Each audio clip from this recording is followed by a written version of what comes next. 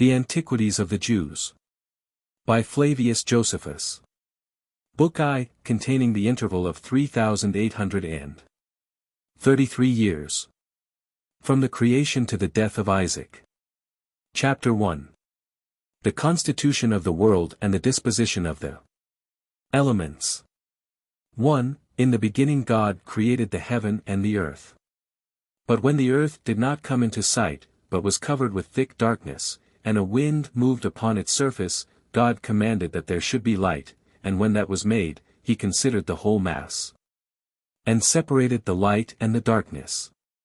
And the name he gave to one was night, and the other he called day, and he named the beginning of light, and the time of rest, the evening and the morning, and this was indeed the first day. But Moses said it was one day. The cause of which I am able to give even now, but because I have promised to give such reasons for all things in a treatise by itself, I shall put off its exposition till that time. After this, on the second day, he placed the heaven over the whole world, and separated it from the other parts, and he determined it should stand by itself. He also placed a crystalline firmament round it, and put it together in a manner agreeable to the earth, and fitted it for giving moisture and rain, and for affording the advantage of dews. On the third day he appointed the dry land to appear, with the sea itself round about it, and on the very same day he made the plants and the seeds to spring out of the earth. On the fourth day he adorned the heaven with the sun, the moon, and the other stars, and appointed them their motions and courses, that the vicissitudes of the seasons might be clearly signified. And on the fifth day he produced the living creatures, both those that swim, and those that fly. The former in the sea, the latter in the air, he also sorted them as to society in mixture, for procreation, and that their kinds might increase and multiply.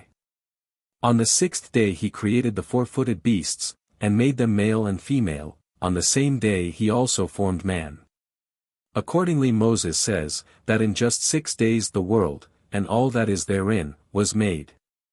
And that the seventh day was a rest, and a release from the labor of such operations, whence it is that we celebrate a rest from our labors on that day, and call it the Sabbath, which word denotes rest in the Hebrew tongue.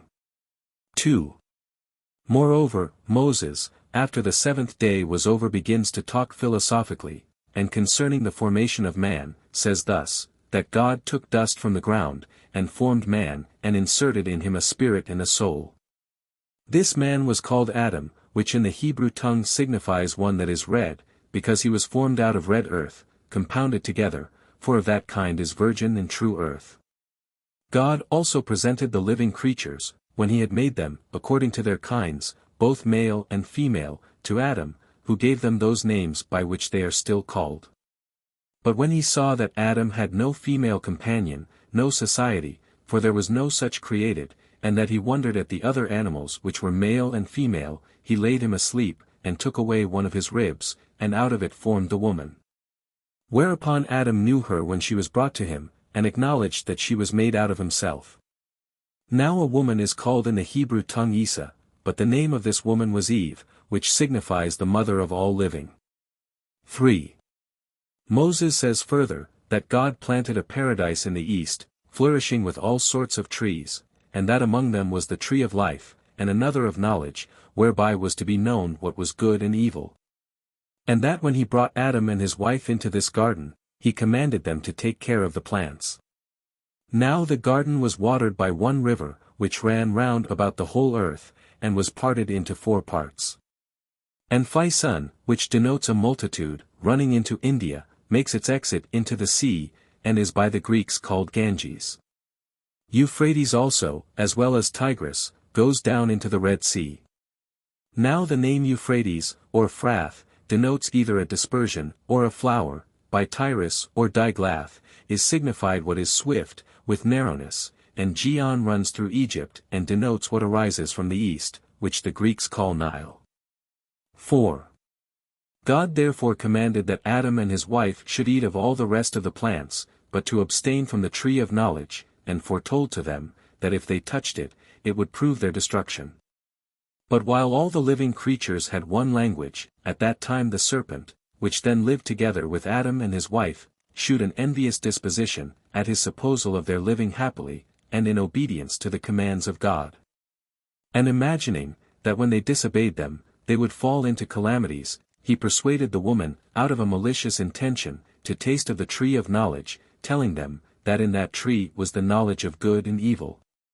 Which knowledge, when they should obtain, they would lead a happy life, nay, a life not inferior to that of a god, by which means he overcame the woman, and persuaded her to despise the command of God. Now when she had tasted of that tree, and was pleased with its fruit, she persuaded Adam to make use of it also. Upon this they perceived that they were become naked to one another. And being ashamed thus to appear abroad, they invented somewhat to cover them, for the tree sharpened their understanding, and they covered themselves with fig leaves. And tying these before them, out of modesty, they thought they were happier than they were before, as they had discovered what they were in want of. But when God came into the garden, Adam, who was wont before to come and converse with him, being conscious of his wicked behavior, went out of the way. This behavior surprised God, and he asked what was the cause of this his procedure. And why he, that before delighted in that conversation, did now fly from it, and avoid it. When he made no reply, as conscious to himself that he had transgressed the command of God, God said, I had before determined about you both, how you might lead a happy life, without any affliction, and care, and vexation of soul. And that all things which might contribute to your enjoyment and pleasure should grow up by my providence, of their own accord, without your own labor and painstaking. Which state of labor and painstaking would soon bring on old age, and death would not be at any remote distance, but now thou hast abused this my goodwill, and hast disobeyed my commands. For thy silence is not the sign of thy virtue, but of thy evil conscience.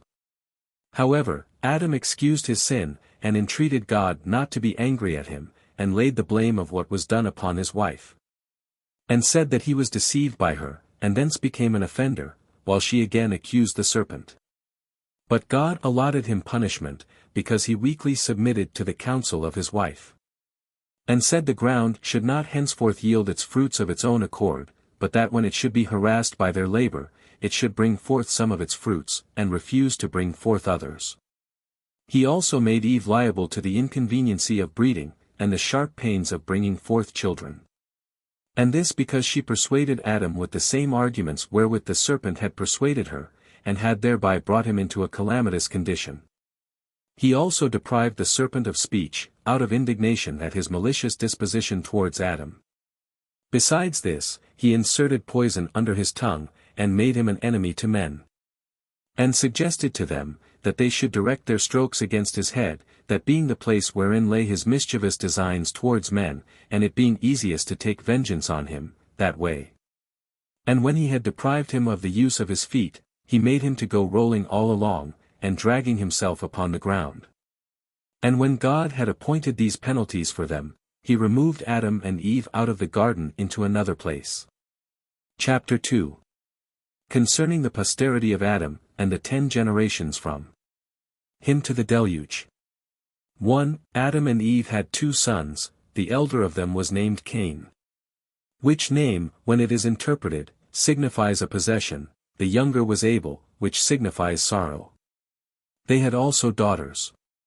Now the 2 brethren were pleased with different courses of life, for Abel, the younger, was a lover of righteousness.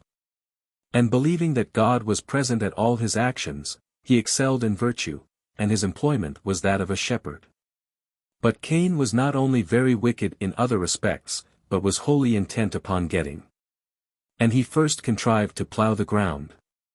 He slew his brother on the occasion following, they had resolved to sacrifice to God. Now Cain brought the fruits of the earth, and of his husbandry. But Abel brought milk, and the first fruits of his flocks, but God was more delighted with the latter oblation, when he was honored with what grew naturally of its own accord, than he was with what was the invention of a covetous man. And gotten by forcing the ground. Whence it was that Cain was very angry that Abel was preferred by God before him, and he slew his brother, and hid his dead body, thinking to escape discovery. But God, knowing what had been done, came to Cain, and asked him what was become of his brother, because he had not seen him of many days, whereas he used to observe them conversing together at other times. But Cain was in doubt with himself, and knew not what answer to give to God. At first he said that he was himself at a loss about his brother's disappearing. But when he was provoked by God, who pressed him vehemently, as resolving to know what the matter was, he replied, he was not his brother's guardian or keeper, nor was he an observer of what he did. But, in return, God convicted Cain, as having been the murderer of his brother, and said, I wonder at thee, that thou knowest not what is become of a man whom thou thyself hast destroyed. God therefore did not inflict the punishment, of death, upon him, on account of his offering sacrifice, and thereby making supplication to him not to be extreme in his wrath to him. But he made him accursed, and threatened his posterity in the 7th generation. He also cast him, together with his wife, out of that land. And when he was afraid that in wandering about he should fall among wild beasts, and by that means perish, God bid him not to entertain such a melancholy suspicion, and to go over all the earth without fear of what mischief he might suffer from wild beasts. And setting a mark upon him, that he might be known, he commanded him to depart. 2.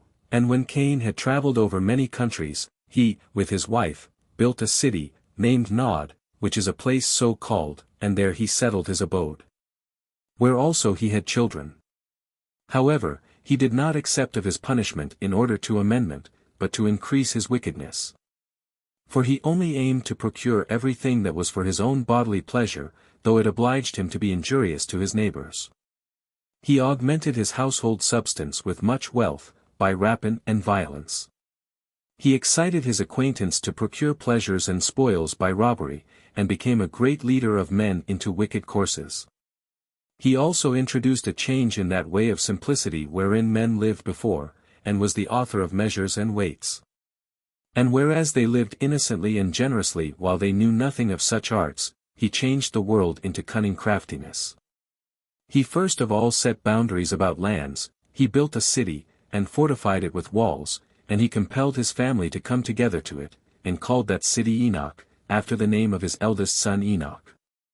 Now Jared was the son of Enoch, whose son was Maleleel, whose son was Methuselah, whose son was Lamech, who had 77 children by 2 wives, Silla and Ada. Of those children by Ada, one was Jabal, he erected tents, and loved the life of a shepherd. But Jubal, who was born of the same mother with him, exercised himself in music, and invented the psaltery and the harp. But Tubal, one of his children by the other wife, exceeded all men in strength, and was very expert and famous in martial performances. He procured what tended to the pleasures of the body by that method. And first of all invented the art of making brass. Lamech was also the father of a daughter, whose name was Naamah. And because he was so skillful in matters of divine revelation, that he knew he was to be punished for Cain's murder of his brother, he made that known to his wives. Nay, even while Adam was alive, it came to pass that the posterity of Cain became exceeding wicked, every one successively dying, one after another, more wicked than the former. They were intolerable in war, and vehement in robberies. And if any one were slow to murder people, yet was he bold in his profligate behavior, in acting unjustly, and doing injuries for gain. 3. Now Adam, who was the first man, and made out of the earth, for our discourse must now be about him, after Abel was slain, and Cain fled away, on account of his murder, was solicitous for posterity, and had a vehement desire of children. He being 230 years old. After which time he lived other 700, and then died. He had indeed many other children, but Seth in particular. As for the rest, it would be tedious to name them. I will therefore only endeavor to give an account of those that proceeded from Seth. Now this Seth, when he was brought up, and came to those years in which he could discern what was good, became a virtuous man. And as he was himself of an excellent character, so did he leave children behind him who imitated his virtues. All these proved to be of good dispositions. They also inhabited the same country without dissensions, and in a happy condition, without any misfortunes falling upon them, till they died. They also were the inventors of that peculiar sort of wisdom which is concerned with the heavenly bodies, and their order. And that their inventions might not be lost before they were sufficiently known, upon Adam's prediction that the world was to be destroyed at one time by the force of fire, and at another time by the violence and quantity of water. They made 2 pillars, the one of brick, the other of stone. They inscribed their discoveries on them both, that in case the pillar of brick should be destroyed by the flood, the pillar of stone might remain. And exhibit those discoveries to mankind. And also inform them that there was another pillar of brick erected by them. Now this remains in the land of Syria to this day. Chapter 3. Concerning the flood. And after what manner Noah was saved in an ark, with his kindred, and afterwards dwelt in the plain of Shinar. 1. Now this posterity of Seth continued to esteem God as the Lord of the universe, and to have an entire regard to virtue, for 7 generations, but in process of time they were perverted, and forsook the practices of their forefathers. And did neither pay those honors to God which were appointed them, nor had they any concern to do justice towards men. But for what degree of zeal they had formerly shown for virtue, they now showed by their actions a double degree of wickedness, whereby they made God to be their enemy. For many angels of God accompanied with women, and begot sons that proved unjust, and despisers of all that was good, on account of the confidence they had in their own strength. For the tradition is, that these men did what resembled the acts of those whom the Grecians call giants. But Noah was very uneasy at what they did. And being displeased at their conduct, persuaded them to change their dispositions and their acts for the better, but seeing they did not yield to him, but were slaves to their wicked pleasures, he was afraid they would kill him, together with his wife and children, and those they had married. So he departed out of that land. 2.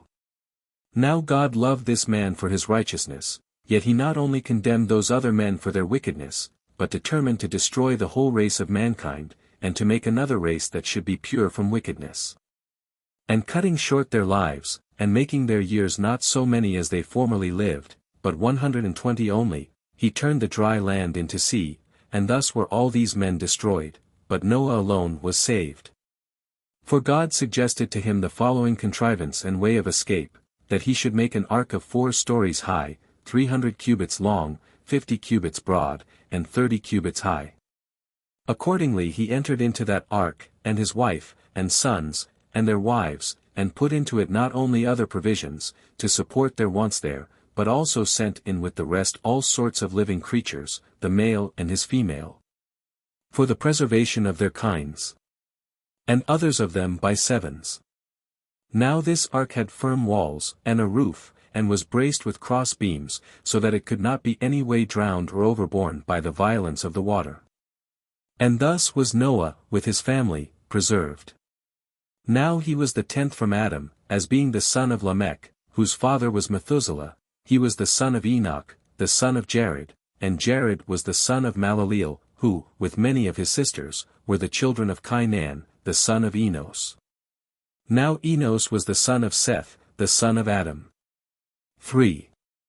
This calamity happened in the 600th year of Noah's government, age, in the 2nd month, called by the Macedonians Dios, but by the Hebrews Marcasuan, for so did they order their year in Egypt. But Moses appointed that Unisan, which is the same with Xanthicus, should be the 1st month for their festivals. Because he brought them out of Egypt in that month, so that this month began the year as to all the solemnities they observed to the honor of God, although he preserved the original order of the months as to selling and buying, and other ordinary affairs. Now he says that this flood began on the 27th, 17th, day of the forementioned month, and this was 1656 years from Adam, the first man. And the time is written down in our sacred books, those who then lived having noted down, 15, with great accuracy, both the births and deaths of illustrious men. 4. For indeed Seth was born when Adam was in his 230th year, who lived 930 years.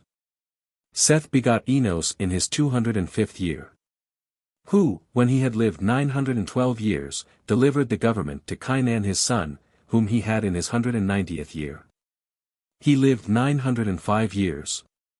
Cainan, when he had lived 910 years, had his son Malaleel, who was born in his 170th year. This Malaleel, having lived 895 years, died, leaving his son Jared, whom he begot when he was in his 165th year. He lived 962 years. And then his son Enoch succeeded him, who was born when his father was 162 years old. Now he, when he had lived 365 years, departed and went to God. Whence it is that they have not written down his death. Now Methuselah, the son of Enoch, who was born to him when he was 165 years old, had Lamech for his son when he was 187 years of age. To whom he delivered the government, when he had retained it 969 years. Now Lamech, when he had governed 777 years, appointed Noah, his son, to be ruler of the people, who was born to Lamech when he was 182 years old. And retained the government 950 years. These years collected together make up the sum before set down. But let no one inquire into the deaths of these men, for they extended their lives along together with their children and grandchildren, but let him have regard to their births only. 5. When God gave the signal, and it began to rain, the water poured down 40 entire days, till it became 15 cubits higher than the earth, which was the reason why there was no greater number preserved, since they had no place to fly to. When the rain ceased, the water did but just begin to abate after 150 days, that is, on the 17th day of the 7th month, it then ceasing to subside for a little while.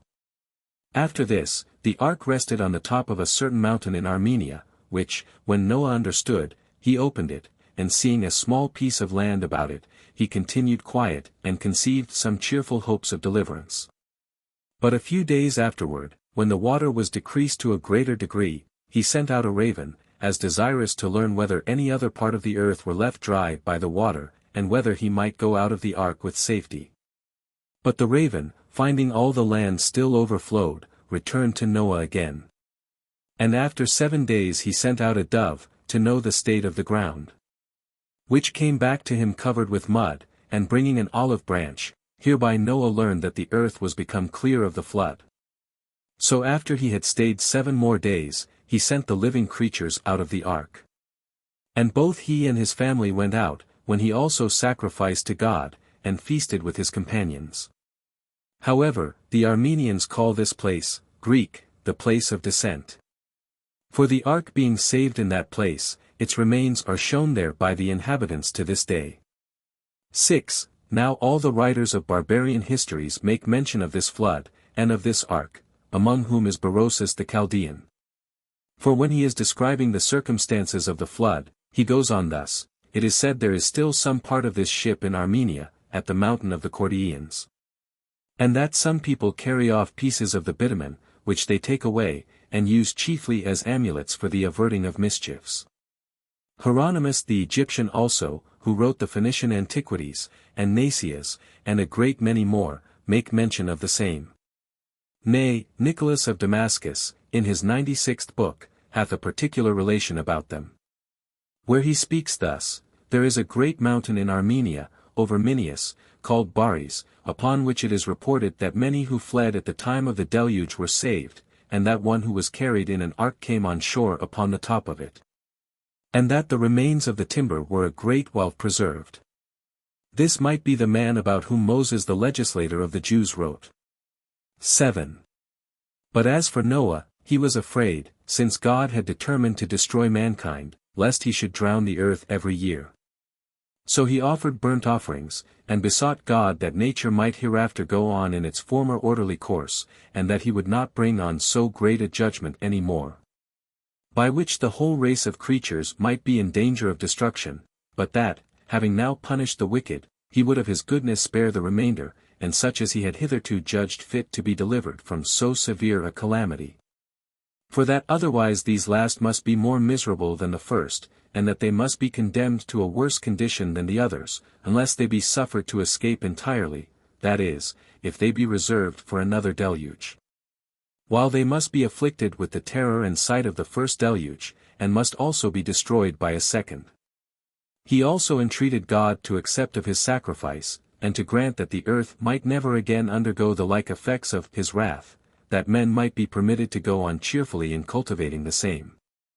To build cities, and live happily in them, and that they might not be deprived of any of those good things which they enjoyed before the flood, but might attain to the like length of days, and old age, which the ancient people had arrived at before. 8. When Noah had made these supplications, God, who loved the man for his righteousness, granted entire success to his prayers, and said, that it was not he who brought the destruction on a polluted world, but that they underwent that vengeance on account of their own wickedness. And that he had not brought men into the world if he had himself determined to destroy them, it being an instance of greater wisdom not to have granted them life at all, than, after it was granted, to procure their destruction. But the injuries, said he, they offered to my holiness and virtue, forced me to bring this punishment upon them. But I will leave off for the time to come to require such punishments, the effects of so great wrath, for their future wicked actions, and especially on account of thy prayers. But if I shall at any time send tempests of rain, in an extraordinary manner, be not affrighted at the largeness of the showers, for the water shall no more overspread the earth. However, I require you to abstain from shedding the blood of men, and to keep yourselves pure from murder, and to punish those that commit any such thing. I permit you to make use of all the other living creatures at your pleasure, and as your appetites lead you. For I have made you lords of them all, both of those that walk on the land, and those that swim in the waters, and of those that fly in the regions of the air on high, excepting their blood, for therein is the life. But I will give you a sign that I have left off my anger by my bow. Whereby is meant the rainbow, for they determined that the rainbow was the bow of God. And when God had said and promised thus, he went away. 9. Now when Noah had lived 350 years after the flood, and that all that time happily, he died, having lived the number of 950 years. But let no one, upon comparing the lives of the ancients with our lives, and with the few years which we now live, think that what we have said of them is false. Or make the shortness of our lives at present an argument, that neither did they attain to so long a duration of life, for those ancients were beloved of God, and, lately, made by God himself. And because their food was then fitter for the prolongation of life, might well live so great a number of years, and besides, God afforded them a longer time of life on account of their virtue. And the good use they made of it in astronomical and geometrical discoveries, which would not have afforded the time of foretelling, the periods of the stars, unless they had lived 600 years. For the great year is completed in that interval. Now I have for witnesses to what I have said, all those that have written Antiquities, both among the Greeks and barbarians. For even Manetho, who wrote the Egyptian history, and Berosus, who collected the Chaldean monuments, and Mochus, and Hestiers, and, besides these, Hieronymus the Egyptian, and those who composed the Phoenician history, agree to what I here say, Hesiod also, and Hecatesius, Hellanicus, and Acusilus. And, besides these, Ephorus and Nicholas relate that the ancients lived 1,000 years. But as to these matters, let every one look upon them as he thinks fit. Chapter 4. Concerning the Tower of Babylon, and the confusion of tongues. 1. Now the sons of Noah were 3, Shem, Japhet, and Ham, born 100 years before the deluge. These first of all descended from the mountains into the plains, and fixed their habitation there. And persuaded others who were greatly afraid of the lower grounds on account of the flood, and so were very loath to come down from the higher places, to venture to follow their examples. Now the plain in which they first dwelt was called Shinar.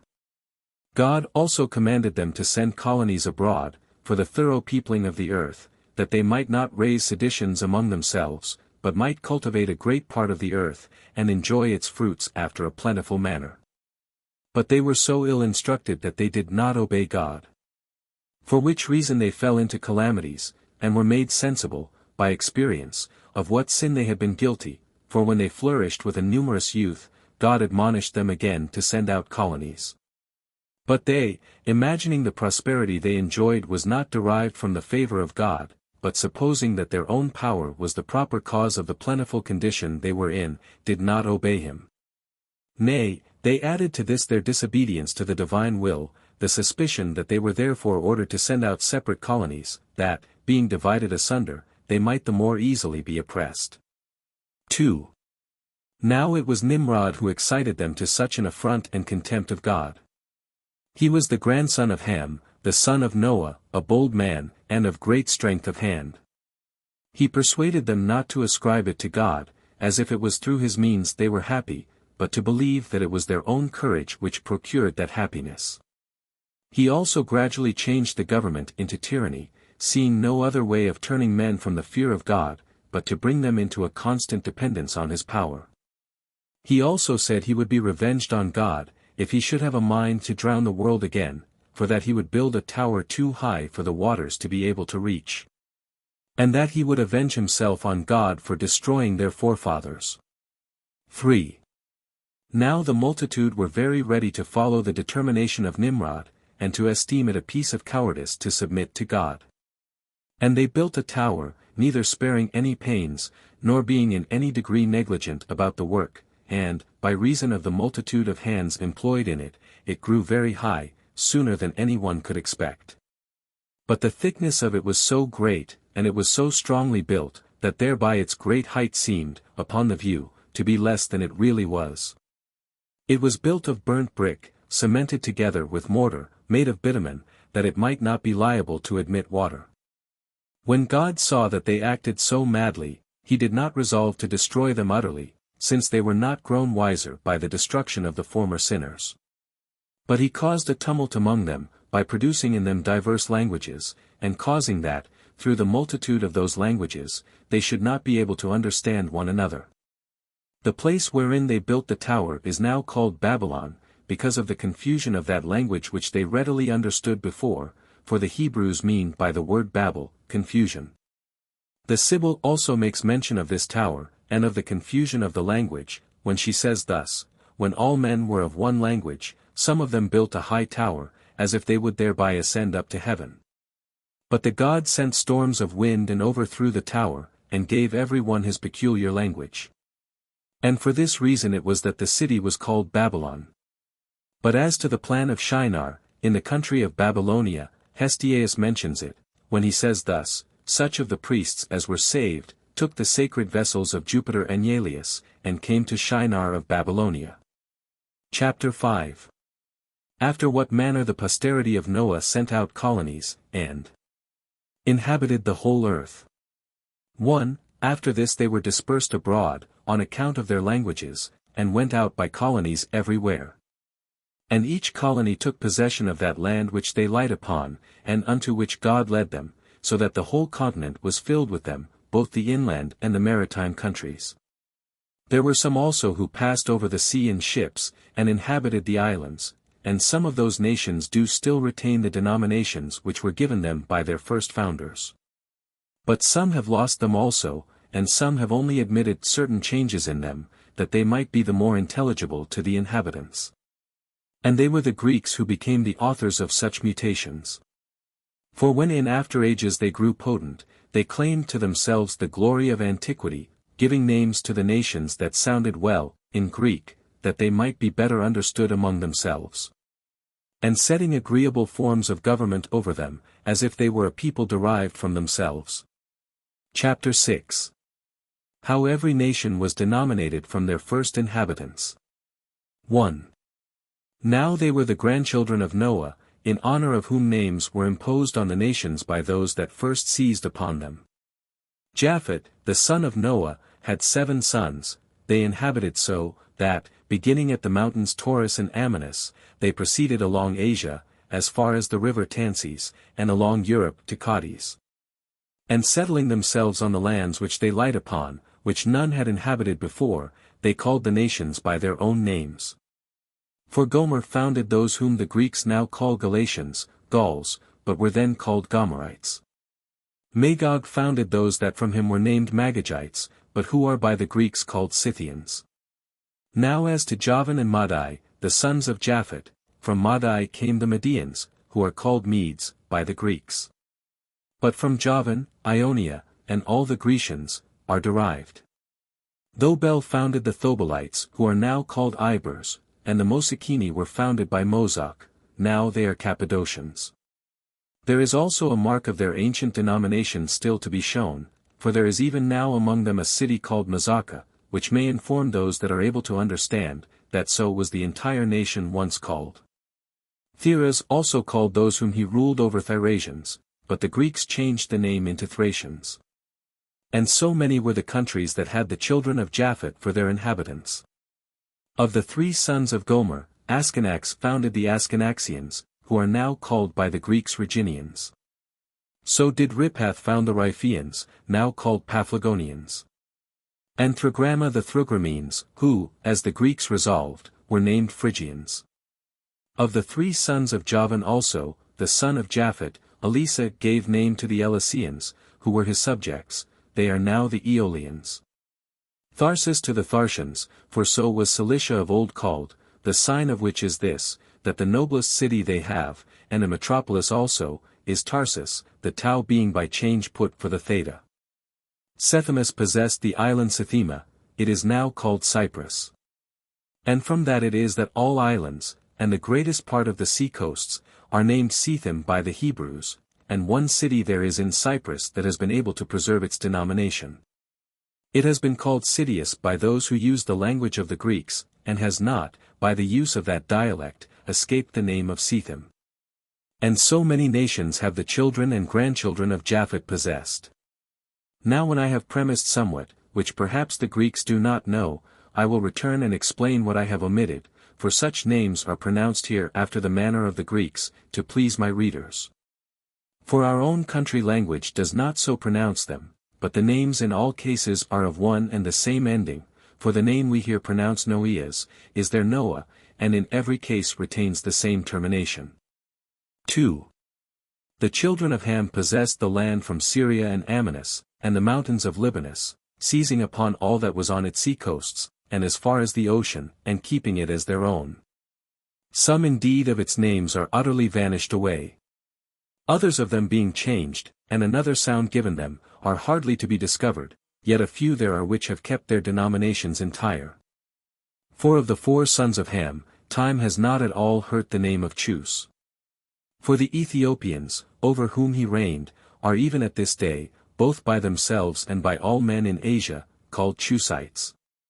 The memory also of the Mesrates is preserved in their name. For all we who inhabit this country, of Judea, called Egypt Mestre, and the Egyptians Mestrians. Phut also was the founder of Libya, and called the inhabitants Phutites, from himself. There is also a river in the country of Moors which bears that name. Whence it is that we may see the greatest part of the Grecian historiographers mention that river and the adjoining country by the appellation of Phut, but the name it has now has been by change given it from one of the sons of Mesraim, who was called Libyos. We will inform you presently what has been the occasion why it has been called Africa also. Canaan, the 4th son of Ham, inhabited the country now called Judea, and called it from his own name Canaan. The children of these, 4, were these, Sabas, who founded the Sabaeans, Evilas, who founded the Evilians, who are called Gechali, Sabbaths founded the Sabbathens, they are now called by the Greeks Astaborans, Sabactas settled the Sabactans. And Ragmus the Ragmenes, and he had 2 sons, the one of whom, Judadas, settled the Judadeans, a nation of the western Ethiopians, and left them his name. As did Sabas to the Sabaeans, but Nimrod, the son of Chus, stayed and tyrannized at Babylon, as we have already informed you. Now all the children of Mesraim, being 8 in number, possessed the country from Gaza to Egypt, though it retained the name of one only, the Philistim, for the Greeks call part of that country Palestine.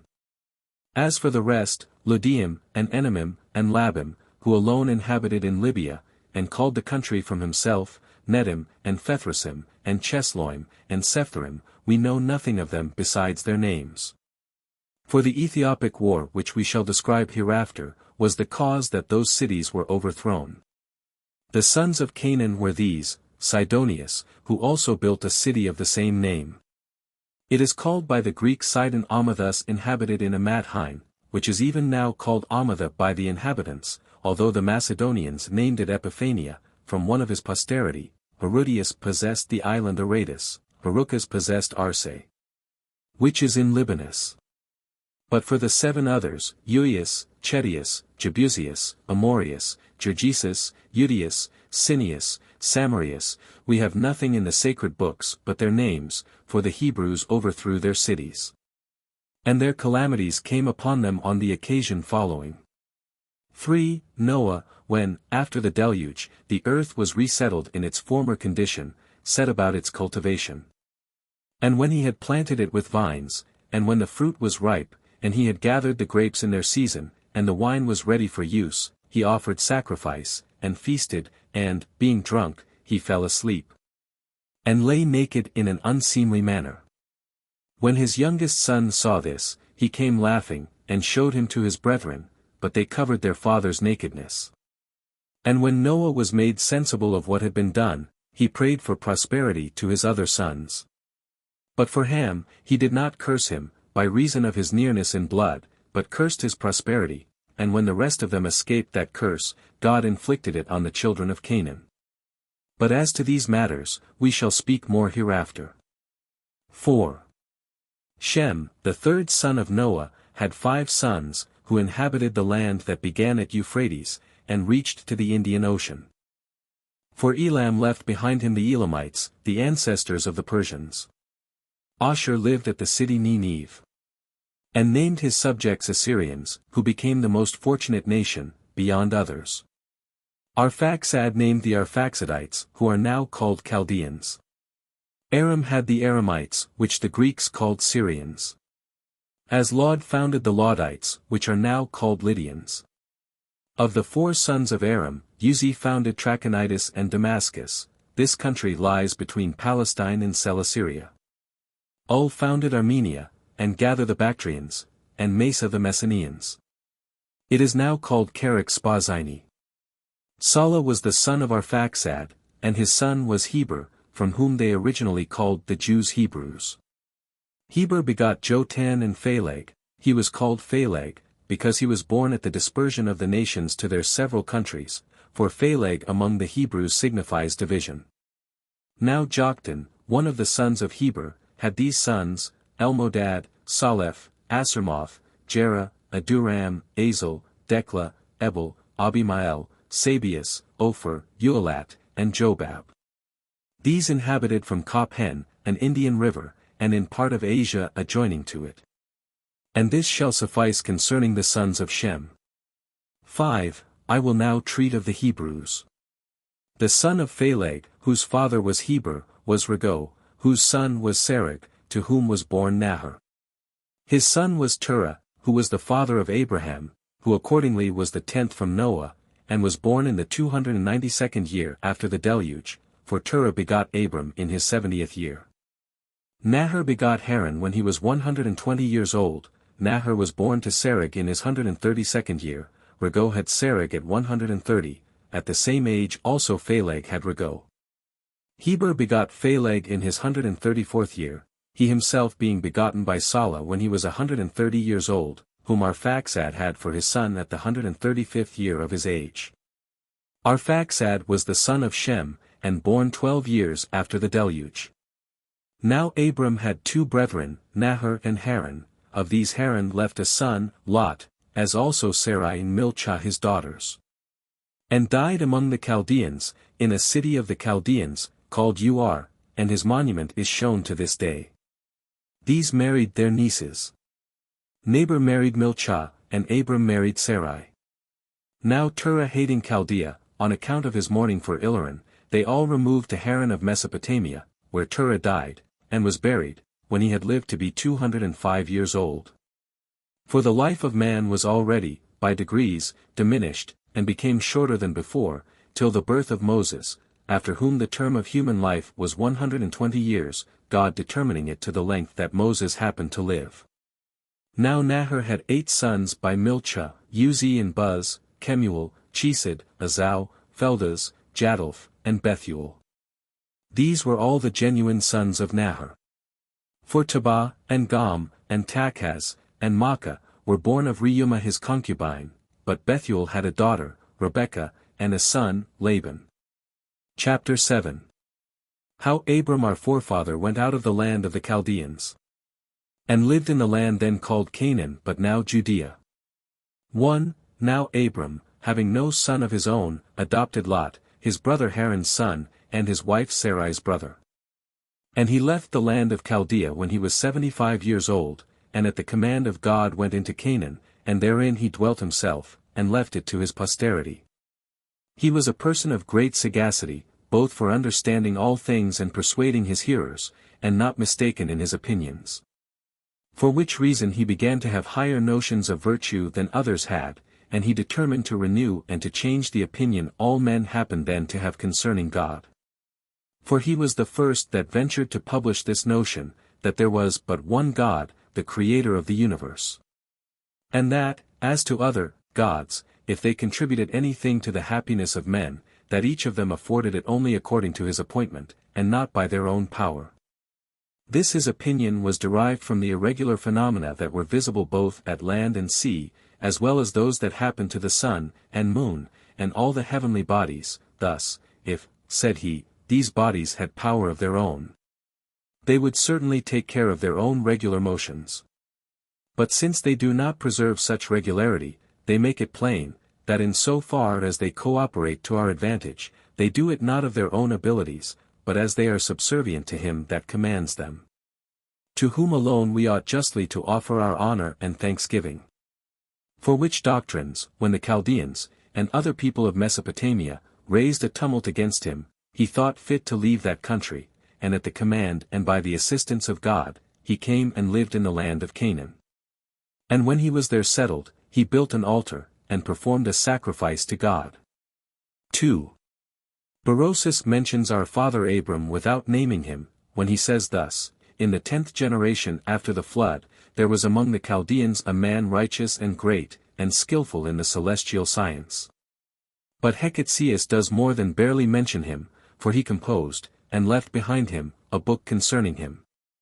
And Nicholas of Damascus, in the 4th book of his history, says thus, Abram reigned at Damascus, being a foreigner, who came with an army out of the land above Babylon, called the land of the Chaldeans, but, after a long time, he got him up, and removed from that country also, with his people, and went into the land then called the land of Canaan, but now the land of Judea, and this when his posterity were become a multitude.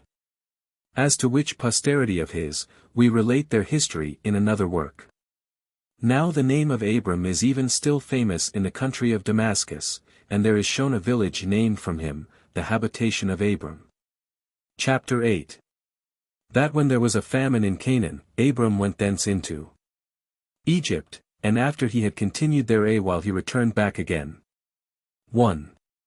Now, after this, when a famine had invaded the land of Canaan, and Abram had discovered that the Egyptians were in a flourishing condition, he was disposed to go down to them, both to partake of the plenty they enjoyed, and to become an auditor of their priests, and to know what they said concerning the gods. Designing either to follow them, if they had better notions than he, or to convert them into a better way, if his own notions proved the truest. Now, seeing he was to take Sarai with him, and was afraid of the madness of the Egyptians with regard to women, lest the king should kill him on occasion of his wife's great beauty, he contrived this device, he pretended to be her brother, and directed her in a dissembling way to pretend the same, for he said it would be for their benefit. Now, as soon as he came into Egypt, it happened to Abram as he supposed it would, for the fame of his wife's beauty was greatly talked of. For which reason Pharaoh, the king of Egypt, would not be satisfied with what was reported of her, but would needs see her himself, and was preparing to enjoy her. But God put a stop to his unjust inclinations, by sending upon him a distemper, and a sedition against his government. And when he inquired of the priests how he might be freed from these calamities, they told him that this his miserable condition was derived from the wrath of God, upon account of his inclinations to abuse the stranger's wife. He then, out of fear, asked Sarai who she was, and who it was that she brought along with her. And when he had found out the truth, he excused himself to Abram, that supposing the woman to be his sister, and not his wife, he set his affections on her, as desiring an affinity with him by marrying her, but not as incited by lust to abuse her. He also made him a large present in money, and gave him leave to enter into conversation with the most learned among the Egyptians, from which conversation his virtue and his reputation became more conspicuous than they had been before. 2. For whereas the Egyptians were formerly addicted to different customs, and despised one another's sacred and accustomed rites, and were very angry one with another on that account, Abram conferred with each of them, and, confuting the reasonings they made use of, every one for their own practices, demonstrated that such reasonings were vain and void of truth, whereupon he was admired by them in those conferences as a very wise man, and one of great sagacity. When he discoursed on any subject he undertook. And this not only in understanding it, but in persuading other men also to assent to him. He communicated to them arithmetic, and delivered to them the science of astronomy. For before Abram came into Egypt they were unacquainted with those parts of learning, for that science came from the Chaldeans into Egypt, and from thence to the Greeks also. 3. As soon as Abram was come back into Canaan, he parted the land between him and Lot, upon account of the tumultuous behavior of their shepherds, concerning the pastures wherein they should feed their flocks. However, he gave Lot his option, or leave, to choose which lands he would take, and he took himself what the other left, which were the lower grounds at the foot of the mountains. And he himself dwelt in Hebron, which is a city 7 years more ancient than Tunis of Egypt. But Lot possessed the land of the plain, and the river Jordan, not far from the city of Sodom, which was then a fine city, but is now destroyed, by the will and wrath of God, the cause of which I shall show in its proper place hereafter. Chapter 9. The destruction of the Sodomites by the Assyrian war. At this time, when the Assyrians had the dominion over Asia, the people of Sodom were in a flourishing condition, both as to riches and the number of their youth. There were 5 kings that managed the affairs of this county, Balas, Barsas, Sennabar, and Sumobor, with the king of Bela, and each king led on his own troops, and the Assyrians made war upon them. And, dividing their army into 4 parts, fought against them. Now every part of the army had its own commander. And when the battle was joined, the Assyrians were conquerors, and imposed a tribute on the kings of the Sodomites, who submitted to this slavery 12 years. And so long they continued to pay their tribute, but on the 13th year they rebelled, and then the army of the Assyrians came upon them, under their commanders Amraphel, Arioch, Chedorlaomer, and Tidal. These kings had laid waste all Syria, and overthrown the offspring of the giants. And when they were come over against Sodom, they pitched their camp at the vale called the Slime Pits, for at that time there were pits in that place. But now, upon the destruction of the city of Sodom, that vale became the lake Asphaltites, as it is called. However, concerning this lake we shall speak more presently. Now when the Sodomites joined battle with the Assyrians, and the fight was very obstinate, many of them were killed, and the rest were carried captive, among which captives was Lot, who had come to assist the Sodomites. Chapter 10. How Abram fought with the Assyrians, and overcame them, and saved the Sodomite prisoners, and took from the Assyrians the prey they had gotten. 1. When Abram heard of their calamity, he was at once afraid for Lot his kinsman, and pitied the Sodomites, his friends and neighbors. And thinking it proper to afford them assistance, he did not delay it, but marched hastily, and the 5th night fell upon the Assyrians, near Dan, for that is the name of the other spring of Jordan. And before they could arm themselves, he slew some as they were in their beds, before they could suspect any harm, and others, who were not yet gone to sleep, but were so drunk they could not fight, ran away. Abram pursued after them, till, on the 2nd day, he drove them in a body unto Hobah, a place belonging to Damascus. And thereby demonstrated that victory does not depend on multitude and the number of hands, but the alacrity and courage of soldiers overcome the most numerous bodies of men. While he got the victory over so great an army with no more than 318 of his servants, and 3 of his friends, but all those that fled returned home ingloriously. 2. So Abram, when he had saved the captive Sodomites, who had been taken by the Assyrians, and Lot also, his kinsman, returned home in peace. Now the king of Sodom met him at a certain place, which they called the King's Dale, where Melchizedek, king of the city Salem, received him. That name signifies, the righteous king, and such he was, without dispute, insomuch that, on this account, he was made the priest of God. However, they afterward called Salem Jerusalem. Now this Melchizedek supplied Abram's army in an hospitable manner, and gave them provisions in abundance, and as they were feasting, he began to praise him, and to bless God for subduing his enemies under him. And when Abram gave him the 10th part of his prey, he accepted of the gift, but the king of Sodom desired Abram to take the prey, but entreated that he might have those men restored to him whom Abram had saved from the Assyrians, because they belonged to him. But Abram would not do so, nor would make any other advantage of that prey than what his servants had eaten, but still insisted that he should afford a part to his friends that had assisted him in the battle. The first of them was called Eshcol, and then Inner, and Mamber. 3. And God commended his virtue, and said, Thou shalt not however lose the rewards thou hast deserved to receive by such thy glorious actions. He answered, And what advantage will it be to me to have such rewards, when I have none to enjoy them after me, for he was hitherto childless. And God promised that he should have a son, and that his posterity should be very numerous, insomuch that their number should be like the stars. When he heard that, he offered a sacrifice to God, as he commanded him.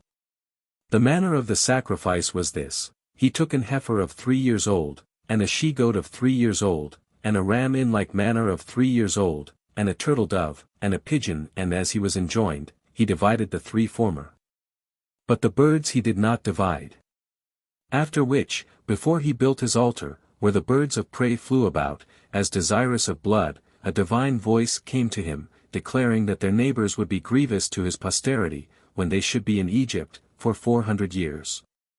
During which time they should be afflicted, but afterwards should overcome their enemies, should conquer the Canaanites in war, and possess themselves of their land, and of their cities. 4.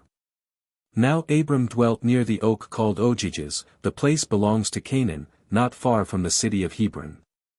But being uneasy at his wife's barrenness, he entreated God to grant that he might have male issue.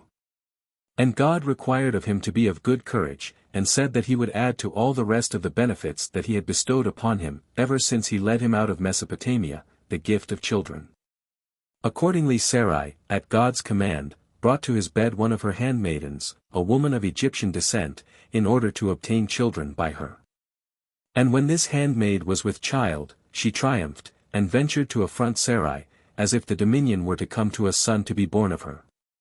But when Abram resigned her into the hand of Sarai, to punish her, she contrived to fly away, as not able to bear the instances of Sarai's severity to her, and she entreated God to have compassion on her.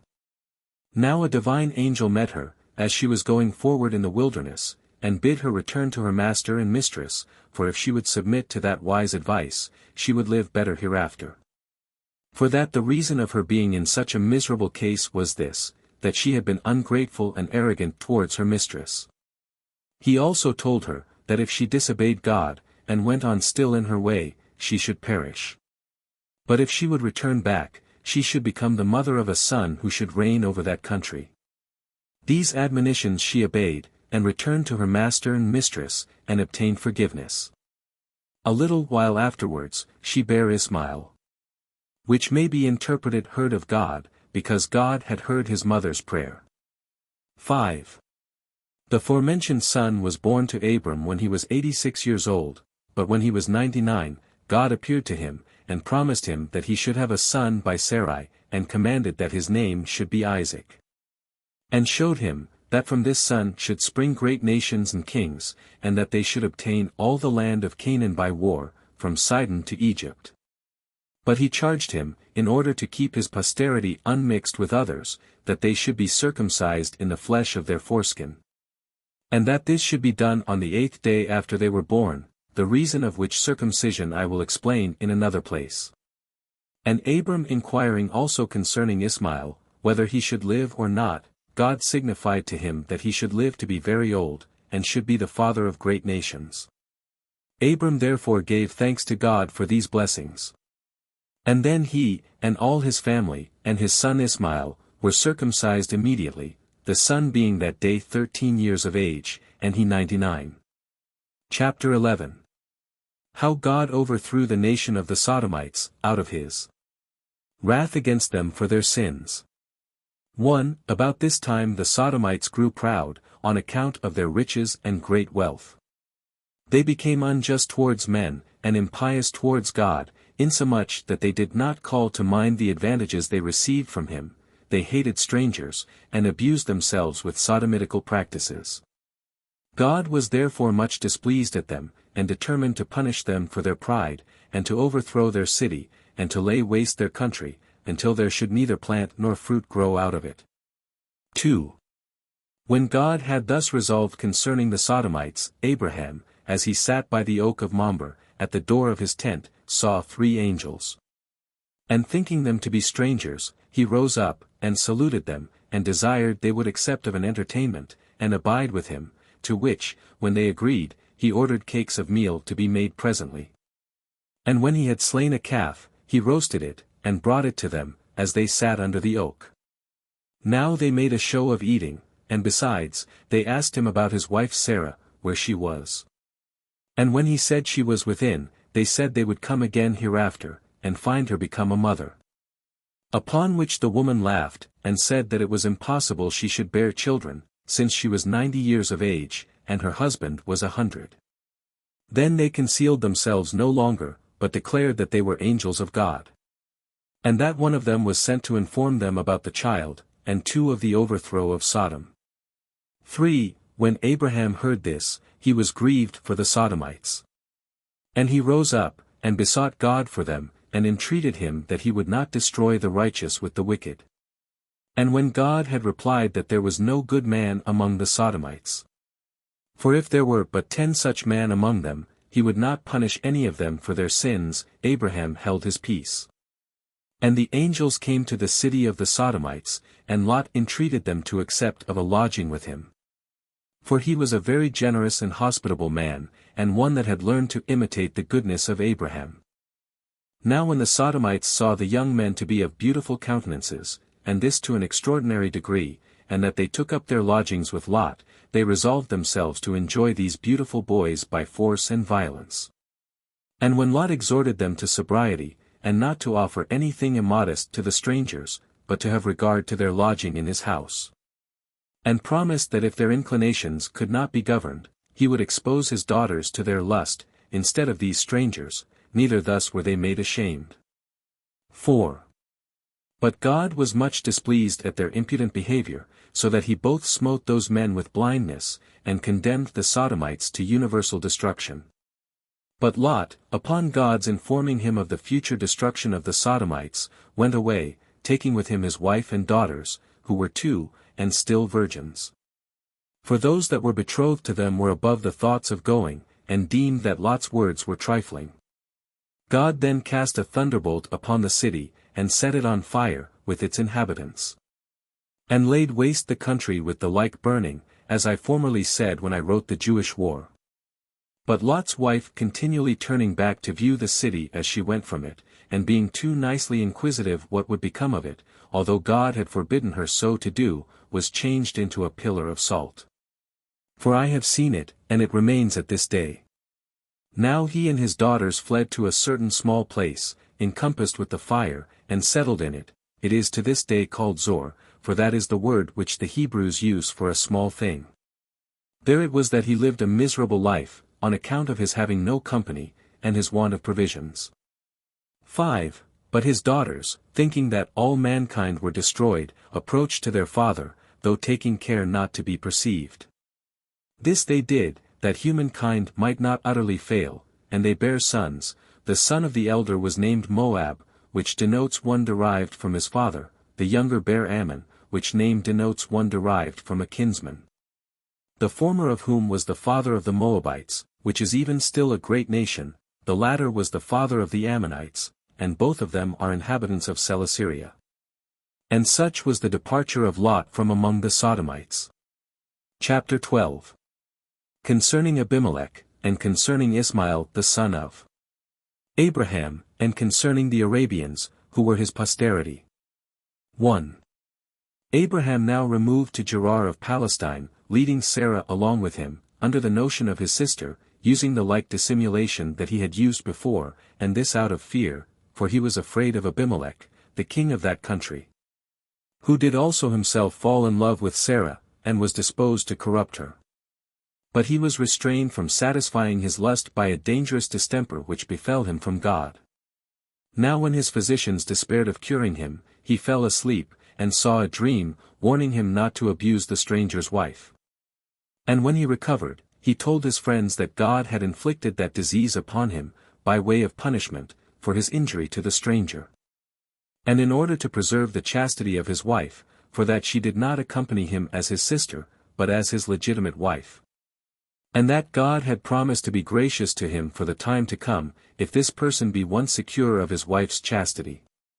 When he had said this, by the advice of his friends, he sent for Abraham, and bid him not to be concerned about his wife, or fear the corruption of her chastity. For that God took care of him, and that it was by his providence that he received his wife again, without her suffering any abuse. And he appealed to God, and to his wife's conscience. And said that he had not any inclination at first to enjoy her, if he had known she was his wife, but since, said he, thou leddest her about as thy sister, I was guilty of no offense. He also entreated him to be at peace with him, and to make God propitious to him, and that if he thought fit to continue with him, he should have what he wanted in abundance. But that if he designed to go away, he should be honorably conducted, and have whatsoever supply he wanted when he came thither. Upon his saying this, Abraham told him that his pretense of kindred to his wife was no lie, because she was his brother's daughter, and that he did not think himself safe in his travels abroad, without this sort of dissimulation. And that he was not the cause of his distemper, but was only solicitous for his own safety. He said also, that he was ready to stay with him. Whereupon Abimelech assigned him land and money. And they covenanted to live together without guile, and took an oath at a certain well called Beersheba, which may be interpreted, the well of the oath, and so it is named by the people of the country unto this day. 2. Now in a little time Abraham had a son by Sarah, as God had foretold to him, whom he named Isaac, which signifies laughter.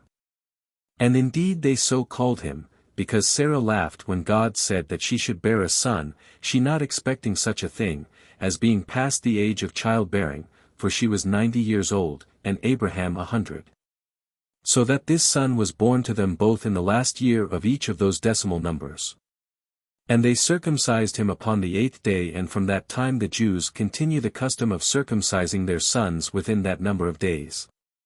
But as for the Arabians, they circumcise after the 13th year, because Ismail, the founder of their nation, who was born to Abraham of the concubine, was circumcised at that age. Concerning whom I will presently give a particular account, with great exactness. 3. As for Sarah, she at first loved Ismail, who was born of her own handmaid Hagar, with an affection not inferior to that of her own son, for he was brought up in order to succeed in the government. But when she herself had borne Isaac, she was not willing that Ismail should be brought up with him, as being too old for him, and able to do him injuries when their father should be dead. She therefore persuaded Abraham to send him and his mother to some distant country. Now, at the first, he did not agree to what Sarah was so zealous for, and thought it an instance of the greatest barbarity, to send away a young child and a woman unprovided of necessaries. But at length he agreed to it, because God was pleased with what Sarah had determined, so he delivered Ismail to his mother, as not yet able to go by himself. And commanded her to take a bottle of water, and a loaf of bread, and so to depart, and to take necessity for her guide. But as soon as her necessary provisions failed, she found herself in an evil case. And when the water was almost spent, she laid the young child, who was ready to expire, under a fig tree, and went on further, that so he might die while she was absent. But a divine angel came to her, and told her of a fountain hard by, and bid her take care, and bring up the child, because she should be very happy by the preservation of Ismail. She then took courage, upon the prospect of what was promised her, and, meeting with some shepherds, by their care she got clear of the distresses she had been in. 4. When the lad was grown up, he married a wife, by birth an Egyptian, from whence the mother was herself derived originally. Of this wife were born to Ismail 12 sons. Nebaioth, Kedar, Abdeel, Mabsam, Idumas, Masmeos, Masaos, Chodad, the man, Jetur, Nephesis, Cadmus. These inhabited all the country from Euphrates to the Red Sea, and called it Nabatean. They are an Arabian nation, and named their tribes from these, both because of their own virtue, and because of the dignity of Abraham their father. Chapter 13. Concerning Isaac the legitimate son of Abraham. 1. Now Abraham greatly loved Isaac, as being his only begotten and given to him at the borders of old age, by the favor of God. The child also endeared himself to his parents still more, by the exercise of every virtue, and adhering to his duty to his parents, and being zealous in the worship of God. Abraham also placed his own happiness in this prospect, that, when he should die, he should leave this his son in a safe and secure condition. Which accordingly he obtained by the will of God, who being desirous to make an experiment of Abraham's religious disposition towards himself, appeared to him, and enumerated all the blessings he had bestowed on him. How he had made him superior to his enemies, and that his son Isaac, who was the principal part of his present happiness, was derived from him, and he said that he required this son of his as a sacrifice and holy oblation. Accordingly he commanded him to carry him to the mountain Moriah, and to build an altar, and offer him for a burnt offering upon it, for that this would best manifest his religious disposition towards him, if he preferred what was pleasing to God, before the preservation of his own son. 2. Now Abraham thought that it was not right to disobey God in anything, but that he was obliged to serve him in every circumstance of life, since all creatures that live enjoy their life by his providence, and the kindness he bestows on them.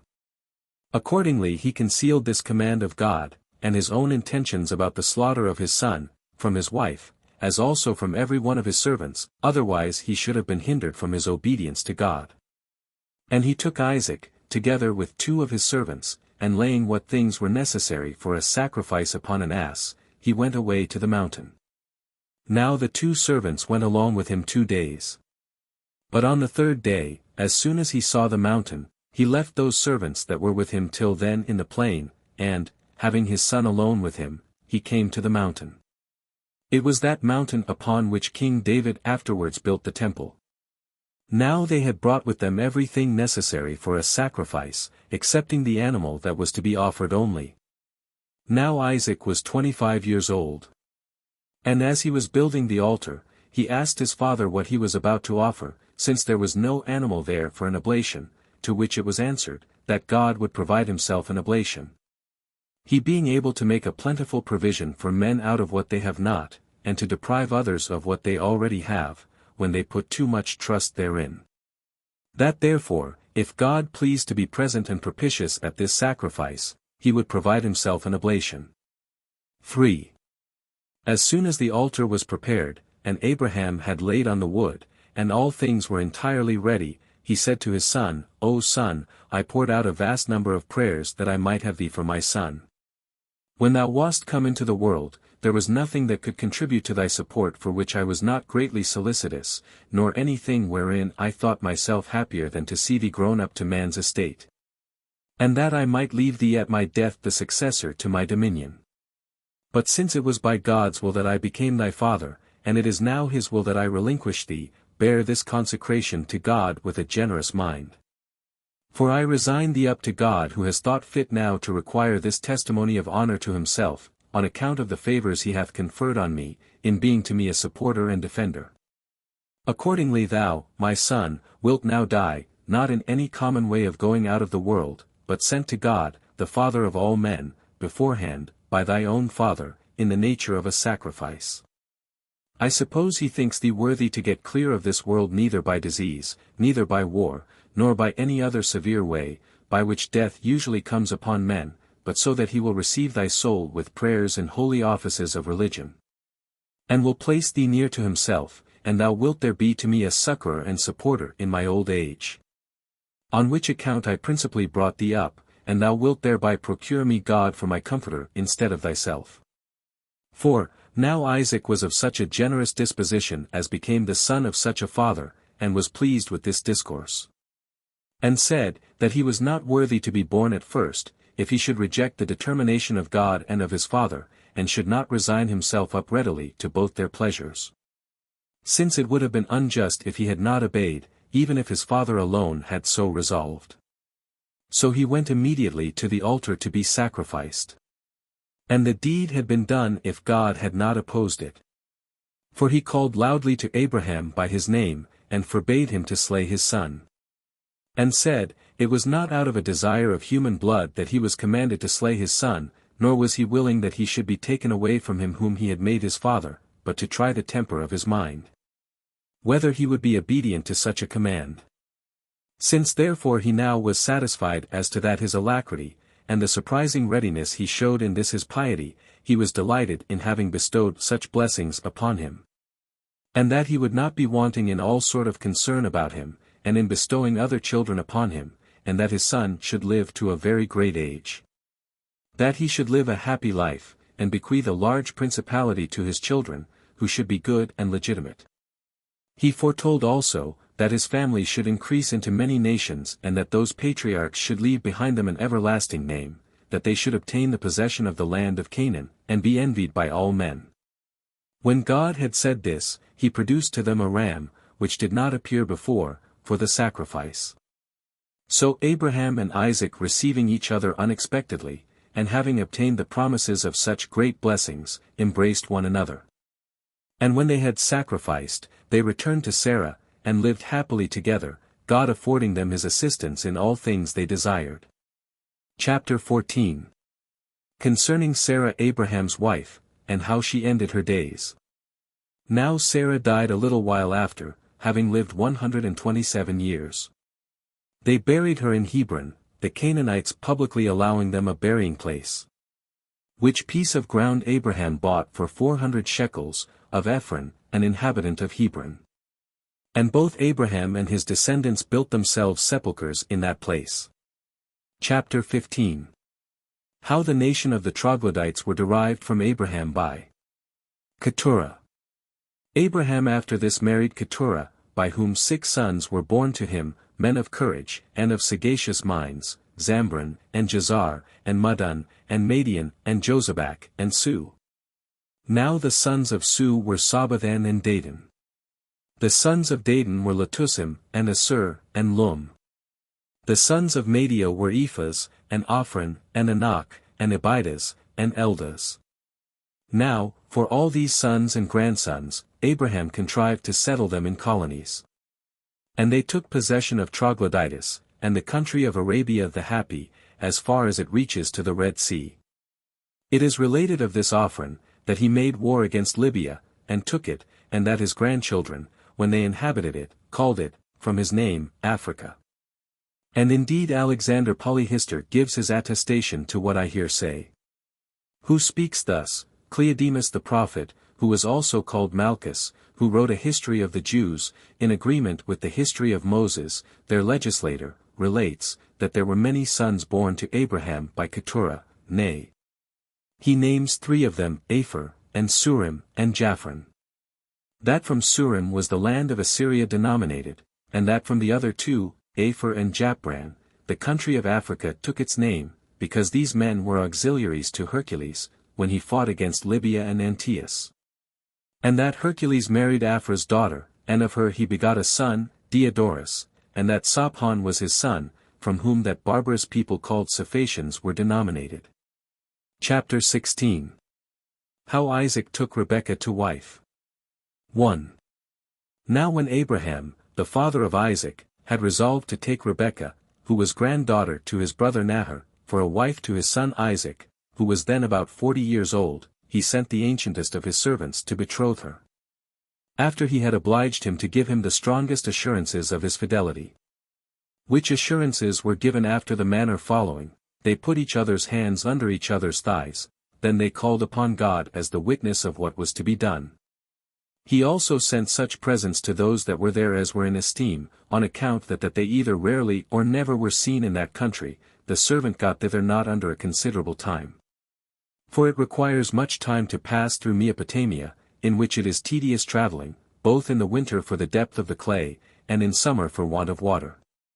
And, besides this, for the robberies there committed, which are not to be avoided by travelers but by caution beforehand.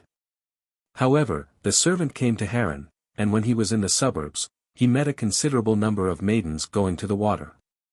He therefore prayed to God that Rebekah might be found among them, or her whom Abraham sent him as his servant to espouse to his son, in case his will were that this marriage should be consummated, and that she might be made known to him by the sign, that while others denied him water to drink, she might give it him. 2.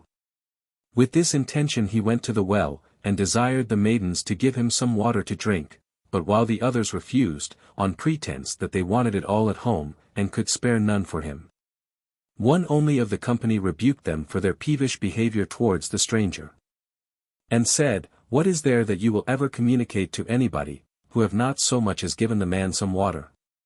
She then offered him water in an obliging manner. And now he began to hope that his grand affair would succeed.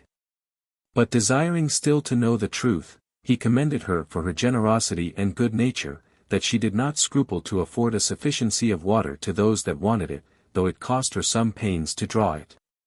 And asked who were her parents, and wished them joy of such a daughter. "And mayst thou be espoused," said he, "to their satisfaction, into the family of an agreeable husband, and bring him legitimate children." Nor did she disdain to satisfy his inquiries, but told him her family. "They," says she, "call me Rebekah, my father was Bethuel, but he is dead, and Laban is my brother. And, together with my mother, takes care of all our family affairs, and is the guardian of my virginity." When the servant heard this, he was very glad at what had happened, and at what was told him, as perceiving that God had thus plainly directed his journey. And producing his bracelets, and some other ornaments which it was esteemed decent for virgins to wear, he gave them to the damsel, by way of acknowledgment, and as a reward for her kindness in giving him water to drink, saying, it was but just that she should have them, because she was so much more obliging than any of the rest. She desired also that he would come and lodge with them, since the approach of the night gave him not time to proceed farther. And producing his precious ornaments for women, he said he desired to trust them to none more safely than to such as she had shown herself to be. And that he believed he might guess at the humanity of her mother and brother, that they would not be displeased, from the virtue he found in her, for he would not be burdensome, but would pay the hire for his entertainment, and spend his own money. To which she replied, that he guessed right as to the humanity of her parents, but complained that he should think them so parsimonious as to take money, for that he should have all on free cost. But she said she would first inform her brother Laban, and, if he gave her leave, she would conduct him in. 3. As soon then as this was over, she introduced the stranger. And for the camels, the servants of Laban brought them in, and took care of them, and he was himself brought into supper by Laban. And, after supper, he says to him, and to the mother of the damsel, addressing himself to her, "Abraham is the son of Terah, and a kinsman of yours, for Nahor, the grandfather of these children, was the brother of Abraham, by both father and mother. Upon which account he hath sent me to you, being desirous to take this damsel for his son to wife. He is his legitimate son, and is brought up as his only heir. He could indeed have had the most happy of all the women in that country for him, but he would not have his son marry any of them. But, out of regard to his own relations, he desired him to match here, whose affection and inclination I would not have you despise. For it was by the good pleasure of God that other accidents fell out in my journey, and that thereby I lighted upon your daughter and your house. For when I was near to the city, I saw a great many maidens coming to a well, and I prayed that I might meet with this damsel, which has come to pass accordingly. Do you therefore confirm that marriage, whose espousals have been already made by a divine appearance, and show the respect you have for Abraham, who hath sent me with so much solicitude, in giving your consent to the marriage of this damsel." Upon this they understood it to be the will of God, and greatly approved of the offer, and sent their daughter, as was desired. Accordingly Isaac married her, the inheritance being now come to him. For the children by Keturah were gone to their own remote habitations. Chapter 17. Concerning the death of Abraham. A little while after this Abraham died. He was a man of incomparable virtue, and honored by God in a manner agreeable to his piety towards him. The whole time of his life was 175 years, and he was buried in Hebron, with his wife Sarah, by their sons Isaac and Ishmael. Chapter 18. Concerning the sons of Isaac, Esau and Jacob. Of their nativity and education. 1. Now Isaac's wife proved with child, after the death of Abraham, and when her belly was greatly burdened, Isaac was very anxious, and inquired of God, who answered, that Rebekah should bear twins. And that 2 nations should take the names of those sons, and that he who appeared the second should excel the elder. Accordingly she, in a little time, as God had foretold, bare twins. The elder of whom, from his head to his feet, was very rough and hairy, but the younger took hold of his heel as they were in the birth. Now the father loved the elder, who was called Esau, a name agreeable to his roughness, for the Hebrews call such a hairy roughness, Esau, or Seir, but Jacob the younger was best beloved by his mother. 2. When there was a famine in the land, Isaac resolved to go into Egypt, the land there being good, but he went to Gerar, as God commanded him. Here Abimelech the king received him, because Abraham had formerly lived with him, and had been his friend.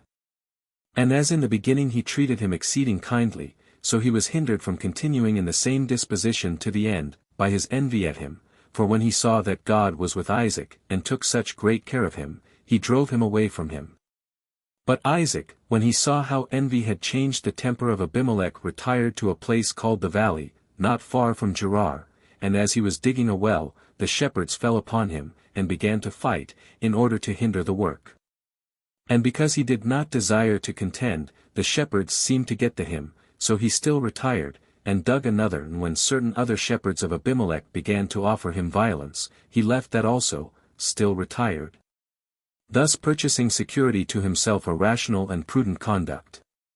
At length they gave him leave to dig a well without disturbance. He named this well Rehoboth, which denotes a large space, but of the former wells, one was called Escon, which denotes strife, the other Sitena, name signifies enmity. 3. It was now that Isaac's affairs increased, and in a flourishing condition, and this his great riches. But Abimelech, thinking in opposition to him, while their living made them suspicious of each other, and retiring showing a secret enmity also, he afraid that his former friendship with Isaac would not secure him. If Isaac should endeavor the injuries he had formerly offered him. He therefore renewed his friendship with him, Philoch, one of his generals. And when he had obtained everything he desired, by reason of Isaac's good nature, who preferred the earlier friendship Abimelech had shown to himself and his father to his later wrath against him, he returned home. 4. Now when Esau, one of the sons of Isaac, whom the father principally loved, was now come to the age of 40 years, he married Adah, the daughter of Helon, and Aholibamah, the daughter of Esebion. Which Helon and Esebion were great lords among the Canaanites, thereby taking upon himself the authority, and pretending to have dominion over his own marriages, without so much as asking the advice of his father. For had Isaac been the arbitrator, he had not given him leave to marry thus, for he was not pleased with contracting any alliance with the people of that country. But not caring to be uneasy to his son by commanding him to put away these wives, he resolved to be silent. 5. But when he was old, and could not see at all, he called Esau to him, and told him, that besides his blindness, and the disorder of his eyes, his very old age hindered him from his worship of God, by sacrifice. He bid him therefore to go out a-hunting, and when he had caught as much venison as he could, to prepare him a supper, that after this he might make supplication to God, to be to him a supporter and an assister during the whole time of his life. Saying, that it was uncertain when he should die, and that he was desirous, by prayers for him, to procure, beforehand, God to be merciful to him. 6. Accordingly, Esau went out a-hunting. But Rebekah, thinking it proper to have the supplication made for obtaining the favor of God to Jacob, and that without the consent of Isaac, bid him kill kids of the goats, and prepare a supper. So Jacob obeyed his mother, according to all her instructions. Now when the supper was got ready, he took a goat's skin, and put it about his arm, that by reason of its hairy roughness, he might by his father be believed to be Esau. For they being twins, and in all things else alike, differed only in this thing. This was done out of his fear, that before his father had made his supplications, he should be caught in his evil practice, and lest he should, on the contrary, provoke his father to curse him. So he brought in the supper to his father. Isaac perceiveth to be Esau. So suspecting no deceit, he ate the supper, and betook himself to his prayers and intercessions with God, and said, O Lord of all ages, and Creator of all substance. For it was thou that didst propose to my father great plenty of good things, and hast vouchsafed to bestow on me what I have, and hast promised to my posterity to be their kind supporter, and to bestow on them still greater blessings.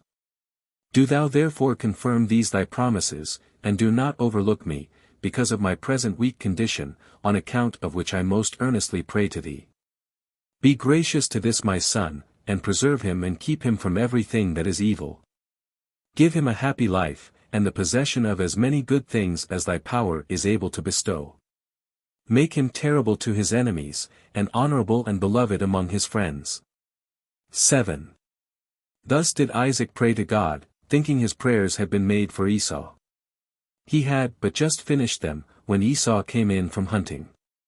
And when Isaac perceived his mistake, he was silent, but Esau required that he might be made partaker of the like blessing from his father that his brother had partook of. But his father refused it, because all his prayers had been spent upon Jacob, so Esau lamented the mistake. However, his father being grieved at his weeping, said, that he should excel in hunting in strength of body, in arms, and all such sorts of work, and should obtain glory for ever on those accounts, he and his posterity after him. But still should serve his brother. 8. Now the mother delivered Jacob, when she was afraid that his brother would inflict some punishment upon him because of the mistake about the prayers of Isaac. For she persuaded her husband to take a wife for Jacob out of Mesopotamia, of her own kindred, Esau having married already Basemath, the daughter of Ishmael, without his father's consent. For Isaac did not like the Canaanites, so that he disapproved of Esau's former marriages, which made him take Basemath to wife, in order to please him, and indeed he had a great affection for her. Chapter 19. Concerning Jacob's flight into Mesopotamia, by reason of the fear he was in of his brother. 1. Now Jacob was sent by his mother to Mesopotamia, in order to marry Laban her brother's daughter, which marriage was permitted by Isaac, on account of his obsequiousness to the desires of his wife. And he accordingly journeyed through the land of Canaan.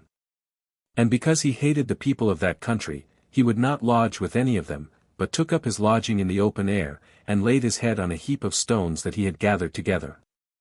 At which time he saw in his sleep such a vision standing by him, he seemed to see a ladder that reached from the earth unto heaven, and persons descending upon the ladder that seemed more excellent than human. And at last God himself stood above it, and was plainly visible to him, who, calling him by his name, spake to him in these words. 2. O Jacob, it is not fit for thee, who art the son of a good father, and grandson of one who had obtained a great reputation for his eminent virtue, to be dejected at thy present circumstances, but to hope for better times.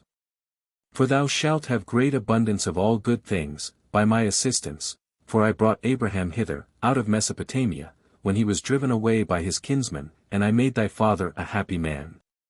Nor will I bestow a lesser degree of happiness on thyself, be of good courage, therefore, and under my conduct proceed on this thy journey, for the marriage thou goest so zealously about shall be consummated. And thou shalt have children of good characters, but their multitude shall be innumerable. And they shall leave what they have to a still more numerous posterity, to whom, and to whose posterity, I give the dominion of all the land, and their posterity shall fill the entire earth and sea. So far as the sun beholds them, but do not thou fear any danger, nor be afraid of the many labors thou must undergo, for by my providence I will direct thee what thou art to do in the time present, and still much more in the time to come. 3. Such were the predictions which God made to Jacob, whereupon he became very joyful at what he had seen and heard, and he poured oil on the stones, because on them the prediction of such great benefits was made. He also vowed a vow, that he would offer sacrifices upon them, if he lived and returned safe, and if he came again in such a condition, he would give the tithe of what he had gotten to God. He also judged the place to be honorable and gave it the name of Bethel, which, in the Greek, is interpreted, the house of God. 4. So he proceeded on his journey to Mesopotamia, and at length came to Haran. And meeting with shepherds in the suburbs, with boys grown up, and maidens sitting about a certain well, he stayed with them, as wanting water to drink. And beginning to discourse with them, he asked them whether they knew such a one as Laban, and whether he was still alive.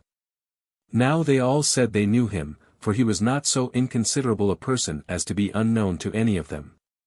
And that his daughter fed her father's flock together with them, and that indeed they wondered that she was not yet come, for by her means thou mightest learn more exactly whatever thou desirest to know about that family. While they were saying this, the damsel came, and the other shepherds that came down along with her. Then they showed her Jacob, and told her that he was a stranger, who came to inquire about her father's affairs. But she, as pleased, after the custom of children, with Jacob's coming, asked him who he was, and whence he came to them, and what it was he lacked that he came thither. She also wished it might be in their power to supply the wants he came about. 5. But Jacob was quite overcome, not so much by their kindred, nor by that affection which might arise thence, as by his love to the damsel, and his surprise at her beauty, which was so flourishing, as few of the women of that age could vie with. He said then, There is a relation between thee and me, elder than either thy or my birth, if thou be the daughter of Laban, for Abraham was the son of Terah, as well as Haran and Nahor. Of the last of whom, Nahor, Bethuel thy grandfather was the son. Isaac my father was the son of Abraham and of Sarah, who was the daughter of Haran. But there is a nearer and later cement of mutual kindred which we bear to one another, for my mother Rebekah was sister to Laban thy father, both by the same father and mother, I therefore and thou are cousin germans. And I am now come to salute you, and to renew that affinity which is proper between us. Upon this the damsel, at the mention of Rebekah, as usually happens to young persons, wept, and that out of the kindness she had for her father, and embraced Jacob, she having learned an account of Rebekah from her father. And knew that her parents loved to hear her named. And when she had saluted him, she said that he brought the most desirable and greatest pleasures to her father, with all their family, who was always mentioning his mother, and always thinking of her, and her alone. And that this will make thee equal in his eyes to any advantageous circumstances whatsoever. Then she bid him go to her father, and follow her while she conducted him to him. And not to deprive him of such a pleasure, by staying any longer away from him. 6. When she had said thus, she brought him to Laban, and being owned by his uncle, he was secure himself, as being among his friends. And he brought a great deal of pleasure to them by his unexpected coning. But a little while afterward, Laban told him that he could not express in words the joy he had at his coming. But still he inquired of him the occasion of his coming, and why he left his aged mother and father, when they wanted to be taken care of by him, and that he would afford him all the assistance he wanted. Then Jacob gave him an account of the whole occasion of his journey, and told him, that Isaac had 2 sons that were twins, himself and Esau. Who, because he failed of his father's prayers, which by his mother's wisdom were put up for him, sought to kill him, as deprived of the kingdom which was to be given him of God, and of the blessings for which their father prayed. And that this was the occasion of his coming hither, as his mother had commanded him to do, for we are all, says he, brethren one to another. But our mother esteems an alliance with your family more than she does one with the families of the country, so I look upon yourself and God to be the supporters of my travels, and think myself safe in my present circumstances. 7. Now Laban promised to treat him with great humanity, both on account of his ancestors, and particularly for the sake of his mother, towards whom, he said, he would show his kindness, even though she were absent, by taking care of him. For he assured him he would make him the head shepherd of his flock, and give him authority sufficient for that purpose. And when he should have a mind to return to his parents, he would send him back with presents, and this in as honorable a manner as the nearness of their relation should require. This Jacob heard gladly, and said he would willingly, and with pleasure, undergo any sort of pains while he tarried with him, but desired Rachel to wife, as the reward of those pains, who was not only on other accounts esteemed by him, but also because she was the means of his coming to him. For he said he was forced by the love of the damsel to make this proposal. Laban was well pleased with this agreement, and consented to give the damsel to him, as not desirous to meet with any better son-in-law. And said he would do this, if he would stay with him some time, for he was not willing to send his daughter to be among the Canaanites, for he repented of the alliance he had made already by marrying his sister there. And when Jacob had given his consent to this, he agreed to stay 7 years, for so many years he had resolved to serve his father-in-law, that, having given a specimen of his virtue, it might be better known what sort of a man he was. And Jacob, accepting of his terms, after the time was over, he made the wedding feast. And when it was night, without Jacob's perceiving it, he put his other daughter into bed to him, who was both elder than Rachel, and of no comely countenance. Jacob lay with her that night, as being both in drink and in the dark. However, when it was day, he knew what had been done to him, and he reproached Laban for his unfair proceeding with him, who asked pardon for that necessity which forced him to do what he did. For he did not give him Leah out of any ill design, but as overcome by another greater necessity, that, notwithstanding this, nothing should hinder him from marrying Rachel. But that when he had served another 7 years, he would give him her whom he loved. Jacob submitted to this condition, for his love to the damsel did not permit him to do otherwise, and when another 7 years were gone, he took Rachel to wife. 8. Now each of these had handmaids, by their father's donation. Zilpah was handmaid to Leah, and Bilhah to Rachel, by no means slaves, but however subject to their mistresses. Now Leah was sorely troubled at her husband's love to her sister. And she expected she should be better esteemed if she bare him children, so she entreated God perpetually. And when she had borne a son, and her husband was on that account better reconciled to her, she named her son Reuel, because God had had mercy upon her, in giving her a son, for that is the signification of this name. After some time she bare 3 more sons, Simeon, which name signifies that God had hearkened to her prayer. Then she bare Levi, the confirmer of their friendship. After him was born Judah, which denotes thanksgiving. But Rachel, fearing lest the fruitfulness of her sister should make herself enjoy a lesser share of Jacob's affections, put to bed to him her handmaid Bilhah. By whom Jacob had Dan, one may interpret that name into the Greek tongue, a divine judgment. And after him Nephilim, as it were, unconquerable in stratagems, since Rachel tried to conquer the fruitfulness of her sister by this stratagem.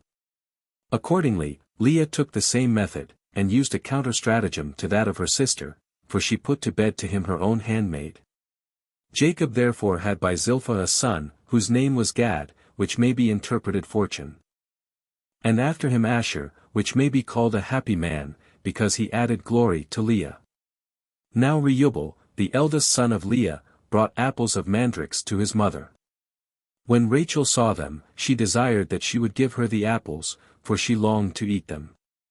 But when she refused, and bid her be content that she had deprived her of the benevolence she ought to have had from her husband, Rachel, in order to mitigate her sister's anger, said she would yield her husband to her. And he should lie with her that evening. She accepted of the favor, and Jacob slept with Leah, by the favor of Rachel. She bare then these sons, Issachar, denoting one born by hire, and Zabulon, one born as a pledge of benevolence towards her. And a daughter, Dinah. After some time Rachel had a son, named Joseph, which signified there should be another added to him. 9. Now Jacob fed the flocks of Laban his father-in-law all this time, being 20 years, after which he desired leave of his father-in-law to take his wives and go home. But when his father-in-law would not give him leave, he contrived to do it secretly. He made trial therefore of the disposition of his wives what they thought of this journey, when they appeared glad, and approved of it. Rachel took along with her the images of the gods, which, according to their laws, they used to worship in their own country, and ran away together with her sister. The children also of them both, and the handmaids, and what possessions they had, went along with them. Jacob also drove away half the cattle, without letting Laban know of it beforehand. But the reason why Rachel took the images of the gods, although Jacob had taught her to despise such worship of those gods, was this, that in case they were pursued and taken by her father, she might have recourse to these images, in order to obtain his pardon. 10. But Laban, after 1 day's time, being acquainted with Jacob's and his daughter's departure, was much troubled, and pursued after them, leading a band of men with him. And on the 7th day overtook them, and found them resting on a certain hill, and then indeed he did not meddle with them, for it was eventide. But God stood by him in a dream, and warned him to receive his son-in-law and his daughters in a peaceable manner, and not to venture upon anything rashly, or in wrath but to make a league with Jacob. And he told him, that if he despised their small number, attacked them in a hostile manner, he would assist them. When Laban had been thus forewarned by God, he called Jacob to him the next day, in order to treat with him, and showed him what dream he had. In dependence whereupon he came confidently to him, and began to accuse him, alleging that he had entertained him when he was poor, and in want of all things, and had given him plenty of all things which he had. For, said he, I have joined my daughters to thee in marriage, and supposed that thy kindness to me be greater than before, but thou hast had no regard to either thy mother's relations to me, nor to the affinity now newly contracted between us. Nor to those wives whom thou hast married, nor to those children, of whom I am the grandfather. Thou hast treated me as an enemy, driving away my cattle, and by persuading my daughters to run away from their father.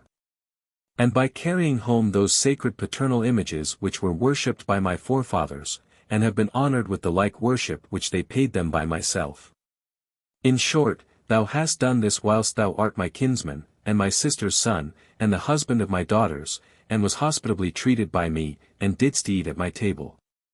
When Laban had said this, Jacob made his defense, that he was not the only person in whom God had implanted the love of his native country, but that he had made it natural to all men. And that therefore it was but reasonable that, after so long time, he should go back to it.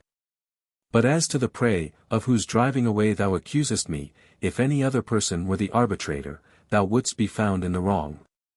For instead of those thanks I ought to have had from thee, for both keeping thy cattle, and increasing them, how is it that thou art unjustly angry at me because I have taken, and have with me, a small portion of them? But then, as to thy daughters, take notice, that it is not through any evil practices of mine that they follow me in my return home, but from that just affection which wives naturally have to their husbands. They follow therefore not so properly myself as their own children. And thus far of his apology was made, in order to clear himself of having acted unjustly. To which he added his own complaint and accusation of Laban, saying, While I was thy sister's son, and thou hadst given me thy daughters in marriage, thou hast worn me out with thy harsh commands, and detained me 20 years under them. That indeed which was required in order to my marrying thy daughters, hard as it was, I own to have been tolerable, but as to those that were put upon me after those marriages, they were worse, and such indeed as an enemy would have avoided. For certainly Laban had used Jacob very ill.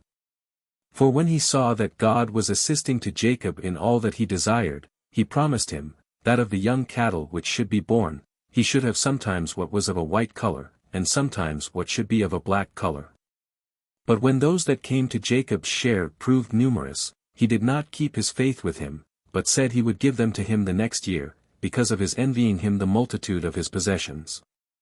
He promised him as before, because he thought such an increase was not to be expected, but when it appeared to be fact, he deceived him. 11. But then, as to the sacred images, he bid him search for them. And when Laban accepted of the offer, Rachel, being informed of it, put those images into that camel's saddle on which she rode, and sat upon it. And said, that her natural purgation hindered her rising up, so Laban left off searching any further, not supposing that his daughter in such circumstances would approach to those images. So he made a league with Jacob, and bound it by oaths, that he would not bear him any malice on account of what had happened, and Jacob made the like league, and promised to love Laban's daughters.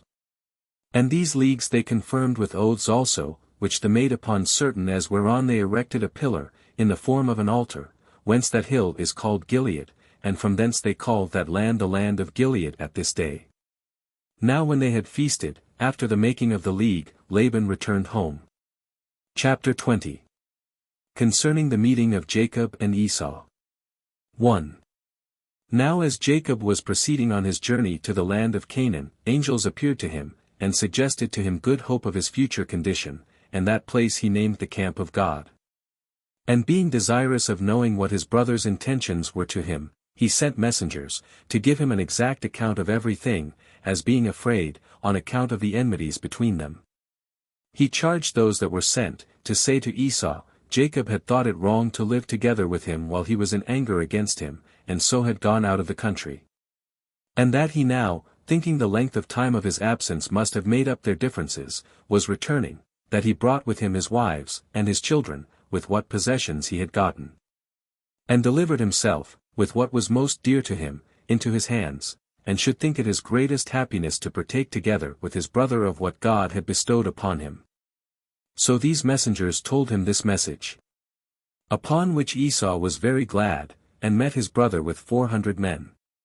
And Jacob, when he heard that he was coming to meet him with such a number of men, was greatly afraid. However, he committed his hope of deliverance to God.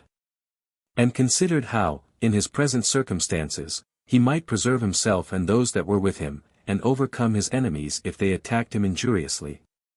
He therefore distributed his company into parts. Some he sent before the rest, and the others he ordered to come close behind, that so, if the first were overpowered when his brother attacked them, they might have those that followed as a refuge to fly unto. And when he had put his company in this order, he sent some of them to carry presents to his brother. The presents were made up of cattle, and a great number of four-footed beasts, of many kinds, such as would be very acceptable to those that received them, on account of their rarity. Those who were sent went at certain intervals of space asunder, that, by following thick, one after another, they might appear to be more numerous, that Esau might remit of his anger on account of these presents, if he were still in a passion. Instructions were also given to those that were sent to speak gently to him. 2. When Jacob had made these appointments all the day, and night came on, he moved on with his company. And, as they were gone over a certain river called Jabbok, Jacob was left behind. And meeting with an angel, he wrestled with him, the angel beginning the struggle, but he prevailed over the angel, who used a voice, and spake to him in words, exhorting him to be pleased with what had happened to him. And not to suppose that his victory was a small one, but that he had overcome a divine angel, and to esteem the victory as a sign of great blessings that should come to him, and that his offspring should never fall. And that no man should be too hard for his power. He also commanded him to be called Israel, which in the Hebrew tongue signifies one that struggled with the divine angel. These promises were made at the prayer of Jacob. For when he perceived him to be the angel of God, he desired he would signify to him what should befall him hereafter.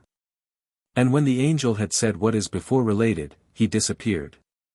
But Jacob was pleased with these things, and named the place Phanuel, which signifies, the face of God.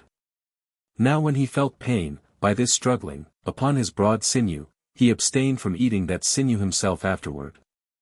And for his sake it is still not eaten by us. 3. When Jacob understood that his brother was near, he ordered his wives to go before, each by herself, with the handmaids, that they might see the actions of the men as they were fighting, if Esau were so disposed. He then went up to his brother Esau, and bowed down to him, who had no evil design upon him, but saluted him, and asked him about the company of the children and of the women. And desired, when he had understood all he wanted to know about them, that he would go along with him to their father. But Jacob pretending that the cattle were weary, Esau returned to Seir, for there was his place of habitation, he having named the place Roughness, from his own hairy roughness. Chapter 21. Concerning the violation of Dinah's chastity.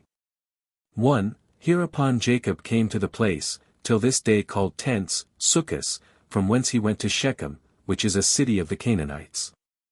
Now as the Shechemites were keeping a festival, Dinah, who was the only daughter of Jacob, went into the city to see the finery of the women of that country. But when Shechem, the son of Hamor the king, saw her, he defiled her by violence. And being greatly in love with her, desired of his father that he would procure the damsel to him for a wife. To which desire he condescended, and came to Jacob, desiring him to give leave that his son Shechem might, according to law, marry Dinah.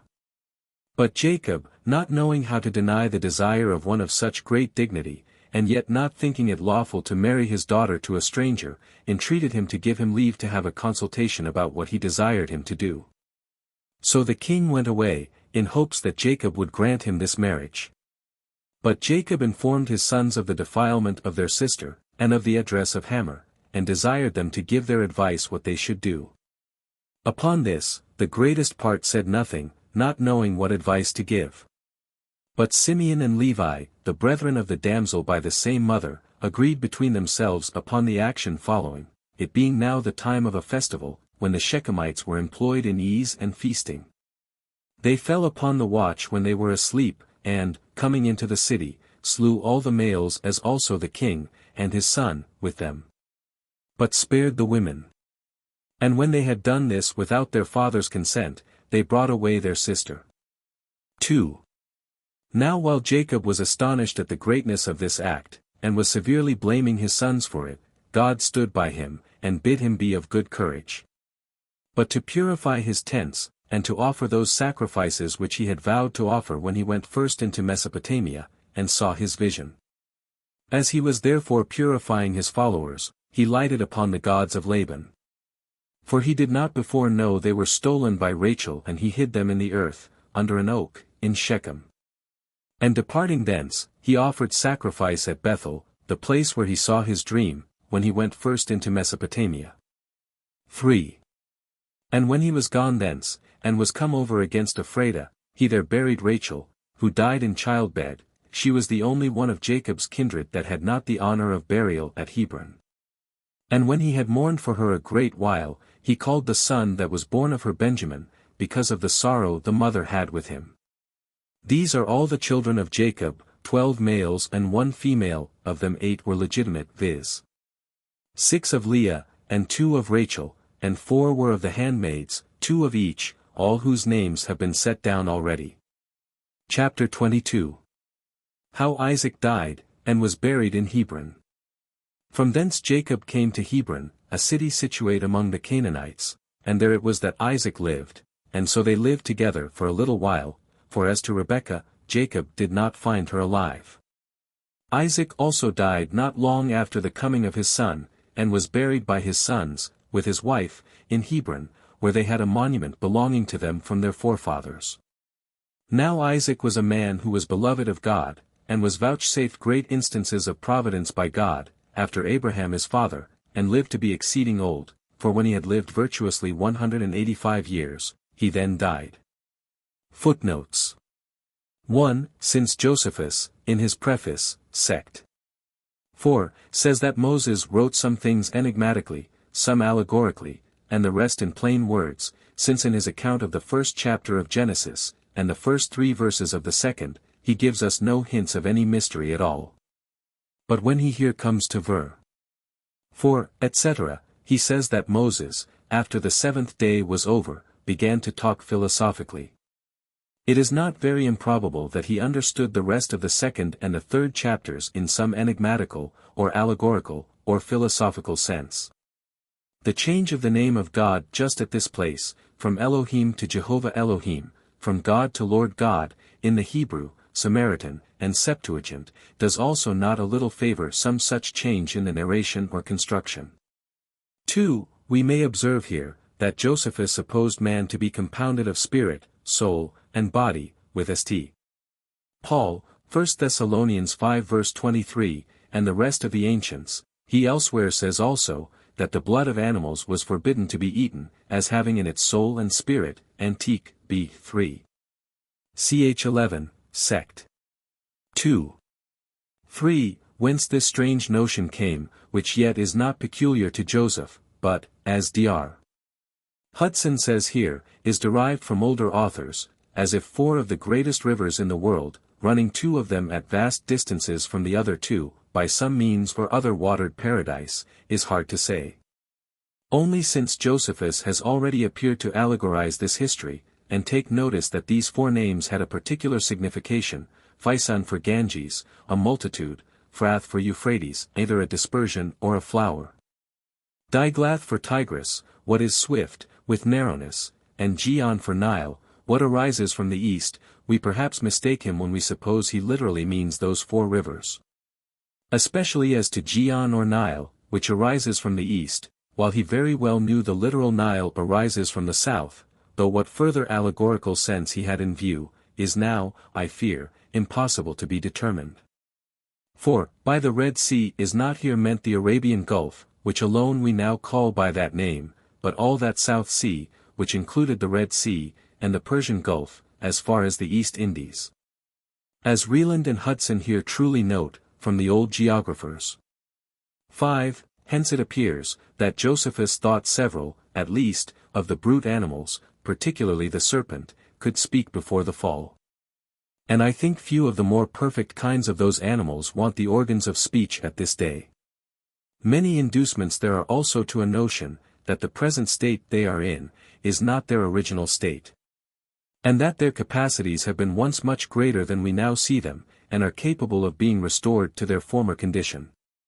But as to this most ancient, and authentic, and probably allegorical account of that grand affair of the fall of our first parents, I have somewhat more to say in way of conjecture, but being only a conjecture, I omit it, only thus far. That the imputation of the sin of our first parents to their posterity, any further than as some way the cause or occasion of man's mortality, seems almost entirely groundless. And that both man, and the other subordinate creatures, are hereafter to be delivered from the curse then brought upon them, and at last to be delivered from that bondage of corruption, Romans 8 verses 19 to 22. 6. St. John's account of the reason why God accepted the sacrifice of Abel, and rejected that of Cain. As also why Cain slew Abel, on account of that his acceptance with God, is much better than this of Josephus, I mean, because Cain was of the evil one, and slew his brother. And wherefore slew he him? Because his own works were evil, and his brother's righteous, 1 John 3 verse 12. Josephus's reason seems to be no better than a pharisaical notion or tradition. 7. From this Jubal, not improbably, came Jobel, the trumpet of Jobel or Jubilee. That large and loud musical instrument, used in proclaiming the liberty at the year of Jubilee. 8. The number of Adam's children, as says the old tradition, was 33 sons, and 23 daughters.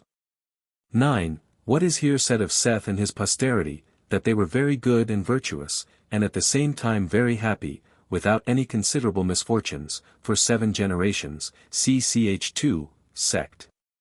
1. Before, and ch 3, sect. 1. Hereafter, is exactly agreeable to the state of the world and the conduct of providence in all the first ages.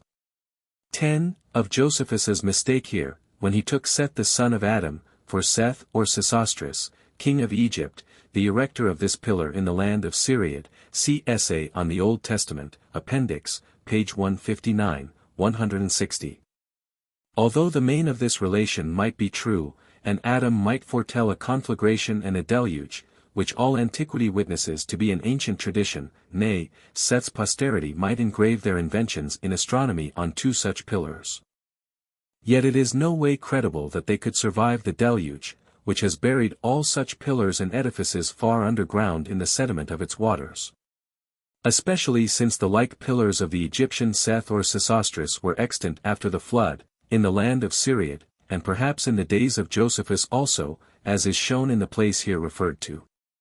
11. This notion, that the fallen angels were, in some sense, the fathers of the old giants, was the constant opinion of antiquity. 12. Josephus here supposes that the life of these giants, for of them only do I understand him, was now reduced to 120 years, which is confirmed by the fragment of Enoch, sect. 10. In Authent. Rec. Part 1, page 268. For as to the rest of mankind, Josephus himself confesses their lives were much longer than 120 years, for many generations after the flood, as we shall see presently. And he says they were gradually shortened till the days of Moses, and then fixed, for some time, at 120, ch 6, sect. 5. Nor indeed need we suppose that either Enoch or Josephus meant to interpret these 120 years for the life of men before the flood, to be different from the 120 years of God's patience, perhaps while the ark was preparing, till the deluge. Which I take to be the meaning of God when he threatened this wicked world, that if they so long continued impenitent, their days should be no more than 120 years. 13. A cubit is about 21 English inches. 14. Josephus here truly determines, that the year at the flood began about the autumnal equinox. As to what day of the month the flood began, our Hebrew and Samaritan, and perhaps Josephus's own copy, more rightly placed it on the 17th day, instead of the 27th, as here. For Josephus agrees with them, as to the distance of 150 days to the 17th day of the 7th month, as Genesis 7, ultimate with 8:3. 15. Josephus here takes notice, that these ancient genealogies were first set down by those that then lived, and from them were transmitted down to posterity, which I suppose to be the true account of that matter. For there is no reason to imagine that men were not taught to read and write soon after they were taught to speak. And perhaps all by the Messiah himself, who, under the Father, was the creator or governor of mankind, and who frequently in those early days appeared to them. 16. This, Greek, or place of descent, is the proper rendering of the Armenian name of this very city. It is called in Ptolemy Naxuana, and by Moses Koronensis, the Armenian historian, Itchuan. But at the place itself Nakitchuan, which signifies the first place of descent, and is a lasting monument of the preservation of Noah in the ark, upon the top of that mountain, at whose foot it was built, as the first city or town after the flood. See Antique, B. XX. Ch2, sect. 3. And Moses Koronensis, who also says elsewhere, that another town was related by tradition to have been called Saran, or, the place of dispersion, on account of the dispersion of Zethrusa's or Noah's sons, from thence first made. Whether any remains of this ark be still preserved, as the people of the country suppose, I cannot certainly tell. Mons. Tournefort had, not very long since, a mind to see the place himself, but met with too great dangers and difficulties to venture through them. 17. One observation ought not here to be neglected, with regard to that Ethiopic war which Moses, as general of the Egyptians, put an end to, Antique, B. 2. Ch. 10, and about which our late writers seem very much unconcerned, viz. That it was a war of that consequence, as to occasion the removal or destruction of 6 or 7 nations of the posterity of Mitzrayim, with their cities. Which Josephus would not have said, if he had not had ancient records to justify those his assertions, though those records be now all lost. 18. That the Jews were called Hebrews from this their progenitor Heber, our author Josephus here rightly affirms, and not from Abram the Hebrew, or passenger over Euphrates, as many of the moderns suppose. Shem is also called the father of all the children of Heber, or of all the Hebrews, in a history long before Abram passed over Euphrates, Genesis 10 verse 21, though it must be confessed that, Genesis 14 verse 13. Where the original says they told Abram the Hebrew, the Septuagint renders it the passenger, Greek, but this is spoken only of Abram himself, who had then lately passed over Euphrates, and is another signification of the Hebrew word. Taken as an appellative, and not as a proper name. 19. It is worth noting here, that God required no other sacrifices under the law of Moses, than what were taken from these 5 kinds of animals which he here required of Abram. Nor did the Jews feed upon any other domestic animals than the 3 here named, as Rieland observes on Antique, B. 4. Ch. 4, sect. 4. 20. As to this affliction of Abram's posterity for 400 years, see Antique, B. 2. Ch. 9, sect. 1. 21. These sons-in-law to Lot, as they are called, Genesis 19 verses 12 to 14, might be so styled, because they were betrothed to Lot's daughters, though not yet married to them. See the note on Antique, B. 14. Ch. 13, sect. 1. 22, of the war, B. 4. Ch. 8, sect. 4. 23, this pillar of salt was, we see here, standing in the days of Josephus, and he had seen it. That it was standing then is also attested by Clement of Rome, contemporary with Josephus. As also that it was so in the next century, is attested by Irenaeus, with the addition of an hypothesis, how it came to last so long, with all its members entire. Whether the account that some modern travelers give be true, that it is still standing, I do not know. Its remote situation, at the most southern point of the Sea of Sodom, in the wild and dangerous deserts of Arabia, makes it exceeding difficult for inquisitive travelers to examine the place. And for common reports of country people, at a distance, they are not very satisfactory. In the meantime, I have no opinion of Leclerc's dissertation or hypothesis about this question, which can only be determined by eyewitnesses.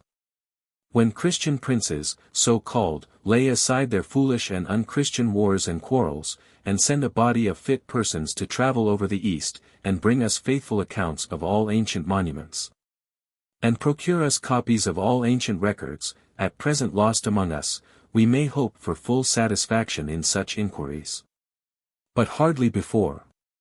24. I see no proper wicked intention in these daughters of Lot, when in a case which appeared to them of unavoidable necessity, they procured themselves to be with child by their father.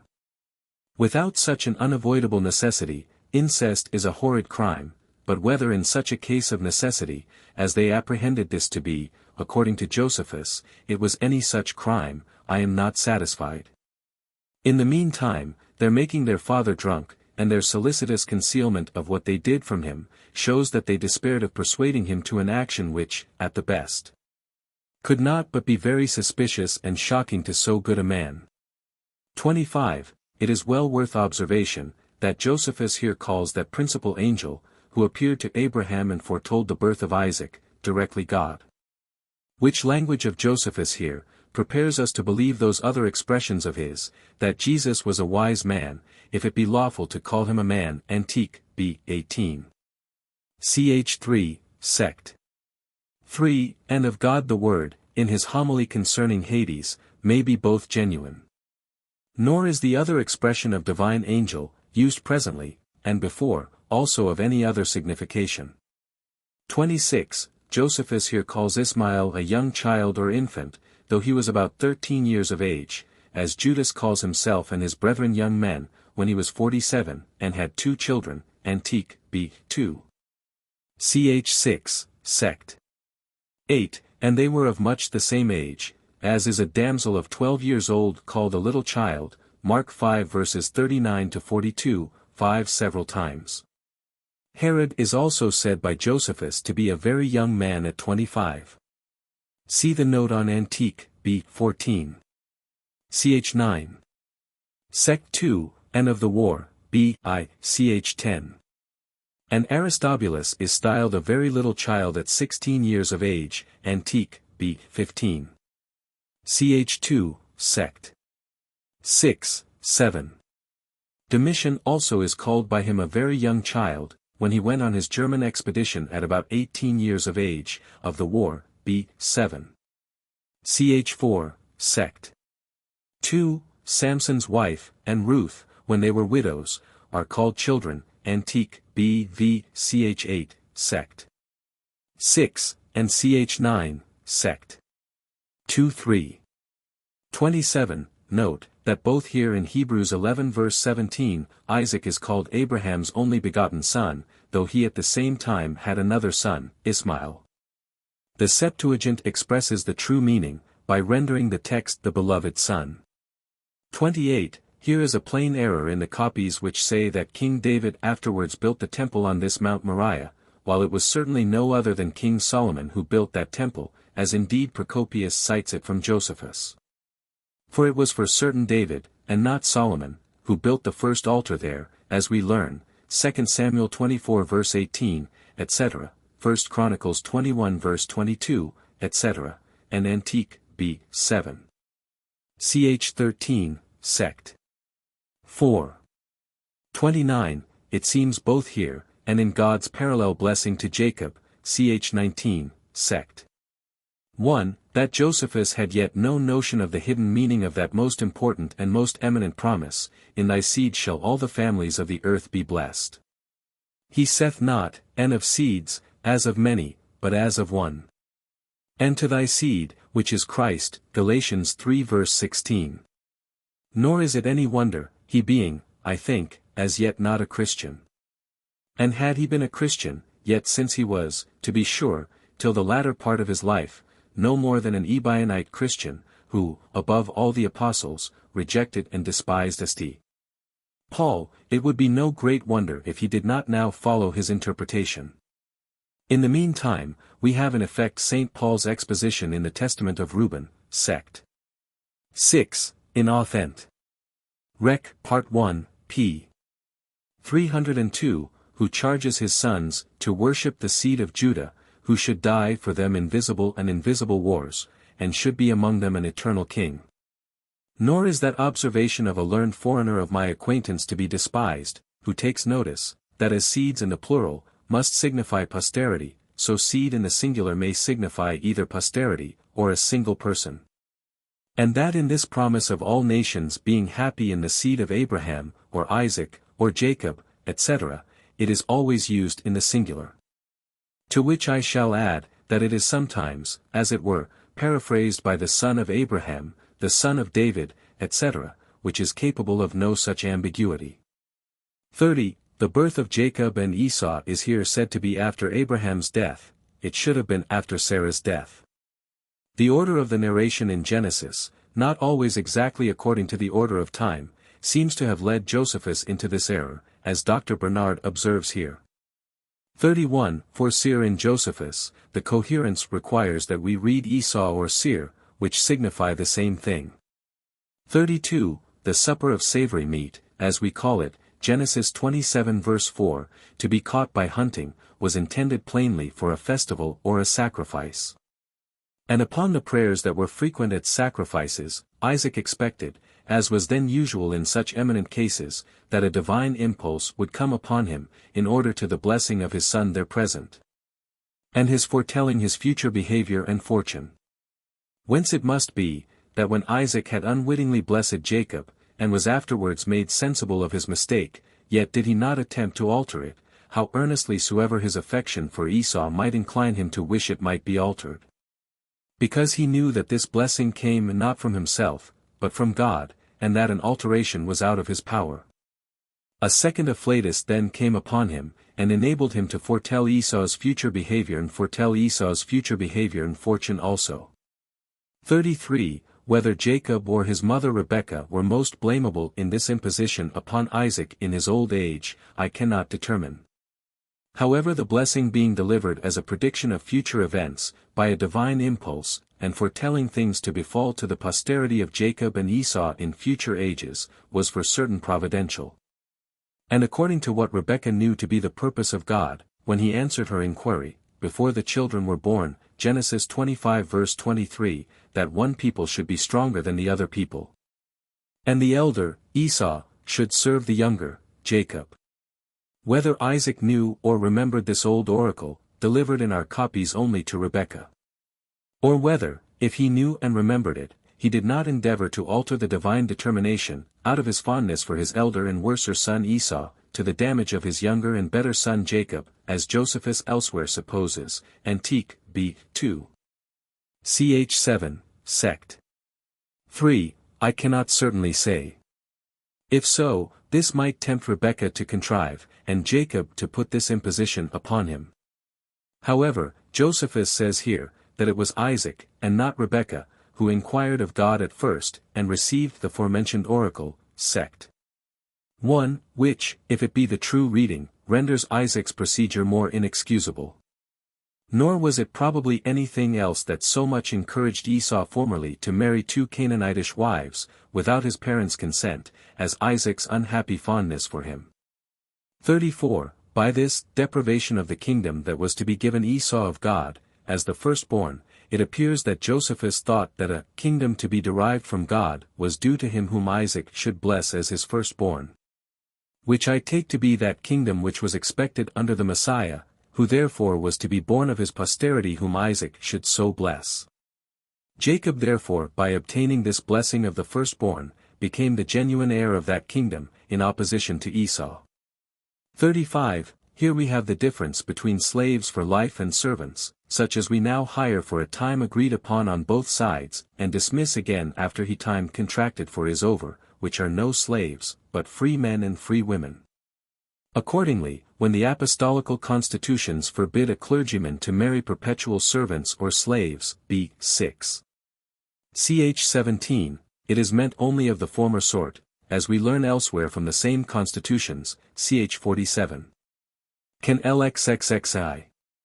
But concerning these 12 sons of Jacob, the reasons of their several names, and the times of their several births in the intervals here assigned, their several excellent characters, their several faults and repentance. The several accidents of their lives, with their several prophecies at their deaths, see the testaments of these 12 patriarchs, still preserved at large in the Authent. Rec. Part 1, pages 294 to 443. 36. I formerly explained these mandrakes, as we, with the Septuagint, and Josephus, render the Hebrew word dud-aim, of the Syrian mo, with Ladolphus, and bent. Rec. Part 1, page 420. But have since seen such a very probable account in M.S. of my learned friend Mr. Samuel Barker, of what we still call mandrakes, and their description by the ancient naturalists and physicians, as inclines me to think these here mentioned were really mandrakes, and no other. 37. Perhaps this may be the proper meaning of the word Israel, by the present and the Old Jerusalem analogy of the Hebrew tongue. In the meantime, it is certain that the Hellenists of the 1st century, in Egypt and elsewhere, interpreted Israel to be a man seeing God, as is evident from the argument forecited. 38. Of this slaughter of the Shechemites by Simeon and Levi, see Authent. Rec. Part 1, page 309, 418, 432 to 439. But why Josephus has omitted the circumcision of these Shechemites, as the occasion of their death. And of Jacob's great grief, as in the testament of Levi, sect. 5, I cannot tell.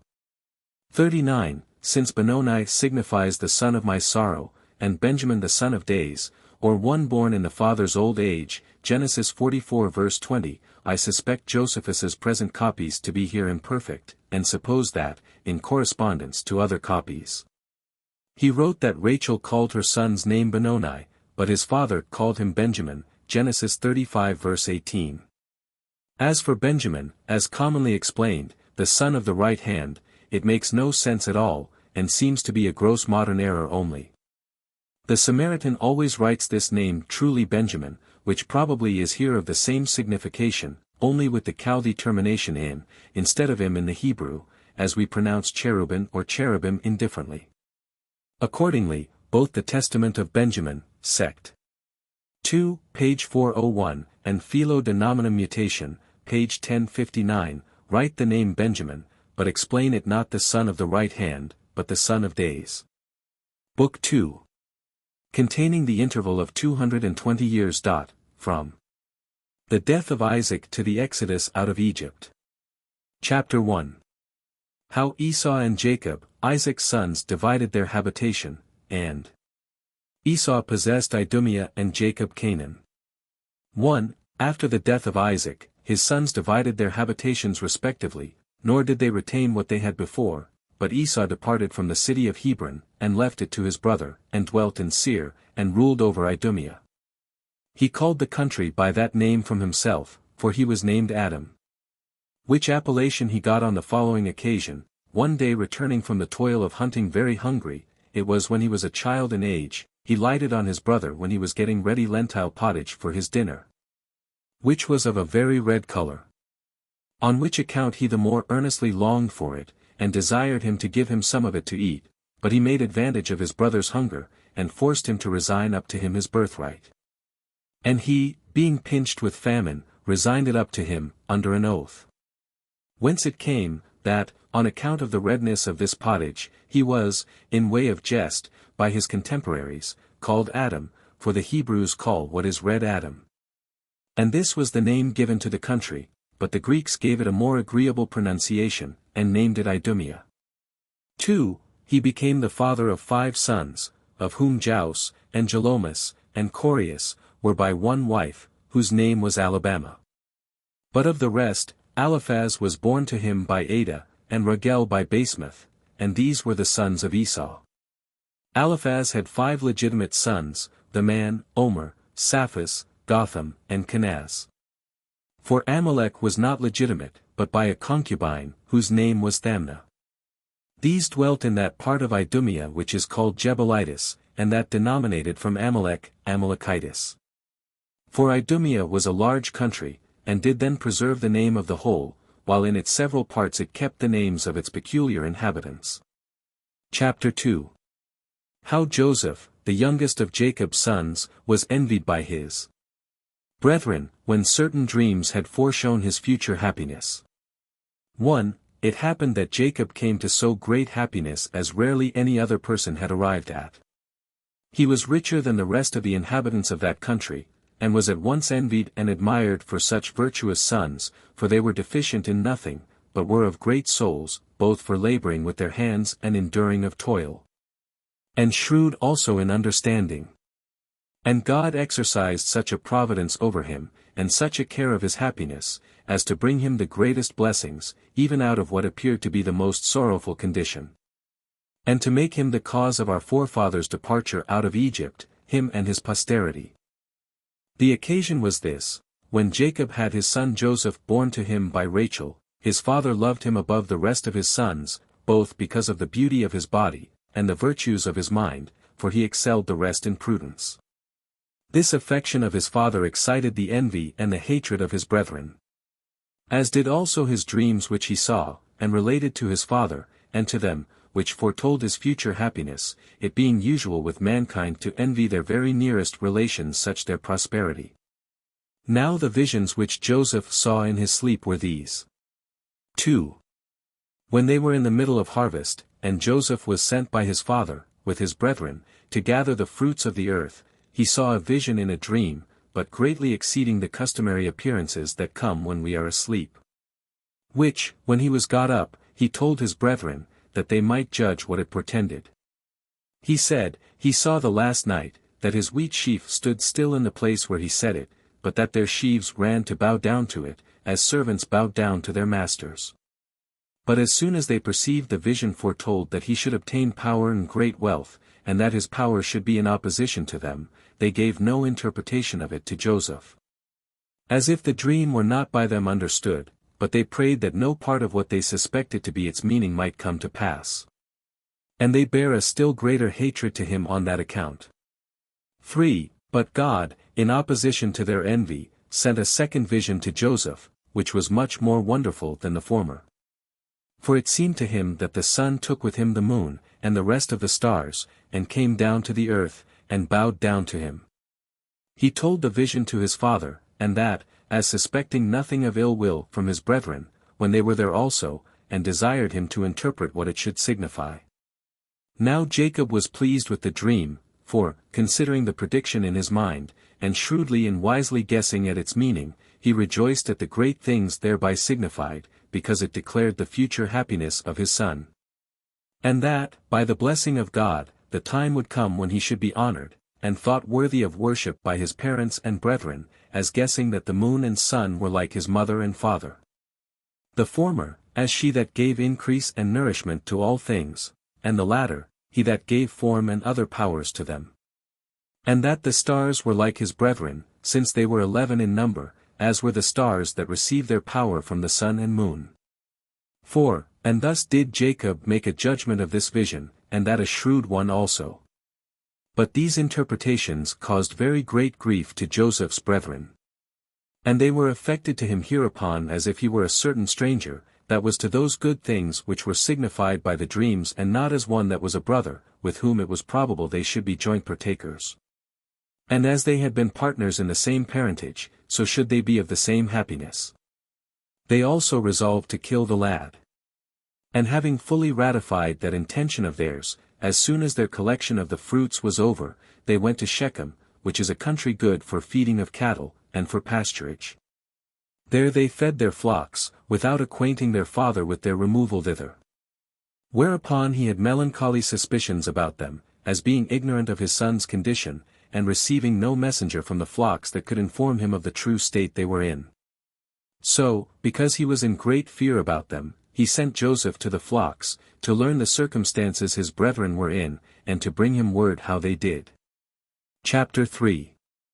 How Joseph was thus sold by his brethren into Egypt, by reason of their hatred to him, and how he there grew famous and illustrious and had his brethren under his power. 1. Now these brethren rejoiced as soon as they saw their brother coming to them, not indeed as at the presence of a near relation, or as at the presence of one sent by their father, but as at the presence of an enemy, and one that by divine providence was delivered into their hands. And they already resolved to kill him, and not let slip the opportunity that lay before them.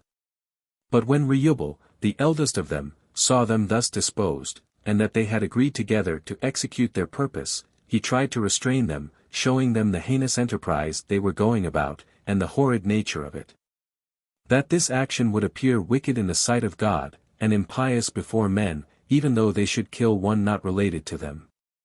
But much more flagitious and detestable to appear to have slain their own brother, by which act the father must be treated unjustly in the son's slaughter, and the mother also be in perplexity while she laments that her son is taken away from her.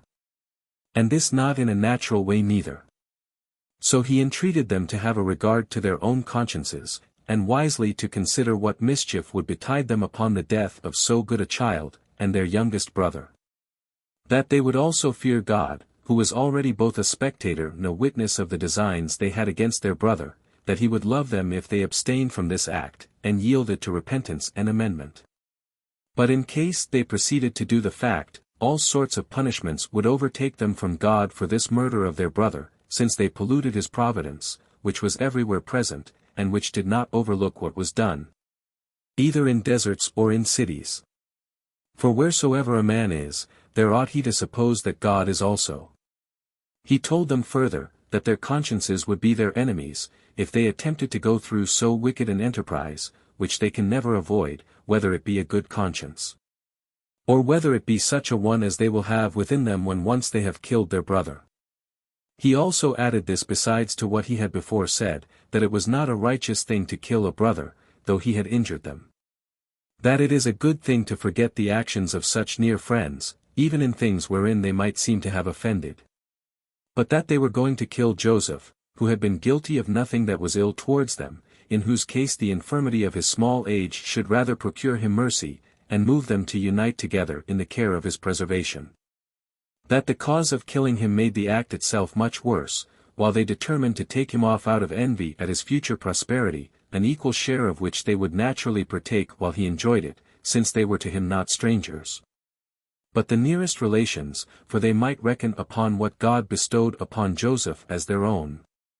And that it was fit for them to believe, that the anger of God would for this cause be more severe upon them, if they slew him who was judged by God to be worthy of that prosperity which was to be hoped for. And while, by murdering him, they made it impossible for God to bestow it upon him. 2. Reubel said these and many other things, and used entreaties to them, and thereby endeavored to divert them from the murder of their brother. But when he saw that his discourse had not mollified them at all, and that they made haste to do the fact, he advised them to alleviate the wickedness they were going about, in the manner of taking Joseph off. For as he had exhorted them first, when they were going to revenge themselves, to be dissuaded from doing it. So, since the sentence for killing their brother had prevailed, he said that they would not, however, be so grossly guilty, if they would be persuaded to follow his present advice, which would include what they were so eager about, but was not so very bad, but, in the distress they were in, of a lighter nature. He begged of them, therefore, not to kill their brother with their own hands, but to cast him into the pit that was hard by, and so to let him die, by which they would gain so much, that they would not defile their own hands with his blood. To this the young men readily agreed, so Reubel took the lad and tied him to a cord, and let him down gently into the pit, for it had no water at all in it. Who, when he had done this, went his way to seek for such pasturage as was fit for feeding his flocks. 3. But Judas, being one of Jacob's sons also, seeing some Arabians, of the posterity of Ismail, carrying spices and Syrian wares out of the land of Gilead to the Egyptians, after Reuben was gone, advised his brethren to draw Joseph out of the pit and sell him to the Arabians. For if he should die among strangers a great way off, they should be freed from this barbarous action. This, therefore, was resolved on. So they drew Joseph up out of the pit, and sold him to the merchants for 20 pounds. He was now 17 years old. But Reuben, coming in the night time to the pit, resolved to save Joseph, without the privity of his brethren. And when, upon his calling to him, he made no answer, he was afraid that they had destroyed him after he was gone, of which he complained to his brethren, but when they had told him what they had done, Reuben left off his mourning. 4. When Joseph's brethren had done thus to him, they considered what they should do to escape the suspicions of their father. Now they had taken away from Joseph the coat which he had on when he came to them at the time they let him down into the pit. So they thought proper to tear that coat to pieces, and to dip it into goat's blood, and then to carry it and show it to their father, that he might believe he was destroyed by wild beasts. And when they had so done, they came to the old man, but this not till what had happened to his son had already come to his knowledge. Then they said that they had not seen Joseph, nor knew what mishap had befallen him. But that they had found his coat bloody and torn to pieces, whence they had a suspicion that he had fallen among wild beasts, and so perished, if that was the coat he had on when he came from home. Now Jacob had before some better hopes that his son was only made a captive. But now he laid aside that notion, and supposed that this coat was an evident argument that he was dead, for he well remembered that this was the coat he had on when he sent him to his brethren. So he hereafter lamented the lad as now dead, and as if he had been the father of no more than one, without taking any comfort in the rest. And so he was also affected with his misfortune before he met with Joseph's brethren, when he also conjectured that Joseph was destroyed by wild beasts. He sat down also clothed in sackcloth and in heavy affliction, insomuch that he found no ease when his sons comforted him, neither did his pains remit by length of time. Chapter 4. Concerning the signal chastity of Joseph. 1.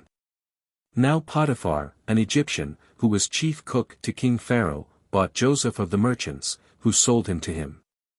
He had him in the greatest honor, and taught him the learning that became a free man, and gave him leave to make use of a diet better than was allotted to slaves. He entrusted also the care of his house to him. So he enjoyed these advantages, yet did not he leave that virtue which he had before, upon such a change of his condition. But he demonstrated that wisdom was able to govern the uneasy passions of life, in such as have it in reality, and do not only put it on for a show, under a present state of prosperity. 2. For when his master's wife was fallen in love with him, both on account of his beauty of body, and his dexterous management of affairs, and supposed, that if she should make it known to him, she could easily persuade him to come and lie with her, and that he would look upon it as a piece of happy fortune that his mistress should entreat him. As regarding that state of slavery he was in, and not his moral character, which continued after his condition was changed. So she made known her naughty inclinations, and spake to him about lying with her. However, he rejected her entreaties, not thinking it agreeable to religion to yield so far to her, as to do what would tend to the affront and injury of him that purchased him, and had vouchsafed him so great honors. He, on the contrary, exhorted her to govern that passion, and laid before her the impossibility of her obtaining her desires, which he thought might be conquered, if she had no hope of succeeding. And he said, that as to himself, he would endure anything whatever before he would be persuaded to it. For although it was fit for a slave, as he was, to do nothing contrary to his mistress, he might well be excused in a case where the contradiction was to such sort of commands only. But this opposition of Joseph, when she did not expect it, made her still more violent in her love to him, and as she was sorely beset with this naughty passion, so she resolved to compass her design by a second attempt. 3. When, therefore, there was a public festival coming on, in which it was the custom for women to come to the public solemnity, she pretended to her husband that she was sick, as contriving an opportunity for solitude and leisure, that she might entreat Joseph again. Which opportunity being obtained, she used more kind words to him than before, and said that it had been good for him to have yielded to her first solicitation, and to have given her no repulse, both because of the reverence he ought to bear to her dignity who solicited him, and because of the vehemence of her passion, by which she was forced though she were his mistress to condescend beneath her dignity. But that he may now, by taking more prudent advice, wipe off the imputation of his former folly. For whether it were that he expected the repetition of her solicitations she had now made, and that with greater earnestness than before, for that she had pretended sickness on this very account, and had preferred his conversation before the festival and its solemnity, or whether he opposed her former discourses, as not believing she could be in earnest, she now gave him sufficient security, by thus repeating her application, that she meant not in the least by fraud to impose upon him, and assured him, that if he complied with her affections, he might expect the enjoyment of the advantages he already had, and if he were submissive to her, he should have still greater advantages. But that he must look for revenge and hatred from her, in case he rejected her desires, and preferred the reputation of chastity before his mistress. For that he would gain nothing by such procedure, because she would then become his accuser, and would falsely pretend to her husband, that he had attempted her chastity. And that Potiphar would hearken to her words rather than to his, let his be ever so agreeable to the truth. 4. When the woman had said thus, and even with tears in her eyes, neither did pity dissuade Joseph from his chastity, nor did fear compel him to a compliance with her. But he opposed her solicitations, and did not yield to her threatenings, and was afraid to do an ill thing, and chose to undergo the sharpest punishment rather than to enjoy his present advantages, by doing what his own conscience knew would justly deserve that he should die for it. He also put her in mind that she was a married woman, and that she ought to cohabit with her husband only, and desired her to suffer these considerations to have more weight with her than the short pleasure of lustful dalliance, which would bring her to repentance afterwards, would cause trouble to her, and yet would not amend what had been done amiss. He also suggested to her the fear she would be in lest they should be caught, and that the advantage of concealment was uncertain, and that only while the wickedness was not known, would there be any quiet for them, but that she might have the enjoyment of her husband's company without any danger. And he told her, that in the company of her husband she might have great boldness from a good conscience, both before God and before men. Nay, that she would act better like his mistress, and make use of her authority over him better while she persisted in her chastity, than when they were both ashamed for what wickedness they had been guilty of. And that it is much better to a life, well and known to have been so, than upon the hopes of the concealment of evil practices. 5. Joseph, by saying this, and more, tried to restrain the violent passion of the woman, and to reduce her affections within the rules of reason, but she grew more ungovernable and earnest in the matter. And since she despaired of persuading him, she laid her hands upon him, and had a mind to force him. But as soon as Joseph had got away from her anger, leaving also his garment with her, for he left that to her, and leaped out of her chamber, she was greatly afraid lest he should discover her lewdness to her husband, and greatly troubled at the affront he had offered her. So she resolved to be beforehand with him, and to accuse Joseph falsely to Potiphar, and by that means to revenge herself on him for his pride and contempt of her. And she thought it a wise thing in itself, and also becoming a woman, thus to prevent his accusation. Accordingly she sat sorrowful and in confusion, framing herself so hypocritically and angrily, that the sorrow, which was really for her being disappointed of her lust, might appear to be for the attempt upon her chastity. So that when her husband came home, and was disturbed at the sight of her and inquired what was the cause of the disorder she was in, she began to accuse Joseph, and, O husband, said she, mayst thou not live a day longer if thou dost not punish the wicked slave who has desired to defile thy bed? Who has neither minded who he was when he came to our house, so as to behave himself with modesty. Nor has he been mindful of what favors he had received from thy bounty, as he must be an ungrateful man indeed, unless he, in every respect, carry himself in a manner agreeable to us. This man, I say, laid a private design to abuse thy wife. And this at the time of a festival, observing when thou wouldst be absent. So that it now is clear that his modesty, as it appeared to be formerly, was only because of the restraint he was in out of fear of thee, but that he was not really of a good disposition.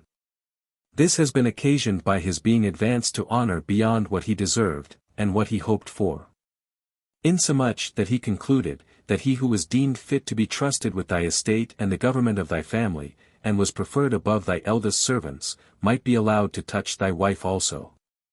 Thus when she had ended her discourse, she showed him his garment, as if he then left it with her when he attempted to force her. But Potiphar, not being able to disbelieve what his wife's tears showed, and what his wife said, and what he saw himself, and being seduced by his love to his wife, did not set himself about the examination of the truth. But taking it for granted that his wife was a modest woman, and condemning Joseph as a wicked man, he threw him into the malefactor's prison. And had a still higher opinion of his wife, and bare her witness that she was a woman of a becoming modesty and chastity. Chapter 5. What things befell Joseph in prison. 1. Now Joseph, commending all his affairs to God, did not betake himself to make his defense, nor to give an account of the exact circumstances of the fact, but silently underwent the bonds and the distress he was in, firmly believing that God, who knew the cause of his affliction, and the truth of the fact, would be more powerful than those that inflicted the punishments upon him, a proof of whose providence he quickly received. For the keeper of the prison, taking notice of his care and fidelity in the affairs he had set him about, and the dignity of his countenance, relaxed his bonds, and thereby made his heavy calamity lighter, and more supportable to him. He also permitted him to make use of a diet better than that of the rest of the prisoners. Now, as his fellow prisoners, when their hard labors were over, fell to discoursing one among another, as is usual in such as are equal sufferers, and to inquire one of another what were the occasions of their being condemned to a prison, among them the king's cupbearer, and one that had been respected by him, was put in bonds, upon the king's anger at him. This man was under the same bonds with Joseph, and grew more familiar with him. And upon his observing that Joseph had a better understanding than the rest had, he told him of a dream he had, and desired he would interpret its meaning, complaining that, besides the afflictions he underwent from the king, God did also add to him trouble from his dreams. 2. He therefore said, that in his sleep he saw 3 clusters of grapes hanging upon 3 branches of a vine, large already, and ripe for gathering, and that he squeezed them into a cup which the king held in his hand. And when he had strained the wine, he gave it to the king to drink, and that he received it from him with a pleasant countenance. This, he said, was what he saw. And he desired Joseph, that if he had any portion of understanding in such matters, he would tell him what this vision foretold. Who bid him be of good cheer, and expect to be loosed from his bonds in 3 days' time, because the king desired his service, and was about to restore him to it again, for he let him know that God bestows the fruit of the vine upon men for good.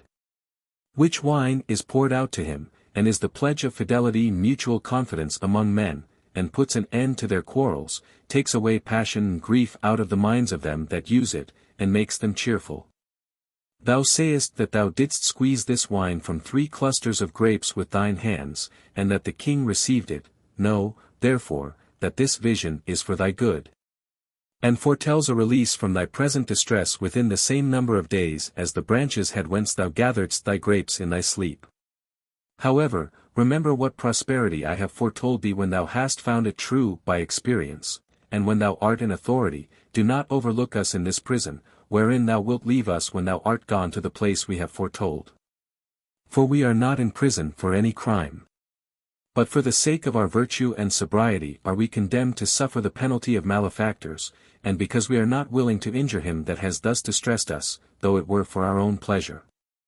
The cupbearer, therefore, as was natural to do, rejoiced to hear such an interpretation of his dream, and waited the completion of what had been thus shown him beforehand. 3. But another servant there was of the king, who had been chief baker, and was now bound in prison with the cupbearer. He also was in good hope, upon Joseph's interpretation of the other's vision, for he had seen a dream also. So he desired that Joseph would tell him what the visions he had seen the night before might mean. They were these that follow. Methought, says he, I carried 3 baskets upon my head. 2 were full of loaves, and the third full of sweetmeats and other eatables, such as are prepared for kings, but that the fowls came flying, and eat them all up, and had no regard to my attempt to drive them away. And he expected a prediction like to that of the cupbearer. But Joseph, considering and reasoning about the dream, said to him, that he would willingly be an interpreter of good events to him, and not of such as his dream denounced to him. But he told him that he had only 3 days in all to live, for that the 3 baskets signify, that on the 3rd day he should be crucified, and devoured by fowls, while he was not able to help himself. Now both these dreams had the same several events that Joseph foretold they should have, and this to both the parties. For on the 3rd day before mentioned, when the king solemnized his birthday, he crucified the chief baker, but set the butler free from his bonds, and restored him to his former ministration. 4. But God freed Joseph from his confinement, after he had endured his bonds 2 years, and had received no assistance from the cupbearer, who did not remember what he had said to him formerly, and God contrived this method of deliverance for him. Pharaoh the king had seen in his sleep the same evening 2 visions, and after them had the interpretations of them both given him. He had forgotten the latter, but retained the dreams themselves. Being therefore troubled at what he had seen, for it seemed to him to be all of a melancholy nature, the next day he called together the wisest men among the Egyptians, desiring to learn from them the interpretation of his dreams. But when they hesitated about them, the king was so much the more disturbed. And now it was that the memory of Joseph, and his skill in dreams, came into the mind of the king's cupbearer, when he saw the confusion that Pharaoh was in. So he came and mentioned Joseph to him, as also the vision he had seen in prison, and how the event proved as he had said, as also that the chief baker was crucified on the very same day. And that this also happened to him according to the interpretation of Joseph. That Joseph himself was laid in bonds by Potiphar, who was his head cook, as a slave, but, he said, he was one of the noblest of the stock of the Hebrews. And said further, his father lived in great splendor. If, therefore, thou wilt send for him, and not despise him on the score of his misfortunes, thou wilt learn what thy dreams signify. So the king commanded that they should bring Joseph into his presence, and those who received the command came and brought him with them, having taken care of his habit, that it might be decent, as the king had enjoined them to do. 5. But the king took him by the hand, and, O young man, says he, for my servant bears witness that thou art at present the best and most skillful person I can consult with. Vouchsafe me the same favors which thou bestowedst on this servant of mine, and tell me what events they are which the visions of my dreams foreshow. And I desire thee to suppress nothing out of fear, nor to flatter me with lying words, or with what may please me, although the truth should be of a melancholy nature. For it seemed to me that, as I walked by the river, I saw kine fat and very large, 7 in number, going from the river to the marshes. And other kine of the same number like them, met them out of the marshes, exceeding lean and ill-favored, which ate up the fat and the large kine, and yet were no better than before, and not less miserably pinched with famine. After I had seen this vision, I awaked out of my sleep. And being in disorder, and considering with myself what this appearance should be, I fell asleep again, and saw another dream, much more wonderful than the foregoing. Which still did more affright and disturb me. I saw 7 ears of corn growing out of one root, having their heads borne down by the weight of the grains, and bending down with the fruit, which was now ripe and fit for reaping. And near these I saw 7 other ears of corn, meager and weak, for want of rain, which fell to eating and consuming those that were fit for reaping, and put me into great astonishment. 6. To which Joseph replied, This dream, said he, O king, although seen under 2 forms, signifies one and the same event of things. For when thou sawest the fat kine, which is an animal made for the plough and for labor, devoured by the worser kine, and the ears of corn eaten up by the smaller ears, they foretell a famine. And want of the fruits of the earth for the same number of years, and equal with those when Egypt was in a happy state. And this so far, that the plenty of these years will be spent in the same number of years of scarcity, and that scarcity of necessary provisions will be very difficult to be corrected. As a sign whereof, the ill-favored kine, when they had devoured the better sort, could not be satisfied. But still God foreshows what is to come upon men, not to grieve them, but that, when they know it beforehand, they may by prudence make the actual experience of what is foretold the more tolerable. If thou, therefore, carefully dispose of the plentiful crops which will come in the former years, thou wilt procure that the future calamity will not be felt by the Egyptians. 7. Hereupon the king wondered at the discretion and wisdom of Joseph, and asked him by what means he might so dispense the foregoing plentiful crops in the happy years, as to make the miserable crops more tolerable. Joseph then added this his advice, to spare the good crops, and not permit the Egyptians to spend them luxuriously, but to reserve what they would have spent in luxury beyond their necessity against the time of want. He also exhorted him to take the corn of the husbandmen, and give them only so much as will be sufficient for their food.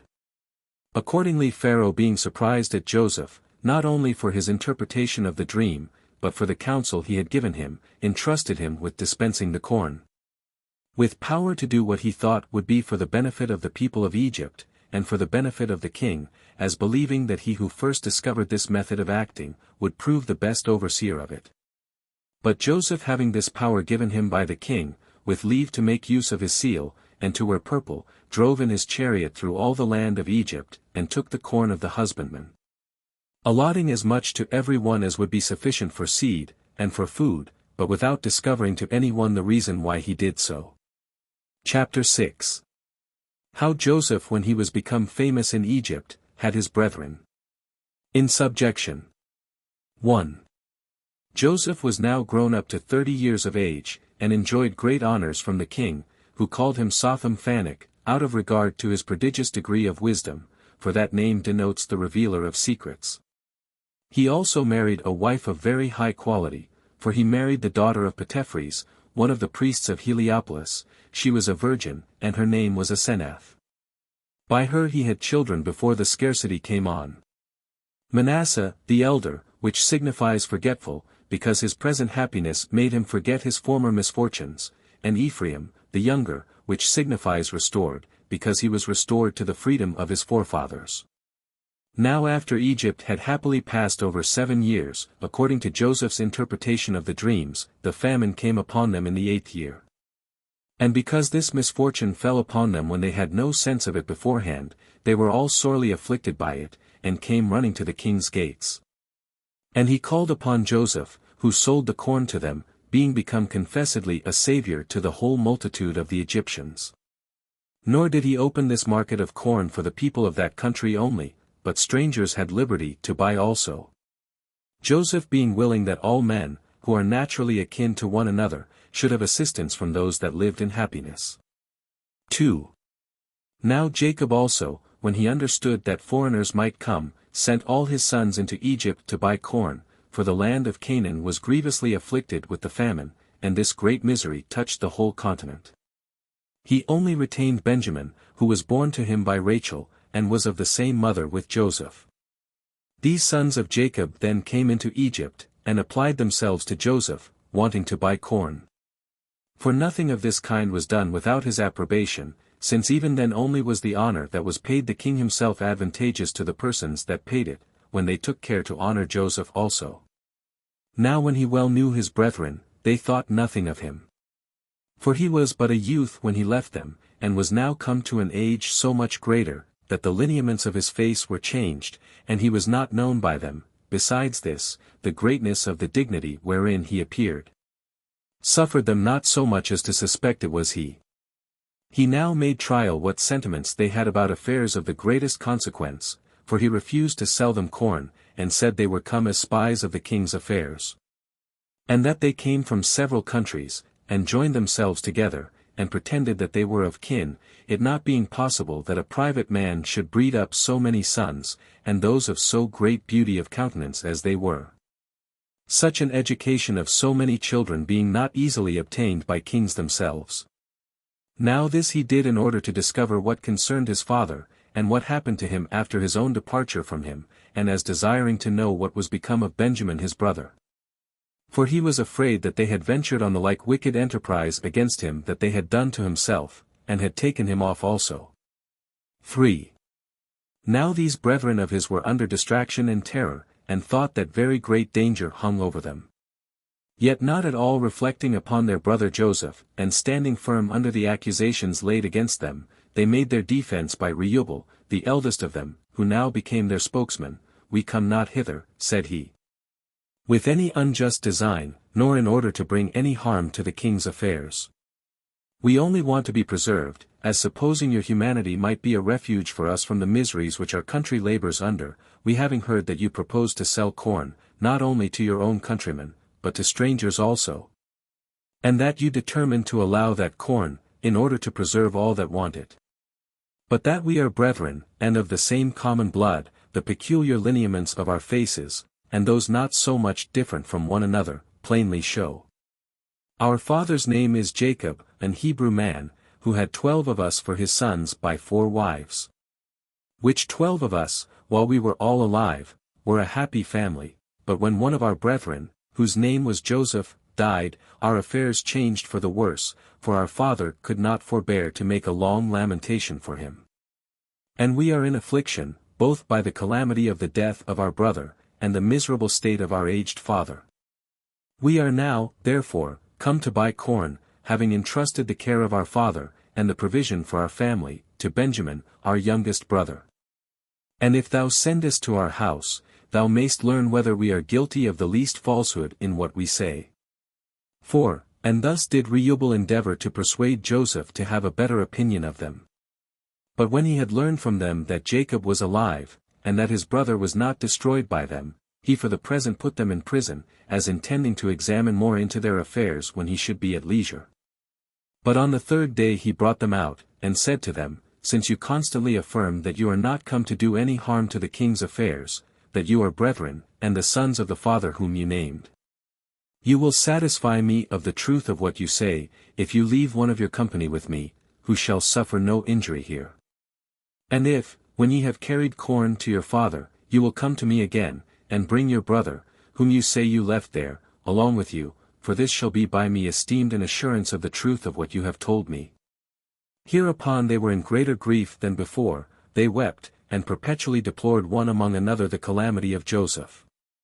And said, they were fallen into this misery as a punishment inflicted by God for what evil contrivances they had against him. And Reubel was large in his reproaches of them for their too late repentance, whence no profit arose to Joseph. And earnestly exhorted them to bear with patience whatever they suffered, since it was done by God in way of punishment, on his account. Thus they spake to one another, not imagining that Joseph understood their language.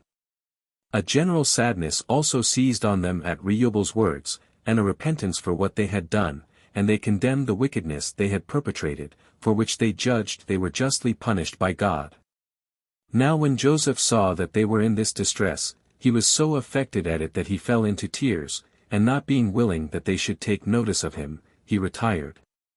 And after a while came to them again, and taking Simeon in order to his being a pledge for his brethren's return, he bid them take the corn they had bought, and go their way. He also commanded his steward privily to put the money which they had brought with them for the purchase of corn into their sacks, and to dismiss them therewith, who did what he was commanded to do. 5. Now when Jacob's sons were come into the land of Canaan, they told their father what had happened to them in Egypt, and that they were taken to have come thither as spies upon the king. And how they said they were brethren, and had left their 11th brother with their father, but were not believed.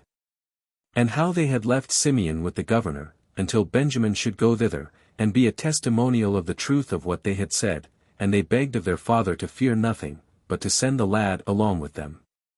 But Jacob was not pleased with anything his sons had done, and he took the detention of Simeon heinously, and thence thought it a foolish thing to give up Benjamin also.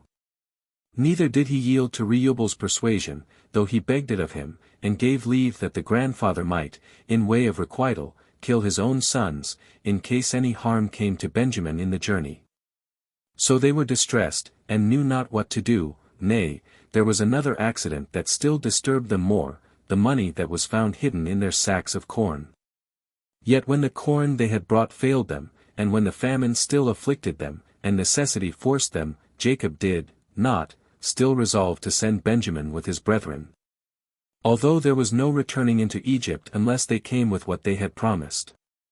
Now the misery growing every day worse, and his sons begging it of him, he had no other course to take in his present circumstances. And Judas, who was of a bold temper on other occasions, spake his mind very freely to him, that it did not become him to be afraid on account of his son, nor to suspect the worst, as he did.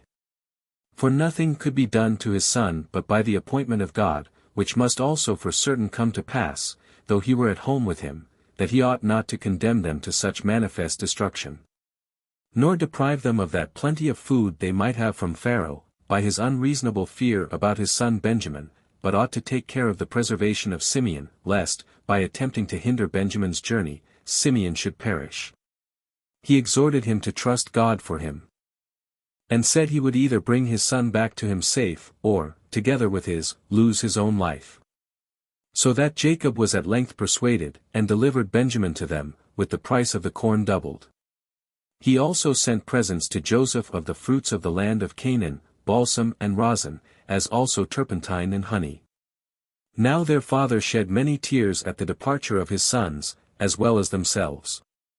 His concern was, that he might receive them back again safe after their journey, and their concern was, that they might find their father well, and no way afflicted with grief for them. And this lamentation lasted a whole day.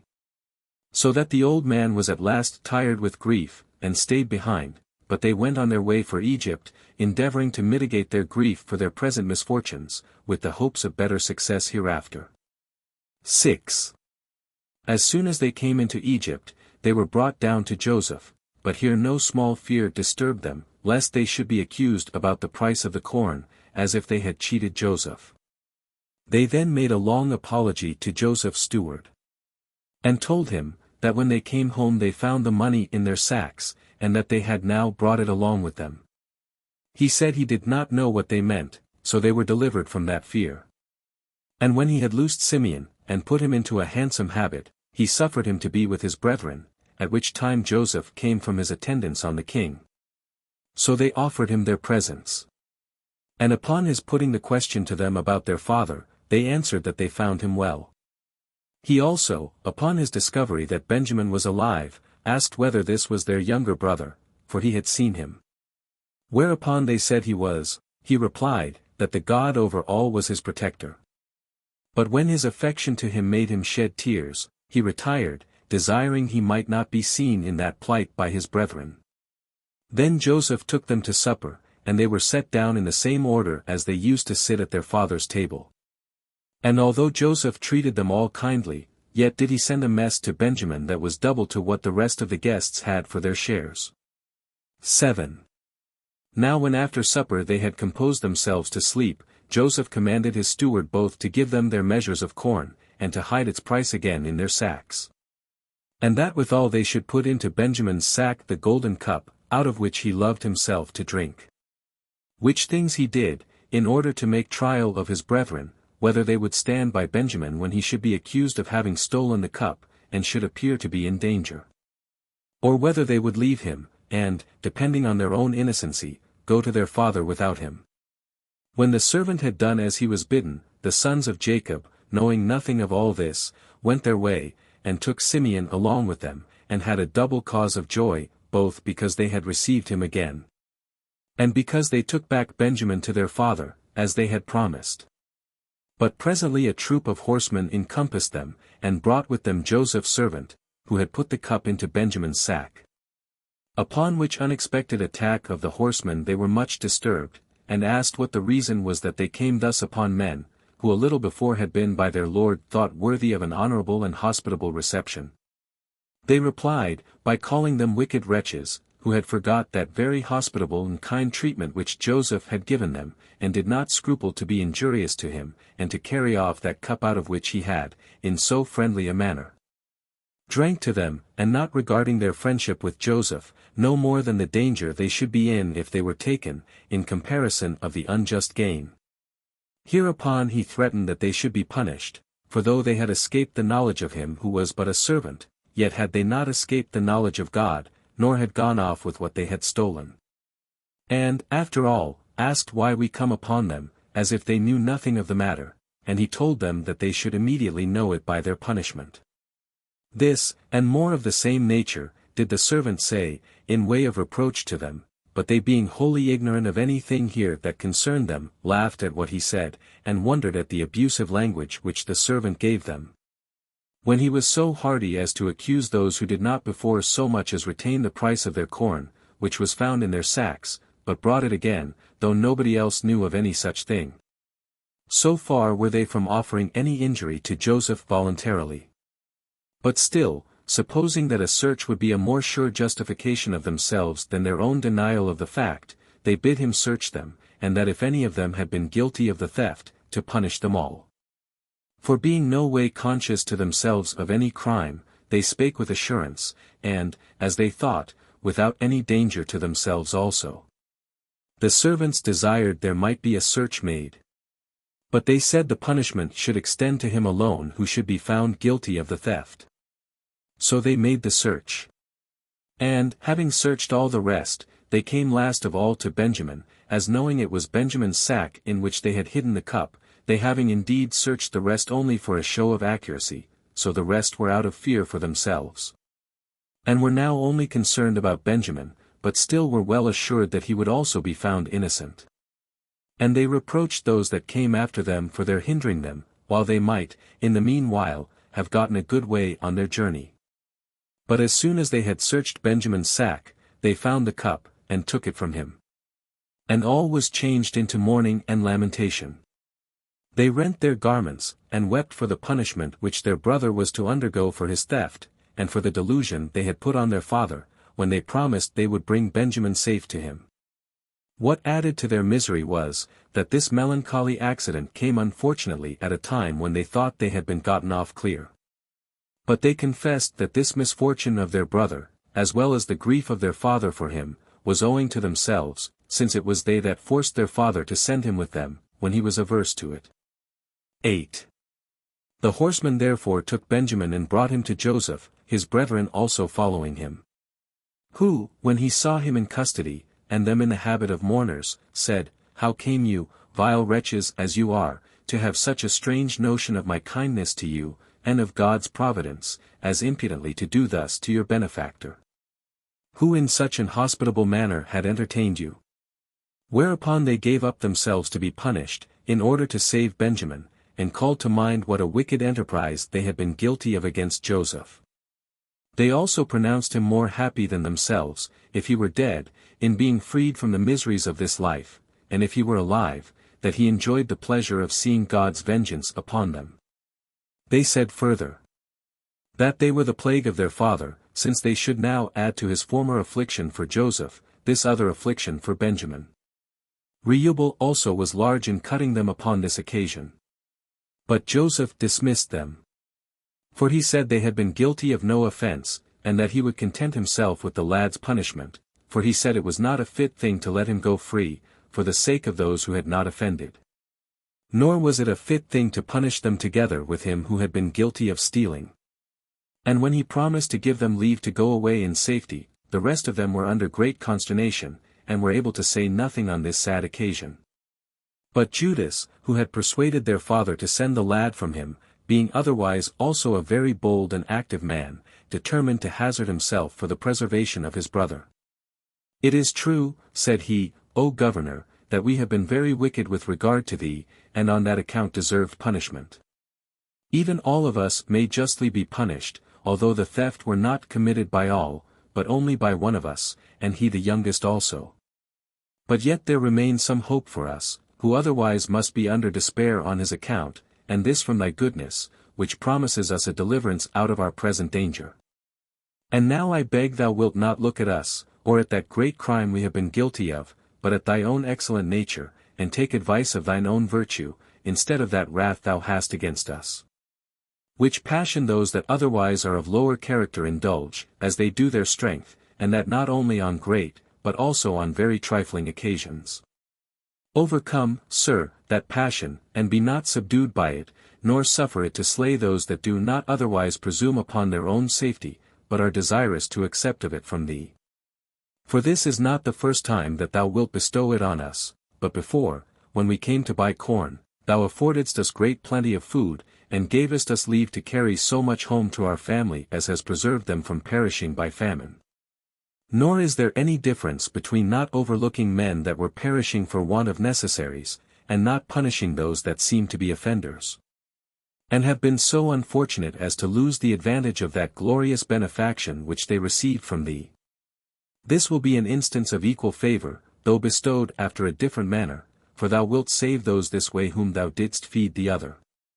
And thou wilt hereby preserve alive, by thy own bounty, those souls which thou didst not suffer to be distressed by famine, it being indeed at once a wonderful and a great thing to sustain our lives by corn, and to bestow on us that pardon, whereby now we are distressed, we may continue those lives.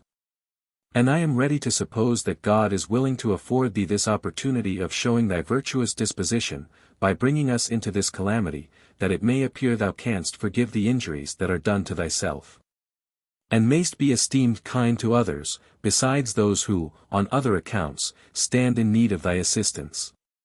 Since it is indeed a right thing to do well to those who are in distress for want of food, but still a more glorious thing to save those who deserve to be punished, when it is on account of heinous offences against thyself. For if it be a thing deserving commendation to forgive such as have been guilty of small offences, that tend to a person's loss, and this be praiseworthy in him that overlooks such offences, to restrain a man's passion as to crimes which are capital to the guilty, is to be like the most excellent nature of God himself. And truly, as for myself, had it not been that we had a father, who had discovered, on occasion of the death of Joseph, how miserably he is always afflicted at the loss of his sons, I had not made any words on account of the saving of our own lives. I mean, any further than as that would be an excellent character for thyself, to preserve even those that would have nobody to lament them when they were dead, but we would have yielded ourselves up to suffer whatsoever thou pleasedst. But now, for we do not plead for mercy to ourselves, though indeed, if we die, it will be while we are young, and before we have had the enjoyment of life, have regard to our Father, and take pity of his old age, on whose account it is that we make these supplications to thee. We beg thou wilt give us those lives which this wickedness of ours has rendered obnoxious to thy punishment, and this for his sake who is not himself wicked, nor does his being our Father make us wicked. He is a good man, and not worthy to have such trials of his patience, and now, we are absent, he is afflicted with care for us. But if he hear of our deaths, and what was the cause of it, he will on that account die an immature death. And the reproachful manner of our ruin will hasten his end, and will directly kill him. Nay, will bring him to a miserable death, while he will make haste to rid himself out of the world, and bring himself to a state of insensibility, before the sad story of our end come abroad into the rest of the world. Consider these things in this manner, although our wickedness does now provoke thee with a just desire of punishing that wickedness, and forgive it for our Father's sake, and let thy commiseration of him weigh more with thee than our wickedness. Have regard to the old age of our Father, who, if we perish, will be very lonely while he lives, and will soon die himself also. Grant this boon to the name of fathers, for thereby thou wilt honor him that begot thee, and will grant it to thyself also, who enjoyest already that denomination. Thou wilt then, by that denomination, be preserved of God, the Father of all, by showing a pious regard to which, in the case of our Father, thou wilt appear to honor him who is styled by the same name. I mean, if thou wilt have this pity on our Father, upon this consideration, how miserable he will be if he be deprived of his sons. It is thy part therefore to bestow on us what God has given us, when it is in thy power to take it away, and so to resemble him entirely in charity, for it is good to use that power, which can either give or take away, on the merciful side. And when it is in thy power to destroy, to forget that thou ever hadst that power, and to look on thyself as only allowed power for preservation, and that the more any one extends this power, the greater reputation does he gain to himself. Now, by forgiving our brother what he has unhappily committed, thou wilt preserve us all. For we cannot think of living if he be put to death, since we dare not show ourselves alive to our Father without our brother, but here must we partake of one and the same catastrophe of his life. And so far we beg of thee, O Governor, that if thou condemnest our brother to die, thou wilt punish us together with him, as partners of his crime. For we shall not think it reasonable to be reserved to kill ourselves for grief of our brother's death, but so to die rather as equally guilty with him of this crime. I will only leave with thee this one consideration, and then will say no more, viz. that our brother committed this fault when he was young, and not yet of confirmed wisdom in his conduct, and that men naturally forgive such young persons. I end here, without adding what more I have to say, that in case thou condemnest us, that omission may be supposed to have hurt us, and permitted thee to take the sever side. But in case thou settest us free, that this may be ascribed to thy own goodness, of which thou art inwardly conscious, that thou freest us from condemnation. And that not by barely preserving us, but by granting us such a favor as will make us appear more righteous than we really are, and by representing to thyself more motives for our deliverance than we are able to produce ourselves. If, therefore, thou resolvest to slay him, I desire thou wilt slay me in his stead, and send him back to his father. Or if thou pleasest to retain him with thee as a slave, I am fitter to labor for thy advantage in that capacity, and, as thou sayest, am better prepared for either of those sufferings. So Judas, being very willing to undergo anything whatever for the deliverance of his brother, cast himself down at Joseph's feet, and earnestly labored to assuage and pacify his anger. All his brethren also fell down before him, weeping and delivering themselves up to destruction for the preservation of the life of Benjamin. 10. But Joseph, as overcome now with his affections, and no longer able to personate an angry man, commanded all that were present to depart, that he might make himself known to his brethren when they were alone. And when the rest were gone out, he made himself known to his brethren, and said, I commend you for your virtue, and your kindness to our brother. I find you better men than I could have expected from what you contrived about me. Indeed, I did all this to try your love to your brother, so I believe you were not wicked by nature in what you did in my case, but that all has happened according to God's will, who has hereby procured our enjoyment of what good things we have. And, if he continue in a favorable disposition, of what we hope for hereafter. Since, therefore, I know that our father is safe and well, beyond expectation, and I see you so well disposed to your brother, I will no longer remember what guilt you seem to have had about me. But will leave off to hate you for that your wickedness. And do rather return you my thanks, that you have concurred with the intentions of God to bring things to their present state. I would have you also rather to forget the same, since that imprudence of yours is come to such a happy conclusion, than to be uneasy and blush at those your offences.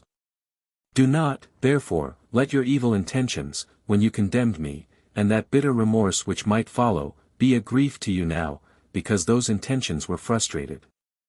Go, therefore, your way, rejoicing in what has happened by the divine providence, and inform your father of it, lest he should be spent with cares for you, and deprive me of the most agreeable part of my felicity. I mean, lest he should die before he comes into my sight, and enjoys the good things that we now have. Bring, therefore, with you our father, and your wives and children, and all your kindred, and remove your habitations hither.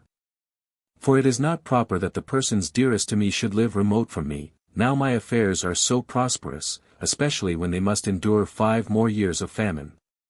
When Joseph had said this, he embraced his brethren, who were in tears and sorrow.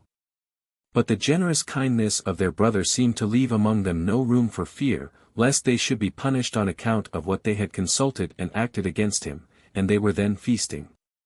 Now the king, as soon as he heard that Joseph's brethren were come to him, was exceeding glad of it, as if it had been a part of his own good fortune, and gave them wagons full of corn and gold and silver, to be conveyed to his father. Now when they had received more of their brother part to be carried to their father, and part as free gifts to every one of themselves, Benjamin having still more than the rest, they departed. Chapter 7. The removal of Joseph's father with all his family, to him, on account of the famine. 1. As soon as Jacob came to know, by his sons returning home, in what state Joseph was, that he had not only escaped death, for which yet he lived all along in mourning, but that he lived in splendor and happiness, and ruled over Egypt, jointly with the king, and had entrusted to his care almost all his affairs, he did not think anything he was told to be incredible, considering the greatness of the works of God, and his kindness to him, although that kindness had, for some late times, been intermitted. So he immediately and zealously set out upon his journey to him. 2. When he came to the well of the oath, Beersheba, he offered sacrifice to God. And being afraid that the happiness there was in Egypt might tempt his posterity to fall in love with it, and settle in it, and no more think of removing into the land of Canaan, and possessing it, as God had promised them. As also being afraid, lest, if this descent into Egypt were made without the will of God, his family might be destroyed there, out of fear, withal, lest he should depart this life before he came to the sight of Joseph. He fell asleep, revolving these doubts in his mind. 3. But God stood by him, and called him twice by his name, and when he asked who he was, God said, No, sure. It is not just that thou, Jacob, shouldst be unacquainted with that God who has been ever a protector and a helper to thy forefathers, and after them to thyself, for when thy father would have deprived thee of the dominion, I gave it thee. And by my kindness it was that, when thou wast sent into Mesopotamia all alone, thou obtainedst good wives, and returnedst with many children, and much wealth. Thy whole family also has been preserved by my providence. And it was I who conducted Joseph, thy son, whom thou gavest up for lost, to the enjoyment of great prosperity. I also made him lord of Egypt, so that he differs but little from a king. Accordingly, I come now as a guide to thee in this journey. And foretell to thee, that thou shalt die in the arms of Joseph, and I inform thee, that thy posterity shall be many ages in authority and glory, and that I will settle them in the land which I have promised them. 4. Jacob, encouraged by this dream, went on more cheerfully for Egypt with his sons, and all belonging to them. Now they were in all 70. I once, indeed, thought it best not to set down the names of this family, especially because of their difficult pronunciation, by the Greeks. But, upon the whole, I think it necessary to mention those names, that I may disprove such as believe that we came not originally from Mesopotamia, but are Egyptians. Now Jacob had 12 sons, of these Joseph was come thither before. We will therefore set down the names of Jacob's children and grandchildren. Reuben had 4 sons Enoch, Phalu, Asaran, Charmi. Simeon had 6 Jamuel, Jamin, Avid, Jachin, Sor, Saul. Levi had 3 sons Jersam, Kath, Merari. Judas had 3 sons Sala, Phares, Zerah, and by Phares 2 grandchildren, Esrom and Amar. Issachar had 4 sons Thola, Phua, Jasub, Samaran. Zabulon had with him 3 sons Sarad, Helen, Jalil. So far is the posterity of Leah. With whom went her daughter Dinah. These are 33. Rachel had 2 sons, the one of whom, Joseph, had 2 sons also, Manasseh and Ephraim. The other, Benjamin, had 10 sons, Bolo, Bakshar, Asabel, Geras, Naaman, Jess, Ros, Momphis, Ophis, Arad. These 14 added to the 33 before enumerated, amount to the number 47. And this was the legitimate posterity of Jacob. He had besides by Bilhah, the handmaid of Rachel, Dan and Nephtali, which last had 4 sons that followed him, Jezel, Guni, Isari, and Selim. Dan had an only begotten son, Usi. If these be added to those before mentioned, they complete the number 54. Gad and Azer were the sons of Zilpah, who was the handmaid of Leah. These had with them, Gad 7, Saphaniah, Augis, Sunis, Azabon, Aaron, Eracht, Ariel. Azer had a daughter, Sarah, and 6 male children, whose names were Jam, Isis, Isui, Baris, Abar and Melchiel. If we add these, which are 16, to the 54, the forementioned number 70 is completed, Jacob not being himself included in that number. 5. When Joseph understood that his father was coming, for Judas his brother was come before him, and informed him of his approach, he went out to meet him, and they met together at Hierapolis. But Jacob almost fainted away at this unexpected and great joy. However, Joseph revived him, being yet not himself able to contain from being affected in the same manner, at the pleasure he now had. Yet was he not wholly overcome with his passion, as his father was. After this, he desired Jacob to travel on slowly, but he himself took 5 of his brethren with him, and made haste to the king, to tell him that Jacob and his family were come. which was a joyful hearing to him. He also bid Joseph tell him what sort of life his brethren loved to lead, that he might give them leave to follow the same, who told him they were good shepherds, and had been used to follow no other employment but this alone. Whereby he provided for them, that they should not be separated, but live in the same place, and take care of their father. As also hereby he provided, that they might be acceptable to the Egyptians, by doing nothing that would be common to them with the Egyptians, for the Egyptians are prohibited to meddle with feeding of sheep. 6. When Jacob was come to the king, and saluted him, and wished all prosperity to his government, Pharaoh asked him how old he now was. Upon whose answer, that he was 130 years old, he admired Jacob on account of the length of his life. And when he had added, that still he had not lived so long as his forefathers, he gave him leave to live with his children in Heliopolis, for in that city the king's shepherds had their pasturage. 7. However, the famine increased among the Egyptians, and this heavy judgment grew more oppressive to them, because neither did the river overflow the ground, for it did not rise to its former height, nor did God send rain upon it. Nor did they indeed make the least provision for themselves, so ignorant were they what was to be done, but Joseph sold them corn for their money. But when their money failed them, they bought corn with their cattle and their slaves. And if any of them had a small piece of land, they gave up that to purchase them food, by which means the king became the owner of all their substance. And they were removed, some to one place, and some to another, that so the possession of their country might be firmly assured to the king, excepting the lands of the priests, for their country continued still in their own possession.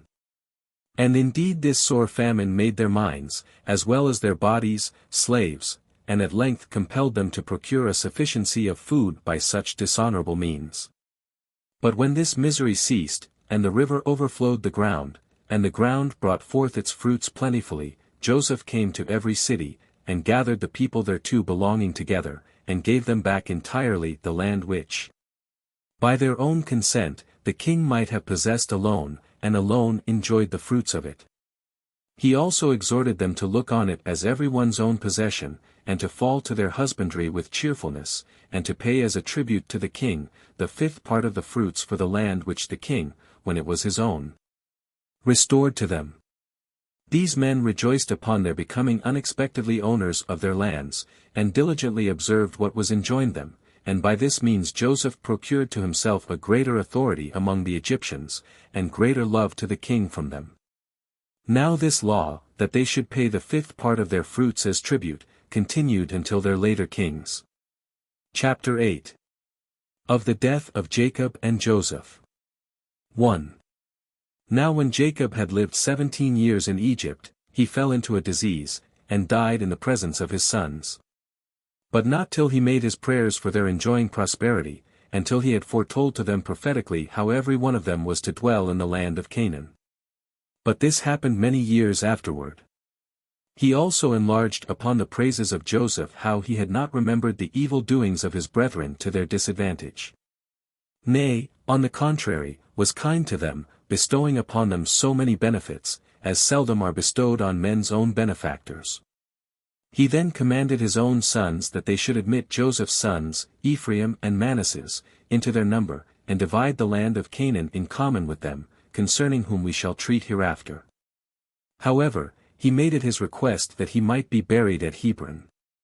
So he died, when he had lived full 150 years, 3 only abetted, having not been behind any of his ancestors in piety towards God, and having such a recompense for it, as it was fit those should have who were so good as these were.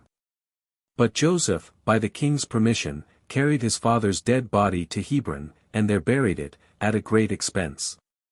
Now his brethren were at first unwilling to return back with him, because they were afraid lest, now their father was dead, he should punish them for their secret practices against him.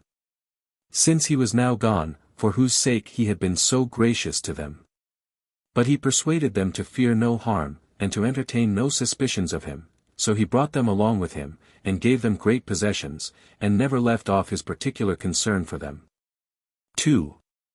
Joseph also died when he had lived 110 years, having been a man of admirable virtue, and conducting all his affairs by the rules of reason. And used his authority with moderation, which was the cause of his so great felicity among the Egyptians, even when he came from another country, and that in such ill circumstances also, as we have already described. At length his brethren died, after they had lived happily in Egypt. Now the posterity and sons of these men, after some time, carried their bodies, and buried them at Hebron, but as to the bones of Joseph, they carried them into the land of Canaan afterward, when the Hebrews went out of Egypt. For so had Joseph made them promise him upon oath. But what became of every one of these men, and by what toils they got the possession of the land of Canaan, shall be shown hereafter, when I have first explained upon what account it was that they left Egypt. Chapter 9. Concerning the afflictions that befell the Hebrews in Egypt. During 400 years. 1. Now it happened that the Egyptians grew delicate and lazy, as to painstaking, and gave themselves up to other pleasures, and in particular to the love of gain. They also became very ill affected towards the Hebrews, as touched with envy at their prosperity. For when they saw how the nation of the Israelites flourished, and were become eminent already in plenty of wealth, which they had acquired by their virtue and natural love of labor, they thought their increase was to their own detriment.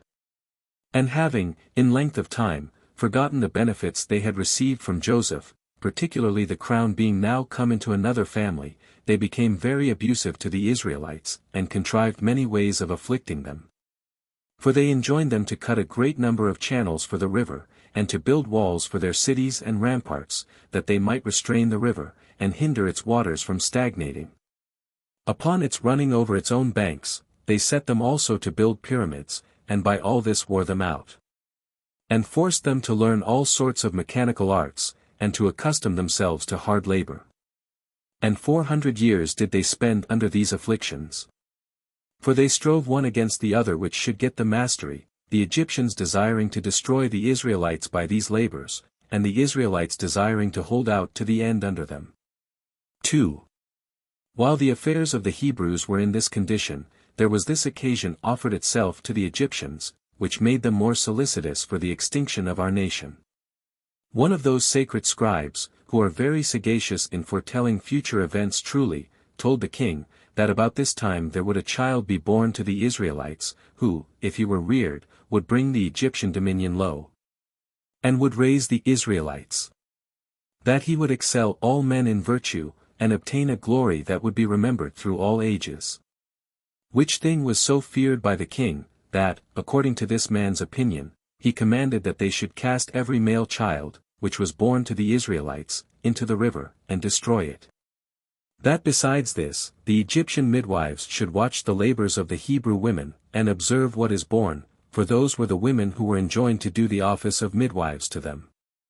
And by reason of their relation to the king, would not transgress his commands. He enjoined also, that if any parents should disobey him, and venture to save their male children alive, they and their families should be destroyed.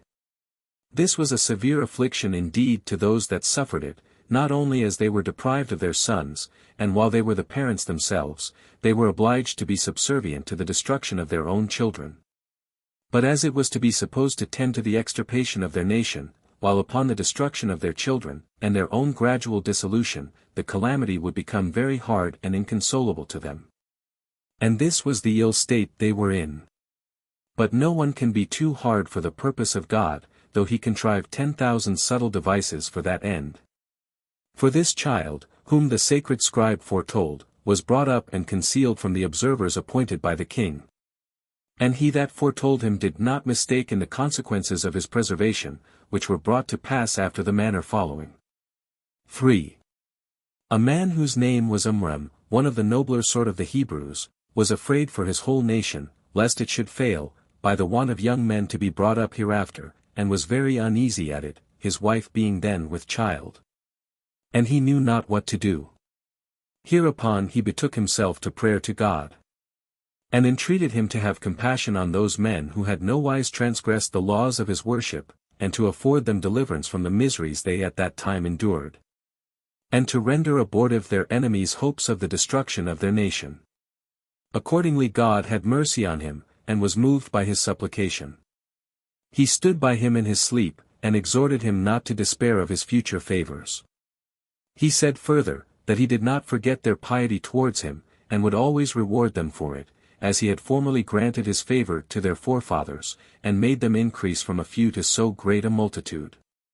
He put him in mind, that when Abraham was come alone out of Mesopotamia into Canaan, he had been made happy, not only in other respects, but that when his wife was at first barren, she was afterwards by him enabled to conceive seed, and bear him sons. That he left to Ismael and to his posterity the country of Arabia, as also to his sons by Keturah, Troglodytis, and to Isaac, Canaan.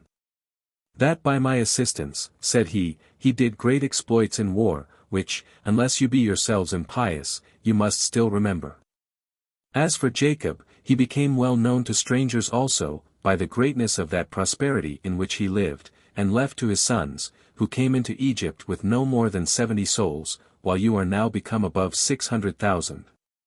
Know therefore that I shall provide for you all in common what is for your good, and particularly for thyself what shall make thee famous.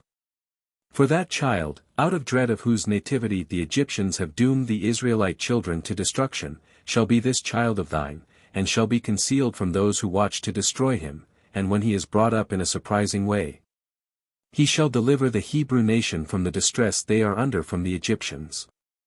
His memory shall be famous while the world lasts, and this not only among the Hebrews, but foreigners also, all which shall be the effect of my favor to thee, and to thy posterity. He shall also have such a brother, that he shall himself obtain my priesthood, and his posterity shall have it after him to the end of the world. 4. When the vision had informed him of these things, Amram awaked and told it to Jochebed who was his wife. And now the fear increased upon them on account of the prediction in Amram's dream. For they were under concern, not only for the child, but on account of the great happiness that was to come to him also. However, the mother's labor was such as afforded a confirmation to what was foretold by God. For it was not known to those that watched her, by the easiness of her pains, and because the throes of her delivery did not fall upon her with violence. And now they nourished the child at home privately for 3 months. But after that time Amram, fearing he should be discovered, and, by falling under the king's displeasure, both he and his child should perish, and so he should make the promise of God of none effect. He determined rather to trust the safety and care of the child to God, than to depend on his own concealment of him, which he looked upon as a thing uncertain, and whereby both the child, so privately to be nourished, and himself should be in imminent danger.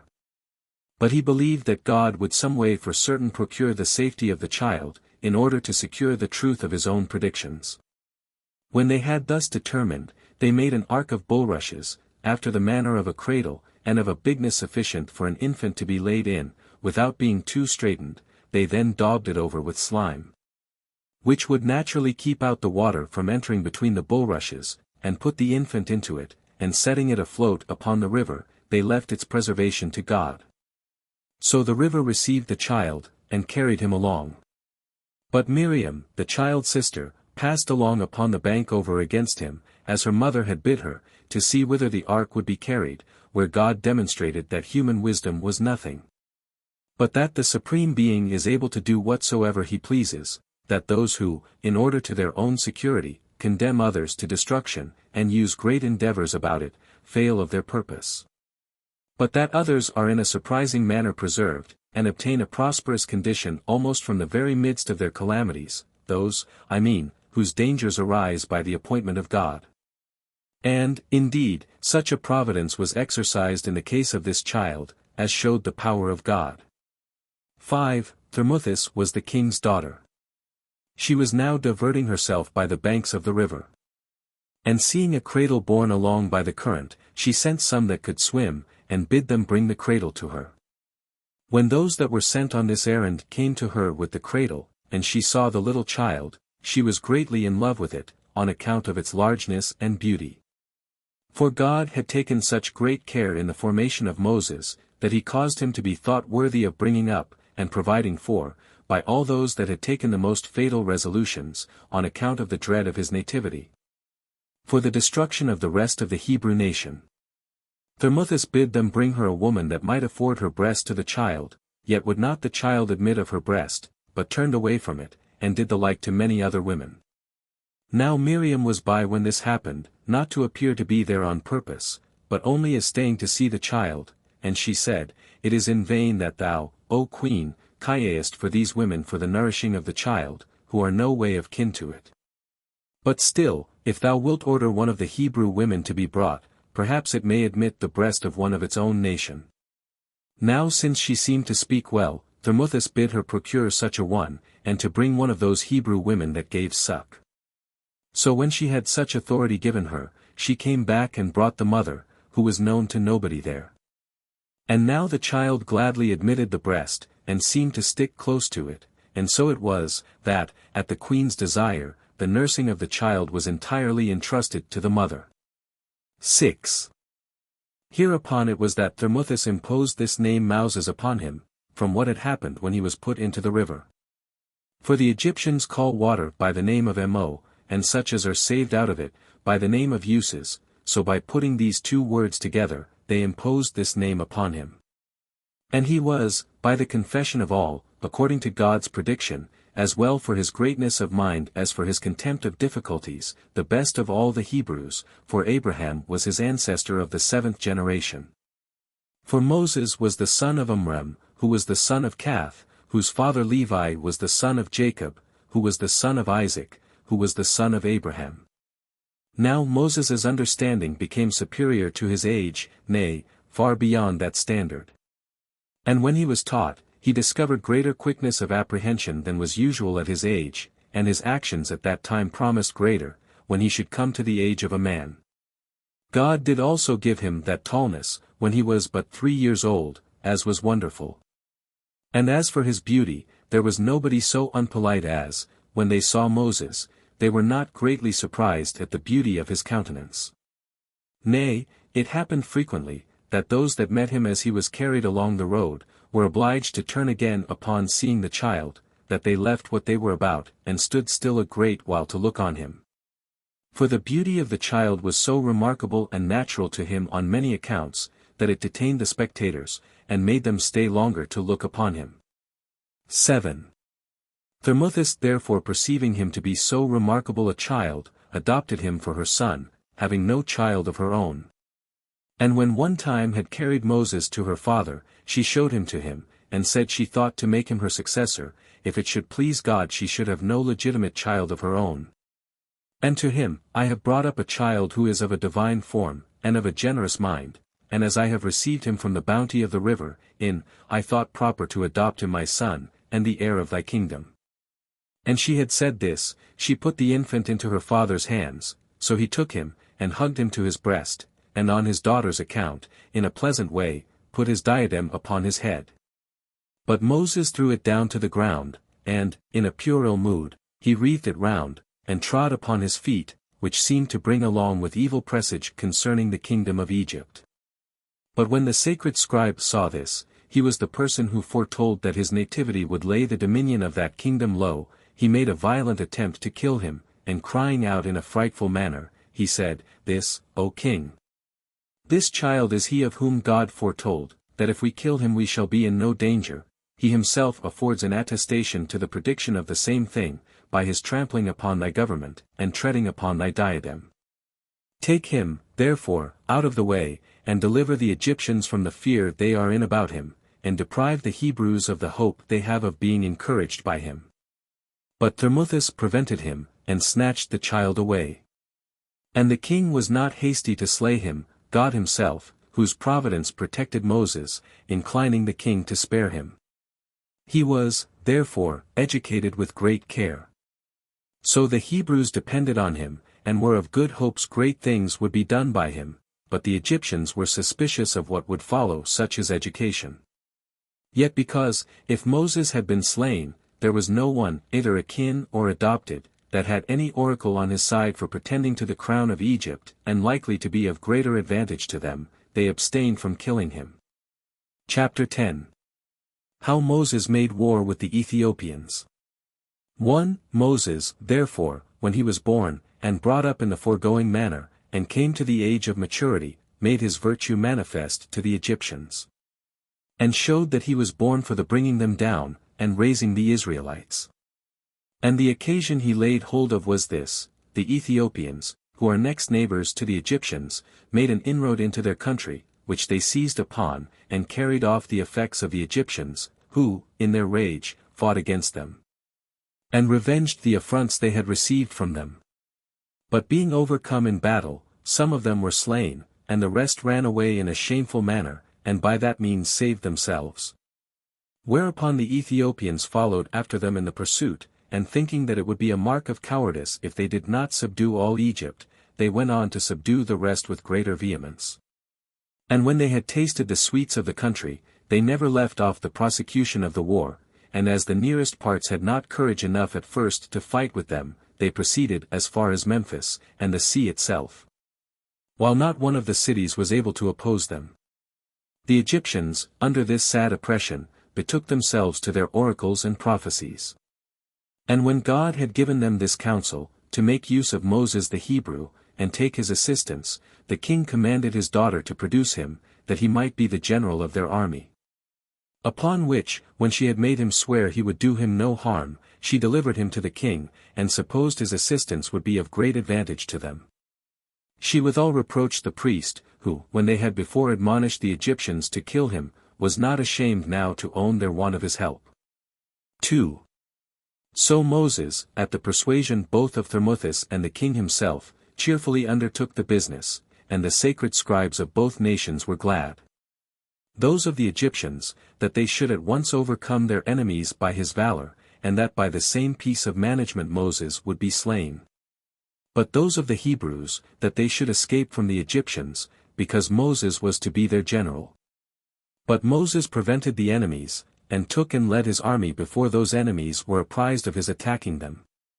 For he did not march by the river, but by land, where he gave a wonderful demonstration of his sagacity. For when the ground was difficult to be passed over, because of the multitude of serpents, which it produces in vast numbers, and, indeed, is singular in some of those productions, which other countries do not breed, and yet such as are worse than others in power and mischief, and an unusual fierceness of sight, some of which ascend out of the ground unseen, and also fly in the air, and so come upon men at unawares, and do them a mischief. Moses invented a wonderful stratagem to preserve the army safe, and without hurt.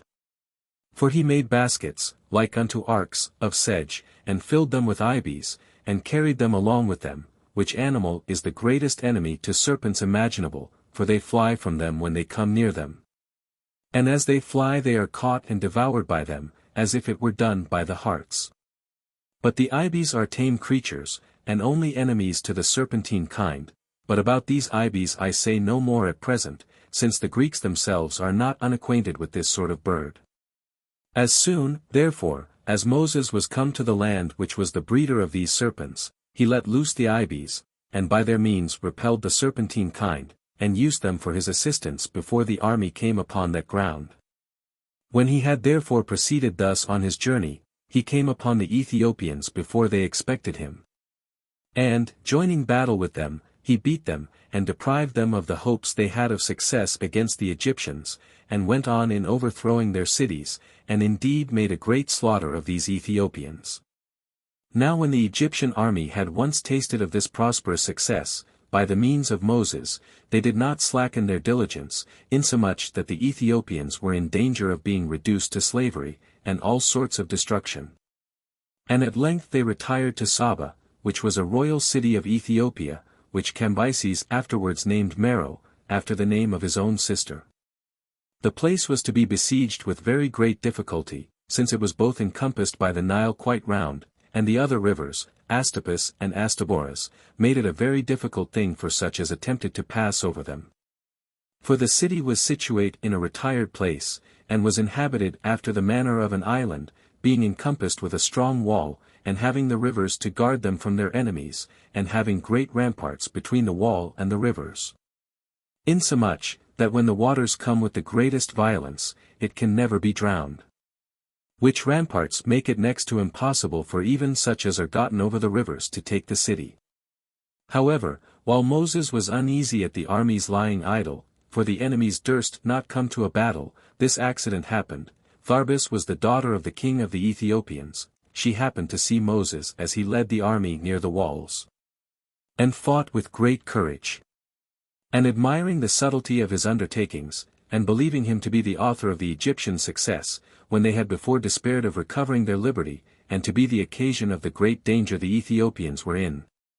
When they had before boasted of their great achievements, she fell deeply in love with him. And upon the prevalency of that passion, sent to him the most faithful of all her servants to discourse with him about their marriage. He thereupon accepted the offer, on condition she would procure the delivering up of the city. And gave her the assurance of an oath to take her to his wife, and that when he had once taken possession of the city, he would not break his oath to her. No sooner was the agreement made, but it took effect immediately. And when Moses had cut off the Ethiopians, he gave thanks to God, and consummated his marriage, and led the Egyptians back to their own land. Chapter 11. How Moses fled out of Egypt into Midian. 1. Now the Egyptians, after they had been preserved by Moses, entertained a hatred to him, and were very eager in compassing their designs against him, as suspecting that he would take occasion, from his good success, to raise a sedition, and bring innovations into Egypt. And told the king he ought to be slain. The king had also some intentions of himself to the same purpose, and this as well out of envy at his glorious expedition at the head of his army, as out of fear of being brought low by him and being instigated by the sacred scribes. He was ready to undertake to kill Moses, but when he had learned beforehand what plots there were against him, he went away privately. And because the public roads were watched, he took his flight through the deserts, and where his enemies could not suspect he would travel, and, though he was destitute of food, he went on, and despised that difficulty courageously. And when he came to the city Midian, which lay upon the Red Sea, and was so denominated from one of Abraham's sons by Keturah, he sat upon a certain well, and rested himself there after his laborious journey, and the affliction he had been in.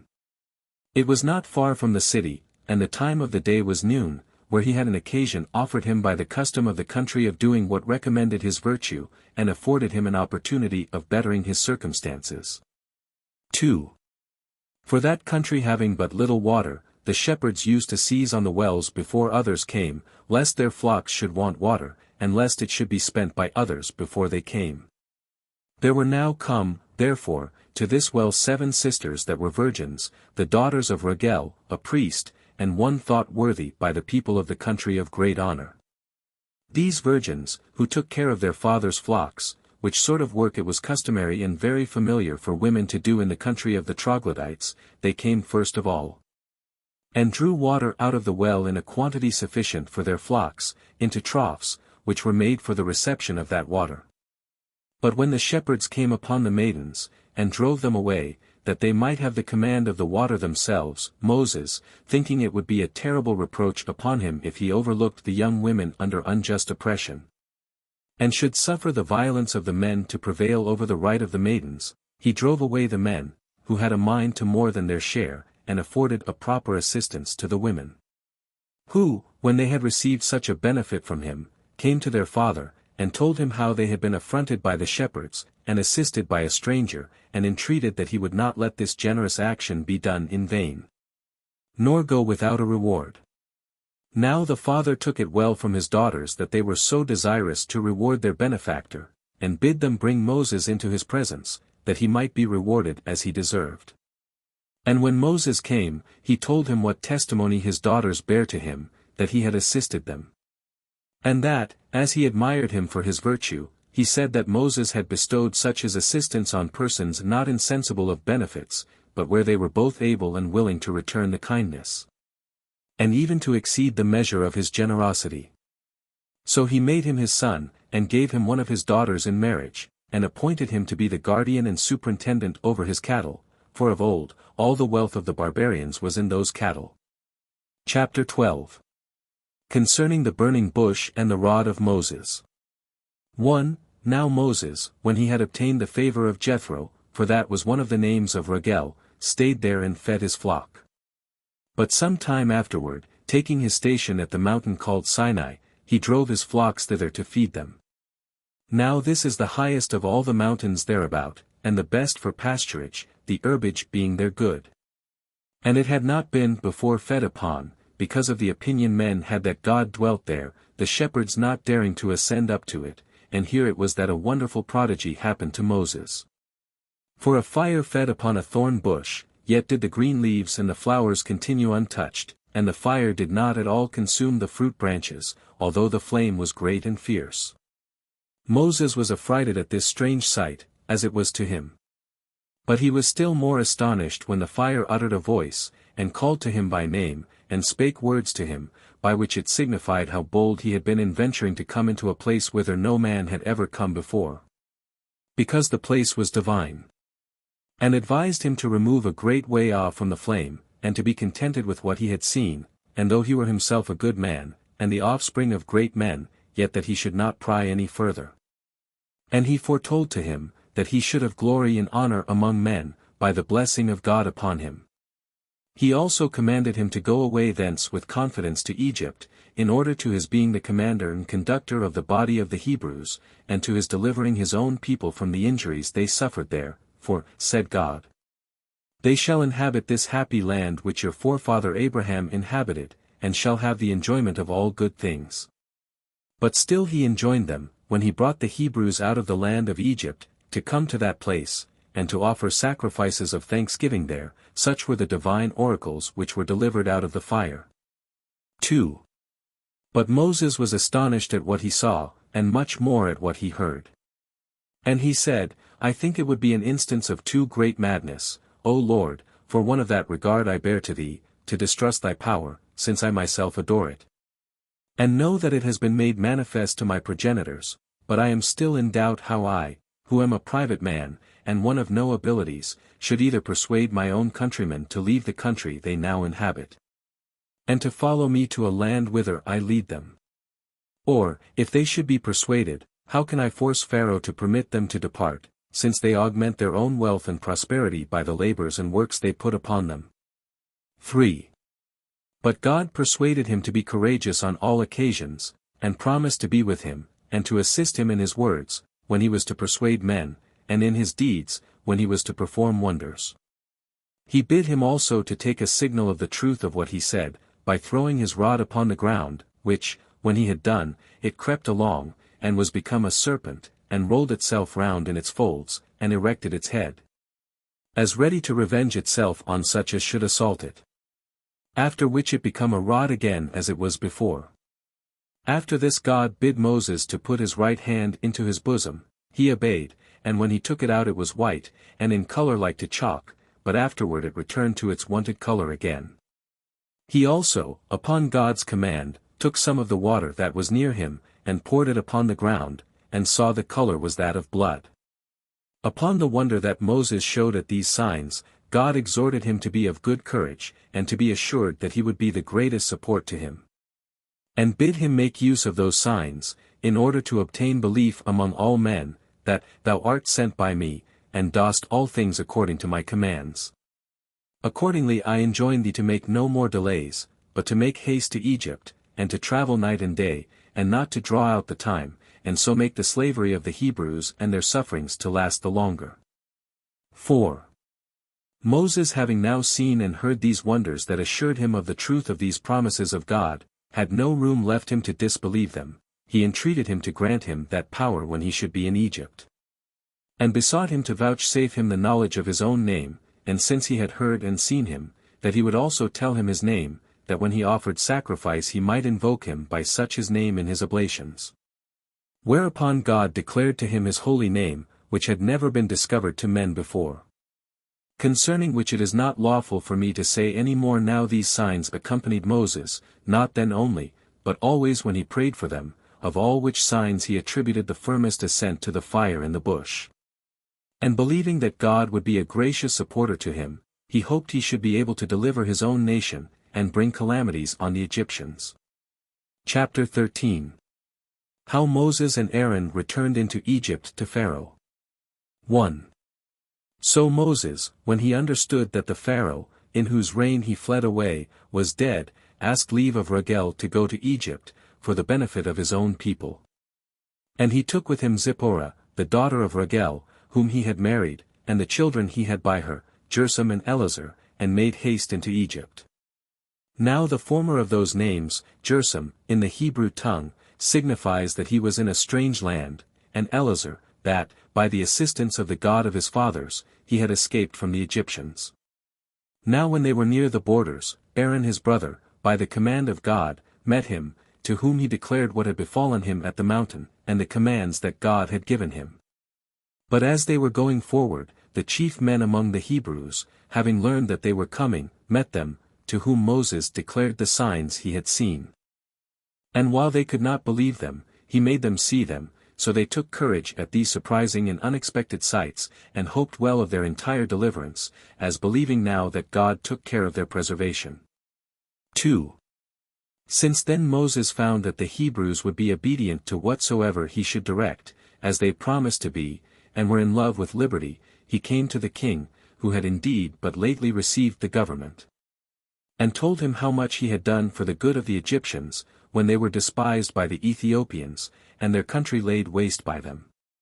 And how he had been the commander of their forces, and had labored for them, as if they had been his own people, and he informed him in what danger he had been during that expedition, without having any proper returns made him as he had deserved. He also informed him distinctly what things happened to him at Mount Sinai, and what God said to him, and the signs that were done by God, in order to assure him of the authority of those commands which he had given him. He also exhorted him not to disbelieve what he told him, nor to oppose the will of God. 3. But when the king derided Moses, he made him in earnest see the signs that were done at Mount Sinai. Yet was the king very angry with him and called him an ill man, who had formerly run away from his Egyptian slavery, and came now back with deceitful tricks, and wonders, and magical arts, to astonish him. And when he had said this, he commanded the priests to let him see the same wonderful sights, as knowing that the Egyptians were skillful in this kind of learning, and that he was not the only person who knew them, and pretended them to be divine. As also he told him, that when he brought such wonderful sights before him, he would only be believed by the unlearned. Now when the priests threw down their rods, they became serpents. But Moses was not daunted at it, and said, O king, I do not myself despise the wisdom of the Egyptians, but I say that what I do is so much superior to what these do by magic arts and tricks. As divine power exceeds the power of man, but I will demonstrate that what I do is not done by craft, or counterfeiting what is not really true, but that they appear by the providence and power of God. And when he had said this, he cast his rod down upon the ground, and commanded it to turn itself into a serpent. It obeyed him, and went all round, and devoured the rods of the Egyptians, which seemed to be dragons, until it had consumed them all. It then returned to its own form, and Moses took it into his hand again. 4. However, the king was no more moved when it was done than before. And being very angry, he said that he should gain nothing by this his cunning and shrewdness against the Egyptians. And he commanded him that was the chief taskmaster over the Hebrews, to give them no relaxation from their labors, but to compel them to submit to greater oppressions than before. And though he allowed them chaff before for making their bricks, he would allow it them no longer, but he made them to work hard at brickmaking in the daytime, and to gather chaff in the night. Now when their labor was thus doubled upon them, they laid the blame upon Moses, because their labor and their misery were on his account become more severe to them. But Moses did not let his courage sink for the king's threatenings. Nor did he abate of his zeal on account of the Hebrews' complaints, but he supported himself, and set his soul resolutely against them both, and used his own utmost diligence to procure liberty to his countrymen. So he went to the king, and persuaded him to let the Hebrews go to Mount Sinai, and there to sacrifice to God, because God had enjoined them so to do. He persuaded him also not to counterwork the designs of God, but to esteem his favor above all things, and to permit them to depart, lest, before he be aware, he lay an obstruction in the way of the divine commands, and so occasion his own suffering such punishments as it was probable any one that counterworked the divine commands should undergo, since the severest afflictions arise from every object to those that provoke the divine wrath against them. For such as these have neither the earth nor the air for their friends, nor are the fruits of the womb according to nature, but everything is unfriendly and adverse towards them. He said further, that the Egyptians should know this by sad experience, and that besides, the Hebrew people should go out of their country without their consent. Chapter 14. Concerning the 10 plagues which came upon the Egyptians. 1. But when the king despised the words of Moses, and had no regard at all to them, grievous plagues seized the Egyptians. Every one of which I will describe, both because no such plagues did ever happen to any other nation as the Egyptians now felt, and because I would demonstrate that Moses did not fail in any one thing that he foretold them. And because it is for the good of mankind, that they may learn this caution, not to do anything that may displease God, lest he be provoked to wrath, and avenge their iniquities upon them. For the Egyptian river ran with bloody water at the command of God, insomuch that it could not be drunk, and they had no other spring of water neither. For the water was not only of the color of blood, but it brought upon those that ventured to drink of it, great pains and bitter torment. Such was the river to the Egyptians.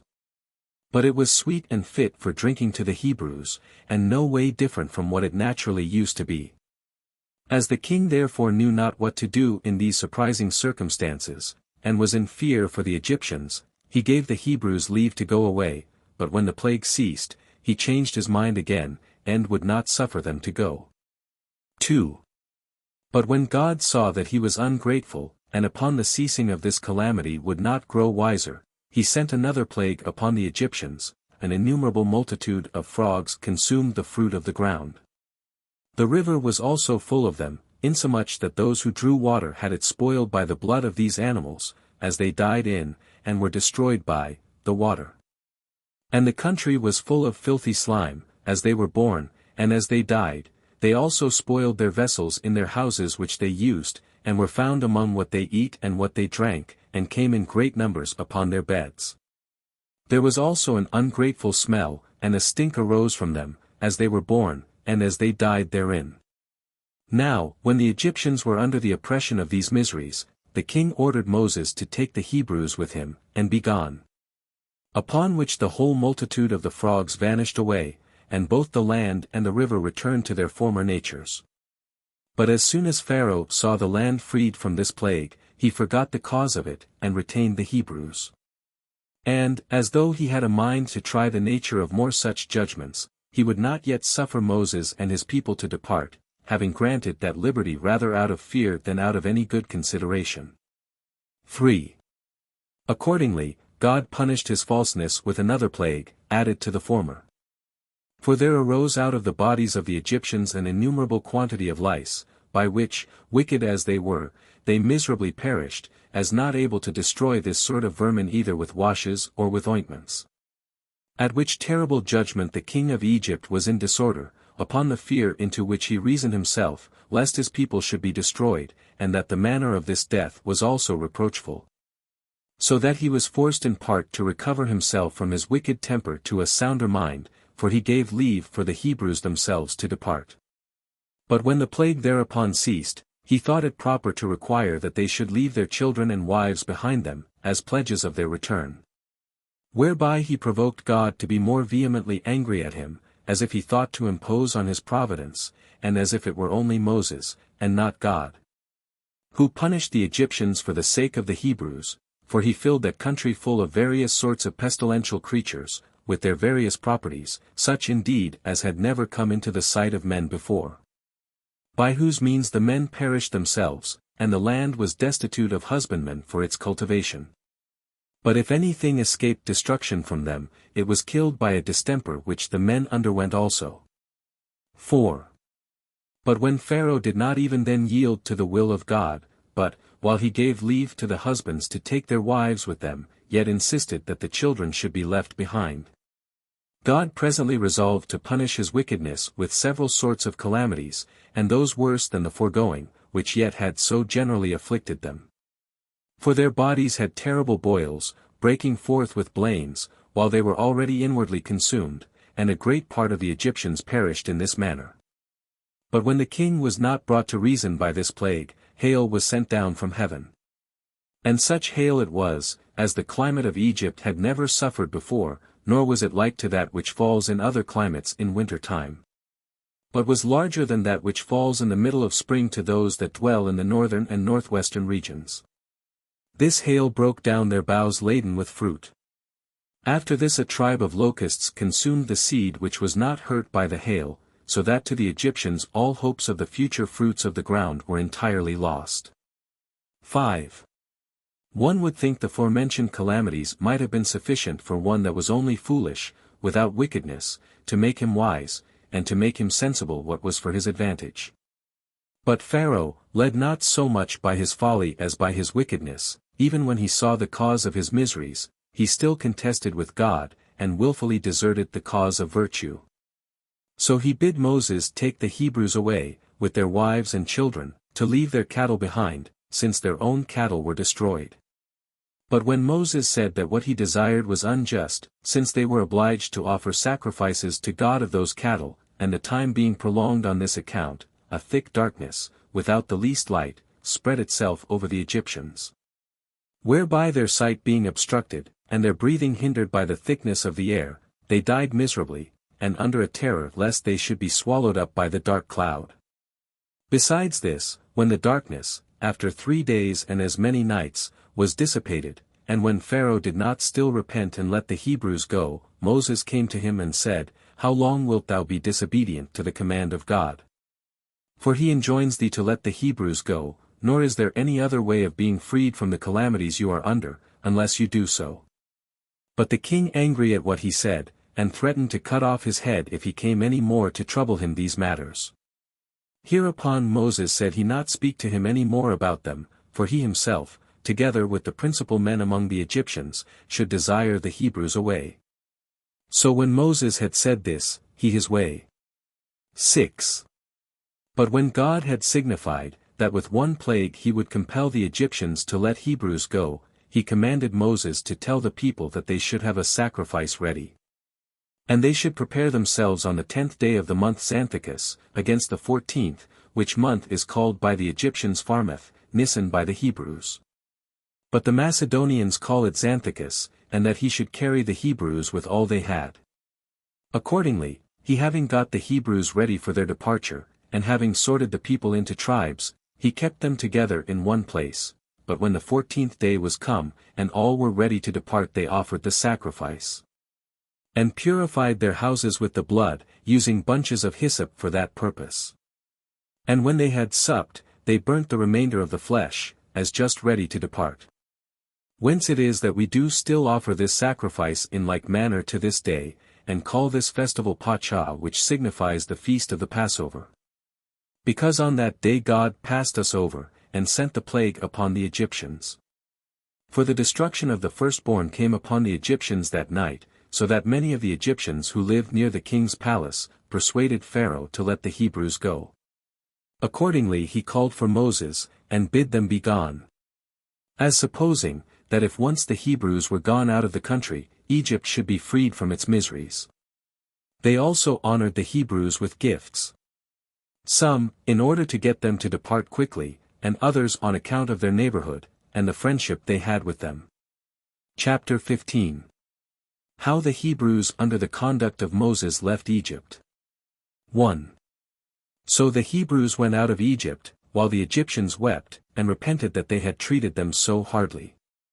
Now they took their journey by Letopolis, a place at that time deserted, but where Babylon was built afterwards, when Cambyses laid Egypt waste. But as they went away hastily, on the 3rd day they came to a place called Beelzephon, on the Red Sea. And when they had no food out of the land, because it was a desert, they eat of loaves kneaded of flour, only warmed by a gentle heat, and this food they made use of for 30 days. For what they brought with them out of Egypt would not suffice them any longer time, and this only while they dispensed it to each person, to use so much only as would serve for necessity, but not for satiety. Whence it is that, in memory of the want we were then in, we keep a feast for 8 days, which is called the Feast of Unleavened Bread. Now the entire multitude of those that went out, including the women and children, was not easy to be numbered, but those that were of an age fit for war, were 600,000. 2. They left Egypt in the month Xanthicus, on the 15th day of the lunar month, 430 years after our forefather Abraham came into Canaan, but 215 years only after Jacob removed into Egypt. It was the 80th year of the age of Moses, and of that of Aaron 3 more. They also carried out the bones of Joseph with them, as he had charged his sons to do.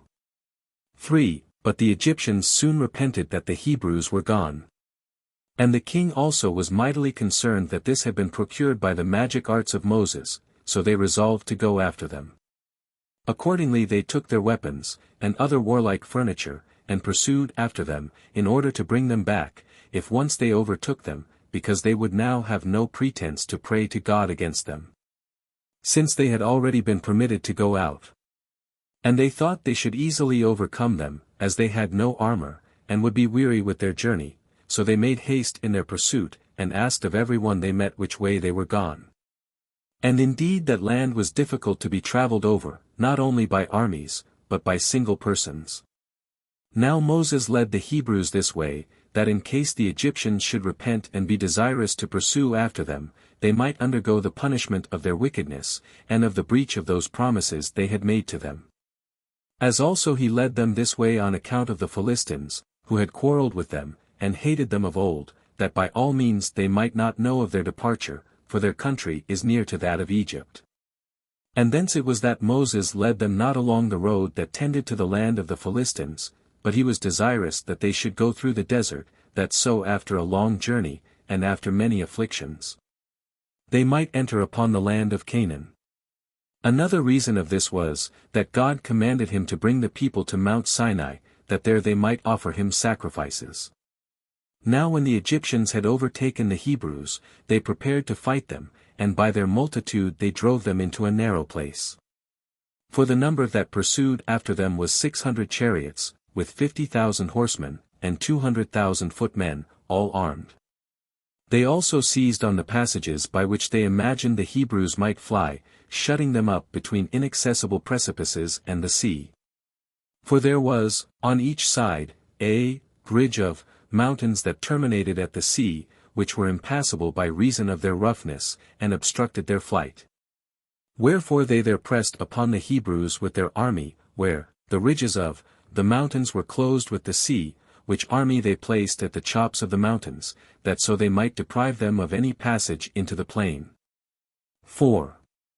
When the Hebrews, therefore, were neither able to bear up, being thus, as it were, besieged, because they wanted provisions, nor saw any possible way of escaping, and if they should have thought of fighting, they had no weapons.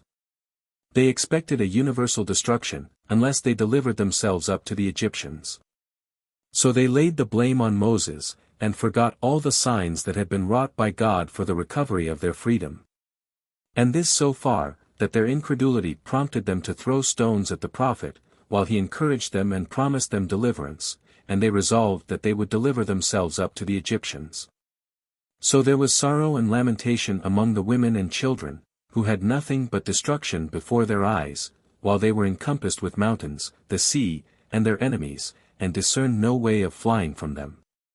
5. But Moses, though the multitude looked fiercely at him, did not, however, give over the care of them, but despised all dangers, out of his trust in God, who, as he had afforded them the several steps already taken for the recovery of their liberty, which he had foretold them, would not now suffer them to be subdued by their enemies, to be either made slaves or be slain by them. And, standing in midst of them, he said, It is not just of us to distrust even men, when they have hitherto well managed our affairs, as if they would not be the same hereafter. But it is no better than madness, at this time to despair of the providence of God, by whose power all those things have been performed he promised. When you expected no such things, I mean all that I have been concerned in for deliverance and escape from slavery. Nay, when we are in the utmost distress, as you see we ought rather to hope that God will succor us, by whose operation it is that we are now in this narrow place. That he may out of such difficulties as are otherwise insurmountable and out of which neither you nor your enemies expect you can be delivered, and may at once demonstrate his own power and his providence over us. Nor does God use to give his help in small difficulties to those whom he favors, but in such cases where no one can see how any hope in man can better their condition. Depend, therefore, upon such a protector as is able to make small things great, and to show that this mighty force against you is nothing but weakness, and be not affrighted at the Egyptian army, nor do you despair of being preserved. Because the sea before, and the mountains behind, afford you no opportunity for flying, for even these mountains, if God so please, may be made plain ground for you, and the sea become dry land. Chapter 16. How the sea was divided asunder for the Hebrews, when they were pursued by the Egyptians, and so gave them an opportunity of escaping from them. 1. When Moses had said this, he led them to the sea, while the Egyptians looked on, for they were within sight. Now these were so distressed by the toil of their pursuit, that they thought proper to put off fighting till the next day. But when Moses was come to the seashore, he took his rod, and made supplication to God, and called upon him to be their helper and assistant. And said, Thou art not ignorant, O Lord, that it is beyond human strength and human contrivance to avoid the difficulties we are now under. But it must be thy work altogether to procure deliverance to this army, which has left Egypt at thy appointment. We despair of any other assistance or contrivance, and have recourse only to that hope we have in thee. And if there be any method that can promise us an escape by thy providence, we look up to thee for it. And let it come quickly, and manifest thy power to us. And do thou raise up this people unto good courage and hope of deliverance, who are deeply sunk into a disconsolate state of mind. We are in a helpless place, but still it is a place that thou possessest.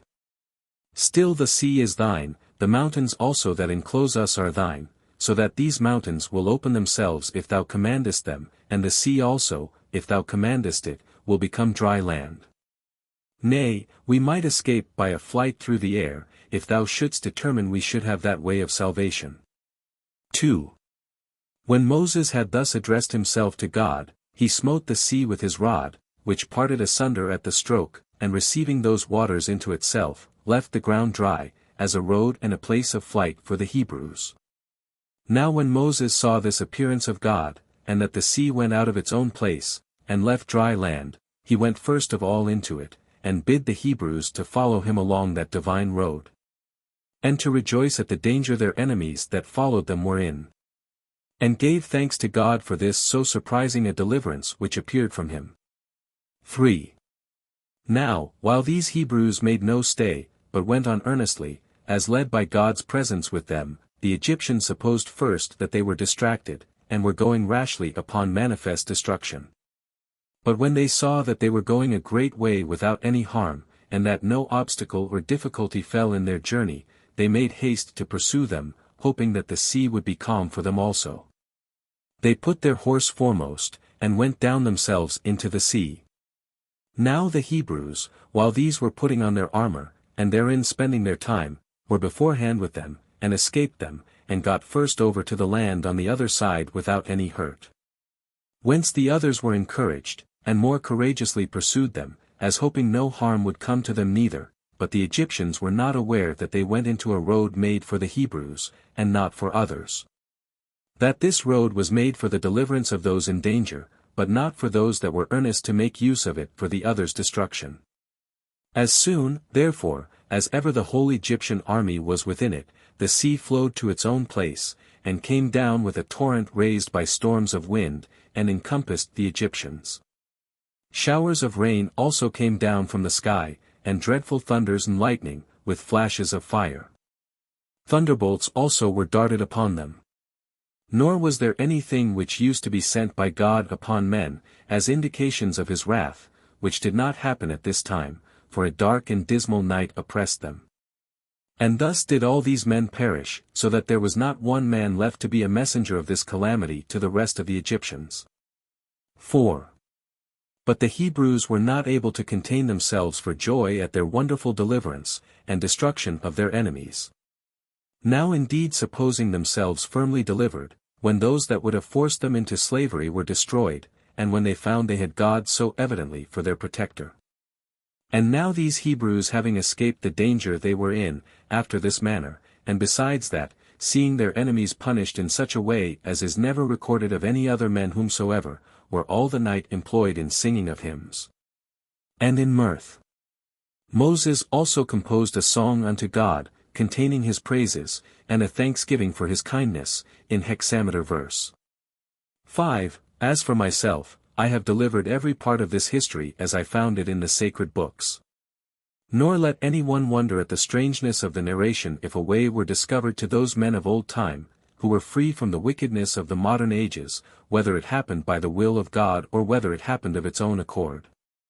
While, for the sake of those that accompanied Alexander, king of Macedonia, who yet lived, comparatively but a little while ago, the Pamphylian sea retired and afforded them a passage through itself, had no other way to go. I mean, when it was the will of God to destroy the monarchy of the Persians, and this is confessed to be true by all that have written about the actions of Alexander. But as to these events, let every one determine as he pleases. 6. On the next day Moses gathered together the weapons of the Egyptians, which were brought to the camp of the Hebrews by the current of the sea, and the force of the winds resisting it. And he conjectured that this also happened by divine providence, that so they might not be destitute of weapons. So when he had ordered the Hebrews to arm themselves with them, he led them to Mount Sinai, in order to offer sacrifice to God, and to render oblations for the salvation of the multitude, as he was charged to do beforehand. Footnotes.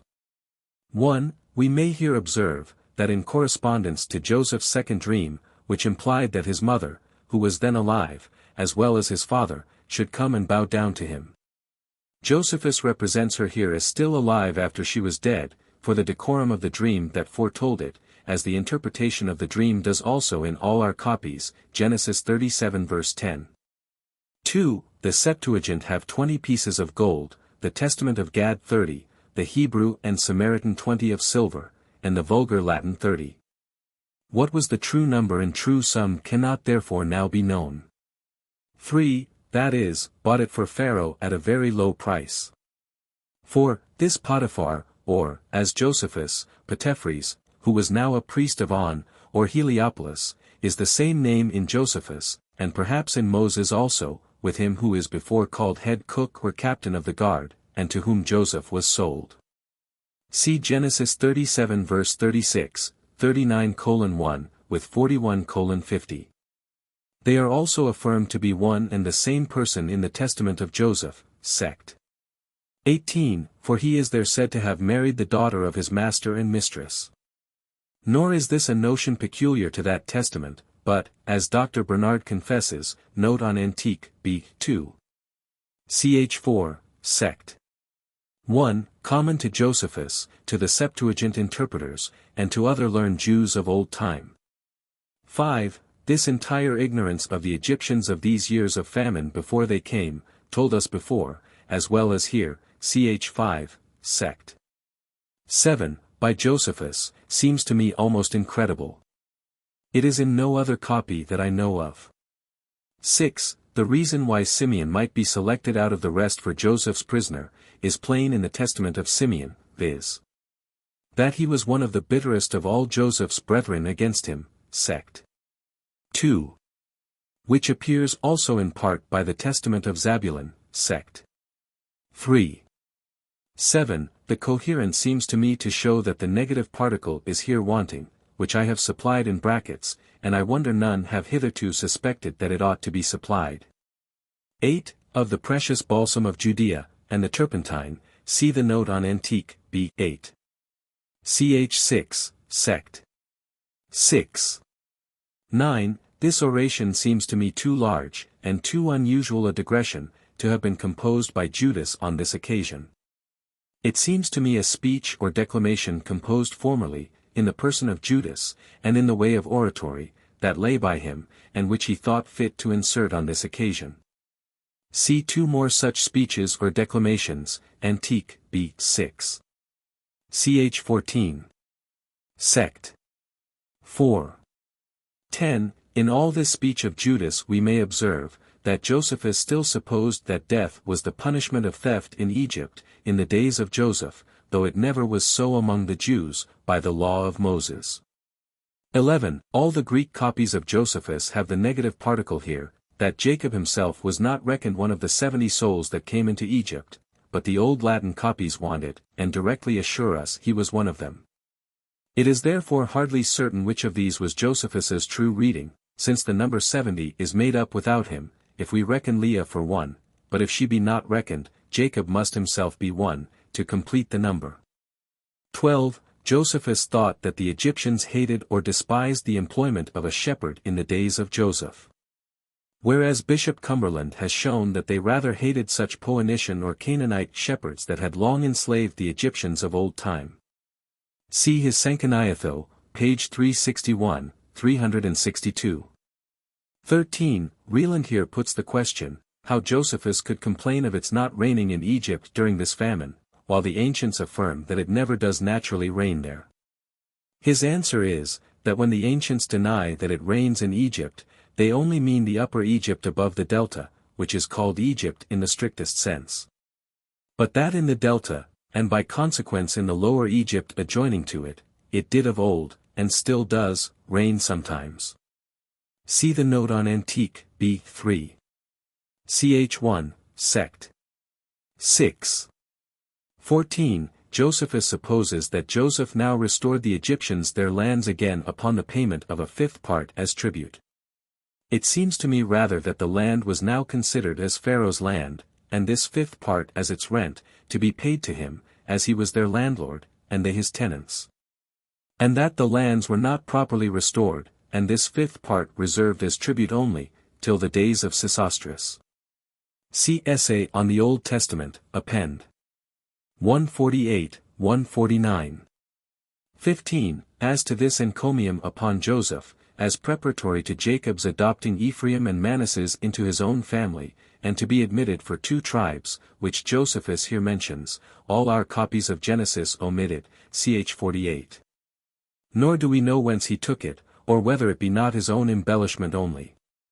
16. As to the affliction of Abraham's posterity for 400 years, see Antique, B. I. ch. 10, Sect. 3. And as to what cities they built in Egypt, under Pharaoh Sesostris, and of Pharaoh Sesostris's drowning in the Red Sea, see Essay on the Old Testament, Append. Pages 132 to 162. 17. Of this building of the pyramids of Egypt by the Israelites, see Perizonius Orig Egyptiac, ch. 21. It is not impossible they might build one or more of the small ones, but the larger ones seem much later. Only, if they be all built of stone, this does not so well agree with the Israelites' labors, which are said to have been in brick, and not in stone, as Mr. Sandys observes in his Travels. Page 127, 128. 18. Dr. Bernard informs us here, that instead of this single priest or prophet of the Egyptians, without a name in Josephus, the Targum of Jonathan names the 2 famous antagonists of Moses, Jans and Jambres. Nor is it at all unlikely that it might be one of these who foreboded so much misery to the Egyptians, and so much happiness to the Israelites, from the rearing of Moses. 19. Josephus is clear that these midwives were Egyptians, and not Israelites, as in our other copies, which is very probable. It being not easily to be supposed that Pharaoh could trust the Israelite midwives to execute so barbarous a command against their own nation. Consult, therefore, and correct hence our ordinary copies, Exodus 1 verses 15 and 22. And, indeed, Josephus seems to have had much completer copies of the Pentateuch, or other authentic records now lost, about the birth and actions of Moses, than either our Hebrew, Samaritan, or Greek Bibles afford us. Which enabled him to be so large and particular about him. 20. Of this grandfather of Sesostris, Ramestis the Great, who slew the Israelite infants, and of the inscription on his obelisk, containing, in my opinion, one of the oldest records of mankind, see Essay on the Old Testament. P.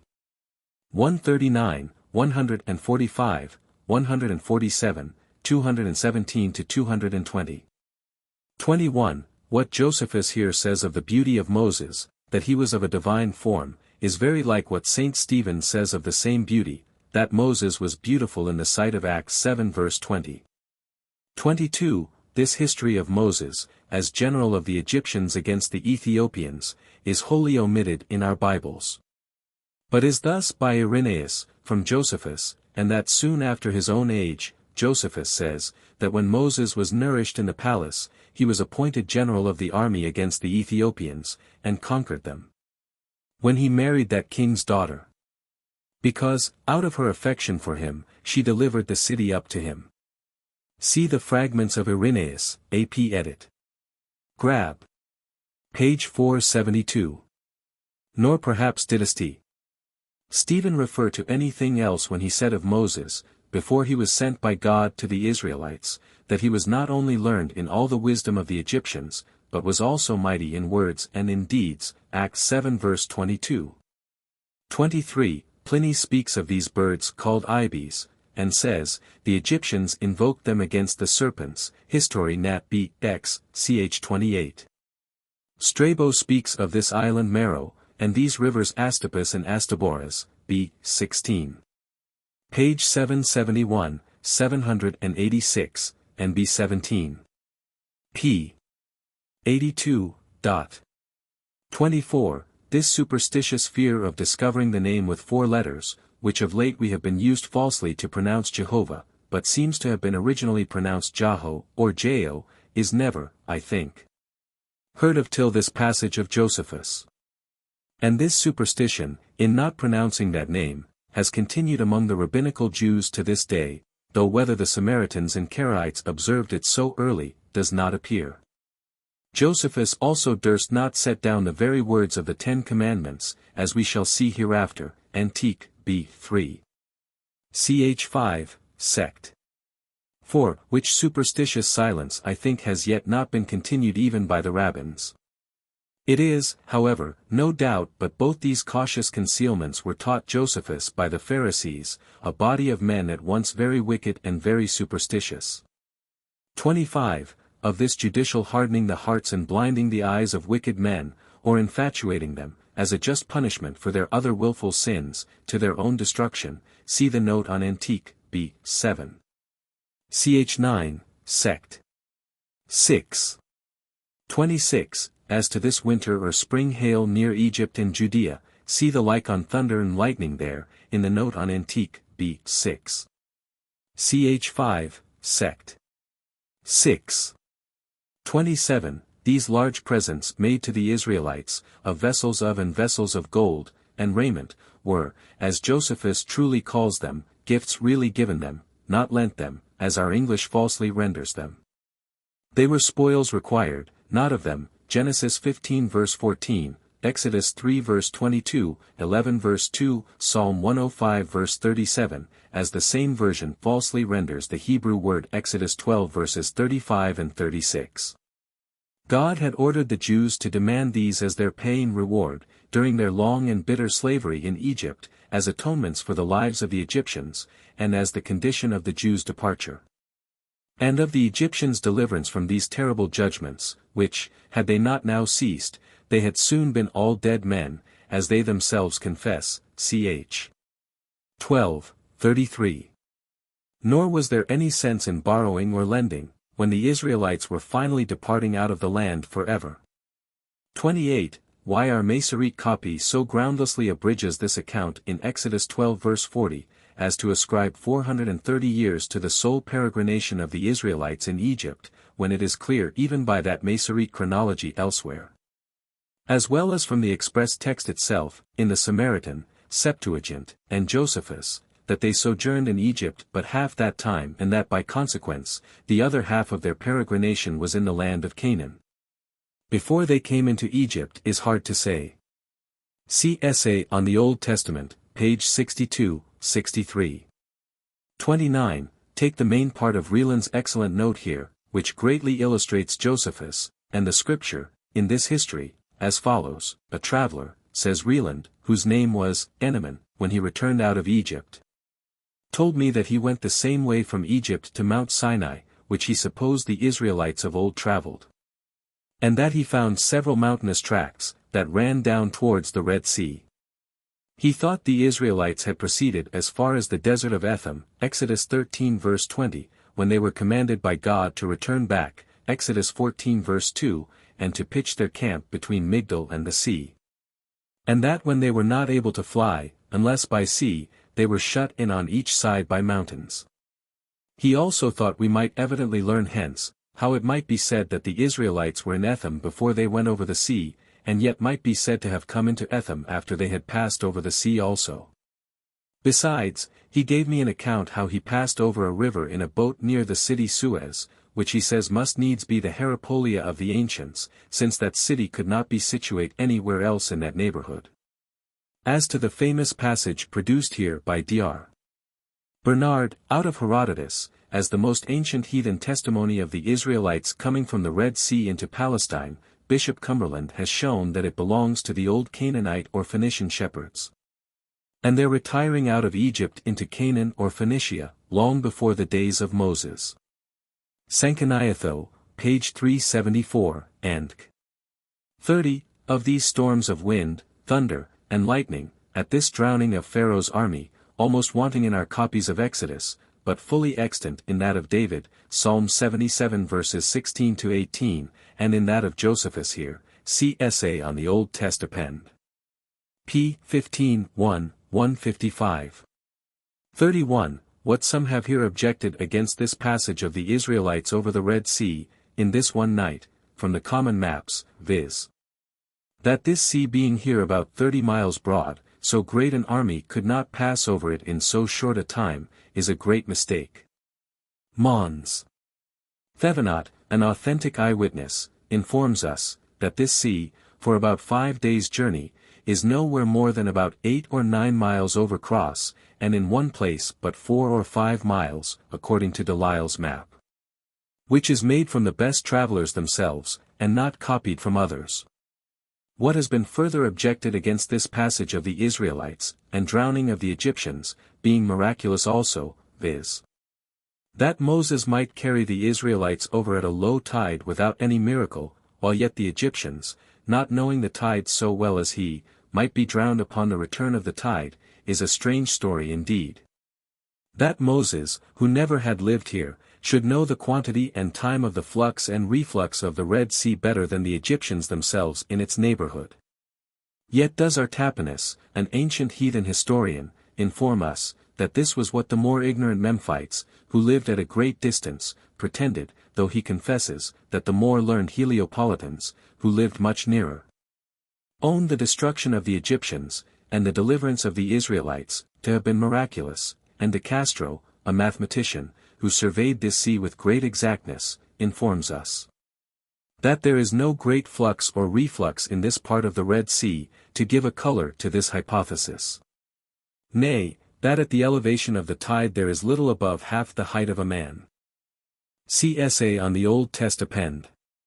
Page 239, 240. So vain and groundless are these and the like evasions and subterfuges of our modern skeptics and unbelievers, and so certainly do thorough inquiries and authentic evidence disprove and confute such evasions and subterfuges upon all occasions. 32. What that hexameter verse, in which Moses' triumphant song is here said to be written, distinctly means, our present ignorance of the old Hebrew meter or measure will not let us determine. Nor does it appear to me certain that even Josephus himself had a distinct notion of it, though he speaks of several sort of that meter or measure, both here and elsewhere. Antique, B. 4. Ch. 8, sect. 44, and B. 7. Ch. 12, sect. 3. 33. Take here the original passages of the 4 old authors that still remain, as to this transit of Alexander the Great over the Pamphylian Sea, I mean, of Callisthenes, Strabo, Arrian, and Appian.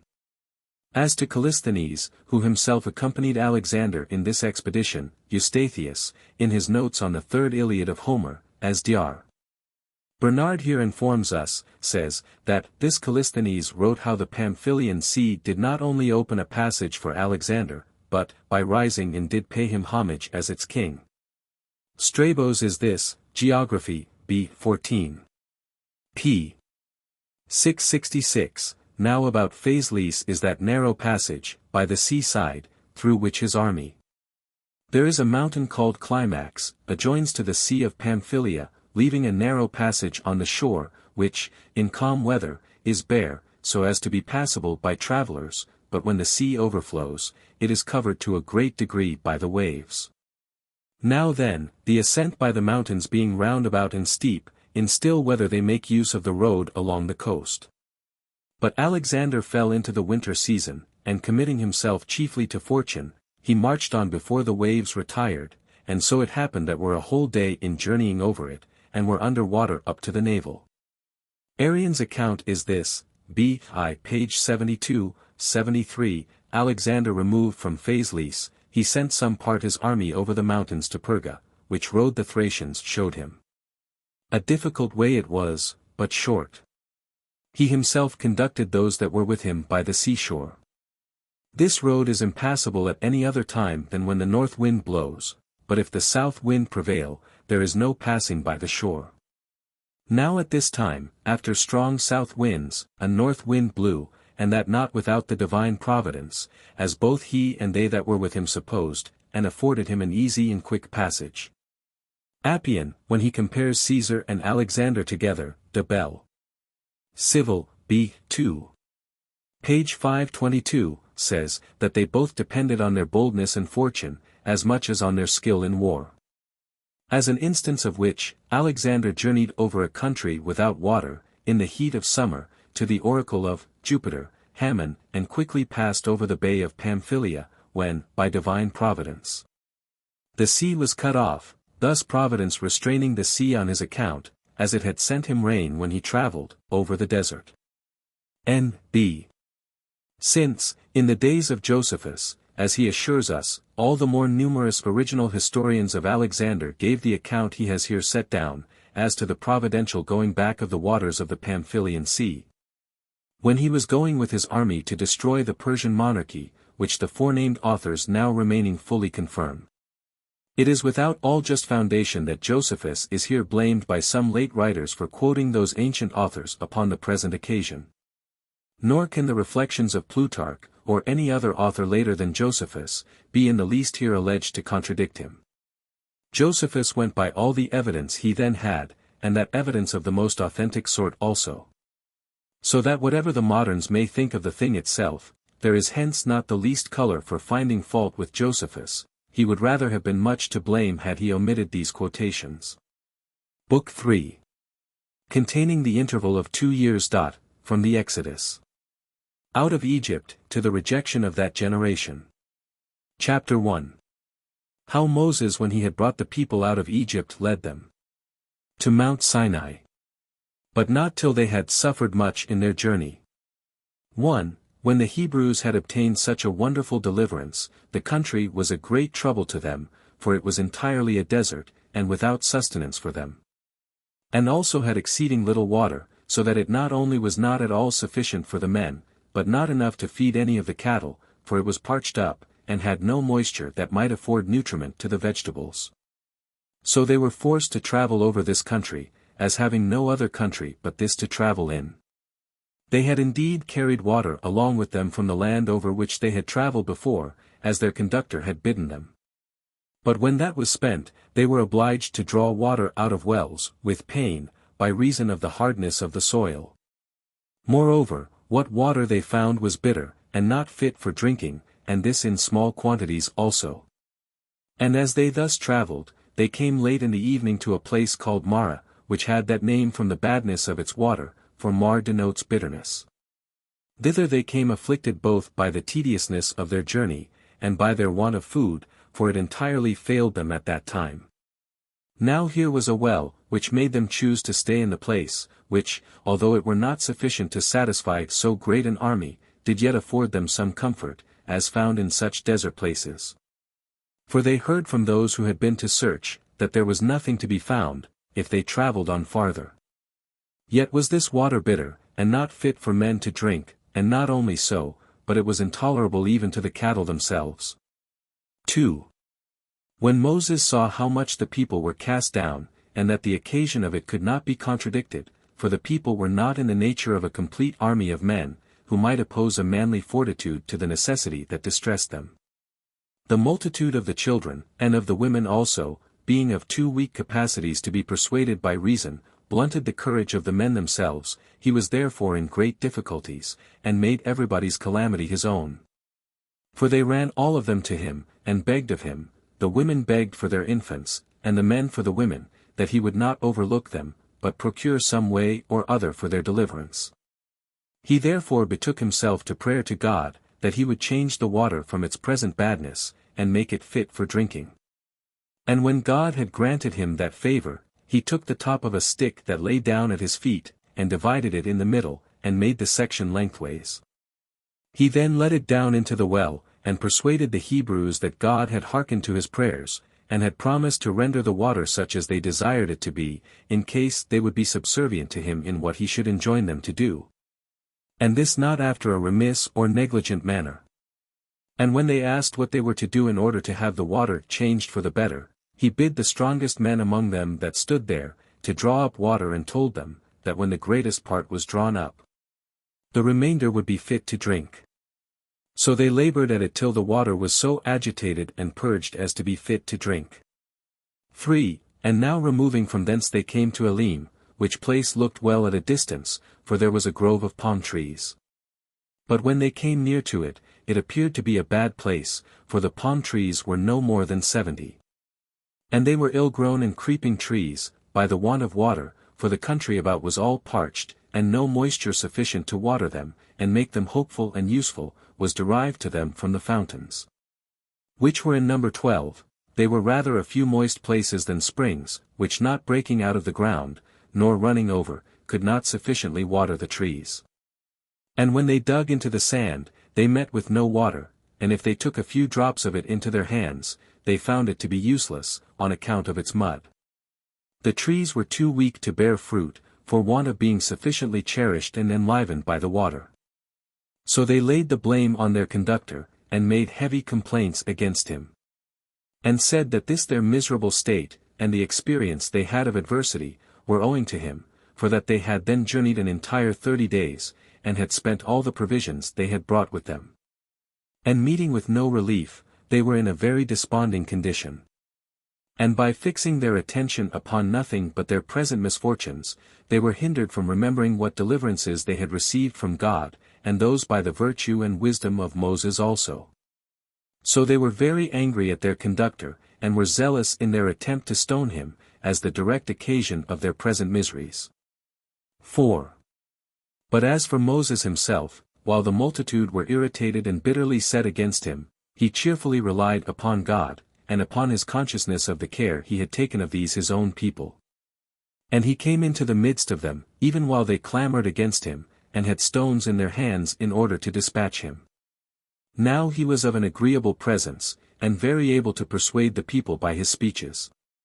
Accordingly he began to mitigate their anger, and exhorted them not to be over-mindful of their present adversities, lest they should thereby suffer the benefits that had formerly been bestowed on them to slip out of their memories. And he desired them by no means, on account of their present uneasiness, to cast those great and wonderful favors and gifts, which they had obtained of God, out of their minds. But to expect deliverance out of those their present troubles which they could not free themselves from, and this by the means of that divine providence which watched over them. Seeing it is probable that God tries their virtue, and exercises their patience by these adversities, that it may appear what fortitude they have, and what memory they retain of his former wonderful works in their favor. And whether they will not think of them upon occasion of the miseries they now feel. He told them, it appeared they were not really good men, either in patience, or in remembering what had been successfully done for them, sometimes by contemning God and his commands, when by those commands they left the land of Egypt. And sometimes by behaving themselves ill towards him who was the servant of God, and this when he had never deceived them, either in what he said, or had ordered them to do by God's command. He also put them in mind of all that had passed. How the Egyptians were destroyed when they attempted to detain them, contrary to the command of God, and after what manner the very same river was to the others bloody, and not fit for drinking, but was to them sweet, and fit for drinking. And how they went a new road through the sea, which fled a long way from them, by which very means they were themselves preserved, but saw their enemies destroyed, and that when they were in want of weapons, God gave them plenty of them. And so he recounted all the particular instances, how when they were, in appearance, just going to be destroyed, God had saved them in a surprising manner, and that he had still the same power. and that they ought not even now to despair of his providence over them. And accordingly he exhorted them to continue quiet, and to consider that help would not come too late, though it come not immediately, if it be present with them before they suffer any great misfortune. That they ought to reason thus, that God delays to assist them, not because he has no regard to them, but because he will first try their fortitude, and the pleasure they take in their freedom. That he may learn whether you have souls great enough to bear want of food, and scarcity of water, on its account. Or whether you rather love to be slaves, as cattle are slaves to such as own them, and feed them liberally, but only in order to make them more useful in their service. That as for himself, he shall not be so much concerned for his own preservation. For if he die unjustly, he shall not reckon it any affliction, but that he is concerned for them, lest, by casting stones at him, they should be thought to condemn God himself. 5. By this means Moses pacified the people, and restrained them from stoning him, and brought them to repent of what they were going to do. And because he thought the necessity they were under made their passion less unjustifiable, he thought he ought to apply himself to God by prayer and supplication. And going up to an eminence, he requested of God for some succor for the people, and some way of deliverance from the want they were in, because in him, and in him alone, was their hope of salvation. And he desired that he would forgive what necessity had forced the people to do, since such was the nature of mankind, hard to please, and very complaining under adversities. Accordingly God promised he would take care of them, and afford them the succor they were desirous of. Now when Moses had heard this from God, he came down to the multitude. But as soon as they saw him joyful at the promises he had received from God, they changed their sad countenances into gladness. So he placed himself in the midst of them, and told them he came to bring them from God a deliverance from their present distresses. Accordingly a little after came a vast number of quails, which is a bird more plentiful in this Arabian Gulf than anywhere else, flying over the sea, and hovered over them, till wearied with their laborious flight, and, indeed, as usual, flying very near to the earth, they fell down upon the Hebrews, who caught them, and satisfied their hunger with them, and supposed that this was the method whereby God meant to supply them with food. Upon which Moses returned thanks to God for affording them his assistance so suddenly, and sooner than he had promised them. 6. But presently after this first supply of food, he sent them a second. For as Moses was lifting up his hands in prayer, a dew fell down, and Moses, when he found it stick to his hands, supposed this was also come for food from God to them. He tasted it. And perceiving that the people knew not what it was, and thought it snowed, and that it was what usually fell at that time of the year, he informed them that this dew did not fall from heaven after the manner they imagined, but came for their preservation and sustenance. So he tasted it, and gave them some of it, that they might be satisfied about what he told them. They also imitated their conductor, and were pleased with the food, for it was like honey in sweetness and pleasant taste, but like in its body to bdellium, one of the sweet spices, and in bigness equal to coriander seed. And very earnest they were in gathering it. But they were enjoined to gather it equally, the measure of an omer for each one every day, because this food should not come in too small a quantity, lest the weaker might not be able to get their share, by reason of the overbearing of the strong in collecting it. However, these strong men, when they had gathered more than the measure appointed for them, had no more than others, but only tired themselves more in gathering it, for they found no more than an omer apiece. And the advantage they got by what was superfluous was none at all, it corrupting, both by the worms breeding in it, and by its bitterness. So divine and wonderful a food was this.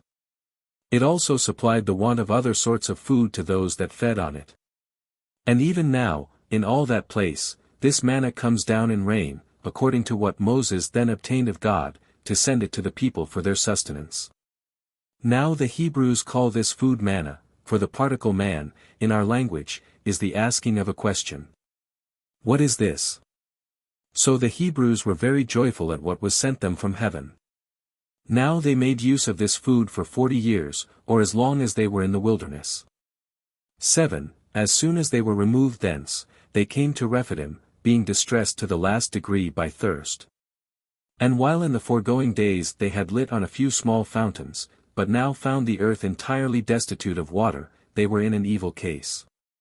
They again turned their anger against Moses. But he at first avoided the fury of the multitude, and then betook himself to prayer to God, beseeching him, that as he had given them food when they were in the greatest want of it, so he would give them drink. Since the favor of giving them food was of no value to them while they had nothing to drink. And God did not long delay to give it them, but promised Moses that he would procure them a fountain, and plenty of water, from a place they did not expect any. So he commanded him to smite the rock which they saw lying there, with his rod, and out of it to receive plenty of what they wanted, for he had taken care that drink should come to them without any labor or painstaking. When Moses had received this command from God, he came to the people, who waited for him, and looked upon him, for they saw already that he was coming apace from his eminence. As soon as he was come, he told them that God would deliver them from their present distress, and had granted them an unexpected favor, and informed them, that a river should run for their sakes out of the rock. But they were amazed at that hearing, supposing they were of necessity to cut the rock in pieces, now they were distressed by their thirst and by their journey. While Moses only smiting the rock with his rod, opened a passage, and out of it burst water, and that in great abundance, and very clear. But they were astonished at this wonderful effect. And, as it were, quenched their thirst by the very sight of it. So they drank this pleasant, this sweet water, and such it seemed to be, as might well be expected where God was the donor. They were also in admiration how Moses was honored by God. And they made grateful returns of sacrifices to God for his providence towards them.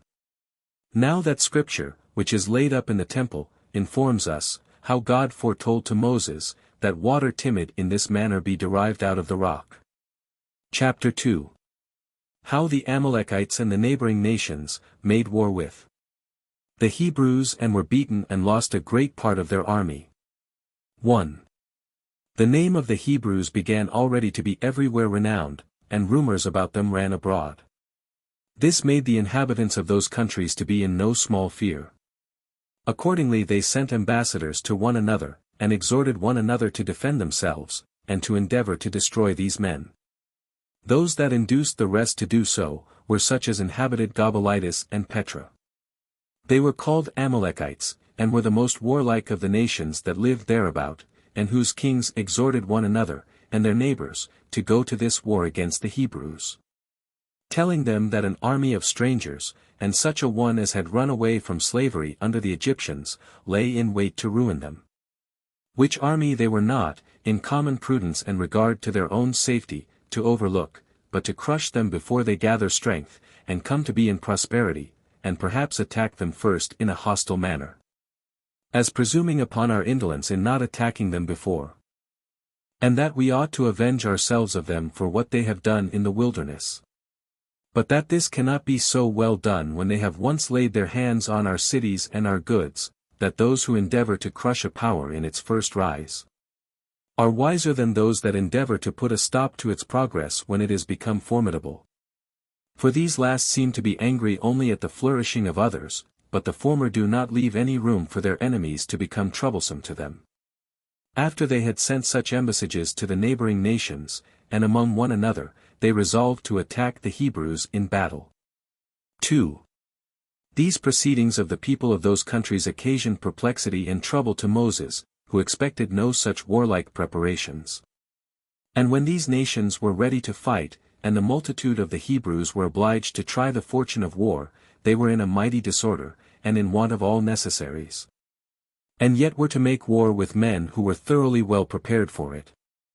Then therefore it was that Moses began to encourage them, and to exhort them to have a good heart, and rely on God's assistance by which they had been put in a state of freedom and to hope for victory over those who were ready to fight with them. In order to deprive them of that blessing, that they were to suppose their own army to be numerous, wanting nothing, neither weapons, nor money, nor provisions, nor such other conveniences as, when men are in possession of, they fight undauntedly. And that they are to judge themselves to have all these advantages in the divine assistance. They are also to suppose the enemy's army to be small, unarmed, weak, and such as want those conveniences which they know must be wanted, when it is God's will that they shall be beaten. And how valuable God's assistance is, they had experienced in abundance of trials, and those such as were more terrible than war, for that is only against men. But these were against famine and thirst, things indeed that are in their own nature insuperable, as also against mountains, and that sea which afforded them no way for escaping.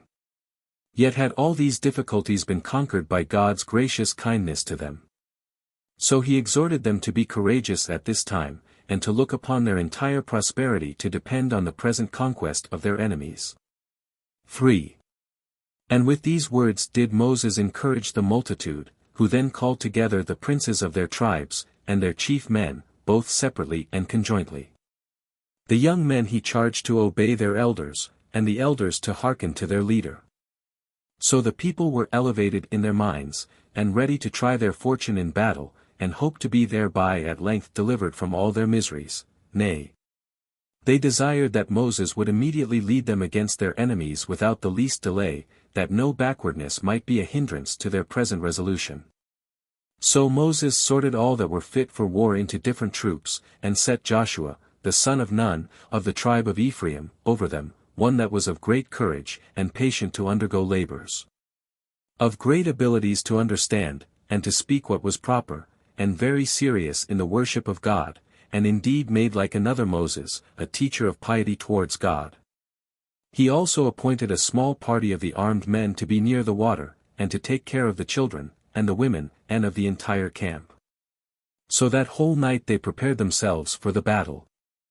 They took their weapons, if any of them had such as were well made, and attended to their commanders as ready to rush forth to the battle as soon as Moses should give the word of command. Moses also kept awake, teaching Joshua after what manner he should order his camp. But when the day began, Moses called for Joshua again, and exhorted him to approve himself indeed such a one as his reputation made men expect from him. And to gain glory by the present expedition, in the opinion of those under him, for his exploits in this battle. He also gave a particular exhortation to the principal men of the Hebrews, and encouraged the whole army as it stood armed before him. And when he had thus animated the army, both by his words and works, and prepared everything, he retired to a mountain, and committed the army to God and to Joshua. 4. So the armies joined battle. And it came to a close fight, hand to hand, both sides showing great alacrity, and encouraging one another.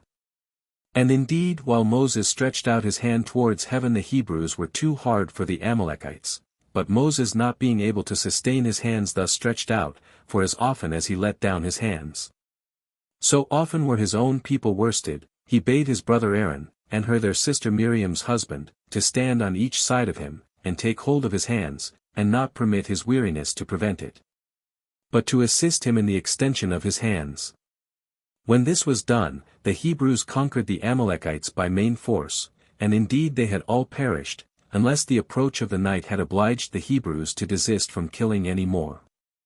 So our forefathers obtained a most signal and most seasonable victory. For they not only overcame those that fought against them, but terrified also the neighboring nations, and got great and splendid advantages, which they obtained of their enemies by their hard pains in this battle. For when they had taken the enemy's camp, they got ready booty for the public, and for their own private families, whereas till then they had not any sort of plenty of even necessary food. The forementioned battle, when they had once got it, was also the occasion of their prosperity, not only for the present, but for the future ages also. For they not only made slaves of the bodies of their enemies, but subdued their minds also, and after this battle, became terrible to all that dwelt round about them.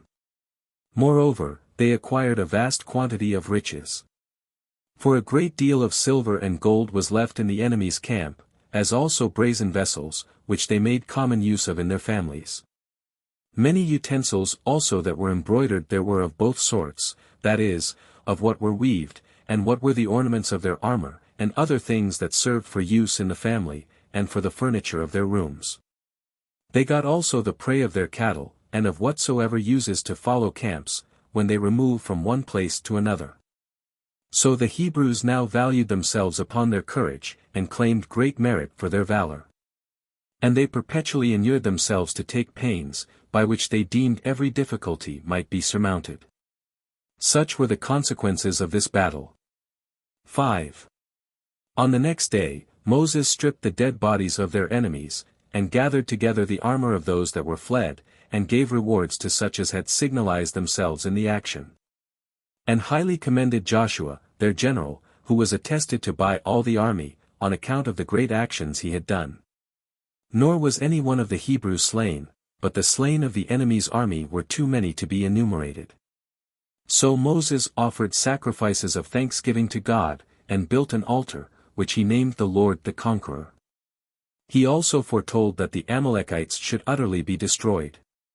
And that hereafter none of them should remain, because they fought against the Hebrews, and this when they were in the wilderness, and in their distress also. Moreover, he refreshed the army with feasting.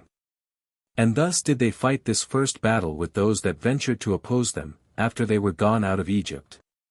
But when Moses had celebrated this festival for the victory, he permitted the Hebrews to rest for a few days, and then he brought them out after the fight, in order of battle, for they had now many soldiers in light armor. And going gradually on, he came to Mount Sinai, in 3 months' time after they were removed out of Egypt, at which mountain, as we have before related, the vision of the bush, and the other wonderful appearances, had happened. Chapter 3. That Moses kindly received his father-in-law, Jethro, when he came to him to Mount Sinai. Now when Reuel, Moses' father-in-law, understood in what a prosperous condition his affairs were, he willingly came to meet him and Moses and his children, and pleased himself with his coming. And when he had offered sacrifice, he made a feast for the multitude, near the bush he had formerly seen, which multitude, every one according to their families, partook of the feast. But Aaron and his family took Reuel, and sung hymns to God, as to him who had been the author-procurer of their deliverance and their freedom. They also praised their conductor, as him by whose virtue it was that all things had succeeded with them. Reuel also, in his Eucharistical oration to Moses, made great encomiums upon the whole multitude, and he could not but admire Moses for his fortitude, and that humanity he had shown in the delivery of his friends. Chapter 4. How Reuel suggested to Moses to set his people in order, under their rulers of thousands, and rulers of hundreds, who lived without order before, and how Moses complied in all things with his father-in-law's admonition. 1. The next day, as Reuel saw Moses in the middle of a crowd of business, for he determined the differences of those that referred them to him, every one still going to him, and supposing that they should then only obtain justice, if he were the arbitrator. And those that lost their causes thought it no harm, while they thought they lost them justly, and not by partiality.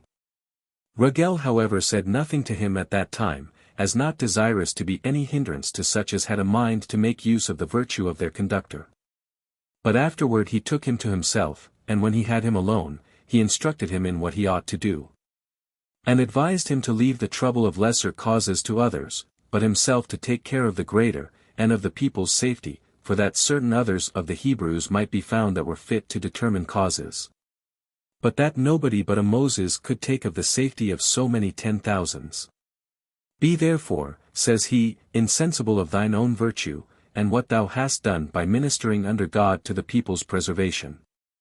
Permit, therefore, the determination of common causes to be done by others, but do thou reserve thyself to the attendance on God only, and look out for methods of preserving the multitude from their present distress. Make use of the method I suggest to you, as to human affairs, and take a review of the army, and appoint chosen rulers over tens of thousands, and then over thousands, then divide them into 500s, and again into hundreds, and into 50s.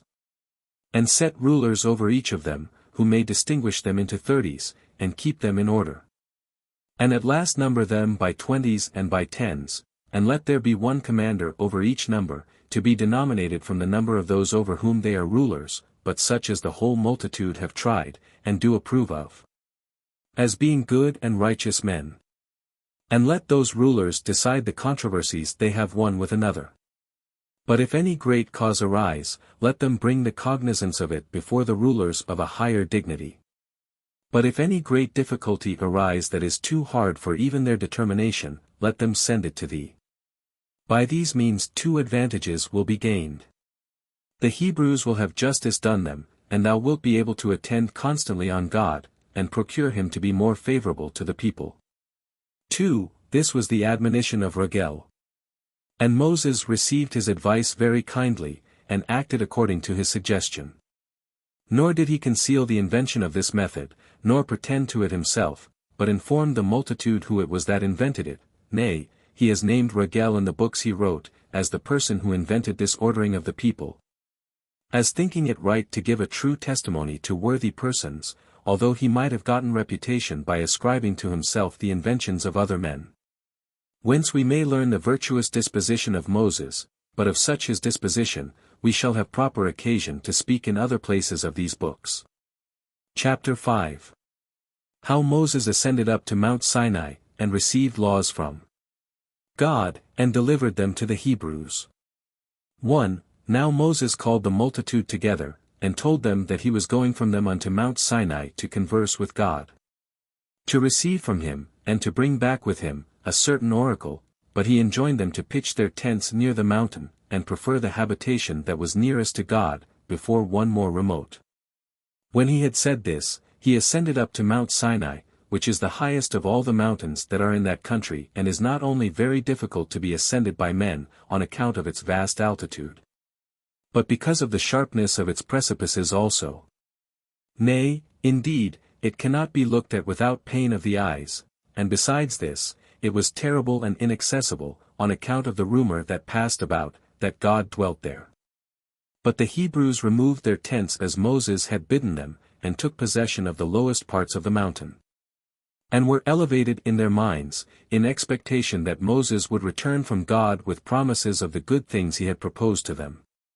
So they feasted and waited for their conductor, and kept themselves pure as in other respects, and not accompanying with their wives for 3 days, as he had before ordered them to do. And they prayed to God that he would favorably receive Moses in his conversing with him, and bestow some such gift upon them by which they might live well.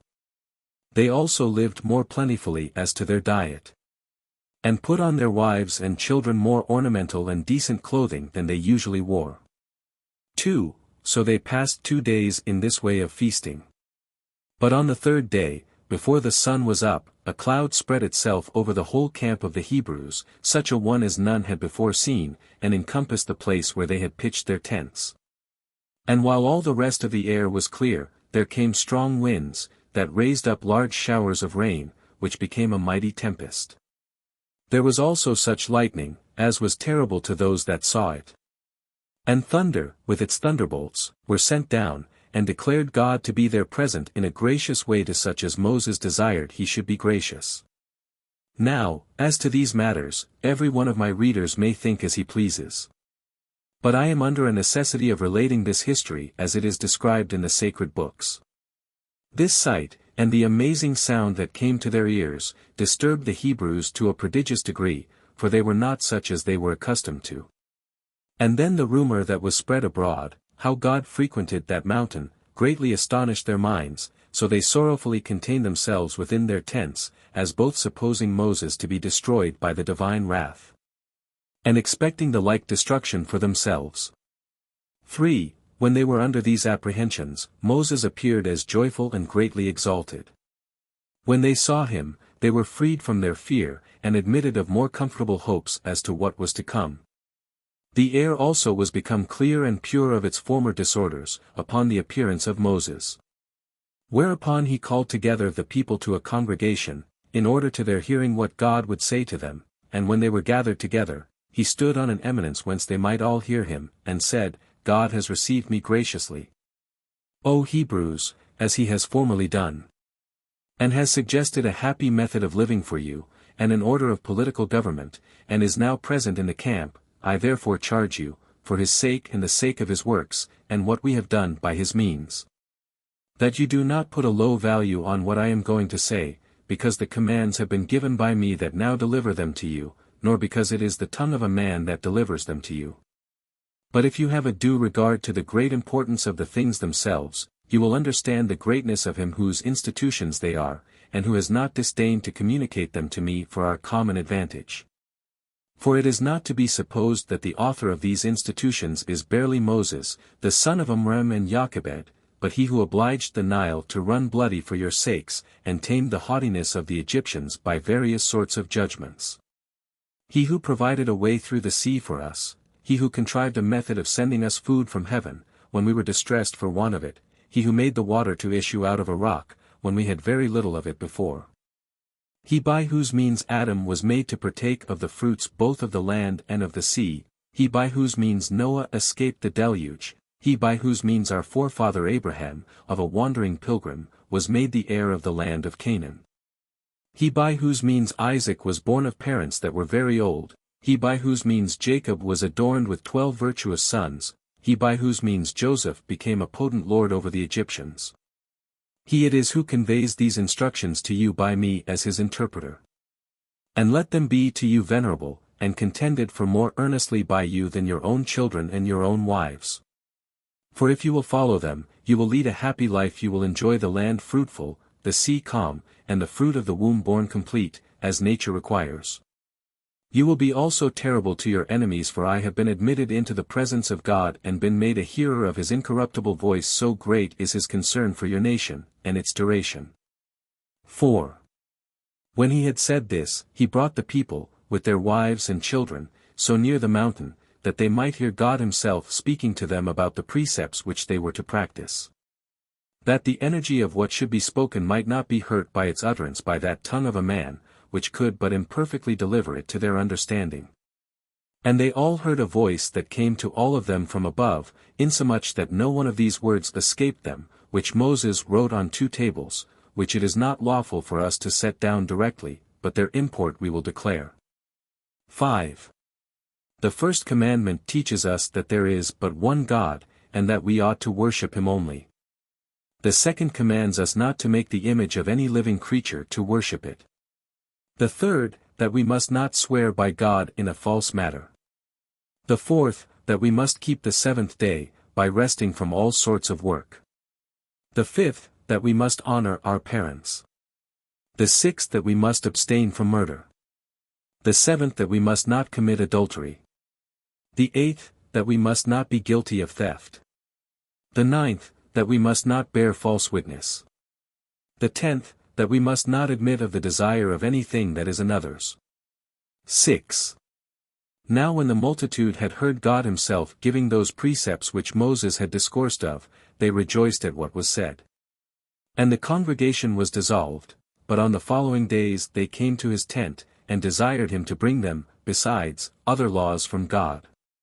Accordingly he appointed such laws, and afterwards informed them in what manner they should act in all cases, which laws I shall make mention of in their proper time. But I shall reserve most of those laws for another work, and make there a distinct explication of them. 7. When matters were brought to this state, Moses went up again to Mount Sinai, of which he had told them beforehand. He made his ascent in their sight, and while he stayed there so long a time, for he was absent from them 40 days, fear seized upon the Hebrews, lest Moses should have come to any harm.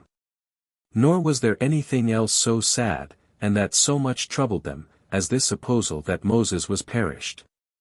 Now there was a variety in their sentiments about it, some saying that he was fallen among wild beasts.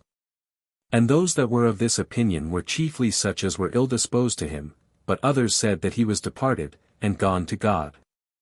But the wiser sort were led by their reason to embrace neither of those opinions with any satisfaction, thinking, that as it was a thing that sometimes happens to men to fall among wild beasts and perish that way, so it was probable enough that he might depart and go to God, on account of his virtue. They therefore were quiet, and expected the event, yet were they exceeding sorry upon the supposal that they were deprived of a governor and a protector, such a one indeed as they could never recover again. Nor would this suspicion give them leave to expect any comfortable event about this man, nor could they prevent their trouble and melancholy upon this occasion. However, the camp durst not remove all this while, because Moses had bidden them afore to stay there. 8. But when the 40 days, and as many nights, were over, Moses came down, having tasted nothing of food usually appointed for the nourishment of men. His appearance filled the army with gladness, and he declared to them what care God had of them, and by what manner of conduct of their lives they might live happily. Telling them, that during these days of his absence he had suggested to him also that he would have a tabernacle built for him, into which he would descend when he came to them. And how we should carry it about with us when we remove from this place. And that there would be no longer any occasion for going up to Mount Sinai, but that he would himself come and pitch his tabernacle amongst us, and be present at our prayers. As also, that the tabernacle should be of such measures and construction as he had shown him, and that you are to fall to the work, and prosecute it diligently. When he had said this, he showed them the 2 tables, with the 10 commandments engraven upon them, 5 upon each table, and the writing was by the hand of God. Chapter 6. Concerning the tabernacle which Moses built in the wilderness. For the honor of God, and which seemed to be a temple. 1. Hereupon the Israelites rejoiced at what they had seen and heard of their conductor, and were not wanting in diligence according to their ability. For they brought silver, and gold, and brass, and of the best sorts of wood, and such as would not at all decay by putrefaction, camel's hair also, and sheepskins, some of them dyed of a blue color, and some of a scarlet. Some brought the flour for the purple color, and others for white, with wool dyed by the flowers aforementioned, and fine linen and precious stones, which those that use costly ornaments set in ouches of gold. They brought also a great quantity of spices, for of these materials did Moses build the tabernacle, which did not at all differ from a movable and ambulatory temple. Now when these things were brought together with great diligence, for every one was ambitious to further the work even beyond their ability, he set architects over the works, and this by the command of God. And indeed the very same which the people themselves would have chosen, had the election been allowed to them. Now their names are set down in writing in the sacred books. And they were these: Bezaleel, the son of Uri, of the tribe of Judah, the grandson of Miriam, the sister of their conductor, and Aholiab, the son of Ahisamach, of the tribe of Dan. Now the people went on with what they had undertaken with so great alacrity, that Moses was obliged to restrain them, by making proclamation, that what had been brought was sufficient, as the artificers had informed him. So they fell to work upon the building of the tabernacle. Moses also informed them, according to the direction of God, both what the measures were to be, and its largeness, and how many vessels it ought to contain for the use of the sacrifices. The women also were ambitious to do their parts, about the garments of the priests, and about other things that would be wanted in this work, both for ornament and for the divine service itself. 2. Now when all things were prepared, the gold, and the silver, and the brass, and what was woven, Moses, when he had appointed beforehand that there should be a festival, and that sacrifices should be offered according to every one's ability, reared up the tabernacle. And when he had measured the open court, 50 cubits broad and 100 long, he set up brazen pillars, 5 cubits high, 20 on each of the longer sides, and 10 pillars for the breadth behind. Every one of the pillars also had a ring. Their chapiters were of silver, but their bases were of brass. They resembled the sharp ends of spears, and were of brass, fixed into the ground. Cords were also put through the rings, and were tied at their farther ends to brass nails of a cubit long, which, at every pillar, were driven into the floor, and would keep the tabernacle from being shaken by the violence of winds. But a curtain of fine soft linen went round all the pillars, and hung down in a flowing and loose manner from their chapiters, and enclosed the whole space, and seemed not at all unlike to a wall about it. And this was the structure of 3 of the sides of this enclosure. But as for the 4th side, which was 50 cubits in extent, and was the front of the whole, 20 cubits of it were for the opening of the gates, wherein stood 2 pillars on each side, after the resemblance of open gates. These were made wholly of silver, and polished, and that all over, excepting the bases, which were of brass. Now on each side of the gates there stood 3 pillars, which were inserted into the concave bases of the gates, and were suited to them. And round them was drawn a curtain of fine linen. But to the gates themselves, which were 20 cubits in extent, and 5 in height, the curtain was composed of purple, and scarlet, and blue, and fine linen, and embroidered with many and divers sorts of figures, excepting the figures of animals. Within these gates was the brazen laver for purification, having a basin beneath of the like matter, whence the priests might wash their hands and sprinkle their feet. And this was the ornamental construction of the enclosure about the court of the tabernacle, which was exposed to the open air. 3.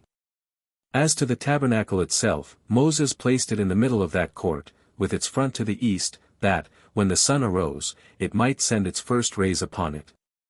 Its length, when it was set up, was 30 cubits, and its breadth was 10 cubits. The one of its walls was on the south, and the other was exposed to the north, and on the back part of it remained the west. It was necessary that its height should be equal to its breadth, 10 cubits. There were also pillars made of wood, 20 on each side. They were wrought into a quadrangular figure, in breadth a cubit and a half, but the thickness was 4 fingers. They had thin plates of gold affixed to them on both sides, inwardly and outwardly. They had each of them 2 tenons belonging to them, inserted into their bases, and these were of silver, in each of which bases there was a socket to receive the tenon. But the pillars on the west wall were 6. Now all these tenons and sockets accurately fitted one another, insomuch that the joints were invisible, and both seemed to be one entire and united wall. It was also covered with gold, both within and without. The number of pillars was equal on the opposite sides, and there were on each part 20, and every one of them had the third part of a span in thickness. So that the number of 30 cubits were fully made up between them. But as to the wall behind, where the 6 pillars made up together only 9 cubits, they made 2 other pillars, and cut them out of 1 cubit, which they placed in the corners, and made them equally fine with the other. Now every one of the pillars had rings of gold affixed to their fronts outward, as if they had taken root in the pillars, and stood one row over against another round about, through which were inserted bars gilt over with gold. Each of them 5 cubits long, and these bound together the pillars, the head of one bar running into another, after the nature of one tenon inserted into another. But for the wall behind, there was but 1 row of bars that went through all the pillars, into which row ran the ends of the bars on each side of the longer walls. The male with its female being so fastened in their joints, that they held the whole firmly together.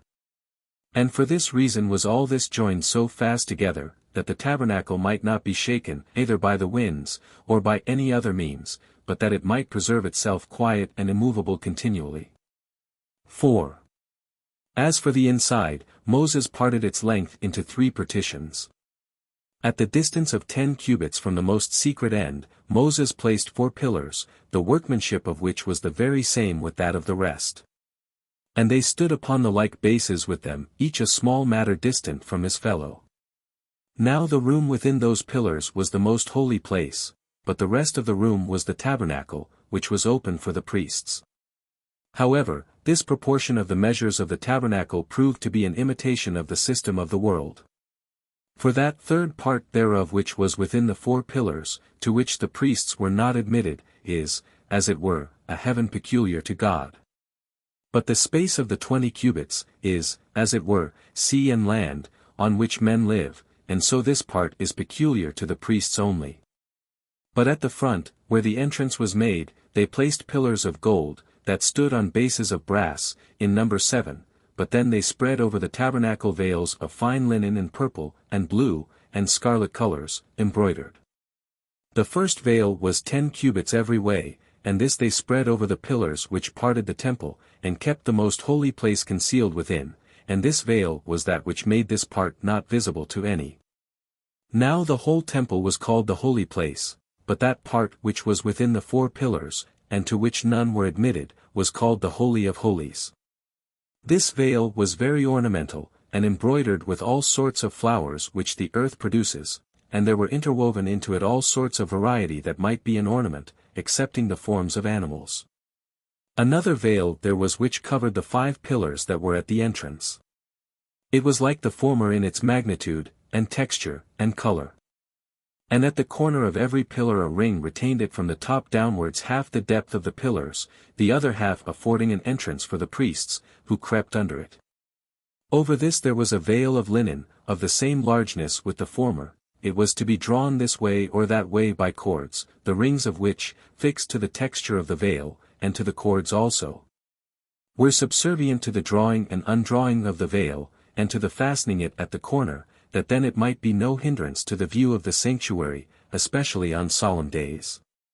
But that on other days, and especially when the weather was inclined to snow, it might be expanded, and afford a covering to the veil of divers colors. Whence that custom of ours is derived, of having a fine linen veil, after the temple has been built, to be drawn over the entrances. But the 10 other curtains were 4 cubits in breadth, and 28 in length. And had golden clasps, in order to join the one curtain to the other, which was done so exactly that they seemed to be one entire curtain. These were spread over the temple, and covered all the top and parts of the walls, on the sides and behind, so far as within 1 cubit of the ground. There were other curtains of the same breadth with these, but one more in number, and longer, for they were 30 cubits long. But these were woven of hair, with the like subtlety as those of wool were made, and were extended loosely down to the ground, appearing like a triangular front and elevation at the gates, the 11th curtain being used for this very purpose. There were also other curtains made of skins above these, which afforded covering and protection to those that were woven both in hot weather and when it rained. And great was the surprise of those who viewed these curtains at a distance, for they seemed not at all to differ from the color of the sky.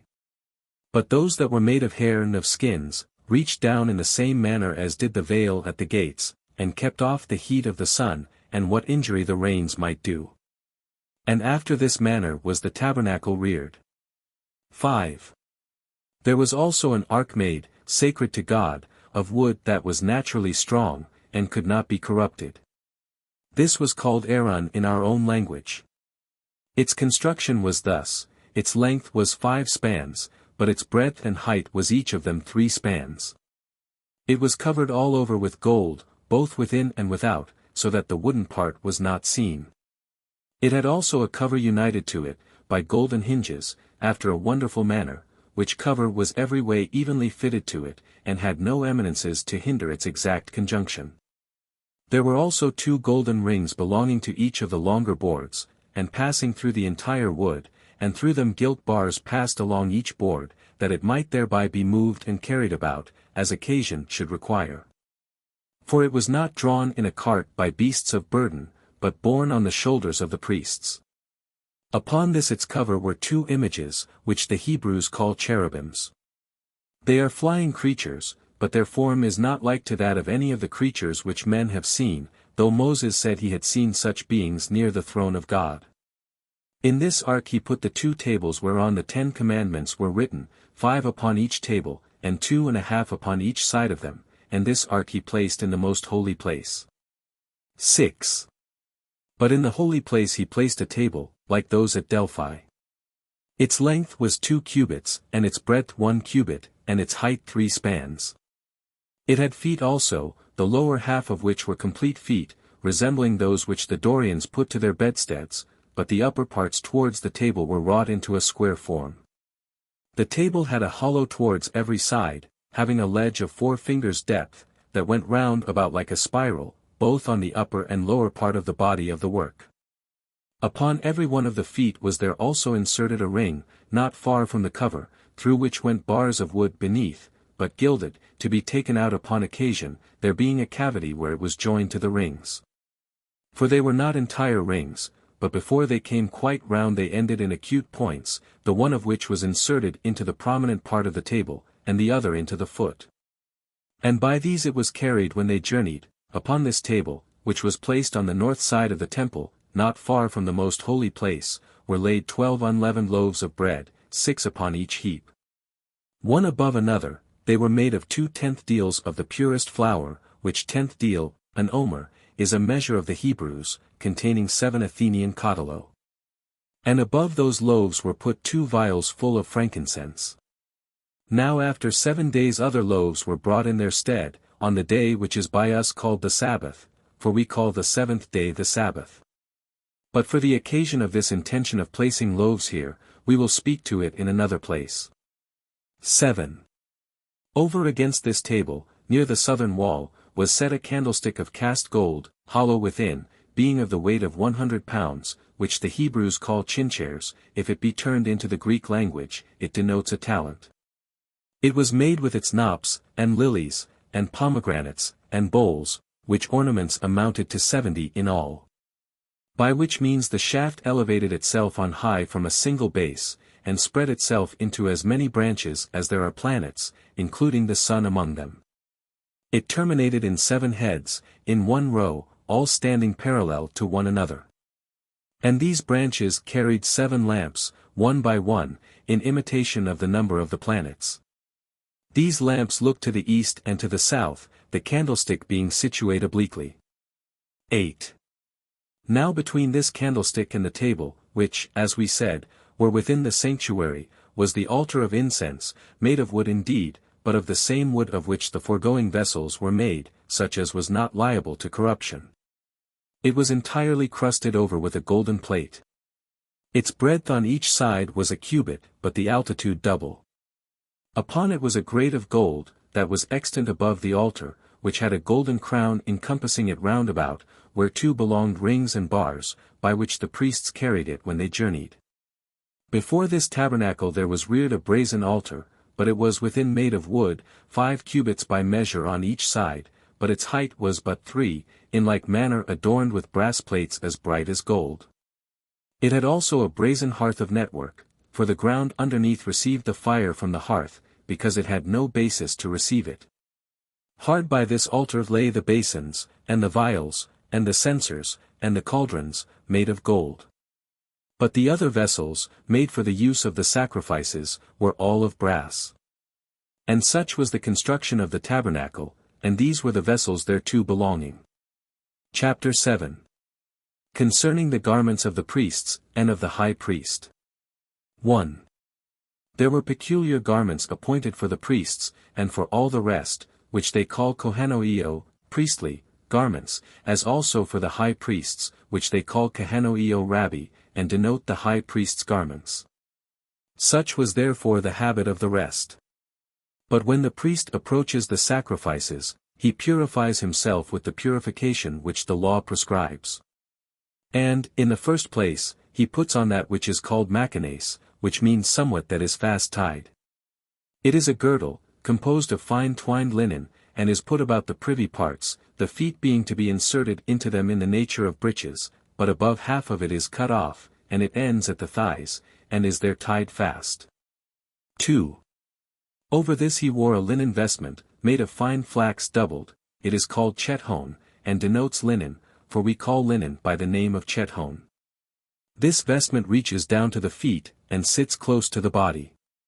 And has sleeves that are tied fast to the arms, it is girded to the breast a little above the elbows, by a girdle often going round, 4 fingers broad, but so loosely woven, that you would think it were the skin of a serpent. It is embroidered with flowers of scarlet, and purple, and blue, and fine twined linen, but the warp was nothing but fine linen. The beginning of its circumvolution is at the breast. And when it has gone often round, it is there tied, and hangs loosely there down to the ankles. I mean this, all the time the priest is not about any laborious service, for in this position it appears in the most agreeable manner to the spectators. But when he is obliged to assist at the offering sacrifices, and to do the appointed service, that he may not be hindered in his operations by its motion, he throws it to the left, and bears it on his shoulder. Moses indeed calls this belt albaneth. But we have learned from the Babylonians to call it emia, for so it is by them called. This vestment has no loose or hollow parts anywhere in it, but only a narrow aperture about the neck. And it is tied with certain strings hanging down from the edge over the breast and back, and is fastened above each shoulder, it is called massabazanes. 3. Upon his head he wears a cap, not brought to a conic form nor encircling the whole head, but still covering more than the half of it, which is called masnamphs. And its make is such that it seems to be a crown, being made of thick swathes, but the contexture is of linen, and it is doubled round many times, and sewed together. Besides which, a piece of fine linen covers the whole cap from the upper part, and reaches down to the forehead, and hides the seams of the swathes, which would otherwise appear indecently. This adheres closely upon the solid part of the head. And is thereto so firmly fixed, that it may not fall off during the sacred service about the sacrifices. So we have now shown you what is the habit of the generality of the priests. For, the high priest is indeed adorned with the same garments that we have described, without abating one, only over these he puts on a vestment of a blue color. This also is a long robe, reaching to his feet, in our language it is called mir, and is tied round with a girdle, embroidered with the same colors and flowers as the former, with a mixture of gold interwoven. To the bottom of which garment are hung fringes, in color like pomegranates, with golden bells by a curious and beautiful contrivance, so that between two bells hangs a pomegranate, and between two pomegranates a bell. Now this vesture was not composed of two pieces, nor was it sewed together upon the shoulders and the sides, but it was one long vestment so woven as to have an aperture for the neck, not an oblique one, but parted all along the breast and the back. A border also was sewed to it, lest the aperture should look too indecently. It was also parted where the hands were to come out. 5. Besides these, the high priest put on a third garment, which was called the ephod, which resembles the epimes of the Greeks. Its make was after this manner: it was woven to the depth of a cubit, of several colors, with gold intermixed, and embroidered, but it left the middle of the breast uncovered. It was made with sleeves also. Nor did it appear to be at all differently made from a short coat. But in the void place of this garment there was inserted a piece of the bigness of a span, embroidered with gold, and the other colors of the ephod, and was called essen, the breastplate, which in the Greek language signifies the oracle. This piece exactly filled up the void space in the ephod. It was united to it by golden rings at every corner, the like rings being annexed to the ephod, and a blue riband was made use of to tie them together by those rings. And that the space between the rings might not appear empty, they contrived to fill it up with stitches of blue ribands. There were also two sardonyxes upon the ephod, at the shoulders, to fasten it in the nature of buttons, having each end running to the sardonyxes of gold, that they might be buttoned by them. On these were engraven the names of the sons of Jacob, in our own country letters, and in our own tongue, 6 on each of the stones, on either side, and the elder sons' names were on the right shoulder. 12 stones also there were upon the breastplate, extraordinary in largeness and beauty, and they were an ornament not to be purchased by men, because of their immense value. These stones, however, stood in 3 rows, by 4 in a row, and were inserted into the breastplate itself, and they were set in ouches of gold, that were themselves inserted in the breastplate, and were so made that they might not fall out. Now the first 3 stones were a sardonyx, a topaz, and an emerald. The second row contained a carbuncle, a jasper, and a sapphire. The first of the third row was a ligure, then an amethyst, and the third an agate, being the 9th of the whole number. The first of the fourth row was a chrysolite, the next was an onyx, and then a beryl, which was the last of all. Now the names of all those sons of Jacob were engraven in these stones, whom we esteem the heads of our tribes, each stone having the honor of a name, in the order according to which they were born. And whereas the rings were too weak of themselves to bear the weight of the stones, they made 2 other rings of a larger size, at the edge of that part of the breastplate which reached to the neck. And inserted into the very texture of the breastplate, to receive chains finely wrought, which connected them with golden bands to the tops of the shoulders, whose extremity turned backwards, and went into the ring, on the prominent back part of the ephod. And this was for the security of the breastplate, that it might not fall out of its place. There was also a girdle sewed to the breastplate, which was of the forementioned colors, with gold intermixed, which, when it had gone once round, was tied again upon the seam, and hung down. There were also golden loops that admitted its fringes at each extremity of the girdle, and included them entirely. 6. The high priest's mitre was the same that we described before, and was wrought like that of all the other priests. Above which there was another, with swathes of blue embroidered, and round it was a golden crown polished, of 3 rows, one above another, out of which arose a cup of gold, which resembled the herb which we call saccharus. But those Greeks that are skillful in botany call it hyoscyamus. Now, lest any one that has seen this herb, but has not been taught its name, and is unacquainted with its nature, or, having known its name, knows not the herb when he sees it, I shall give such as these are a description of it. This herb is oftentimes in tallness above 3 spans, but its root is like that of a turnip, for he that should compare it thereto would not be mistaken, but its leaves are like the leaves of mint. Out of its branches it sends out a calyx, cleaving to the branch, and a coat encompasses it, which it naturally puts off when it is changing, in order to produce its fruit. This calyx is of the bigness of the bone of the little finger, but in the compass of its aperture is like a cup. This I will further describe, for the use of those that are unacquainted with it. Suppose a sphere be divided into two parts, round at the bottom, but having another segment that grows up to a circumference from that bottom. Suppose it become narrower by degrees, and that the cavity of that part grow decently smaller, and then gradually grow wider again at the brim, such as we see in the navel of a pomegranate, with its notches. And indeed such a coat grows over this plant as renders it a hemisphere, and that, as one may say, turned accurately in a lathe, and having its notches extant above it, which, as I said, grow like a pomegranate, only that they are sharp, and end in nothing but prickles. Now the fruit is preserved by this coat of the calyx, which fruit is like the seed of the herb sideritis, it sends out a flower that may seem to resemble that of poppy. Of this was a crown made, as far from the hinder part of the head to each of the temples. But this Aphelis, for so this calyx may be called, did not cover the forehead, but it was covered with a golden plate, which had inscribed upon it the name of God in sacred characters. And such were the ornaments of the high priest. 7. Now here one may wonder at the ill will which men bear to us, and which they profess to bear on account of our despising that deity which they pretend to honor. For if any one do but consider the fabric of the tabernacle, and take a view of the garments of the high priest, and of those vessels which we make use of in our sacred ministration, he will find that our legislator was a divine man, and that we are unjustly reproached by others. For if any one do without prejudice, and with judgment, look upon these things, he will find they were every one made in way of imitation and representation of the universe. When Moses distinguished the tabernacle into 3 parts, and allowed 2 of them to the priests, as a place accessible and common, he denoted the land and the sea, these being of general access to all. But he set apart the 3rd division for God, because heaven is inaccessible to men. And when he ordered 12 loaves to be set on the table, he denoted the year, as distinguished into so many months. By branching out the candlestick into 70 parts, he secretly intimated the decani, or 70 divisions of the planets, and as to the 7 lamps upon the candlesticks, they referred to the course of the planets, of which that is the number.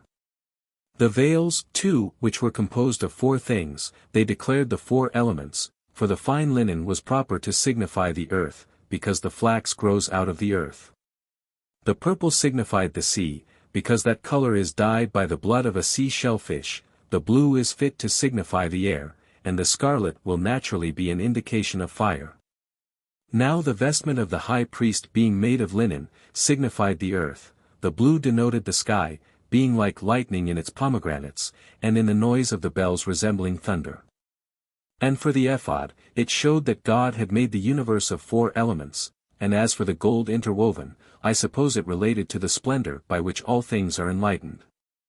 He also appointed the breastplate to be placed in the middle of the ephod, to resemble the earth, for that has the very middle place of the world. And the girdle which encompassed the high priest round, signified the ocean, for that goes round about and includes the universe. Each of the sardonyxes declares to us the sun and the moon. Those, I mean, that were in the nature of buttons on the high priest's shoulders. And for the 12 stones, whether we understand by them the months, or whether we understand the like number of the signs of that circle which the Greeks call the zodiac, we shall not be mistaken in their meaning. And for the mitre, which was of a blue color, it seems to me to mean heaven, for how otherwise could the name of God be inscribed upon it? That it was also illustrated with a crown, and that of gold also, is because of that splendor with which God is pleased. Let this explication suffice at present, since the course of my narration will often, and on many occasions, afford me the opportunity of enlarging upon the virtue of our legislator. Chapter 8. Of the priesthood of Aaron. 1.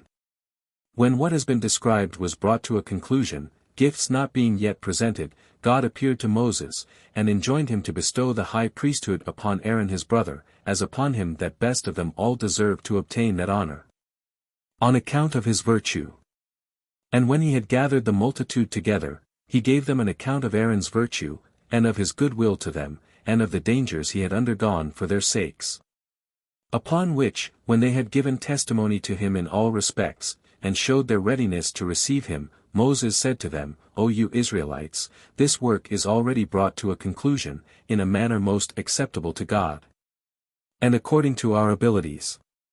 And now since you see that he is received into this tabernacle, we shall first of all stand in need of one that may officiate for us, and may minister to the sacrifices, and to the prayers that are to be put up for us. And indeed had the inquiry after such a person been left to me, I should have thought myself worthy of this honor, both because all men are naturally fond of themselves, and because I am conscious to myself that I have taken a great deal of pains for your deliverance. But now God himself has determined that Aaron is worthy of this honor, and has chosen him for his priest, as knowing him to be the most righteous person among you, so that he is to put on the vestments which are consecrated to God. He is to have the care of the altars, and to make provision for the sacrifices. And he it is that must put up prayers for you to God, who will readily hear them, not only because he is himself solicitous for your nation, but also because he will receive them as offered by one that he hath himself chosen to this office. The Hebrews were pleased with what was said, and they gave their approbation to him whom God had ordained, for Aaron was of them all the most deserving of this honor, on account of his own stock and gift of prophecy, and his brother's virtue. He had at that time 4 sons, Nadab, Abihu, Eleazar, and Ithamar. 2. Now Moses commanded them to make use of all the utensils which were more than were necessary to the structure of the tabernacle, for covering the tabernacle itself, the candlestick, an altar of incense, and the other vessels, that they might not be at all hurt when they journeyed either by the rain, or by the rising of the dust. And when he had gathered the multitude together again, he ordained that they should offer half a shekel for every man, as an oblation to God, which shekel is a piece among the Hebrews, and is equal to 4 Athenian drachmae. Whereupon they readily obeyed what Moses had commanded, and the number of the offers was 605,550. Now this money that was brought by the men that were free, was given by such as were about 20 years old, but under 50, and what was collected was spent in the uses of the tabernacle. 3. Moses now purified the tabernacle and the priests, which purification was performed after the following manner. He commanded them to take 500 shekels of choice myrrh, an equal quantity of cassia, and half the foregoing weight of cinnamon and calamus, this last is a sort of sweet spice. To beat them small, and wet them with an hin of oil of olives, an hin is our own country measure, and contains 2 Athenian choas, or congiuses. Then mix them together, and boil them, and prepare them after the art of the apothecary, and make them into a very sweet ointment. And afterward to take it to anoint and to purify the priests themselves, and all the tabernacle, as also the sacrifices. There were also many, and those of various kinds, of sweet spices, that belonged to the tabernacle, and such as were of very great price, and were brought to the golden altar of incense. The nature of which I do not now describe, lest it should be troublesome to my readers, but incense was to be offered twice a day, both before sunrising and at sunsetting. They were also to keep oil already purified for the lamps, 3 of which were to give light all day long, upon the sacred candlestick, before God, and the rest were to be lighted at the evening. 4. Now all was finished. Bezaleel and Aholiab appeared to be the most skillful of the workmen, for they invented finer works than what others had done before them, and were of great abilities to gain notions of what they were formerly ignorant of, and of these, Bezaleel was judged to be the best. Now the whole time they were about this work was the interval of 7 months, and after this it was that was ended the first year since their departure out of Egypt. But at the beginning of the 2nd year, on the month Xanthicus, as the Macedonians call it, but on the month Nisan, as the Hebrews call it, on the new moon, they consecrated the tabernacle, and all its vessels, which I have already described. 5. Now God showed himself pleased with the work of the Hebrews, and did not permit their labors to be in vain, nor did he disdain to make use of what they had made, but he came and sojourned with them, and pitched his tabernacle in the holy house. And in the following manner did he come to it: the sky was clear, but there was a mist over the tabernacle only, encompassing it, but not with such a very deep and thick cloud as is seen in the winter season. Nor yet in so thin a one as men might be able to discern anything through it, but from it there dropped a sweet dew, and such a one as showed the presence of God to those that desired and believed it. 6. Now when Moses had bestowed such honorary presents on the workmen, as it was fit they should receive, who had wrought so well, he offered sacrifices in the open court of the tabernacle, as God commanded him. A bull, a ram, and a kid of the goats, for a sin offering. Now I shall speak of what we do in our sacred offices in my discourse about sacrifices. And therein shall inform men in what cases Moses bid us offer a whole burnt offering, and in what cases the law permits us to partake of them as of food. And when Moses had sprinkled Aaron's vestments, himself, and his sons, with the blood of the beasts that were slain, and had purified them with spring waters and ointment, they became God's priests. After this manner did he consecrate them and their garments for 7 days together. The same he did to the tabernacle, and the vessels thereto belonging, both with oil first incensed, as I said, and with the blood of bulls and of rams, slain day by day one, according to its kind. But on the 8th day he appointed a feast for the people, and commanded them to offer sacrifice according to their ability. Accordingly they contended one with another, and were ambitious to exceed each other in the sacrifices which they brought, and so fulfilled Moses's injunctions. But as the sacrifices lay upon the altar, a sudden fire was kindled from among them of its own accord, and appeared to the sight like fire from a flash of lightning, and consumed whatsoever was upon the altar. 7. Hereupon an affliction befell Aaron, considered as a man and a father, but was undergone by him with true fortitude. For he had indeed a firmness of soul in such accidents, and he thought this calamity came upon him according to God's will, for whereas he had 4 sons, as I said before, the 2 elder of them, Nadab and Abihu, did not bring those sacrifices which Moses bade them bring, but which they used to offer formerly, and were burnt to death. Now when the fire rushed upon them, and began to burn them, nobody could quench it. Accordingly they died in this manner. And Moses bid their father and their brethren to take up their bodies, to carry them out of the camp, and to bury them magnificently. Now the multitude lamented them, and were deeply affected at this their death, which so unexpectedly befell them. But Moses entreated their brethren and their father not to be troubled for them, and to prefer the honor of God before their grief about them, for Aaron had already put on his sacred garments. 8. But Moses refused all that honor which he saw the multitude ready to bestow upon him, and attended to nothing else but the service of God. He went no more up to Mount Sinai. But he went into the tabernacle, and brought back answers from God for what he prayed for.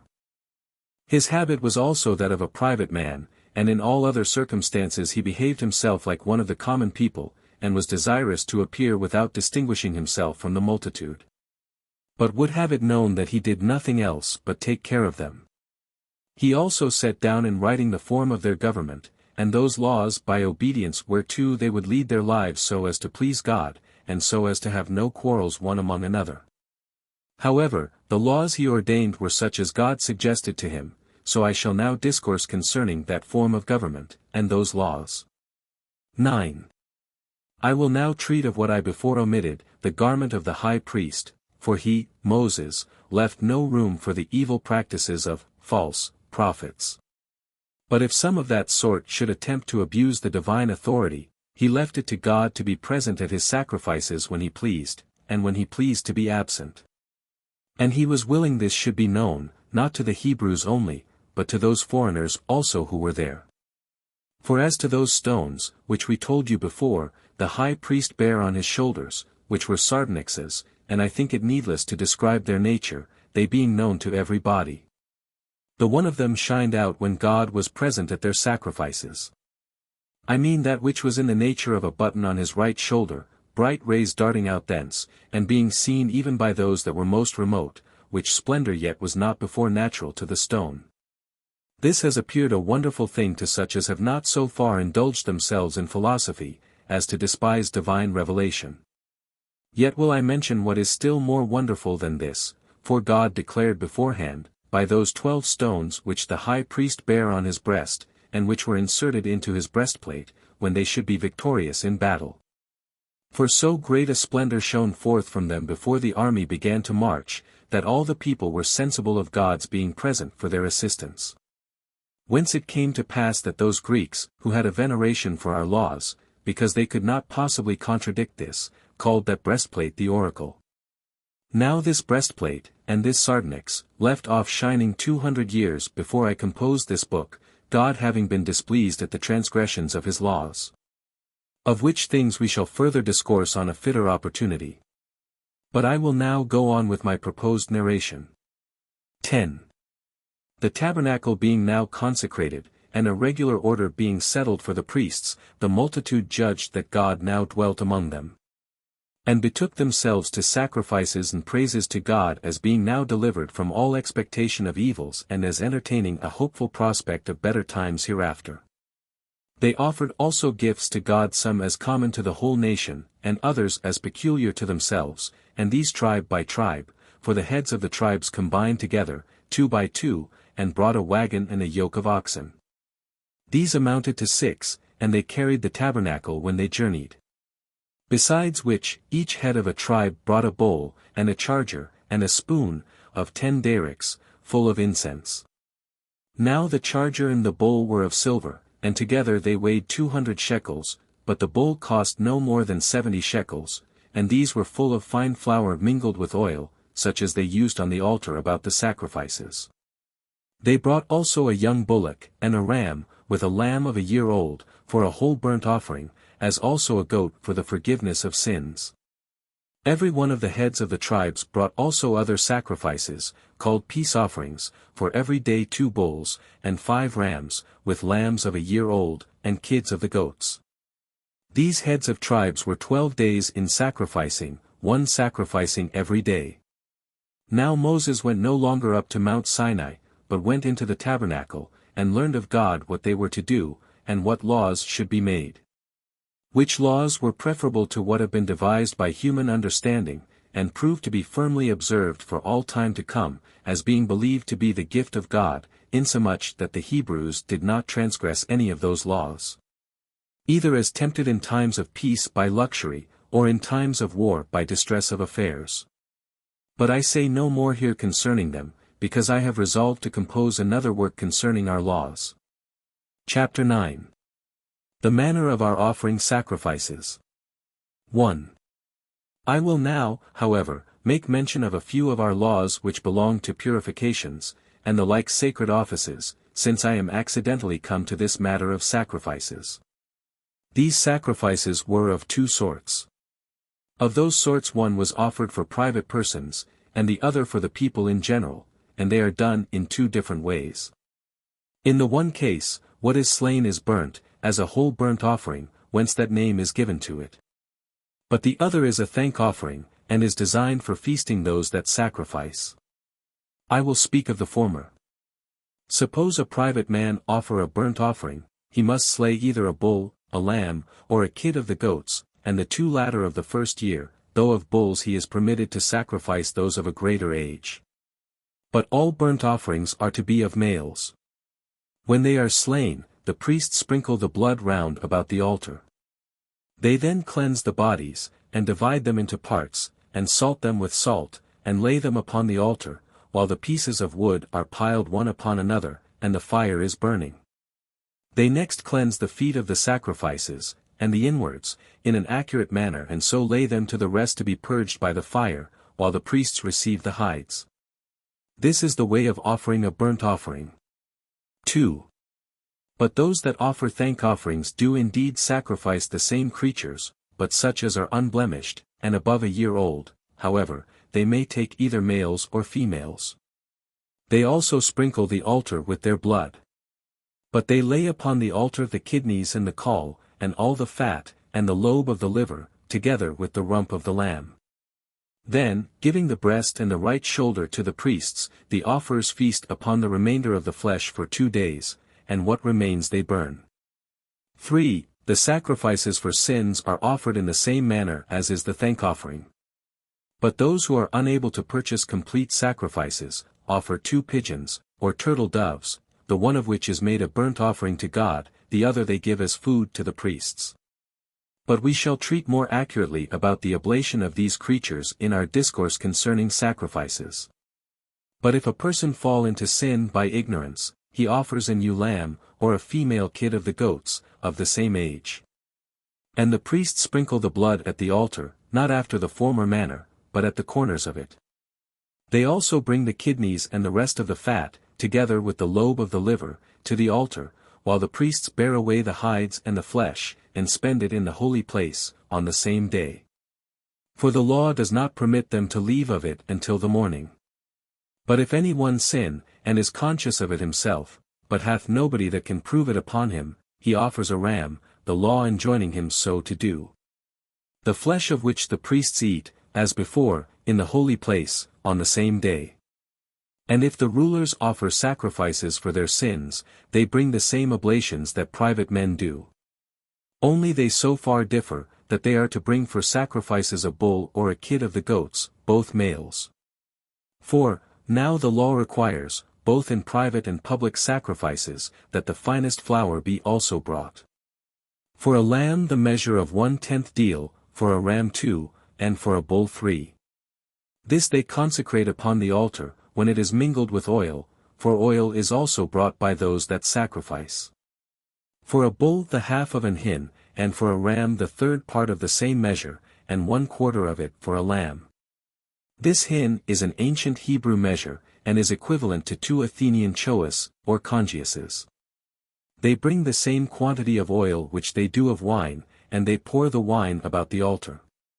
But if any one does not offer a complete sacrifice of animals, but brings fine flour only for a vow, he throws a handful upon the altar as its firstfruits, while the priests take the rest for their food, either boiled or mingled with oil, but made into cakes of bread.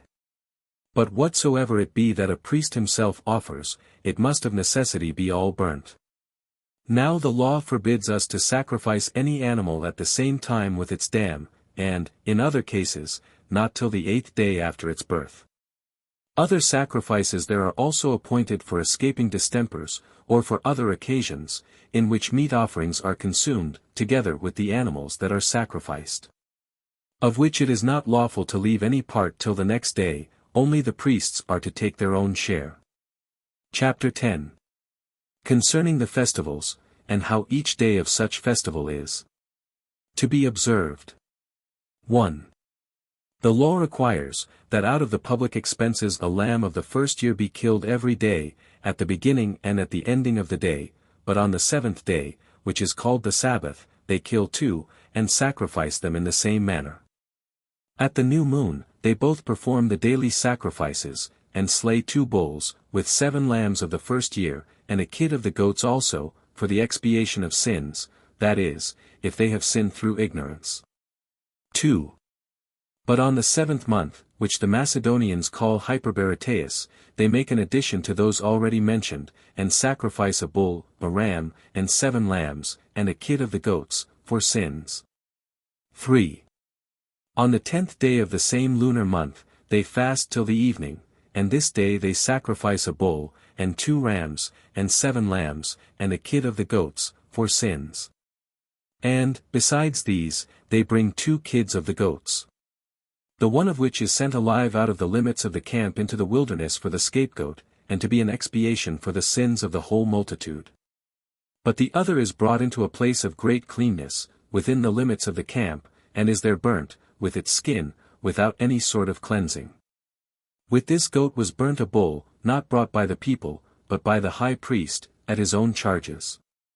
Which, when it was slain, he brought of the blood into the holy place, together with the blood of the kid of the goats, and sprinkled the ceiling with his finger 7 times, as also its pavement, and again as often toward the most holy place. And about the golden altar, he also at last brings it into the open court, and sprinkles it about the great altar. Besides this, they set the extremities, and the kidneys, and the fat, with the lobe of the liver, upon the altar.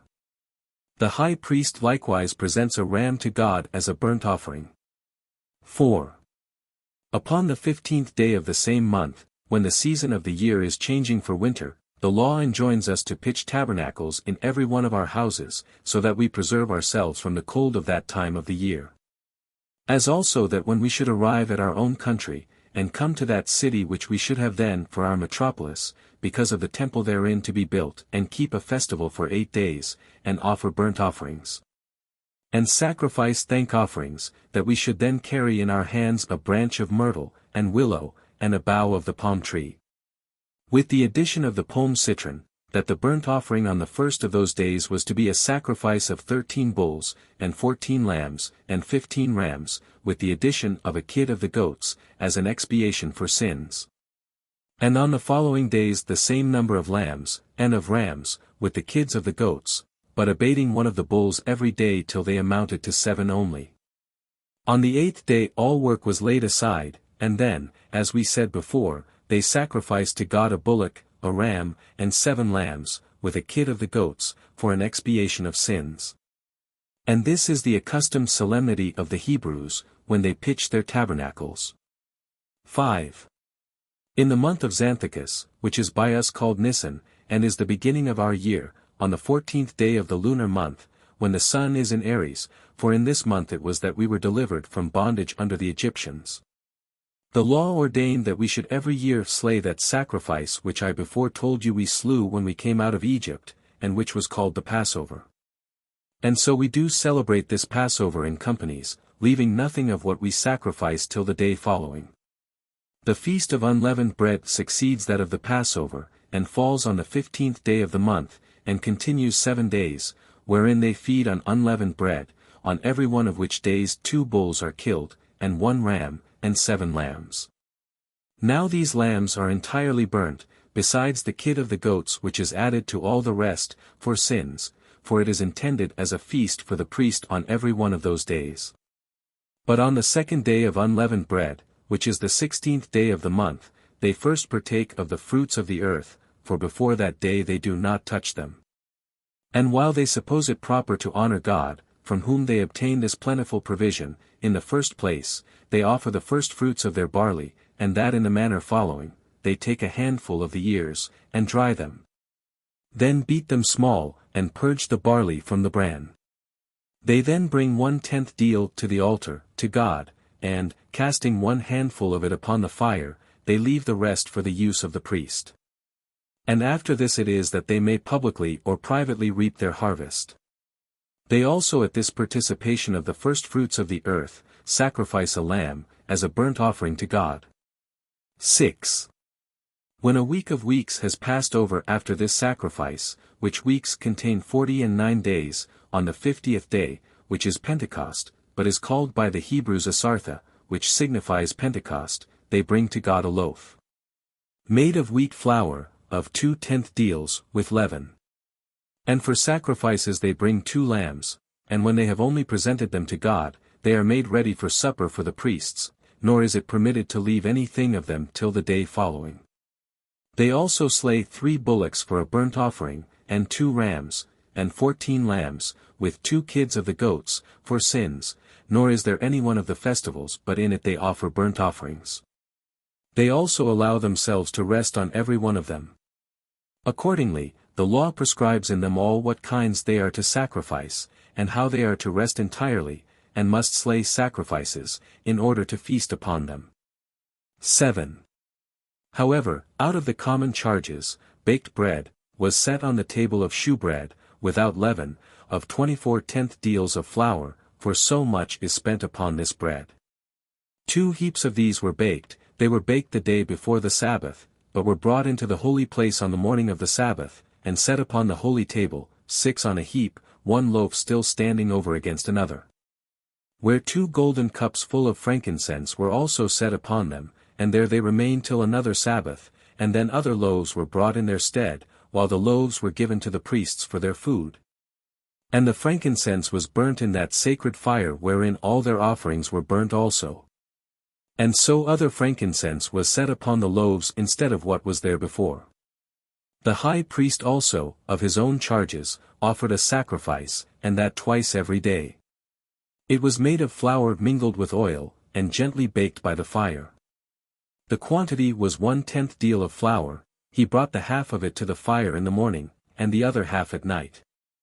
The account of these sacrifices I shall give more accurately hereafter. But I think I have premised what for the present may be sufficient concerning them. Chapter 11. Of the Purifications. 1. Moses took out the tribe of Levi from communicating with the rest of the people, and set them apart to be a holy tribe. And purified them by water taken from perpetual springs, and with such sacrifices as were usually offered to God on the like occasions. He delivered to them also the tabernacle, and the sacred vessels, and the other curtains, which were made for covering the tabernacle, that they might minister under the conduct of the priests, who had been already consecrated to God. 2. He also determined concerning animals, which of them might be used for food, and which they were obliged to abstain from, which matters, when this work shall give me occasion, shall be further explained. And the causes shall be added by which he was moved to allot some of them to be our food, and enjoined us to abstain from others. However, he entirely forbade us the use of blood for food, and esteemed it to contain the soul and spirit. He also forbade us to eat the flesh of an animal that died of itself, as also the caul, and the fat of goats, and sheep, and bulls. 3. He also ordered that those whose bodies were afflicted with leprosy, and that had a gonorrhea, should not come into the city, nay, he removed the women, when they had their natural purgations, till the 7th day. After which he looked on them as pure, and permitted them to come in again. The law permits those also who have taken care of funerals to come in after the same manner, when this number of days is over. But if any continued longer than that number of days in a state of pollution, the law appointed the offering 2 lambs for a sacrifice, the one of which they are to purge by fire, and for the other, the priests take it for themselves. In the same manner do those sacrifice who have had the gonorrhea. But he that sheds his seed in his sleep, if he go down into cold water, has the same privilege with those that have lawfully accompanied with their wives. And for the lepers, he suffered them not to come into the city at all, nor to live with any others, as if they were in effect dead persons. But if any one had obtained by prayer to God, the recovery from that distemper, and had gained a healthful complexion again, such a one returned thanks to God, with several sorts of sacrifices, concerning which we will speak hereafter. 4. Whence one cannot but smile at those who say that Moses was himself afflicted with the leprosy when he fled out of Egypt, and that he became the conductor of those who on that account left that country, and led them into the land of Canaan. For had this been true, Moses would not have made these laws to his own dishonor, which indeed it was more likely he would have opposed, if others had endeavored to introduce them. And this the rather, because there are lepers in many nations, who yet are in honor, and not only free from reproach and avoidance, but who have been great captains of armies, and been entrusted with high offices in the commonwealth. And have had the privilege of entering into holy places and temples. So that nothing hindered, but if either Moses himself, or the multitude that was with him, had been liable to such a misfortune in the color of his skin, he might have made laws about them for their credit and advantage. And have laid no manner of difficulty upon them. Accordingly, it is a plain case, that it is out of violent prejudice only that they report these things about us. But Moses was pure from any such distemper, and lived with countrymen who were pure of it also, and thence made the laws which concerned others that had the distemper. He did this for the honor of God. But as to these matters, let every one consider them after what manner he pleases. 5. As to the women, when they have borne a child, Moses forbade them to come into the temple, or touch the sacrifices, before 40 days were over, supposing it to be a boy. But if she hath borne a girl, the law is that she cannot be admitted before twice that number of days be over. And when after the before-mentioned time appointed for them, they perform their sacrifices, the priests distribute them before God. 6. But if any one suspect that his wife has been guilty of adultery, he was to bring 1/10 deal of barley flour, they then cast one handful to God and gave the rest of it to the priests for food. One of the priests set the woman at the gates that are turned towards the temple, and took the veil from her head, and wrote the name of God on parchment, and enjoined her to swear that she had not at all injured her husband. And to wish that, if she had violated her chastity, her right thigh might be put out of joint, that her belly might swell. And that she might die thus, but that if her husband, by the violence of his affection, and of the jealousy which arose from it, had been rashly moved to this suspicion, that she might bear a male child in the 10th month. Now when these oaths were over, the priest wiped the name of God out of the parchment, and wrung the water into a vial. He also took some dust out of the temple, if any happened to be there, and put a little of it into the vial, and gave it her to drink. Whereupon the woman, if she were unjustly accused, conceived with child, and brought it to perfection in her womb, but if she had broken her faith of wedlock to her husband, and had sworn falsely before God, she died in a reproachful manner. Her thigh fell off from her, and her belly swelled with a dropsy. And these are the ceremonies about sacrifices, and about the purifications thereto belonging, which Moses provided for his countrymen. He also prescribed the following laws to them. Chapter 12. Several laws. 1. As for adultery, Moses forbade it entirely, as esteeming it a happy thing that men should be wise in the affairs of wedlock. And that it was profitable both to cities and families that children should be known to be genuine. He also abhorred men's lying with their mothers, as one of the greatest crimes. And the like for lying with the father's wife, and with aunts, and sisters, and sons' wives, as all instances of abominable wickedness. He also forbade a man to lie with his wife when she was defiled by her natural purgation, and not to come near brute beasts, nor to approve of the lying with a male, which was to hunt after unlawful pleasures on account of beauty. To those who were guilty of such insolent behavior, he ordained death for their punishment. 2. As for the priests, he prescribed to them a double degree of purity, for he restrained them in the instances above, and moreover forbade them to marry harlots. He also forbade them to marry a slave, or a captive, and such as got their living by cheating trades, and by keeping inns, as also a woman parted from her husband, on any account whatsoever. Nay, he did not think it proper for the high priest to marry even the widow of one that was dead, though he allowed that to the priests, but he permitted him only to marry a virgin, and to retain her. Whence it is that the high priest is not to come near to one that is dead, although the rest are not prohibited from coming near to their brethren, or parents, or children, when they are dead, but they are to be unblemished in all respects. He ordered that the priest who had any blemish, should have his portion indeed among the priests, but he forbade him to ascend the altar, or to enter into the holy house. He also enjoined them, not only to observe purity in their sacred ministrations, but in their daily conversation, that it might be unblameable also. And on this account it is that those who wear the sacerdotal garments are without spot, and eminent for their purity and sobriety, nor are they permitted to drink wine so long as they wear those garments. Moreover, they offer sacrifices that are entire, and have no defect whatsoever. 3. And truly Moses gave them all these precepts, being such as were observed during his own lifetime. But though he lived now in the wilderness, yet did he make provision how they might observe the same laws when they should have taken the land of Canaan. He gave them rest to the land from plowing and planting every 7th year, as he had prescribed to them to rest from working every 7th day. And ordered, that then what grew of its own accord out of the earth should in common belong to all that pleased to use it, making no distinction in that respect between their own countrymen and foreigners, and he ordained that they should do the same after 7 times 7 years, which in all are 50 years. And that 50th year is called by the Hebrews the Jubilee, wherein debtors are freed from their debts, and slaves are set at liberty.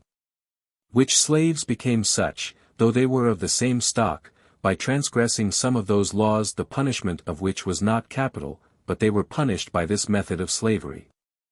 This year also restores the land to its former possessors in the manner following: when the Jubilee is come, which name denotes liberty, he that sold the land, and he that bought it, meet together, and make an estimate, on one hand, of the fruits gathered, and, on the other hand, of the expenses laid out upon it. If the fruits gathered come to more than the expenses laid out, he that sold it takes the land again. But if the expenses prove more than the fruits, the present possessor receives of the former owner the difference that was wanting, and leaves the land to him. And if the fruits received, and the expenses laid out, prove equal to one another, the present possessor relinquishes it to the former owners. Moses would have the same law obtain as to those houses also which were sold in villages. But he made a different law for such as were sold in a city, for if he that sold it tendered the purchaser his money again within a year, he was forced to restore it. But in case a whole year had intervened, the purchaser was to enjoy what he had bought. This was the constitution of the laws which Moses learned of God when the camp lay under Mount Sinai, and this he delivered in writing to the Hebrews. 4. Now when this settlement of laws seemed to be well over, Moses thought fit at length to take a review of the host, as thinking it proper to settle the affairs of war. So he charged the heads of the tribes, excepting the tribe of Levi, to take an exact account of the number of those that were able to go to war, for as to the Levites, they were holy, and free from all such burdens. Now when the people had been numbered, there were found 600,000 that were able to go to war, from 20 to 50 years of age, besides 3,650. Instead of Levi, Moses took Manasseh, the son of Joseph, among the heads of tribes, and Ephraim instead of Joseph. It was indeed the desire of Jacob himself to Joseph, that he would give him his sons to be his own by adoption, as I have before related. 5. When they set up the tabernacle, they received it into the midst of their camp, 3 of the tribes pitching their tents on each side of it, and roads were cut through the midst of these tents. It was like a well-appointed market. And everything was there ready for sale in due order, and all sorts of artificers were in the shops, and it resembled nothing so much as a city that sometimes was movable, and sometimes fixed. The priests had the first places about the tabernacle. Then the Levites, who, because their whole multitude was reckoned from 30 days old, were 23,880 males. And during the time that the cloud stood over the tabernacle, they thought proper to stay in the same place, as supposing that God there inhabited among them, but when that removed, they journeyed also. 6. Moreover, Moses was the inventor of the form of their trumpet, which was made of silver. Its description is this: in length it was little less than a cubit. It was composed of a narrow tube, somewhat thicker than a flute, but with so much breadth as was sufficient for admission of the breath of a man's mouth. It ended in the form of a bell, like common trumpets. Its sound was called in the Hebrew tongue a sasra. 2 of these being made, one of them was sounded when they required the multitude to come together to congregations. When the first of them gave a signal, the heads of the tribes were to assemble, and consult about the affairs to them properly belonging, but when they gave the signal by both of them, they called the multitude together. Whenever the tabernacle was removed, it was done in this solemn order: at the first alarm of the trumpet, those whose tents were on the east quarter prepared to remove. When the second signal was given, those that were on the south quarter did the like. In the next place, the tabernacle was taken to pieces, and was carried in the midst of 6 tribes that went before, and of 6 that followed, all the Levites assisting about the tabernacle. When the third signal was given, that part which had their tents towards the west put themselves in motion, and at the fourth signal those on the north did so likewise. They also made use of these trumpets in their sacred ministrations, when they were bringing their sacrifices to the altar as well on the Sabbaths as on the rest of the festival days. And now it was that Moses offered that sacrifice which was called the Passover in the wilderness, as the first he had offered after the departure out of Egypt. Chapter 13. Moses removed from Mount Sinai, and conducted the people to the borders of the Canaanites. A little while afterwards he rose up, and went from Mount Sinai. And, having passed through several mansions, of which we will speak, he came to a place called Hazroth, where the multitude began again to be mutinous, and to Moses for the misfortunes they had suffered their travels. And that when he had persuaded to leave a good land, they at once had lost land, and instead of that happy state he had them, they were still wandering in their miserable condition, being already in want of water. And if the manna should happen to fail, must then utterly perish. Yet while they spake many and sore things against there was one of them who exhorted them to be unmindful of Moses, and of what great pains he had been at about their common safety, not to despair of assistance from God. The multitude thereupon became still more unruly, and mutinous against Moses than before. Hereupon Moses, although he was so basely abused by them, encouraged them in their despairing condition and promised that he would procure them a quantity of flesh meat, and that not for a few days only, but for many days. This they were not to believe, and when one of them asked, whence he could obtain such vast plenty of what he promised, he replied, Neither God nor I, we hear such opprobrious language from will leave off our labors for you. And this soon appear also. As soon as ever he had said this, the whole camp was filled with quails, they stood round about them, and gathered great numbers. However, it was not long ere God punished the Hebrews for their insolence, those reproaches they had used towards him, no small number of them died. And still to this day the place retains the memory of this destruction and is named Kibrothhattaavah, which is, graves of lust. Chapter 14. How Moses sent some persons to search out the land of the Canaanites, and the largeness of their cities. And further that when those who were sent were returned, after 40 days and reported that they should not be a match for them, and extolled the strength of the Canaanites, the multitude were disturbed and fell into despair. And were resolved to stone Moses, and to return back again into Egypt, and serve the Egyptians. 1. When Moses had led the Hebrews away from thence to a place called Paran, which was near to the borders of the Canaanites, and a place difficult to be continued in, he gathered the multitude together to a congregation. And standing in the midst of them, he said, Of the two things that God determined to bestow upon us, liberty, and the possession of a happy country, the one of them ye already are partakers of, by the gift of God. And the other you will quickly obtain. For we now have our abode near the borders of the Canaanites, and nothing can hinder the acquisition of it, when we now at last are fallen upon it, I say, not only no king nor city, but neither the whole race of mankind, if they were all gathered together, could do it. Let us therefore prepare ourselves for the work, for the Canaanites will not resign up their land to us without fighting, but it must be wrested from them by great struggles in war. Let us then send spies, who may take a view of the goodness of the land, and what strength it is of, but, above all things, let us be of one mind, and let us honor God, who above all is our helper and assister. 2. When Moses had said thus, the multitude requited him with marks of respect, and chose 12 spies, of the most eminent men, one out of each tribe, who, passing over all the land of Canaan, from the borders of Egypt, came to the city Hamath, and to Mount Lebanon. And having learned the nature of the land, and of its inhabitants, they came home, having spent 40 days in the whole work. They also brought with them of the fruits which the land bare. They also showed them the excellency of those fruits, and gave an account of the great quantity of the good things that land afforded, which were motives to the multitude to go to war. But then they terrified them again with the great difficulty there was in obtaining it, that the rivers were so large and deep that they could not be passed over, and that the hills were so high that they could not travel along for them. That the cities were strong with walls, and their firm fortifications round about them. They told them also, that they found at Hebron the posterity of the giants. Accordingly these spies, who had seen the land of Canaan, when they perceived that all these difficulties were greater there than they had met with since they came out of Egypt, they were affrighted at them themselves, and endeavored to affright the multitude also. 3. So they supposed, from what they had heard, that it was impossible to get the possession of the country.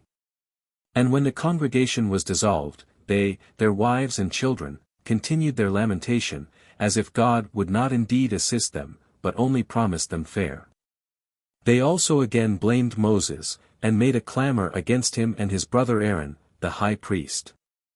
Accordingly they passed that night very ill, and with contumelious language against them. But in the morning they ran to a congregation, intending to stone Moses and Aaron, and so to return back into Egypt. 4. But of the spies, there were Joshua the son of Nun, of the tribe of Ephraim, and Caleb of the tribe of Judah, that were afraid of the consequence, and came into the midst of them, and stilled the multitude, and desired them to be of good courage. And neither to condemn God, as having told them lies, nor to hearken to those who had affrighted them, by telling them what was not true concerning the Canaanites, but to those that encouraged them to hope for good success. And that they should gain possession of the happiness promised them, because neither the height of mountains, nor the depth of rivers, could hinder men of true courage from attempting them, especially while God would take care of them beforehand, and be assistant to them. Let us then go, said they, against our enemies, and have no suspicion of ill success, trusting in God to conduct us, and following those that are to be our leaders. Thus did these two exhort them, and endeavor to pacify the rage they were in. But Moses and Aaron fell on the ground, and besought God, not for their own deliverance, but that he would put a stop to what the people were unwarily doing, and would bring their minds to a quiet temper, which were now disordered by their present passion. The cloud also did now appear, and stood over the tabernacle, and declared to them the presence of God to be there. Chapter 15. How Moses was displeased at this, and foretold that God was angry and that they should continue in the wilderness for 40 years and not, during that time, either return into Egypt or take possession of Canaan. 1. Moses came now boldly to the multitude, and informed them that God was moved at their abuse of him, and would inflict punishment upon them, not indeed such as they deserved for their sins, but such as parents inflict on their children, in order to their correction. For, he said, that when he was in the tabernacle, and was bewailing with ears that destruction which was coming upon them, God put him in mind what things he had done for them, and what benefits they had received from him. And yet how ungrateful they had been to him, that just now they had been induced, through the timorousness of the spies, to think that their words were truer than his own promise to them. And that on this account, though he would not indeed destroy them all, nor utterly exterminate their nation, which he had honored more than any other part of mankind, yet he would not permit them to take possession of the land of Canaan, nor enjoy its happiness, but would make them wander in the wilderness, and live without a fixed habitation, and without a city, for 40 years together, as a punishment for this their transgression.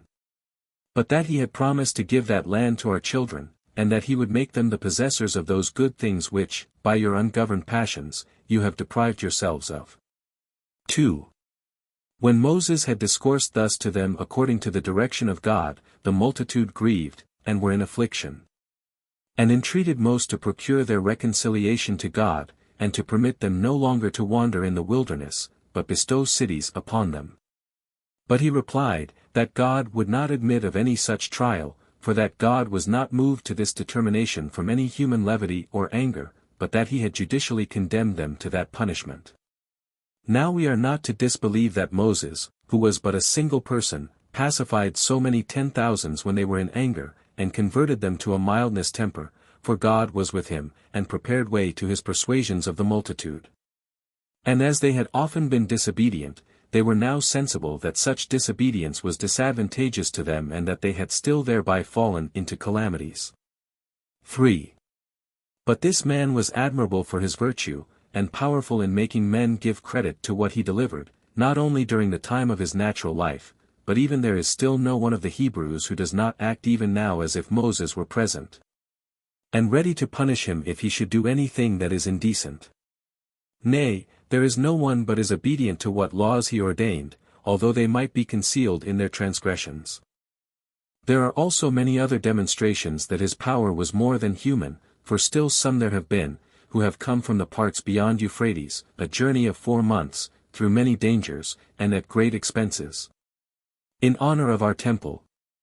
And yet, when they had offered their oblations, could not partake of their own sacrifices, because Moses had forbidden it, by somewhat in the law that did not permit them, or somewhat that had befallen them, which our ancient customs made inconsistent therewith.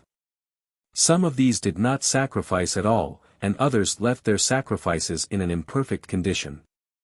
Many were not able, even at first, so much as to enter the temple, but went their ways in this as preferring a submission to the laws of Moses before the fulfilling of their own inclinations.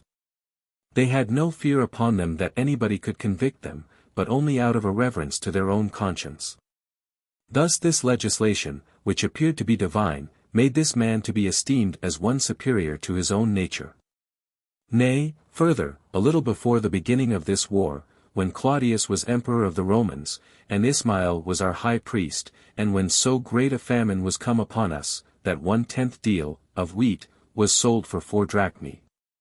And when no less than 70 cori of flour were brought into the temple, at the feast of unleavened bread, these cori are 31 Sicilian, but 41 Athenian medimni, not one of the priests was so hardy as to eat 1 crumb of it.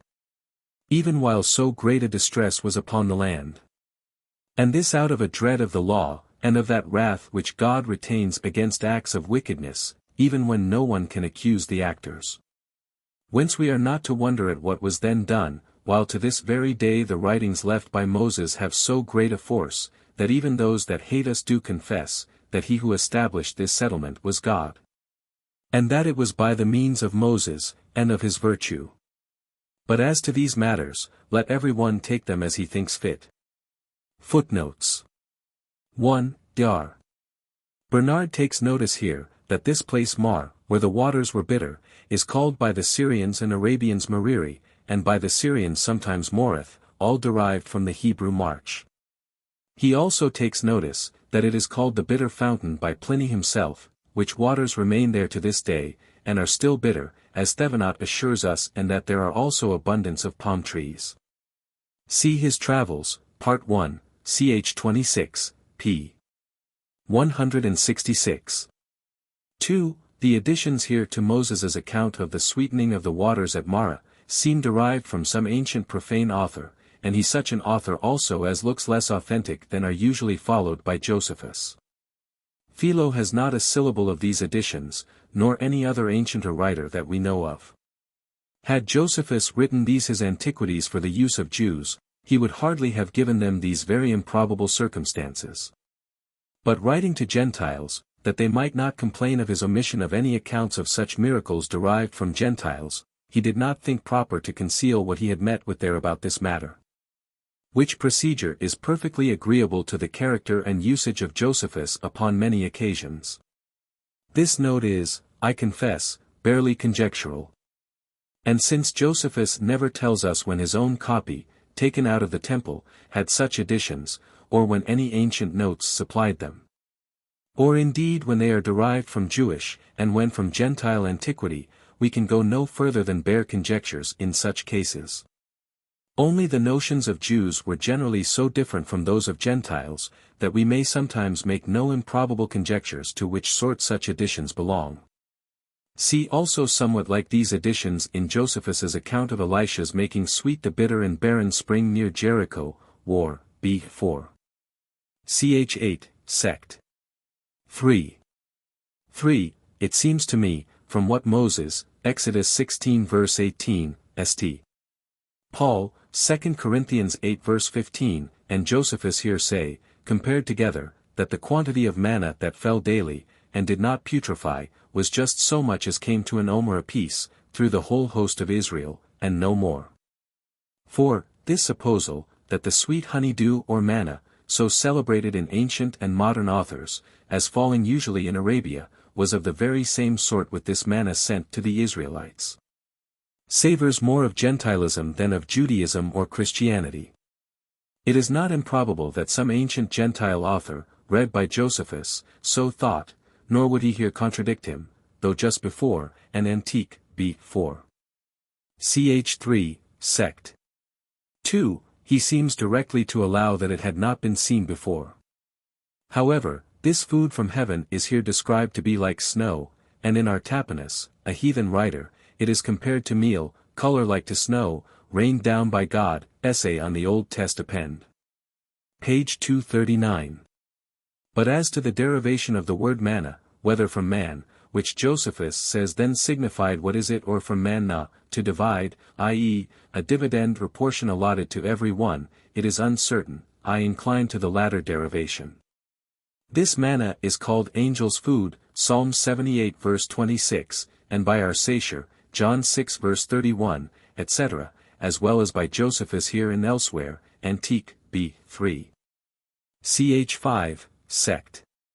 3. Said to be sent the Jews from heaven. 5. This rock is there at this day, as the travelers agree, and must be the same that was there in the days of Moses, as being too large to be brought thither by our modern carriages. 6. Note here, that the small book of the principal laws of Moses is ever said to be laid up in the holy house itself, but the larger Pentateuch, as here, somewhere within the limits of the temple and its courts only. See Antique, B.V. ch. 1. Sect. 17. 7. This eminent circumstance, that while Moses's hands were lift up towards heaven, the Israelites prevailed, and while they were let down towards the earth, the Amalekites prevailed. Seems to me the earliest intimation we have of the proper posture, used of old, in solemn prayer, which was the stretching out of the hands, and eyes, towards heaven, as other passages of the Old and New Testament inform us. Nay, by the way, this posture seemed to have continued in the Christian Church, till the clergy, instead of learning their prayers by heart, read them out of a book, which is in a great measure inconsistent with such an elevated posture. And which seems to me to have been only a later practice, introduced under the corrupt state of the Church. Though the constant use of divine forms of prayer, praise, and thanksgiving, appears to me to have been the practice of God's people, patriarchs, Jews, and Christians, in all the past ages. 8. This manner of electing the judges and officers of the Israelites by the testimonies and suffrages of the people, before they were ordained by God, or by Moses, deserves to be carefully noted. Because it was the pattern of the like manner of the choice and ordination of bishops, presbyters, and deacons, in the Christian Church. 9. Since this mountain, Sinai, is here said to be the highest of all the mountains that are in that country, it must be that now called St. Catherine's, which is 1/3 higher than that within a mile of it, now called Sinai, as Mons. Thevenot informs us, Travels, Part 1, ch. 23, page 168. The other name of it, Horeb, is never used by Josephus, and perhaps was its name among the Egyptians only, whence the Israelites were lately come, as Sinai was its name among the Arabians, Canaanites, and other nations. Accordingly when, 1 Kings 9 verse 8, the scripture says that Elijah came to Horeb, the mount of God, Josephus justly says, Antique, B. 8. Ch. 13, sect. 7, that he came to the mountain called Sinai, and Jerome, here cited by Dr. Hudson, says, that he took this mountain to have two names, Sinai and Choreb. Denomen. Heb page 427. 10. Of this and another like superstitious notion of the Pharisees, which Josephus complied with, see the note on Antique, B. 2. Ch. 12, sect. 4. 11. This other work of Josephus, here referred to, seems to be that which does not appear to have been ever published, which yet he intended to publish, about the reasons of many of the laws of Moses. Of which see the note on the preface, sect. 4. 12. Of this tabernacle of Moses, with its several parts and furniture, see my description at large, chapter 6. 7, 8. 9, 10. 11, 12, hereto belonging.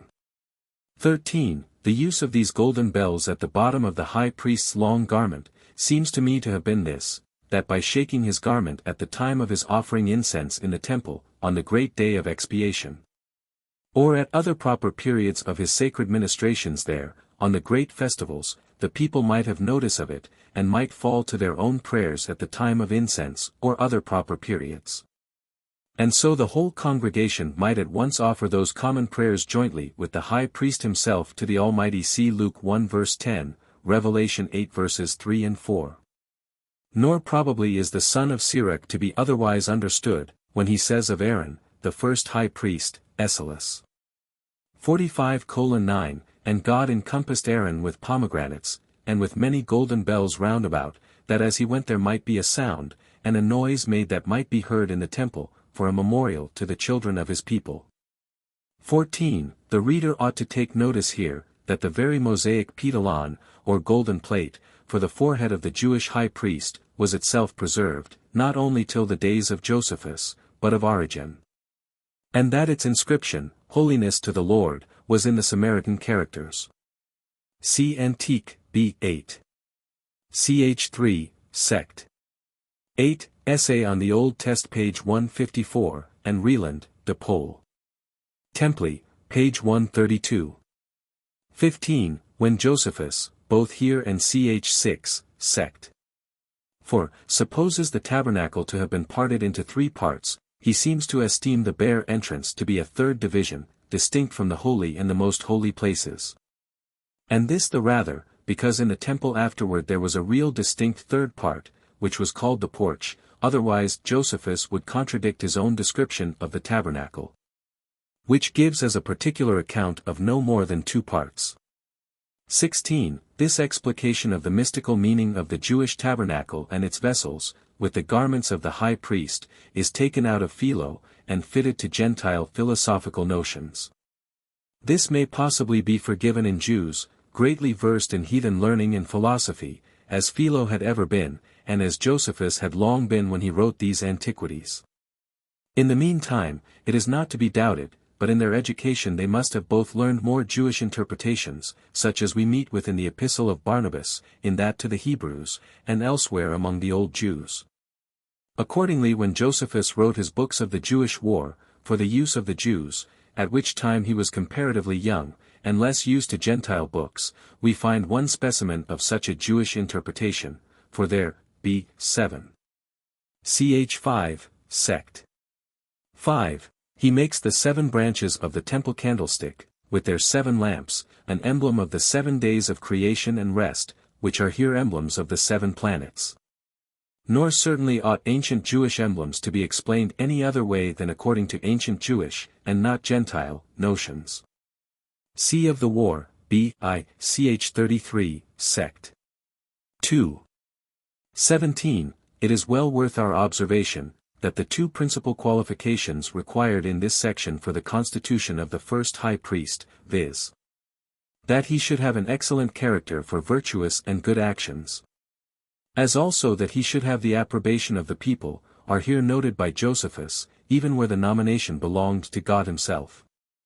Which are the very same qualifications which the Christian religion requires in the choice of Christian bishops, priests, and deacons, as the apostolical constitutions inform us, b. 2. Ch. 3. 18. This weight and value of the Jewish shekel, in the days of Josephus, equal to about 2s.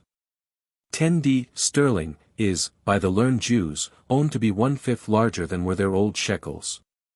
Which determination agrees perfectly with the remaining shekels that have Samaritan inscriptions, coined generally by Simon the Maccabee, about 230 years before Josephus published his Antiquities, which never weigh more than 2s.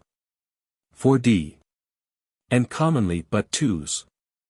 4d. See Reland de Nummi Samaritanorum, page 138.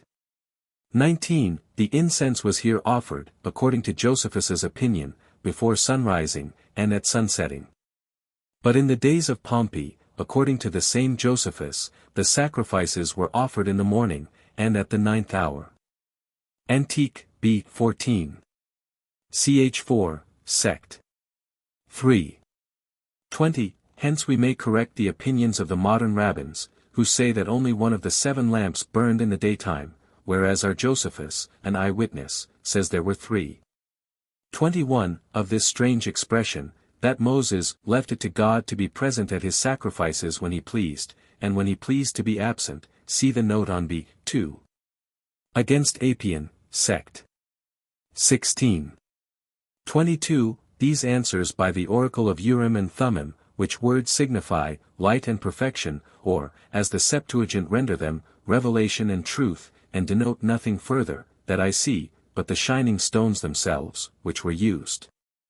In this method of illumination, in revealing the will of God, after a perfect and true manner, to his people Israel, I say, these answers were not made by the shining of the precious stones, after an awkward manner, in the high priest's breastplate, as the modern rabbins vainly suppose. For certainly the shining of the stones might precede or accompany the oracle, without itself delivering that oracle, see Antique, b. 6. Ch. 6, Sect. 4. but rather by an audible voice from the mercy seat between the cherubims. See Pritos Connect. At the year 534.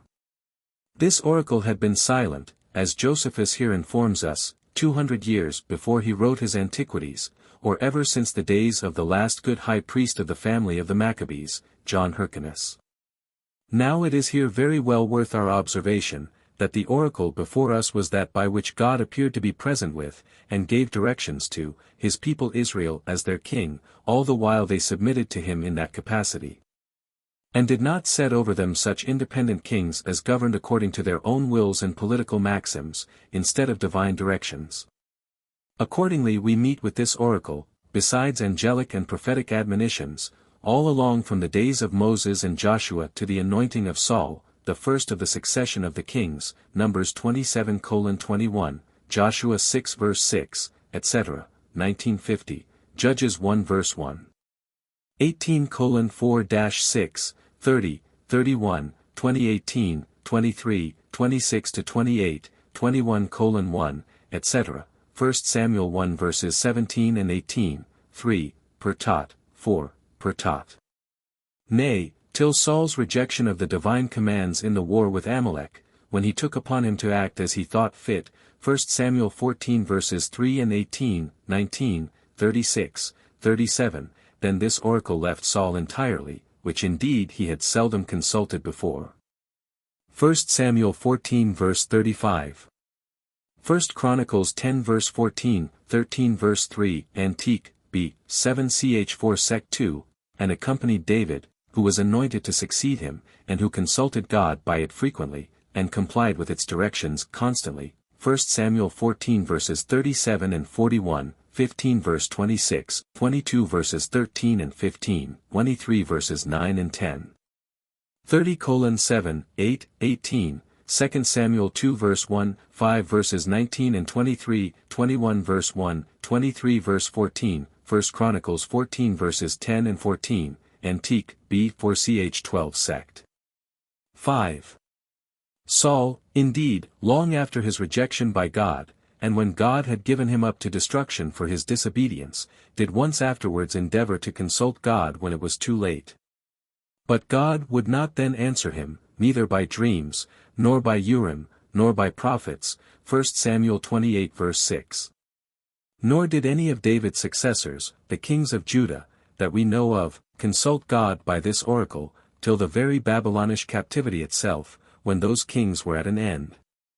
They taking upon them, I suppose, too much of despotic power and royalty, and too little owning the God of Israel for the supreme King of Israel, though a few of them consulted the prophets sometimes, and were answered by them.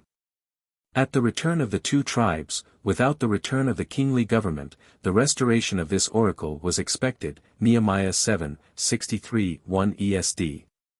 540, 1 Mac, 446, 1441. And indeed it may seem to have been restored for some time after the Babylonish captivity, at least in the days of that excellent high priest, John Hyrcanus, whom Josephus esteemed as a king, a priest, and a prophet. And who, he says, foretold several things that came to pass accordingly, but about the time of his death, he here implies, that this oracle quite ceased, and not before.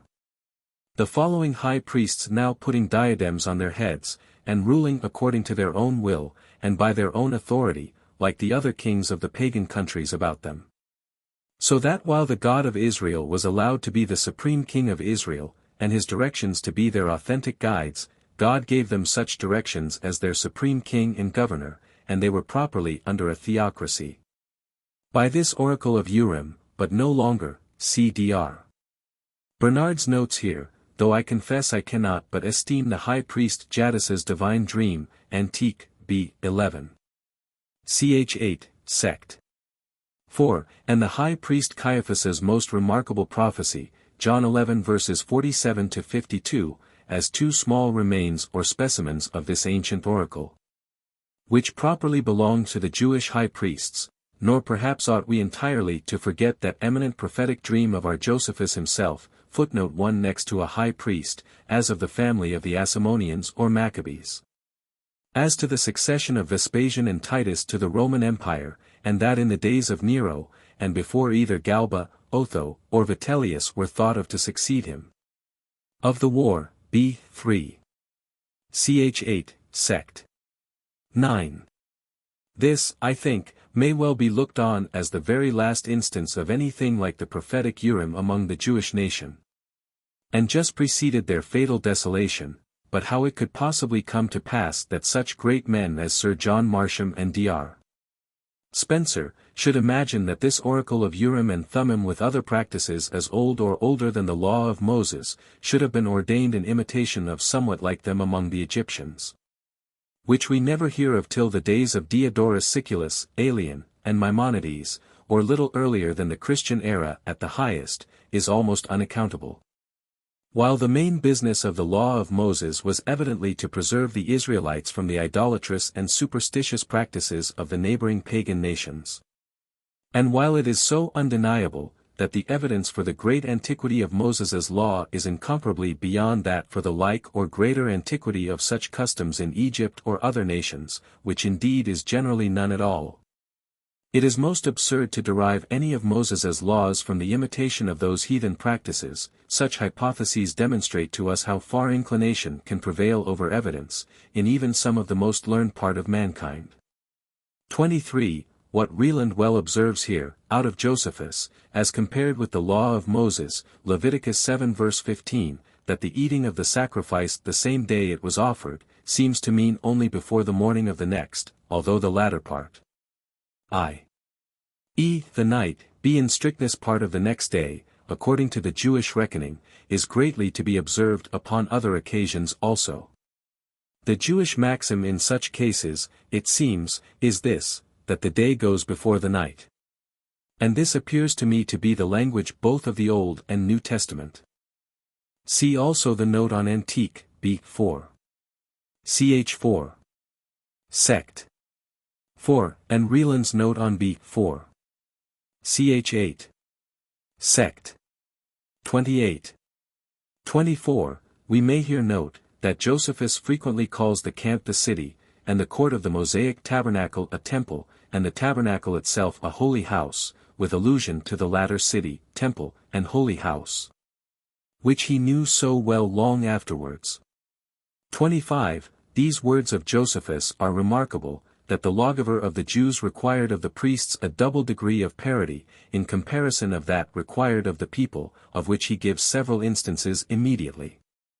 It was for certain the case also among the first Christians, of the clergy, in comparison of the laity, as the apostolical constitutions and canons everywhere inform us. 26. We must here note with Reland, that the precept given to the priests of not drinking wine while they wore the sacred garments, is equivalent to their abstinence from it all the while they ministered in the temple. Because they then always, and then only, wore those sacred garments, which were laid up there from one time of ministration to another. 27. See Antique, b. XX. Ch. 2, Sect. 6, and Acts 11 verse 28. Book 4. Containing the interval of 38 years. From the rejection of that generation to the death of Moses. Chapter 1. Fight of the Hebrews with the Canaanites without the consent of Moses, and their defeat. 1. Now this life of the Hebrews in the wilderness was so disagreeable and troublesome to them, and they were so uneasy at it, that although God had forbidden them to meddle with the Canaanites, yet could they not be persuaded to be obedient to the words of Moses, and to be quiet. But supposing they should be able to beat their enemies, without his approbation, they accused him, and suspected that he made it his business to keep them in a distressed condition, that they might always stand in need of his assistance. Accordingly they resolved to fight with the Canaanites, and said that God gave them his assistance, not out of regard to Moses's intercessions, but because he took care of their entire nation, on account of their forefathers, whose affairs he took under his own conduct. As also, that it was on account of their own virtue that he had formerly procured them their liberty, and would be assisting to them, now they were willing to take pains for it. They also said that they were possessed of abilities sufficient for the conquest of their enemies, although Moses should have a mind to alienate God from them. That, however, it was for their advantage to be their own masters, and not so far to rejoice in their deliverance from the indignities they endured under the Egyptians, as to bear the tyranny of Moses over them. And to suffer themselves to be deluded, and live according to his pleasure, as though God did only foretell what concerns us out of his kindness to him, as if they were not all the posterity of Abraham. That God made him alone the author of all the knowledge we have, and we must still learn it from him. That it would be a piece of prudence to oppose his arrogant pretenses, and to put their confidence in God, and to resolve to take possession of that land which he had promised them, and not to give ear to him, who on this account, and under the pretense of divine authority, forbade them so to do. Considering, therefore, the distressed state they were in at present, and that in those desert places they were still to expect things would be worse with them, they resolved to fight with the Canaanites, as submitting only to God, their supreme commander, and not waiting for any assistance from their legislator. 2. When, therefore, they had come to this resolution, as being best for them, they went against their enemies. But those enemies were not dismayed either at the attack itself, or at the great multitude that made it, and received them with great courage. Many of the Hebrews were slain. And the remainder of the army, upon the disorder of their troops, were pursued, and fled, after a shameful manner, to their camp. Whereupon this unexpected misfortune made them quite despond, and they hoped for nothing that was good. As gathering from it, that this affliction came from the wrath of God, because they rashly went out to war without his approbation. 3. But when Moses saw how deeply they were affected with this defeat, and being afraid lest the enemies should grow insolent upon this victory, and should be desirous of gaining still greater glory, and should attack them, he resolved that it was proper to withdraw the army into the wilderness to a further distance from the Canaanites, so the multitude gave themselves up again to his conduct, for they were sensible that, without his care for them, their affairs could not be in a good condition. And he caused the host to remove, and he went further into the wilderness, as intending there to let them rest, and not to permit them to fight the Canaanites before God should afford them a more favorable opportunity. Chapter 2. The sedition of Korah and of the multitude against Moses, and against his brother, concerning the priesthood. 1. That which is usually the case of great armies, and especially upon ill success, to be hard to be pleased, and governed with difficulty, did now befall the Jews. For they being in number 600,000, and by reason of their great multitude not readily subject to their governors, even in prosperity, they at this time were more than usually angry, both against one another and against their leader, because of the distress they were in, and the calamities they then endured. Such a sedition overtook them, as we have not the like example either among the Greeks or the barbarians, by which they were in danger of being all destroyed, but were notwithstanding saved by Moses, who would not remember that he had been almost stoned to death by them. Nor did God neglect to prevent their ruin. But, notwithstanding the indignities they had offered their legislator in the laws, and disobedience to the commandments which he had sent them by Moses, he delivered them from those terrible calamities which, without his providential care, had been brought upon them by this sedition. So I will first explain the cause whence this sedition arose, and then will give an account of the sedition itself, as also of what settlements made for their government after it was over. 2. Korah, a Hebrew of principal account, both by his family and by his wealth, one that was also able to speak well, and one that could easily persuade the people by his speeches, saw that Moses was in an exceeding great dignity, and was at it, and envied him on that account. He of the same tribe with Moses, and of kin to him, was particularly grieved, because he thought he better deserved that honorable post on account of great riches, and not inferior to him in his birth.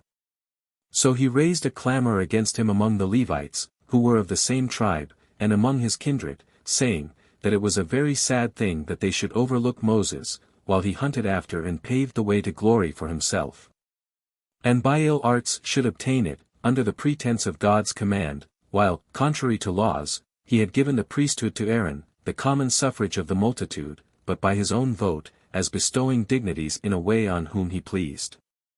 He added, that this concealed way of imposing on them was harder to be borne than if it had been done by an open force upon them, because he did now not only usurp their power without their consent, but even they were unapprised of his contrivances against them.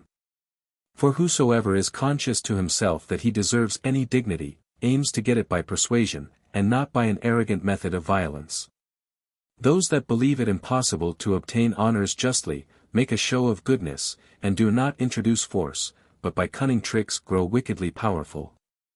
That it was proper for the multitude to punish such men, even while they think themselves concealed in their designs, and not suffer them to gain strength till they have them for their open enemies. For what account, added he, is Moses able to give, why he has bestowed the priesthood on Aaron and his sons? For if God had determined to bestow that honor on one of the tribe of Levi, I am more worthy of it than he is. I myself being equal to Moses by my family, and superior to him both in riches and in age, but if God had determined to bestow it on the eldest be, that of Reuben might have it most justly. And then Dathan, and Abram, and On, the son of Peleth, would have it, for these are the oldest men of that tribe, and potent on account of their great wealth also. 3. Now Korah, when he said this, had a mind to appear to take care of the public welfare, but in reality he was endeavoring to procure to have that dignity transferred by the multitude to himself. Thus did he, out of a malignant design, but with plausible words, discourse to those of his own tribe. When these words did gradually spread to more people, and when the hearers still added to what tended to the scandals that were cast upon Aaron, the whole army was full of them. Now of those that conspired with Korah, there were 250, and those of the principal men also, who were eager to have the priesthood taken away from Moses' brother, and to bring him into disgrace, nay. The multitude themselves were provoked to be seditious, and attempted to stone Moses, and gathered themselves together after an indecent manner, with confusion and disorder. And now all were, in a tumultuous manner, raising a clamor before the tabernacle of God, to prosecute the tyrant, and to relieve the multitude from their slavery under him who, under color of the divine laid violent injunctions upon them. For had it been God who chose one that was to perform the office of a priest, he would have raised person to that dignity, and would not have produced such a one as was inferior to many others nor have given him that office.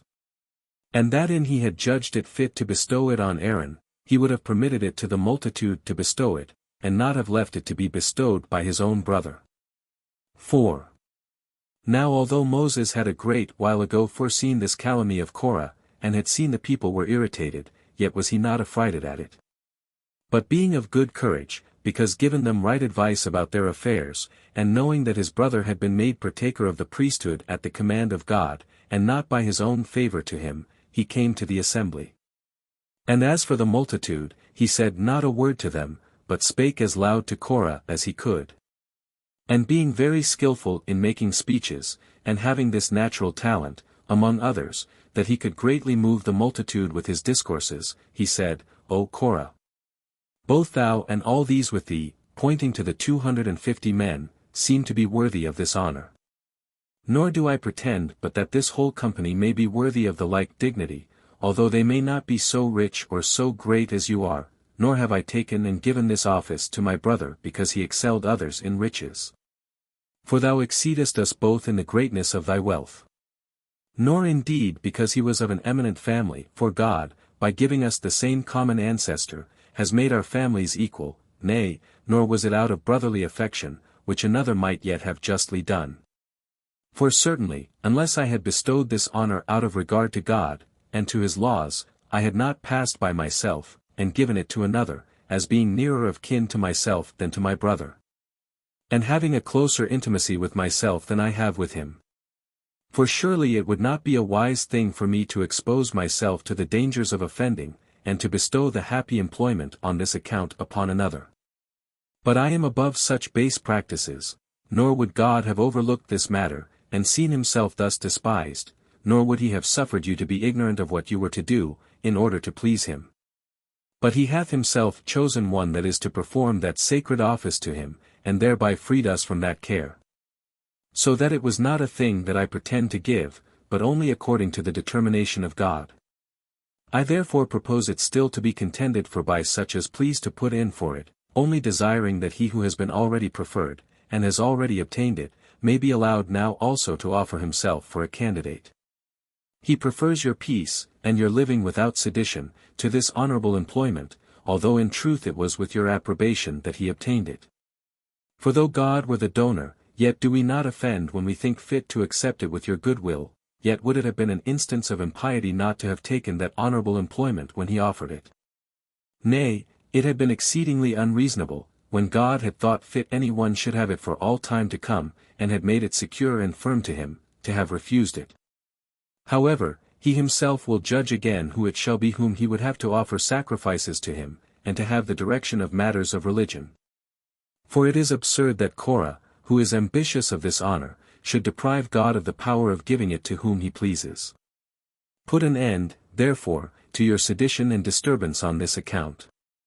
And tomorrow morning do every one of you that desire the priesthood bring a censer from home, and come hither with incense and fire, and do thou, O Korah, leave the judgment to God.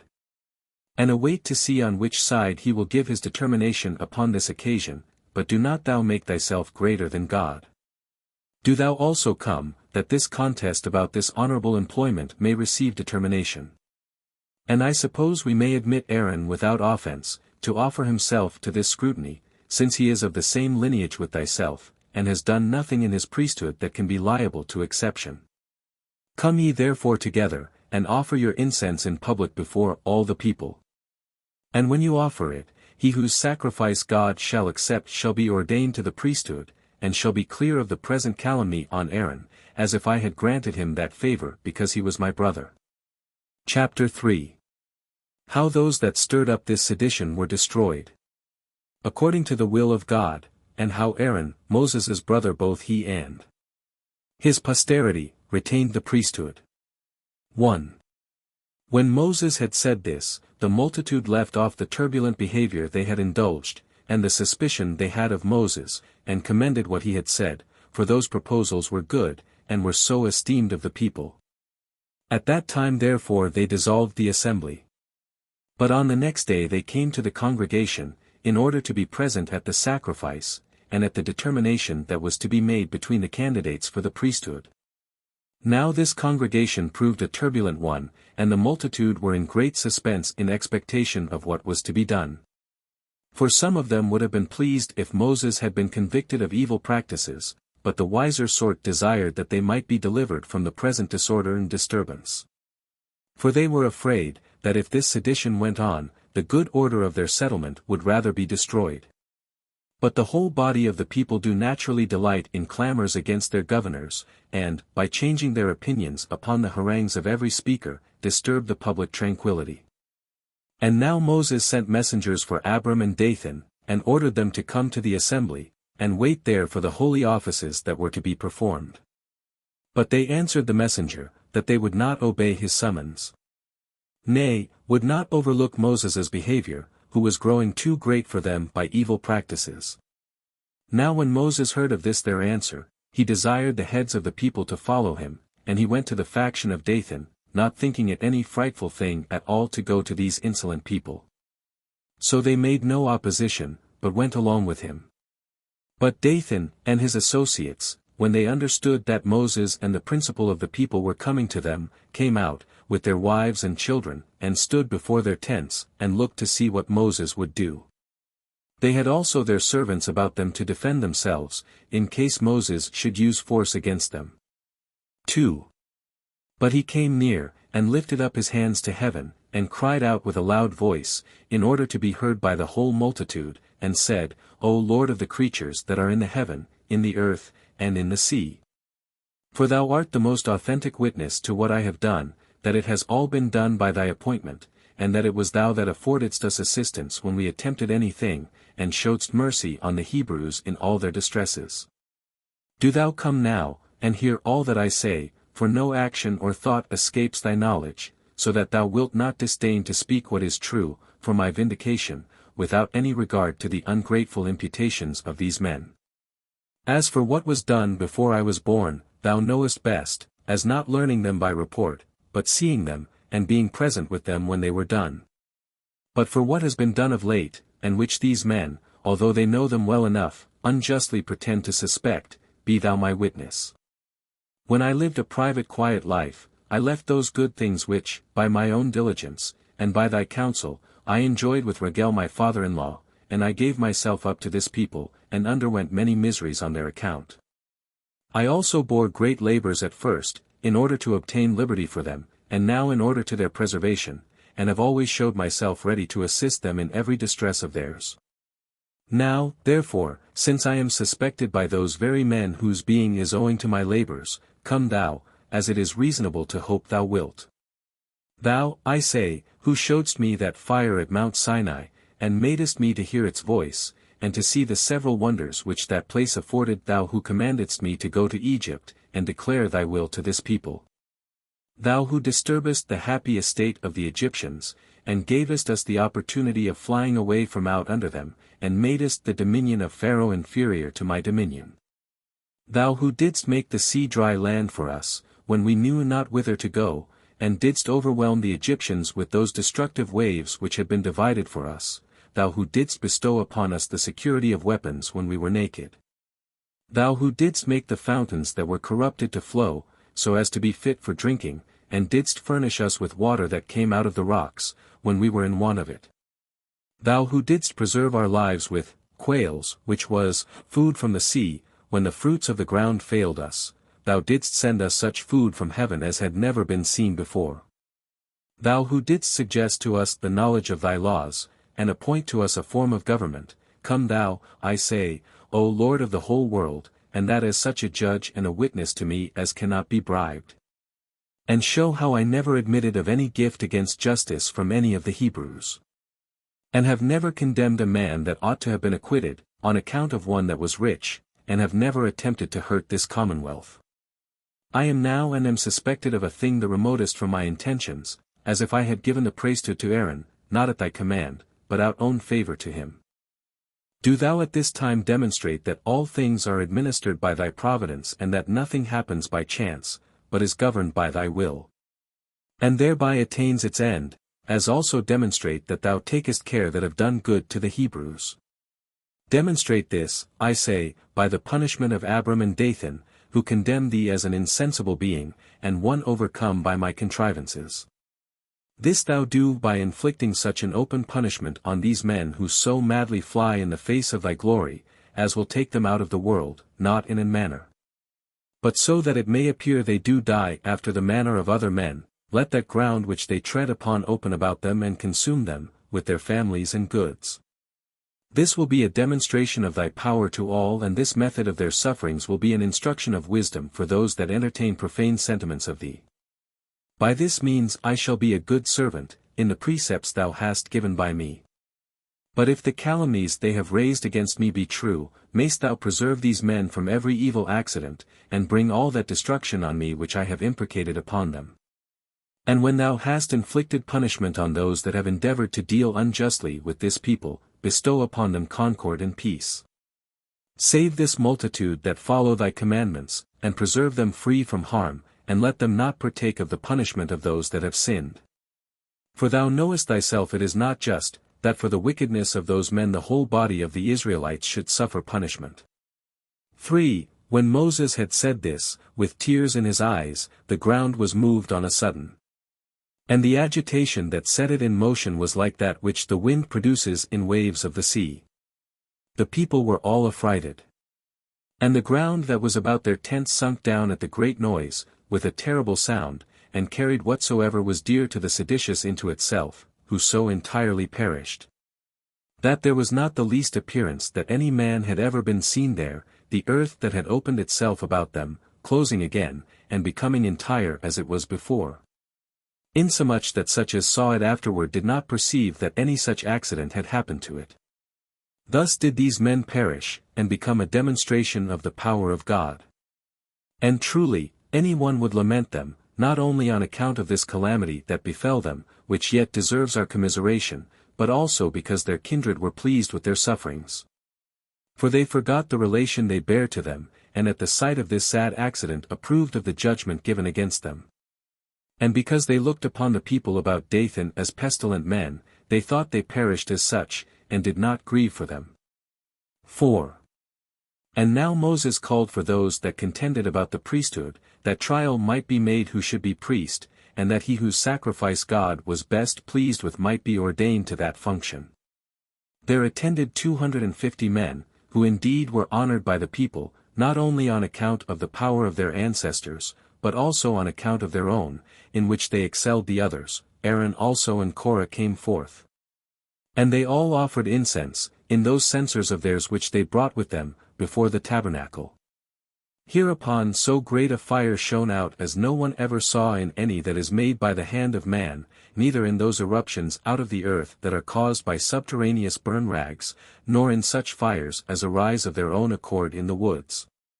When the agitation is caused by the trees rubbing one against another, but this fire was very bright, and had a terrible flame, such as is kindled at the command of God. By whose eruption on them, all the company, and Korah himself, were destroyed, and this so entirely, that their very bodies left no remains behind them. Aaron alone was preserved, and not at all hurt by the fire, because it was God that sent the fire to burn those only who ought to be burned. Hereupon Moses, after these men were destroyed, was desirous that the memory of this judgment might be delivered down to posterity, and that future ages might be acquainted with it. And so he commanded Eleazar, the son of Aaron, to put their censers near the brazen altar, that they might be a memorial to posterity of what these men suffered, for supposing that the power of God might be eluded. And thus Aaron was now no longer esteemed to have the priesthood by the favor of Moses, but by the public judgment of God, and thus he and his children peaceably enjoyed that honor afterward. Chapter 4. What happened to the Hebrews during 38 years in the wilderness. 1. However, this sedition was so far from ceasing upon this destruction, that it grew much stronger, and became more intolerable. And the occasion of its growing worse was of that nature, as made it likely the calamity would never cease, but last for a long time. For the men, believing already that nothing is done without the providence of God, would have it that these things came thus to pass not without God's favor to Moses. They therefore laid the blame upon him that God was so angry, and that this happened not so much because of the wickedness of those that were punished, as because Moses procured the punishment. And that these men had been destroyed without any sin of theirs, only because they were zealous about the divine worship. As also, that he who had been the cause of this diminution of the people, by destroying so many men, and those the most excellent of them all, besides his escaping any punishment himself, had now given the priesthood to his brother so firmly, that nobody could any longer dispute it with him. For no one else, to be sure, could now put in for it, since he must have seen those that first did so to have miserably perished. Nay, besides this, the kindred of those that were destroyed made great entreaties to the multitude to abate the arrogance of Moses, because it would be safest for them so to do. 2. Now Moses, upon his hearing for a good while that the people were tumultuous, was afraid that they would attempt some other innovation, and that some great and sad calamity would be the consequence. He called the multitude to a congregation, and patiently heard what apology they had to make for themselves, without opposing them, and this lest he should embitter the multitude, he only desired the heads of the tribes to bring their rods, with the names of their tribes inscribed upon them, and that he should receive the priesthood in whose rod God should give a sign. This was agreed to. So the rest brought their rods, as did Aaron also, who had written the tribe of Levi on his rod. These rods Moses laid up in the tabernacle of God. On the next day he brought out the rods, which were known from one another by those who brought them, they having distinctly noted them, as had the multitude also. And as to the rest, in the same form Moses had received them, in that they saw them still, but they also saw buds and branches grown out of Aaron's rod, with ripe fruits upon them, they were almonds, the rod having been cut out of that tree. The people were so amazed at this strange sight, that though Moses and Aaron were before under some degree of hatred, they now laid that hatred aside, and began to admire the judgment of God concerning them. So that hereafter they applauded what God had decreed, and permitted Aaron to enjoy the priesthood peaceably. And thus God ordained him priest 3 several times, and he retained that honor without further disturbance. And hereby this sedition of the Hebrews, which had been a great one, and had lasted a great while, was at last composed. 3. And now Moses, because the tribe of Levi was made free from war and warlike expeditions, and was set apart for the divine worship, lest they should want and seek after the necessaries of life, and so neglect the temple, commanded the Hebrews, according to the will of God, that when they should gain the possession of the land of Canaan, they should assign 48 good and fair cities to the Levites, and permit them to enjoy their suburbs, as far as the limit of 2,000 cubits would extend from the walls of the city. And besides this, he appointed that the people should pay the tithe of their annual fruits of the earth, both to the Levites and to the priests. And this is what that tribe receives of the multitude. But I think it necessary to set down what is paid by all, peculiarly to the priests. 4. Accordingly he commanded the Levites to yield up to the priests 13 of their 48 cities, and to set apart for them the 10th part of the tithes which they every year receive of the people. As also, that it was but just to offer to God the firstfruits of the entire product of the ground. And that they should offer the firstborn of those four-footed beasts that are appointed for sacrifices, if it be a male, to the priests, to be slain, that they and their entire families may eat them in the holy city. But that the owners of those firstborn which are not appointed for sacrifices in the laws of our country, should bring a shekel and a half in their stead, but for the firstborn of a man 5 shekels, that they should also have the firstfruits out of the shearing of the sheep. And that when any baked bread corn, and made loaves of it, they should give somewhat of what they had baked to them. Moreover, when any have made a sacred vow, I mean those that are called Nazarites, that suffer their hair to grow long, and use no wine, when they consecrate their hair, and offer it for a sacrifice, they are to allot that hair for the priests, to be thrown into the fire. Such also as dedicate themselves to God, as a korban, which denotes what the Greeks call a gift, when they are desirous of being freed from that ministration, are to lay down money for the priests. 30 shekels if it be a woman, and 50 if it be a man, but if any be too poor to pay the appointed sum, it shall be lawful for the priests to determine that sum as they think fit. And if any slay beasts at home for a private festival, but not for a religious one, they are obliged to bring the maw and the cheek, or breast, and the right shoulder of the sacrifice, to the priests. With these Moses contrived that the priests should be plentifully maintained, besides what they had out of those offerings for sins which the people gave them, as I have set it down in the foregoing book. He also ordered, that out of everything allotted for the priests, their servants, their sons, their daughters, and their wives, should partake, as well as themselves, excepting what came to them out of the sacrifices that were offered for sins. For of those none but the males of the family of the priests might eat, and this in the temple also, and that the same day they were offered. 5. When Moses had made these constitutions, after the sedition was over, he removed, together with the whole army, and came to the borders of Idumea. He then sent ambassadors to the king of the Idumeans, and desired him to give him a passage through his country, and agreed to send him what hostages he should desire, to secure him from an injury. He desired him also, that he would allow his army liberty to buy provisions, and, if he insisted upon it, he would pay down a price for the very water they should drink. But the king was not pleased with this embassage from Moses, nor did he allow a passage for the army, but brought his people armed to meet Moses, and to hinder them, in case they should endeavor to force their passage. Upon which Moses consulted God by the oracle, who would not have him begin the war first, and so he withdrew his forces, and travelled round about through the wilderness. 6. Then it was that Miriam, the sister of Moses, came to her end, having completed her 40th year since she left Egypt, on the first day of the lunar month Xanthicus. They then made a public funeral for her, at a great expense. She was buried upon a certain mountain, which they call Sin, and when they had mourned for her 30 days, Moses purified the people after this manner. He brought a heifer that had never been used to the plough or to husbandry. That was complete in all its parts, and entirely of a red color, at a little distance from the camp, into a place perfectly clean. This heifer was slain by the high priest, and her blood sprinkled with his finger 7 times before the tabernacle of God. After this, the entire heifer was burnt in that state, together with its skin and entrails. And they threw cedar wood, and hyssop, and scarlet wool, into the midst of the fire. Then a clean man gathered all her ashes together, and laid them in a place perfectly clean.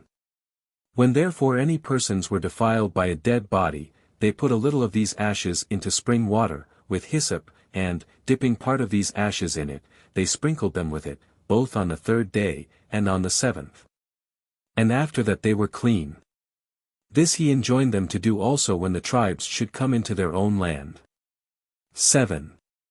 Now when this purification, which their leader made upon the mourning for his sister, as it has been now described, was over, he caused the army to remove and to march through the wilderness and through Arabia.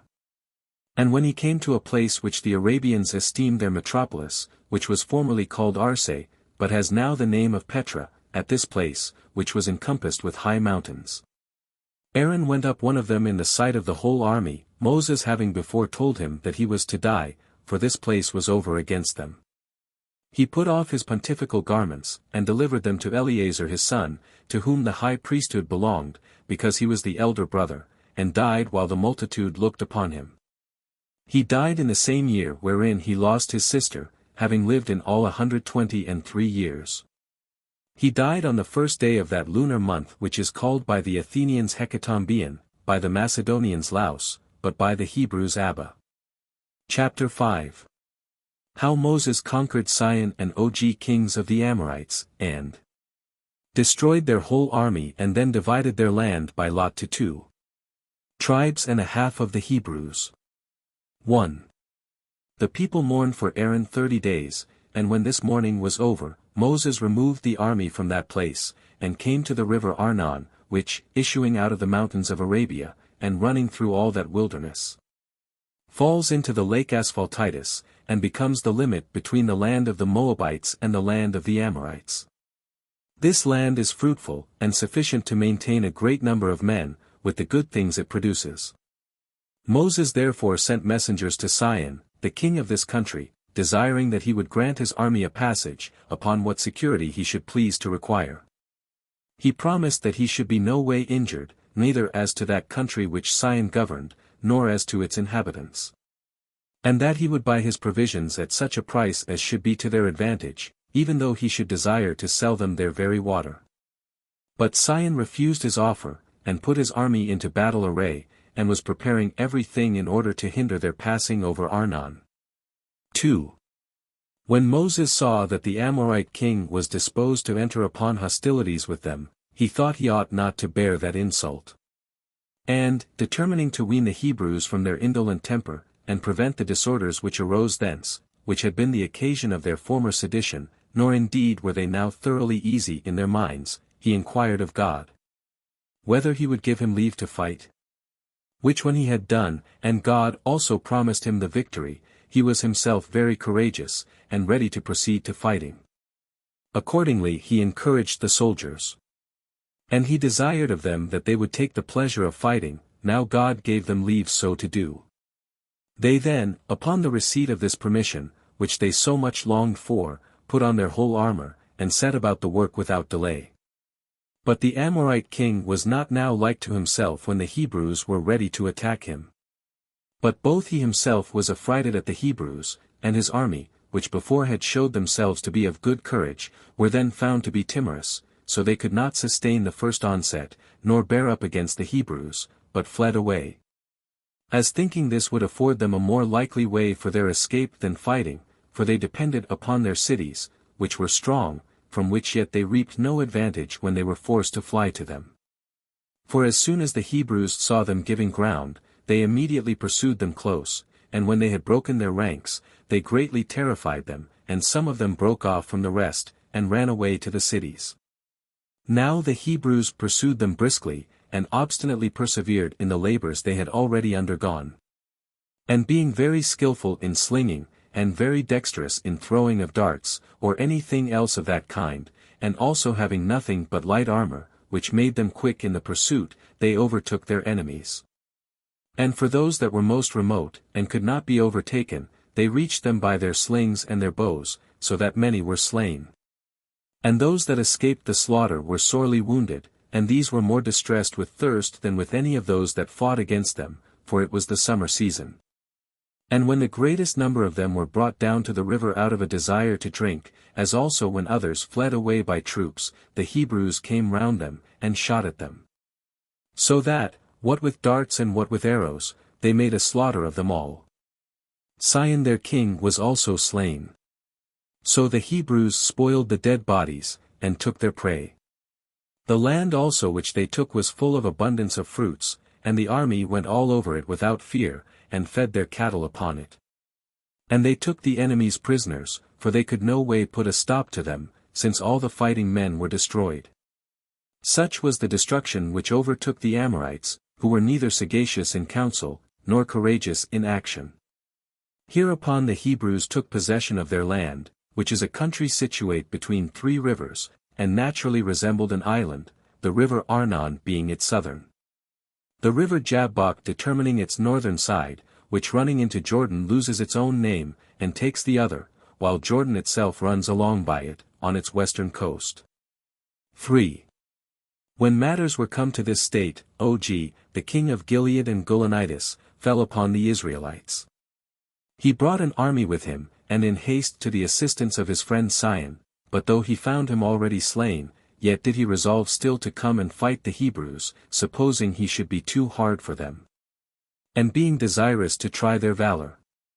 But failing of his hope, he was both himself slain in the battle, and all his army was destroyed. So Moses passed over the river Jabbok, and overran the kingdom of Og.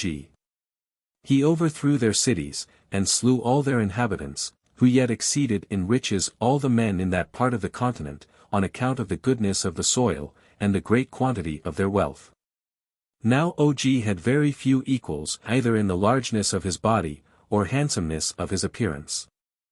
He was also a man of great activity in the use of his hands, so that his actions were not unequal to the vast largeness and handsome appearance of his body. And men could easily guess at his strength and magnitude when they took his bed at Rabbath, the royal city of the Ammonites. Its structure was of iron, its breadth 4 cubits, and its length a cubit more than double thereto. However, his fall did not only improve the circumstances of the Hebrews for the present, but by his death he was the occasion of further good success to them. For they presently took those 60 cities, which were encompassed with excellent walls, and had been subject to him, and all got both in general and in particular a great prey. Chapter 6. Concerning Balaam the prophet and what kind of man he was. 1. Now Moses, when he had brought his army to Jordan, pitched his camp in the great plain over against Jericho. This city is a very happy situation, and very fit for producing palm trees and balsam. And now the Israelites began to be very proud of themselves, and were very eager for fighting. Moses then, after he had offered for a few days sacrifices of thanksgiving to God, and feasted the people, sent a party of armed men to lay waste the country of the Midianites, and to take their cities. Now the occasion which he took for making war upon them was this that follows. 2. When Balak, the king of the Moabites, who had from his ancestors a friendship and league with the Midianites, saw how great the Israelites were grown, he was much affrighted on account of his own and his kingdom's danger. For he was not acquainted with this, that the Hebrews would not meddle with any other country, but were to be contented with the possession of the land of Canaan, God having forbidden them to go any farther, so he, with more haste than wisdom, resolved to make an attempt upon them by words. But he did not judge it prudent to fight against them, after they had such prosperous successes, and even became out of ill successes more happy than before, but he thought to hinder them, if he could, from growing greater. And so he resolved to send ambassadors to the Midianites about them. Now these Midianites, knowing there was one Balaam, who lived by Euphrates, and was the greatest of the prophets at that time, and one that was in friendship with them, sent some of their honorable princes along with the ambassadors of Balak, to entreat the prophet to come to them, that he might imprecate curses to the destruction of the Israelites. So Balaam received the ambassadors, and treated them very kindly, and when he had supped, he inquired what was God's will, and what this matter was for which the Midianites entreated him to come to them. But when God opposed his going, he came to the ambassadors, and told them that he was himself very willing and desirous to comply with their request, but informed them that God was opposite to his intentions.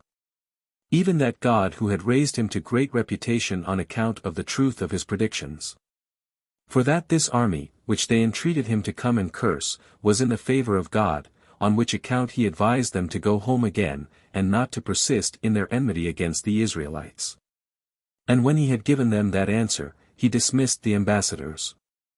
3. Now the Midianites, at the earnest request and fervent entreaties of Balak, sent other ambassadors to Balaam, who, desiring to gratify the men, inquired again of God. But he was displeased at, second, trial and bid him by no means to contradict the ambassadors. Now Balaam did not imagine that God gave this injunction in order to deceive him, so he went along with the ambassadors. But when the divine angel met him in the way, when he was in a narrow passage, and hedged in with a wall on both sides, the ass on which Balaam rode understood that it was a divine spirit that met him, and thrust Balaam to one of the walls. Without regard to the stripes which Balaam, when he was hurt by the wall, gave her. But when the ass, upon the angels continuing to distress her, and upon the stripes which were given her, fell down, by the will of God, she made use of the voice of a man, and complained of Balaam as acting unjustly to her. That whereas he had no fault to find with her in her former service to him, he now inflicted stripes upon her, as not understanding that she was hindered from serving him in what he was now going about, by the providence of God. And when he was disturbed by reason of the voice of the ass, which was that of a man, the angel plainly appeared to him, and blamed him for the stripes he had given his ass. And informed him that the brute creature was not in fault, but that he was himself come to obstruct his journey, as being contrary to the will of God. Upon which Balaam was afraid, and was preparing to return back again, yet did God excite him to go on his intended journey, but added this injunction, that he should declare nothing but what he himself should suggest to his mind. 4. When God had given him this charge, he came to Balak, and when the king had entertained him in a magnificent manner, he desired him to go to one of the mountains to take a view of the state of the camp of the Hebrews. Balak himself also came to the mountain, and brought the prophet along with him, with a royal attendance. This mountain lay over their heads, and was distant 60 furlongs from the camp.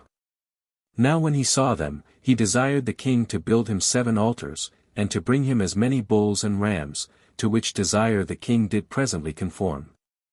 He then slew the sacrifices, and offered them as burnt offerings, that he might observe some signal of the flight of the Hebrews.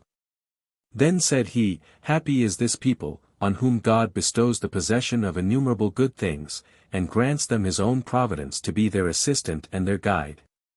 So that there is not any nation among mankind but you will be esteemed superior to them in virtue, and in the earnest prosecution of the best rules of life, and of such as are pure from wickedness. And will leave those rules to your excellent children. And this out of the regard that God bears to you, and the provision of such things for you as may render you happier than any other people under the sun. You shall retain that land to which he hath sent you, and it shall ever be under the command of your children. And both all the earth, as well as the seas, shall be filled with your glory, and you shall be sufficiently numerous to supply the world in general, and every region of it in particular, with inhabitants out of your stock. However, O blessed army! Wonder that you are become so many from one father, and truly, the land of Canaan can now hold you, as being yet comparatively few, but know ye that the whole world is proposed to be your place of habitation for ever. The multitude of your posterity also shall live as well in the islands as on the continent, and that more in number than are the stars of heaven. And when you are become so many, God will not relinquish the care of you, but will afford you an abundance of all good things in times of peace, with victory and dominion in times of war. May the children of your enemies have an inclination to fight against you. And may they be so hardy as to come to arms, and to assault you in battle, for they will not return with victory, nor will their return be agreeable to their children and wives. To so great a degree of valor will you be raised by the providence of God, who is able to diminish the affluence of some, and to supply the wants of others. 5. Thus did Balaam speak by inspiration, as not being in his own power, but moved to say what he did by the divine Spirit. But then Balak was displeased, and said he had broken the contract he had made, whereby he was to come, as he and his confederates had invited him, by the promise of great presents, for whereas he came to curse their enemies, he had made an encomium upon them, and had declared that they were the happiest of men. To which Balaam replied, O Balak, if thou rightly considerest this whole matter, canst thou suppose that it is in our power to be silent, or to say anything, when the Spirit of God seizes upon us? For he puts such words as he pleases in our mouths, and such discourses as we are not ourselves conscious of. I well remember by what entreaties both you and the Midianites so joyfully brought me hither, and on that account I took this journey. It was my prayer, that I might not put any affront upon you, as to what you desired of me, but God is more powerful than the purposes I had made to serve you. For those that take upon them to foretell the affairs of mankind, as from their own abilities, are entirely unable to do it, or to forbear to utter what God suggests to them, or to offer violence to his will. For when he prevents us and enters into us, nothing that we say is our own. I then did not intend to praise this army, nor to go over the several good things which God intended to do to their race. But since he was so favorable to them, and so ready to bestow upon them a happy life and eternal glory, he suggested the declaration of those things to me. But now, because it is my desire to oblige thee thyself, as well as the Midianites, whose entreaties it is not decent for me to reject, go to, let us again rear other altars, and offer the like sacrifices that we did before, that I may see whether I can persuade God to permit me to bind these men with curses. Which, when Balak had agreed to, God would not, even upon second sacrifices, consent to his cursing the Israelites. Then fell Balaam upon his face, and foretold what calamities would befall the several kings of the nations, and the most eminent cities, some of which of old were not so much as inhabited. Which events have come to pass among the several people concerned, both in the foregoing ages, and in this, till my own memory, both by sea and by land. From which completion of all these predictions that he made, one may easily guess that the rest will have their completion in time to come. 6. But Balak being very angry that the Israelites were not cursed, sent away Balaam without thinking him worthy of any honor. Whereupon, when he was just upon his journey, in order to pass the Euphrates, he sent for Balak, and for the princes of the Midianites, and spake thus to them, O Balak, and you Midianites that are here present. For I am obliged even without the will of God to gratify you. It is true no entire destruction can seize upon the nation of the Hebrews, neither by war, nor by plague, nor by scarcity of the fruits of the earth. Nor can any other unexpected accident be their entire ruin. For the providence of God is concerned to preserve them from such a misfortune, nor will it permit any such calamity to come upon them whereby they may all perish. But some small misfortunes, and those for a short time, whereby they may appear to be brought low, may still befall them, but after that they will flourish again, to the terror of those that brought those mischiefs upon them. So that if you have a mind to gain a victory over them for a short space of time, you will obtain it by following my directions. Do you therefore set out the handsomest of such of your daughters as are most eminent for beauty, and proper to force and conquer the modesty of those that behold them, and these decked and trimmed to the highest degree able. Then do you send them to be near camp, and give them in charge, that the young men of the Hebrews desire there allow it them, and when they see they are enamored of them, let them take leaves. And if they entreat them to stay, let give their consent till they have persuaded leave off their obedience to their own laws. The worship of that God who established them to worship the gods of the Midianites, and for by this means God will be angry at them. Accordingly, when Balaam had suggested counsel to them, he went his way. 7. So when the Midianites had sent their daughters, as Balaam had exhorted them, the Hebrew men were allured by their beauty, and came with them, and besought them not to grudge them the enjoyment of their beauty, nor to deny them their conversation. These daughters of Midianites received their words gladly, and consented to it, and stayed with them. But when they brought them to be enamored of them, and their inclinations to them were grown to ripeness, they began to think of departing from them. Then it was that these men became greatly disconsolate at the women's departure. And they were urgent with them not to leave them, but begged they would continue there, and become their wives. And they promised them they should be owned as mistresses all they had. This they said with an oath, and called God for the arbitrator of what they promised. And this with tears in their eyes, and all such marks of concern, as might shew how miserable they thought themselves without them, and so might move their compassion for them. So the women, as soon as they perceived they had made their slaves, and had caught them with their conservation, began to speak thus to them. 8. O you illustrious young men! We have of our own at home, and great plenty of good things there, together with the natural, affectionate parents and friends, nor is it out of our want of any such things that we came to discourse with you. Nor did we admit of your invitation with design to prostitute the beauty of our bodies for gain. But taking you for brave and worthy men, we agreed to your request, that we might treat you with such honors as hospitality required, and now seeing you say that you have a great affection for us, and are troubled when you think we are departing, we are not averse to your entreaties. And if we may receive such assurance of your goodwill as we think can be alone sufficient, we will be glad to lead our lives with you as your wives. But we are afraid that you will in time be weary of our company, and will then abuse us, and send us back to our parents, after an ignominious manner. And they desired that they would excuse them in their guarding against that danger. But the young men professed they would give them any assurance they should desire, nor did they at all contradict what they requested, so great was the passion they had for them. If then, said they, this be your resolution, since you make use of such customs and conduct of life as are entirely different from all other men, insomuch that your kinds of food are peculiar to yourselves, and your kinds of drink not common to others, it will be absolutely necessary, if you would have us for your wives, that you do withal worship our gods. Nor can there be any other demonstration of the kindness which you say you already have, and promise to have hereafter to us, than this, that you worship the same gods that we do. For has any one reason to complain, that now you are come into this country, you should worship the proper gods of the same country?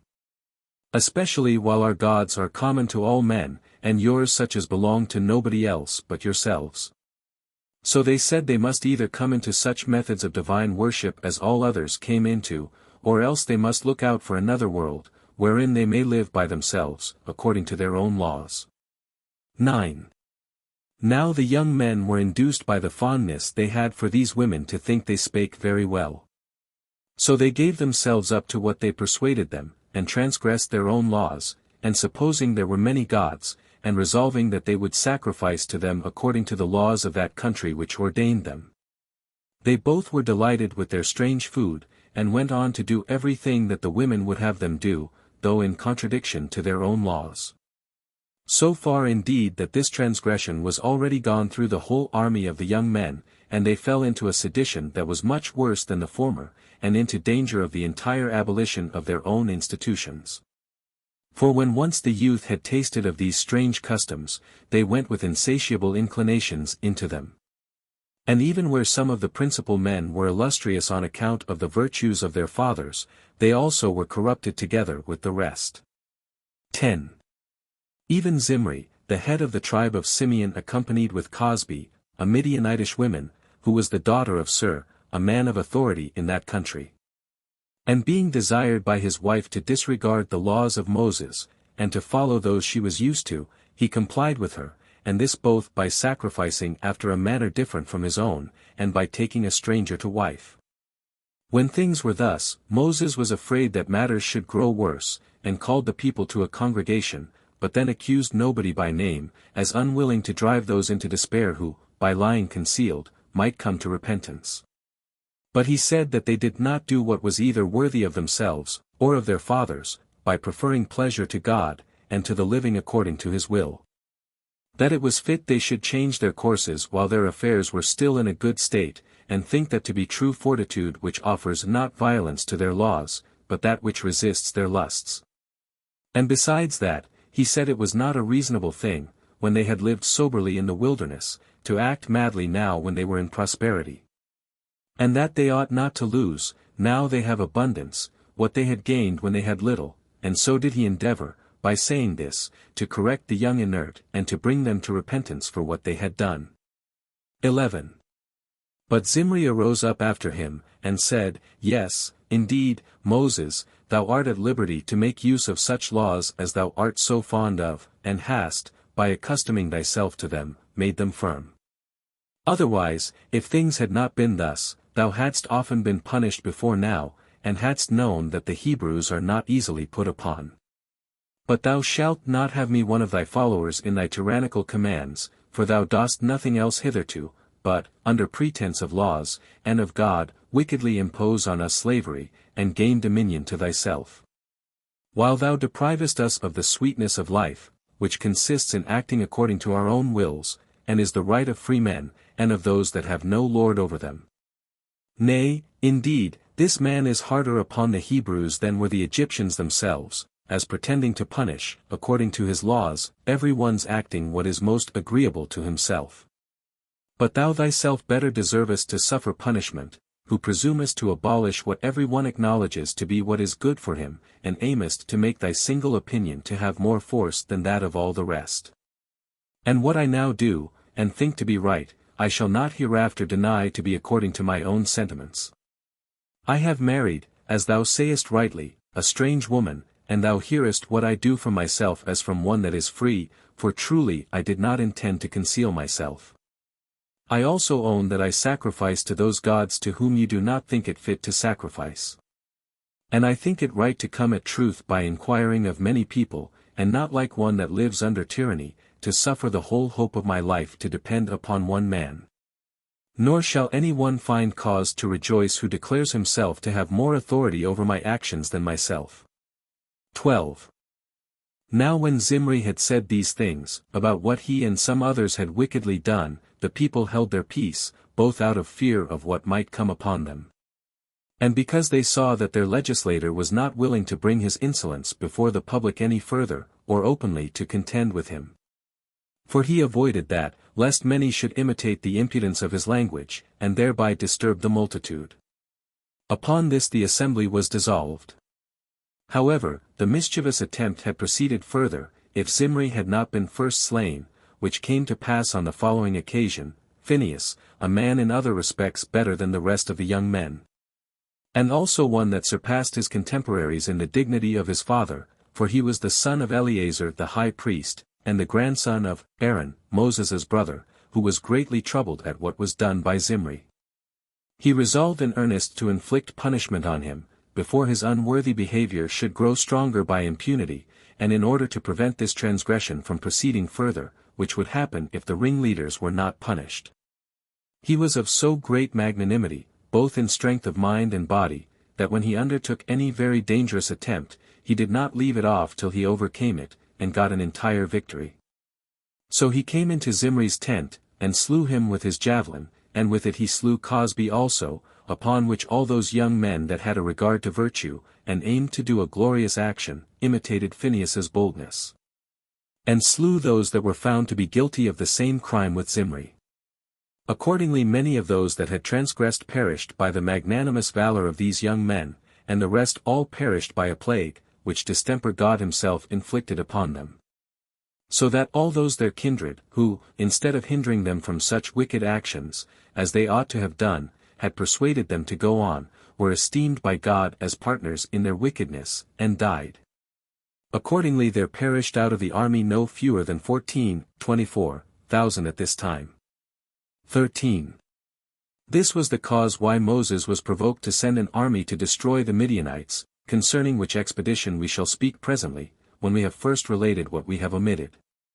For it is but just not to pass over our legislators due encomium, on account of his conduct here, because, although this Balaam, who was sent for by the Midianites to curse the Hebrews, and when he was hindered from doing it by divine providence, did still suggest that advice to them, by making use of which our enemies had well nigh corrupted the whole multitude of the Hebrews with their wiles, till some of them were deeply infected with their opinions. Yet did he do him great honor, by setting down his prophecies in writing. And while it was in his power to claim this glory to himself, and make men believe they were his own predictions, there being no one that could be a witness against him, and accuse him for so doing, he still gave his attestation to him, and did him the honor to make mention of him on this account. But let every one think of these matters as he pleases. Chapter 7. How the Hebrews fought with the Midianites, and overcame them. 1. Now Moses sent an army against the land of Midian, for the causes forementioned, in all 12,000, taking an equal number out of every tribe, and appointed Phinehas for their commander. Of which Phinehas we made mention a little before, as he that had guarded the laws of the Hebrews, and had inflicted punishment on Zimri when he had transgressed them. Now the Midianites perceived beforehand how the Hebrews were coming, and would suddenly be upon them, so they assembled their army together, and fortified the entrances into their country, and there awaited the enemy's coming. When they were come, and they had joined battle with them, an immense multitude of the Midianites fell, nor could they be numbered, they were so very many, and among them fell all their kings, 5 in number, viz. Evi, Zur, Reba, Hur, and Rechem, who was of the same name with a city, the chief and capital of all Arabia, which is still now so called by the whole Arabian nation, Berisum, from the name of the king that built it, but is by the Greeks called Petra. Now when the enemies were discomfited, the Hebrews spoiled their country, and took a great prey, and destroyed the men that were its inhabitants, together with the women. Only they let the virgins alone, as Moses had commanded Phinehas to do, who indeed came back, bringing with him an army that had received no harm, and a great deal of prey. 52,000 beeves, 75,600 sheep, 60,000 asses, with an immense quantity of gold and silver furniture, which the Midianites made use of in their houses.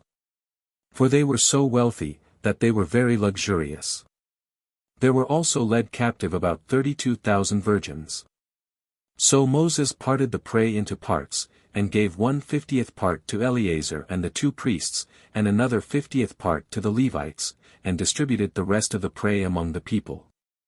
After which they lived happily, as having obtained an abundance of good things by their valor, and there being no misfortune that attended them, or hindered their enjoyment of that happiness. 2. But Moses was now grown old, and appointed Joshua for his successor, both to receive directions from God as a prophet, and for a commander of the army, if they should at any time stand in need of such a one. And this was done by the command of God, that to him the care of the public should be committed. Now Joshua had been instructed in all those kinds of learning which concerned the laws and God himself, and Moses had been his instructor. 3. At this time it was that the 2 tribes of Gad and Reuben, and the half-tribe of Manasseh, abounded in a multitude of cattle, as well as in all other kinds of prosperity. Whence they had a meeting, and in a body came and besought Moses to give them, as their peculiar portion, that land of the Amorites which they had taken by right of war, because it was fruitful, and good for feeding of cattle. But Moses, supposing that they were afraid of fighting with the Canaanites, and invented this provision for their cattle as a handsome excuse for avoiding that war, he called them arrant cowards. And said they had only contrived a decent excuse for that cowardice. And that they had a mind to live in luxury and ease, while all the rest were laboring with great pains to obtain the land they were desirous to have. And that they were not willing to march along, and undergo the remaining hard service, whereby they were, under the divine promise, to pass over Jordan, and overcome those our enemies which God had shown them, and so obtain their land. But these tribes, when they saw that Moses was angry with them, and when they could not deny but he had a just cause to be displeased at their petition, made an apology for themselves. And said, that it was not on account of their fear of dangers, nor on account of their laziness, that they made this request to him, but that they might leave the prey they had gotten in places of safety, and thereby might be more expedite, and ready to undergo difficulties, and to fight battles. They added this also, that when they had built cities, wherein they might preserve their children, and wives, and possessions, if he would bestow them upon them, they would go along with the rest of the army. Hereupon Moses was pleased with what they said, so he called for Eleazar the high priest, and Joshua, and the chief of the tribes, and permitted these tribes to possess the land of the Amorites. But upon this condition, that they should join with their kinsmen in the war until all things were settled. Upon which condition they took possession of the country, and built them strong cities, and put into them their children and their wives, and whatsoever else they had that might be an impediment to the labors of their future marches. 4. Moses also now built those 10 cities which were to be of the number of the 48, for the Levites 3 of which he allotted to those that slew any person involuntarily, and fled to them. And he assigned the same time for their banishment with that of the life of that high priest under whom the slaughter and flight happened, after which death of the high priest he permitted the slayer to return home. During the time of his exile, the relations of him that was slain may, by this law, kill the manslayer, if they caught him without the bounds of the city to which he fled, though this permission was not granted to any other person. Now the cities which were set apart for this flight were these: Bezer, at the borders of Arabia, Ramoth, of the land of Gilead, and Golan, in the land of Bashan. There were to be also, by Moses's command, 3 other cities allotted for the habitation of these fugitives out of the cities of the Levites, but not till after they should be in possession of the land of Canaan. 5. At this time the chief men of the tribe of Manasseh came to Moses, and informed him that there was an eminent man of their tribe dead, whose name was Zelophehad, who left no male children, but left daughters. And asked him whether these daughters might inherit his land or not. He made this answer, that if they shall marry into their own tribe, they shall carry their estate along with them. But if they dispose of themselves in marriage to men of another tribe, they shall leave their inheritance in their father's tribe. And then it was that Moses ordained, that every one's inheritance should continue in his own tribe. Chapter 8. The polity settled by Moses, and how he disappeared from among mankind. 1. When 40 years were completed, within 30 days, Moses gathered the congregation together near Jordan, where the city Abla now stands, a place full of palm trees, and all the people being come together, he spake thus to them. 2. O you Israelites and fellow soldiers, who have been partners with me in this long and uneasy journey, since it is now the will of God, and the course of old age, at 120, requires it that I should depart out of this life. And since God has forbidden me to be a patron or an assistant to you in what remains to be done beyond Jordan, I thought it reasonable not to leave off my endeavors even now for your happiness, but to do my utmost to procure for you the eternal enjoyment of good things, and a memorial for myself, when you shall be in the fruition of great plenty and prosperity. Come, therefore, let me suggest to you by what means you may be happy, and may leave an eternal prosperous possession thereof to your children after you, and then let me thus go out of the world. And I cannot but deserve to be believed by you, both on account of the great things I have already done for you, and because, when souls are about to leave the body, they speak with the sincerest freedom. O children of Israel!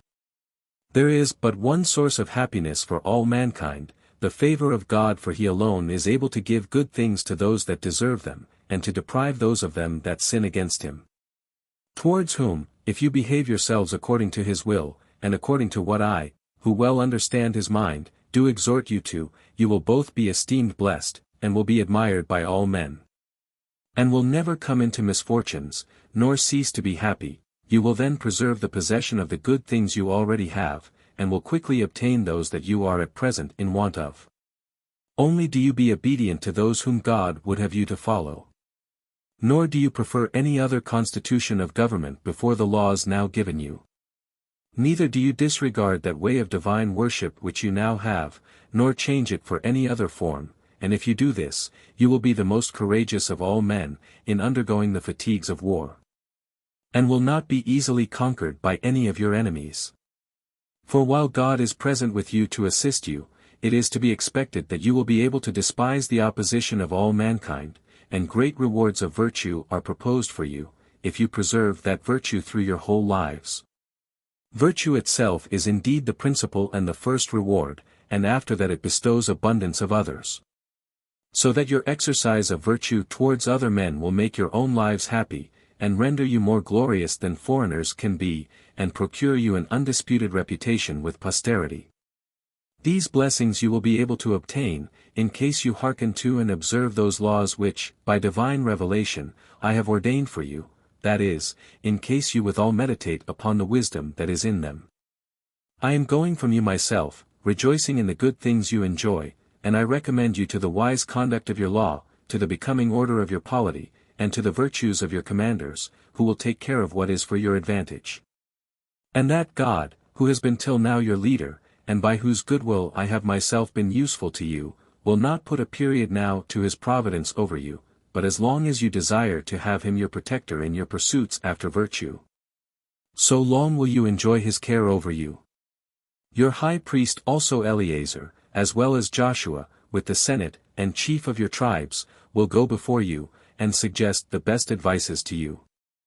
By following which advices you will continue to be happy. To whom do you give ear without reluctance, as sensible that all such as know well how to be governed, will also know how to govern, if they be promoted to that authority themselves. And do not you esteem liberty to consist in opposing such directions as your governors think fit to give you for your practice, as at present indeed you place your liberty in nothing else but abusing your benefactors. Which error if you can avoid for the time to come, your affairs will be in a better condition than they have hitherto been. Nor do you ever indulge such a degree of passion in these matters, as you have oftentimes done when you have been very angry at me, for you know that I have been oftener in danger of death from you than from our enemies. What I now put you in mind of, is not done in order to reproach you. For I do not think it proper, now I am going out of the world, to bring this to your remembrance, in order to leave you offended at me, since, at the time when I underwent those hardships from you, I was not angry at you. But I do it in order to make you wiser hereafter, and to teach you that this will be for your security. I mean, that you never be injurious to those that preside over you, even when you are become rich, as you will be to a great degree when you have passed over Jordan, and are in possession of the land of Canaan. Since, when you shall have once proceeded so far by your wealth, as to a contempt and disregard of virtue, you will also forfeit the favor of God. And when you have made him your enemy, you will be beaten in war, and will have the land which you possess taken away again from you by your enemies, and this with great reproaches upon your conduct. You will be scattered over the whole world, and will, as slaves, entirely fill both sea and land, and when once you have had the experience of what I now say, you will repent, and remember the laws you have broken, when it is too late. Whence I would advise you, if you intend to preserve these laws, to leave none of your enemies alive when you have conquered them, but to look upon it as for your advantage to destroy them all, lest, if you permit them to live, you taste of their manners, and thereby corrupt your own proper institutions. I also do further exhort you, to overthrow their altars, and their groves, and whatsoever temples they have among them, and to burn all such, their nation, and their very memory with fire. For by this means alone the safety of your own happy constitution can be firmly secured to you. And in order to prevent your ignorance of virtue, and the degeneracy of your nature into vice, I have also ordained you laws, by divine suggestion, and a form of government, which are so good, that if you regularly observe them, you will be esteemed of all men the most happy. 3. When he had spoken thus, he gave them the laws and the constitution of government written in a book. Upon which the people fell into tears, and appeared already touched with the sense that they should have a great want of their conductor, because they remembered what a number of dangers he had passed through, and what care he had taken of their preservation. They desponded about what would come upon them after he was dead, and thought they should never have another governor like him, and feared that God would then take less care of them when Moses was gone, who used to intercede for them. They also repented of what they had said to him in the wilderness when they were angry, and were in grief on those accounts, insomuch that the whole body of the people fell into tears with such bitterness, that it was past the power of words to comfort them in their affliction. However, Moses gave them some consolation, and by calling them off the thought how worthy he was of their weeping for him, he exhorted them to keep to that form of government he had given them, and then the congregation was dissolved at that time. 4. Accordingly, I shall now first describe this form of government which was agreeable to the dignity and virtue of Moses, and shall thereby inform those that read these Antiquities, what our original settlements were, and shall then proceed to the remaining histories. Now those settlements are all still in writing, as he left them. And we shall add nothing by way of ornament, nor anything besides what Moses left us, only we shall so far innovate, as to digest the several kinds of laws into a regular system. For they were by him left in writing as they were accidentally scattered in their delivery, and as he upon inquiry had learned them of God. On which account I have thought it necessary to premise this observation beforehand, lest any of my own countrymen should blame me, as having been guilty of an offense herein. Now part of our constitution will include the laws that belong to our political state. As for those laws which Moses left concerning our common conversation and intercourse one with another, I have reserved that for a discourse concerning our manner of life, and the occasions of those laws. Which I propose to myself, with God's assistance, to write, after I have finished the work I am now upon. 5. When you have possessed yourselves of the land of Canaan, and have leisure to enjoy the good things of it, and when you have afterward determined to build cities, if you will do what is pleasing to God, you will have a secure state of happiness. Let there be then one city of the land of Canaan, and this situate in the most agreeable place for its goodness, and very eminent in itself, and let it be that which God shall choose for himself by prophetic revelation. Let there also be one temple therein, and one altar, not reared of hewn stones, but of such as you gather together at random, which stones, when they are whited over with mortar, will have a handsome appearance, and be beautiful to the sight. Let the ascent to it be not by steps but by an acclivity of raised earth. And let there be neither an altar nor a temple in any other city, for God is but one, and the nation of the Hebrews is but one. 6. He that blasphemeth God, let him be stoned. And let him hang upon a tree all that day, and then let him be buried in an ignominious and obscure manner. 7. Let those that live as remote as the bounds of the land which the Hebrews shall possess, come to that city where the temple shall be, and this 3 times in a year, that they may give thanks to God for his former benefits. And may entreat him for those they shall want hereafter.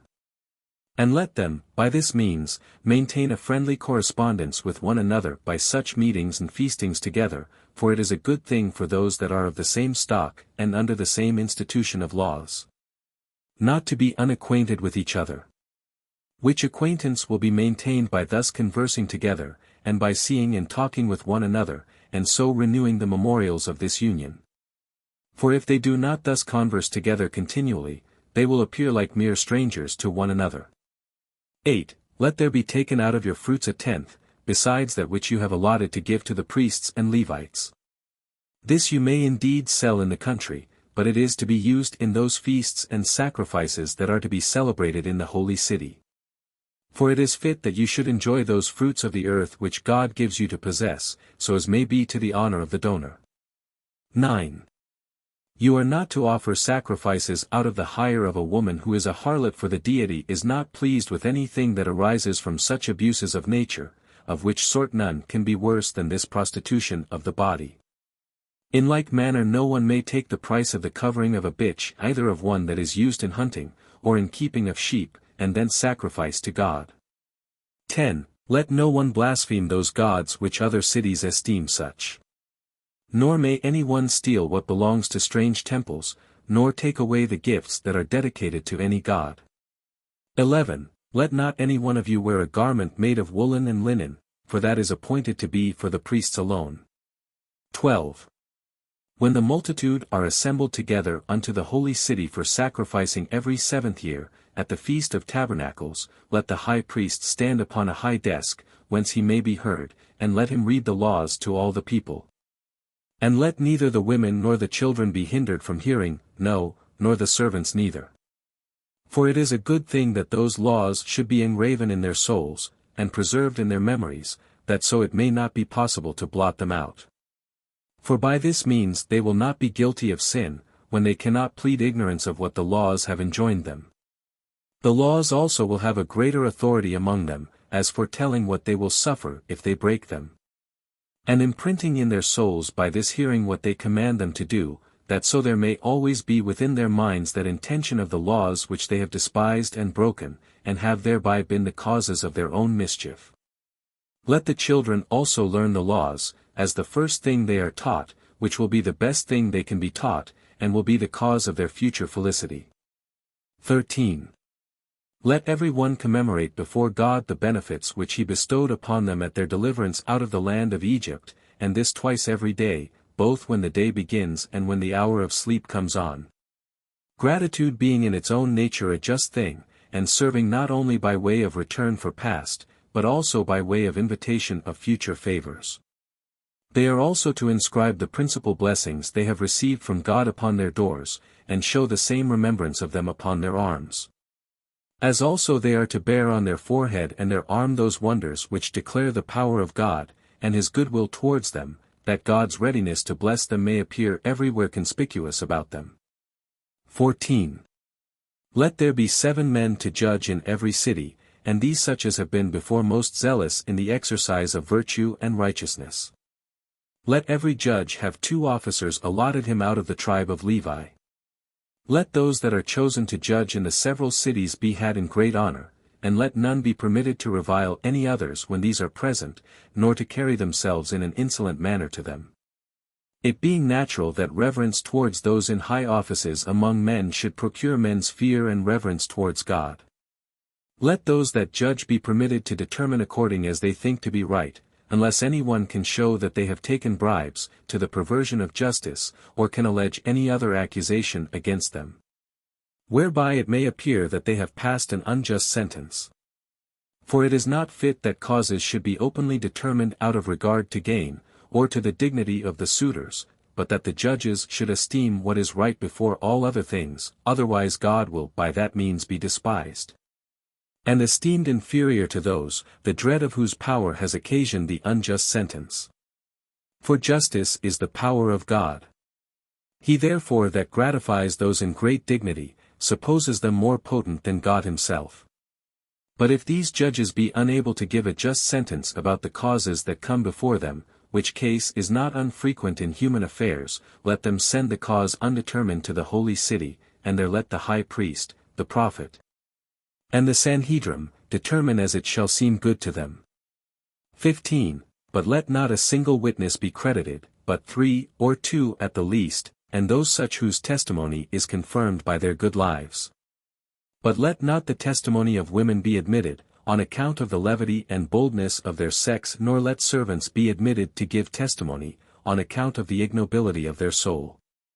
Since it is probable that they may not speak truth, either out of hope of gain, or fear of punishment. But if any one be believed to have borne false witness, let him, when he is convicted, suffer all the very same punishments which he against whom he bore witness was to have suffered. 16. If a murder be committed in any place, and he that did it be not found, nor is there any suspicion upon one as if he had hated the man, and so had killed him, let there be a very diligent inquiry made after the man, and rewards proposed to any one who will discover him. But if still no information can be procured, let the magistrates and senate of those cities that lie near the place in which the murder was committed, assemble together, and measure the distance from the place where the dead body lies. Then let the magistrates of the nearest city thereto purchase a heifer, and bring it to a valley, and to a place therein where there is no land plowed or trees planted, and let them cut the sinews of the heifer. Then the priests and Levites, and the senate of that city, shall take water and wash their hands over the head of the heifer. And they shall openly declare that their hands are innocent of this murder, and that they have neither done it themselves, nor been assisting to any that did it. They shall also beseech God to be merciful to them, that no such horrid act may any more be done in that land. 17. Aristocracy, and the way of living under it, is the best constitution, and may you never have any inclination to any other form of government. And may you always love that form, and have the laws for your governors, and govern all your actions according to them, for you need no supreme governor but God. But if you shall desire a king, let him be one of your own nation. Let him be always careful of justice and other virtues perpetually, let him submit to the laws, and esteem God's commands to be his highest wisdom. But let him do nothing without the high priest and the votes of the senators, let him not have a great number of wives, nor pursue after abundance of riches, nor a multitude of horses, whereby he may grow too proud to submit to the laws. And if he affect any such things, let him be restrained, lest he become so potent that his state be inconsistent with your welfare. 18. Let it not be esteemed lawful to remove boundaries, neither our own, nor of those with whom we are at peace. Have a care you do not take those landmarks away which are, as it were, a divine and unshaken limitation of rights made by God himself, to last forever.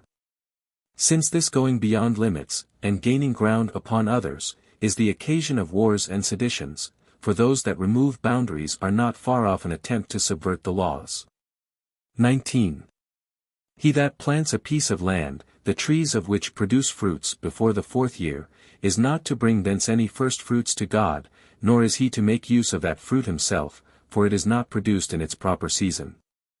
For when nature has a force put upon her at an unseasonable time, the fruit is not proper for God, nor for the master's use, but let the owner gather all that is grown on the 4th year, for then it is in its proper season. And let him that has gathered it carry it to the holy city, and spend that, together with the tithe of his other fruits, in feasting with his friends, with the orphans, and the widows. But on the 5th year the fruit is his own, and he may use it as he pleases. 20. You are not to sow with seed a piece of land which is planted with vines, for it is enough that it supply nourishment to that plant, and be not harassed by plowing also.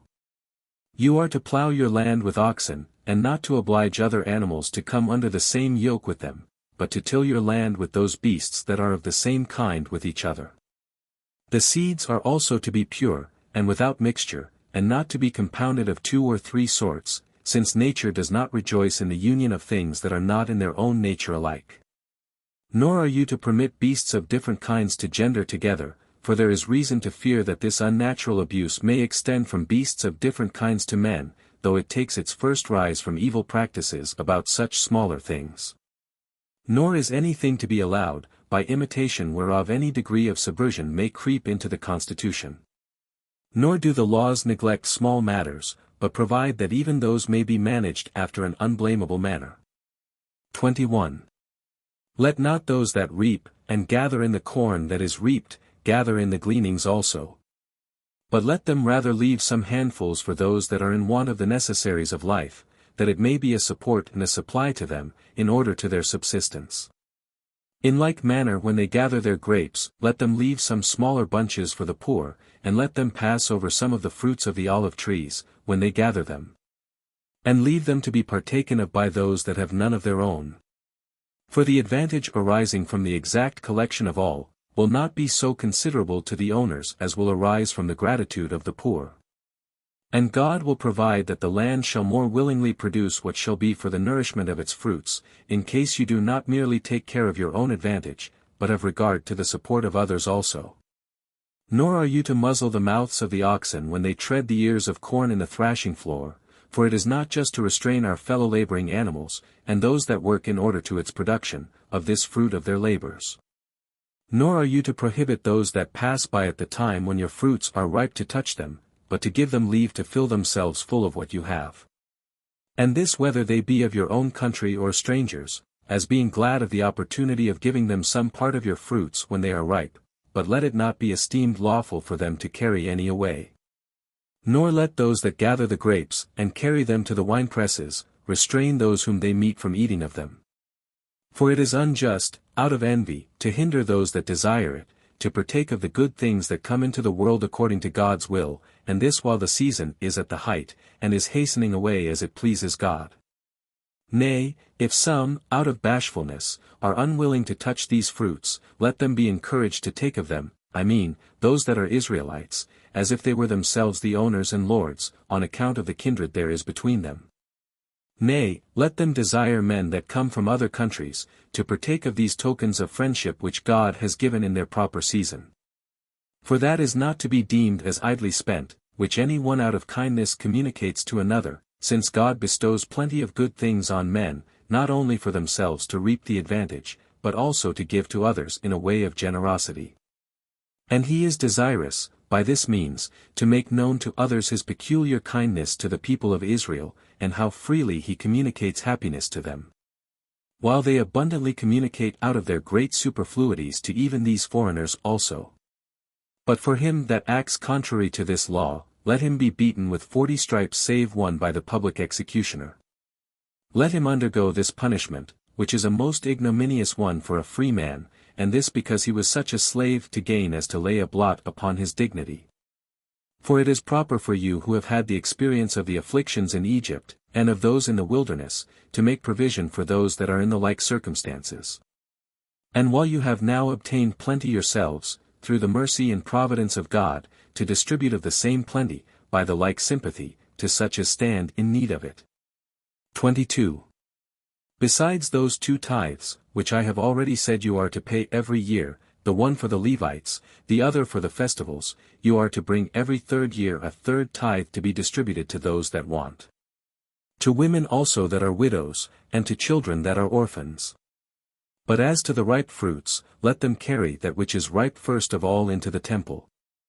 And when they have blessed God for that land which bare them, and which he had given them for a possession, when they have also offered those sacrifices which the law has commanded them to bring, let them give the firstfruits to the priests.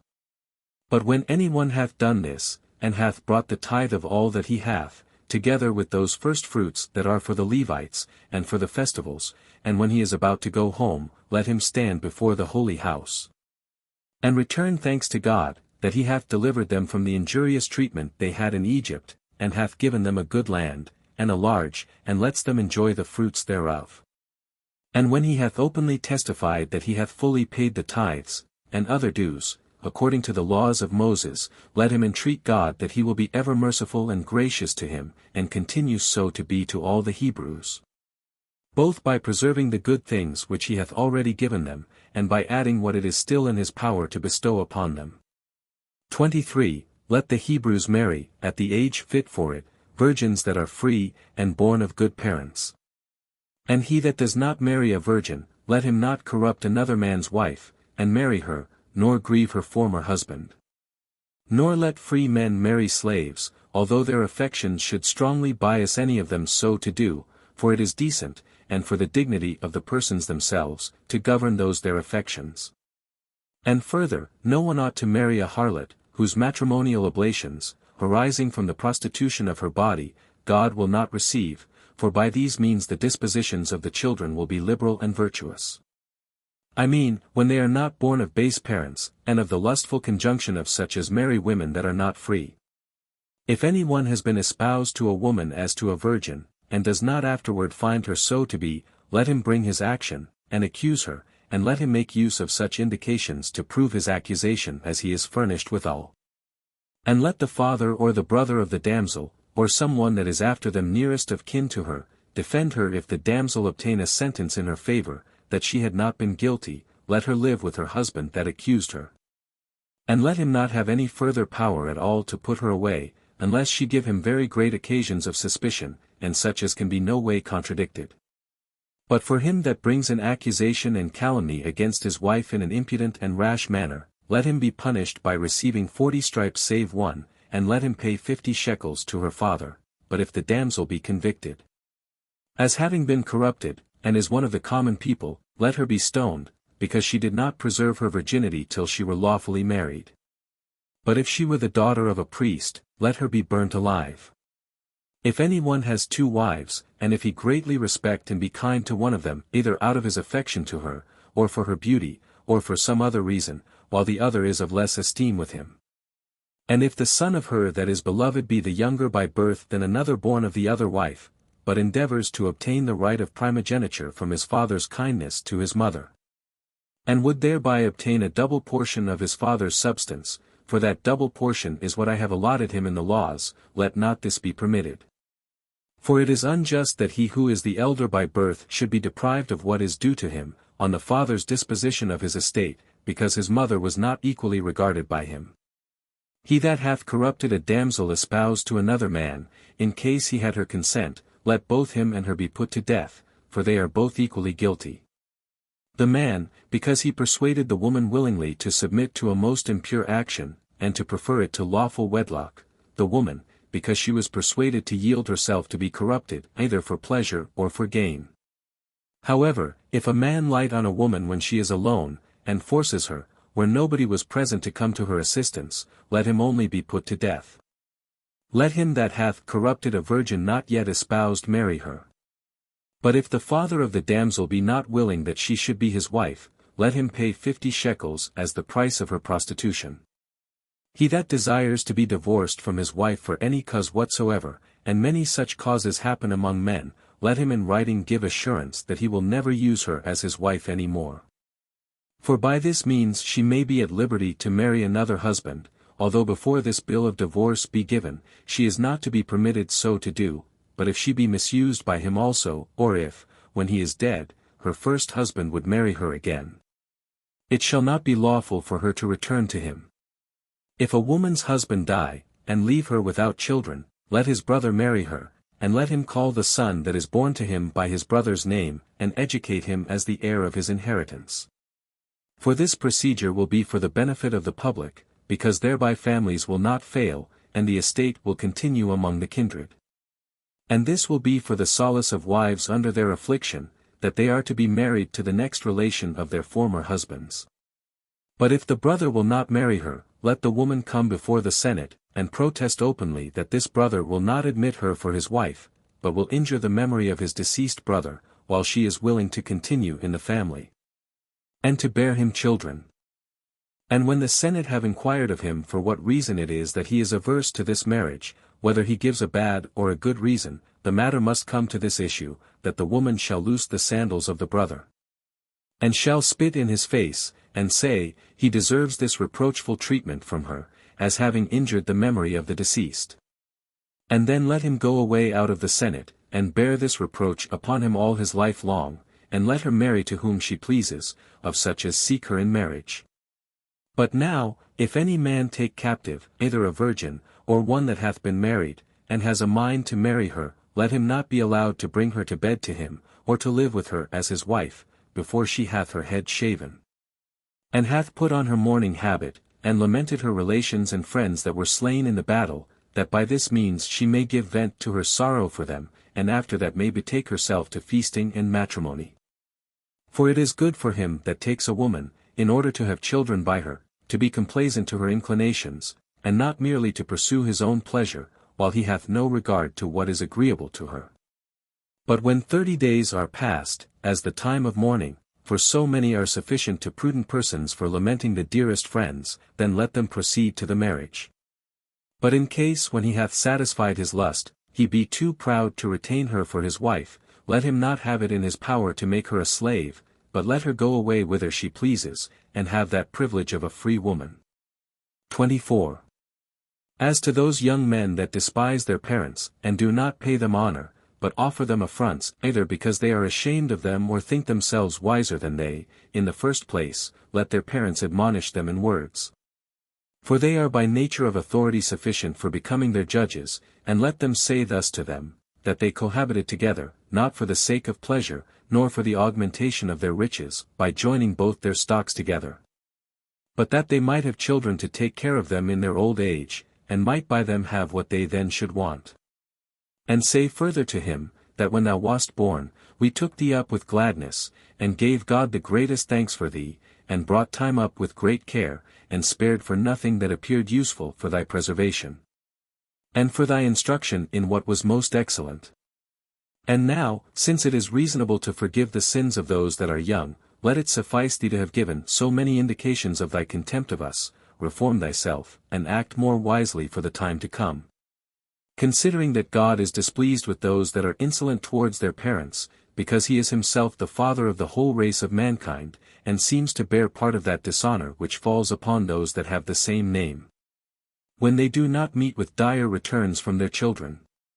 And on such the law inflicts inexorable punishment, of which punishment mayst thou never have the experience. Now if the insolence of young men be thus cured, let them escape the reproach which their former errors deserved. For by this means the lawgiver will appear to be good, and parents happy, while they never behold either a son or a daughter brought to punishment. But if it happen that these words and instructions, conveyed by them in order to reclaim the man, appear to be useless, then the offender renders the law's implacable enemies to the insolence he has offered his parents. Let him therefore be brought forth by these very parents out of the city, with a multitude following him, and there let him be stoned. And when he has continued there for 1 whole day, that all the people may see him, let him be buried in the night. And thus it is that we bury all whom the laws condemn to die, upon any account whatsoever. Let our enemies that fall in battle be also buried, nor let any one dead body lie above the ground, or suffer a punishment beyond what justice requires. 25. Let no one lend to any one of the Hebrews upon usury, neither usury of what is eaten or what is drunken, for it is not just to make advantage of the misfortunes of one of thy own countrymen. But when thou hast been assistant to his necessities, think it thy gain if thou obtainest their gratitude to thee, and with all that reward which will come to thee from God, for thy humanity towards him. 26. Those who have borrowed either silver or any sort of fruits, whether dry or wet, I mean this, when the Jewish affairs shall, by the blessing of God, be to their own mind, let the borrowers bring them again. And restore them with pleasure to those who lent them, laying them up, as it were, in their own treasuries, and justly expecting to receive them thence, if they shall want them again. But if they be without shame, and do not restore it, let not the lender go to the borrower's house, and take a pledge himself, before judgment be given concerning it. But let him require the pledge, and let the debtor bring it of himself, without the least opposition to him that comes upon him under the protection of the law. And if he that gave the pledge be rich, let the creditor retain it till what he lent be paid him again. But if he be poor, let him that takes it return it before the going down of the sun, especially if the pledge be a garment, that the debtor may have it for a covering in his sleep, God himself naturally showing mercy to the poor. It is also not lawful to take a millstone, nor any utensil thereto belonging, for a pledge, that the debtor may not be deprived of instruments to get their food withal, and lest they be undone by their necessity. 27. Let death be the punishment for stealing a man, but he that hath purloined gold or silver, let him pay double. If any one kill a man that is stealing something out of his house, let him be esteemed guiltless, although the man were only breaking in at the wall. Let him that hath stolen cattle pay fourfold what is lost, excepting the case of an ox, for which let the thief pay fivefold. Let him that is so poor that he cannot pay what mulet is laid upon him, be his servant to whom he was adjudged to pay it. 28. If any one be sold to one of his own nation, let him serve him 6 years, and on the 7th let him go free. But if he have a son by a woman servant in his purchaser's house, and if, on account of his good will to his master, and his natural affection to his wife and children, he will be his servant still, let him be set free only at the coming of the year of Jubilee, which is the 50th year, and let him then take away with him his children and wife, and let them be free also. 29. If any one find gold or silver on the road, let him inquire after him that lost it, and make proclamation of the place where he found it, and then restore it to him again, as not thinking it right to make his own profit by the loss of another. And the same rule is to be observed in cattle found to have wandered away into a lonely place. If the owner be not presently discovered, let him that is the finder keep it with himself, and appeal to God that he has not purloined what belongs to another. 30. It is not lawful to pass by any beast that is in distress, when in a storm it is fallen down in the mire, but to endeavor to preserve it, as having a sympathy with it in its pain. 31. It is also a duty to show the roads to those who do not know them, and not to esteem it a matter for sport, when we hinder others' advantages, by setting them in a wrong way. 32. In like manner, let no one revile a person blind or dumb. 33. If men strive together, and there be no instrument of iron, let him that is smitten be avenged immediately, by inflicting the same punishment on him that smote him, but if when he is carried home he lie sick many days, and then die, let him that smote him not escape punishment. But if he that is smitten escape death, and yet be at great expense for his cure, the smiter shall pay for all that has been expended during the time of his sickness, and for all that he has paid the physician. He that kicks a woman with child, so that the woman miscarry, let him pay a fine in money, as the judges shall determine, as having diminished the multitude by the destruction of what was in her womb. And let money also be given the woman's husband by him that kicked her, but if she die of the stroke, let him also be put to death, the law judging it equitable that life should go for life. 34. Let no one of the Israelites keep any poison that may cause death, or any other harm, but if he be caught with it, let him be put to death, and suffer the very same mischief that he would have brought upon them for whom the poison was prepared. 35. He that maimeth any one, let him undergo the like himself, and be deprived of the same member of which he hath deprived the other. Unless he that is maimed will accept of money instead of it, for the law makes the sufferer the judge of the value of what he hath suffered, and permits him to estimate it, unless he will be more severe. 36. Let him that is the owner of an ox which pusheth with his horn, kill him, but if he pushes and gores any one in the thrashing floor, let him be put to death by stoning.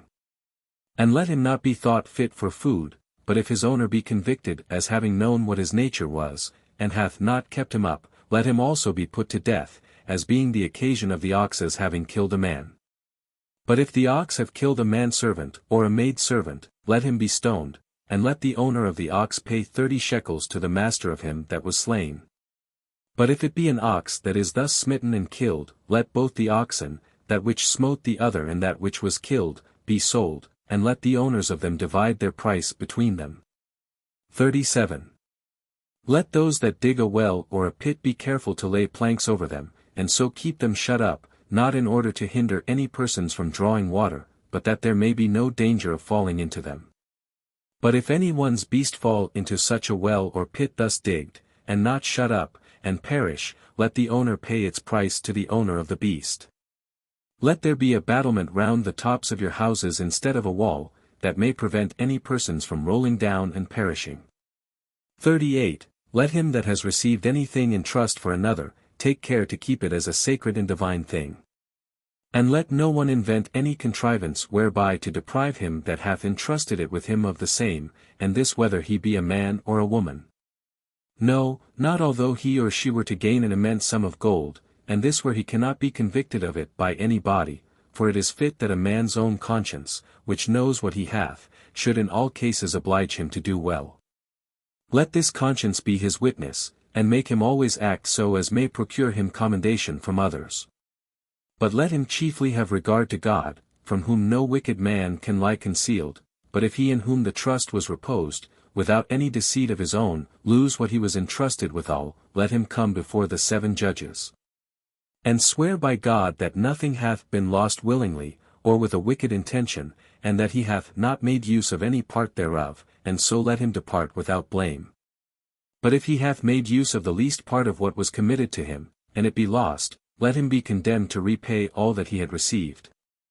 After the same manner as in these trusts it is to be, if any one defraud those that undergo bodily labor for him.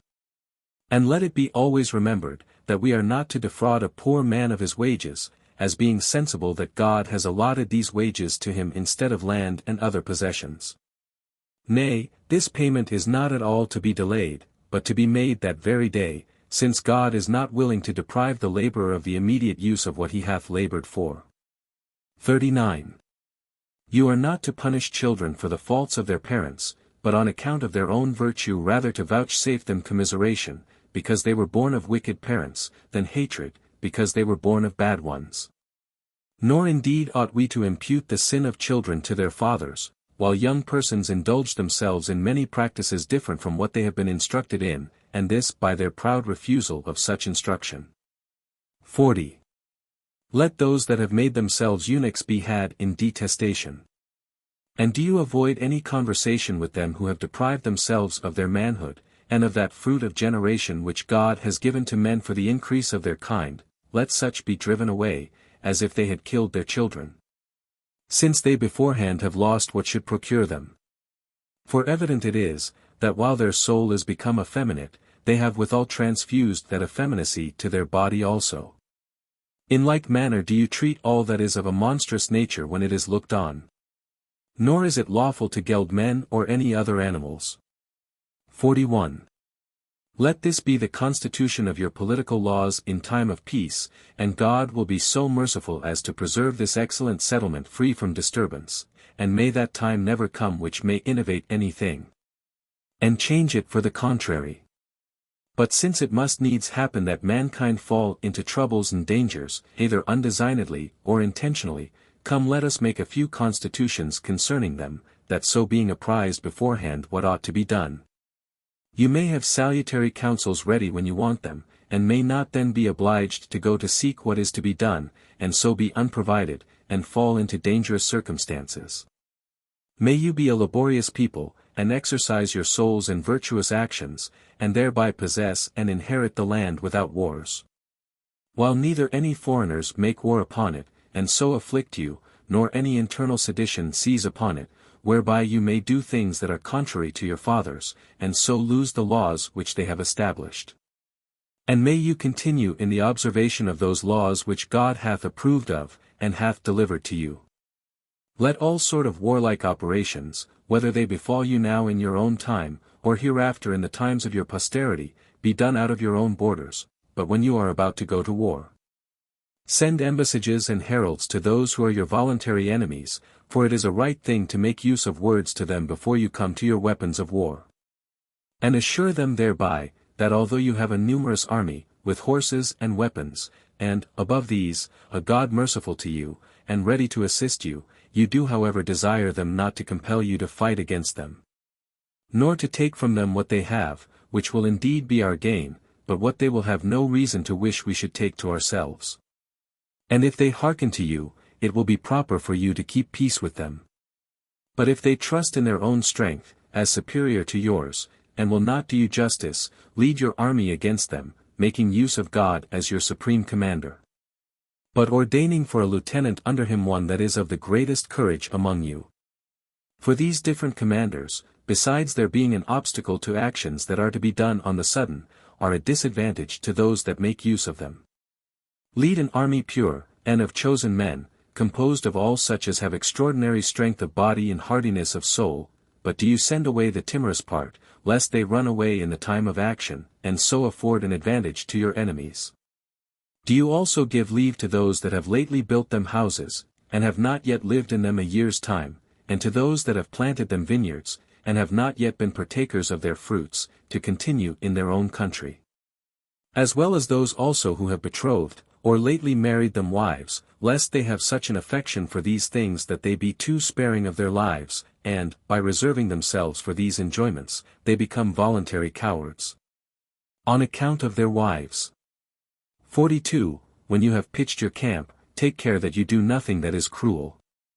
And when you are engaged in a siege, and want timber for the making of warlike engines, do not you render the land naked by cutting down trees that bear fruit, but spare them, as considering that they were made for the benefit of men.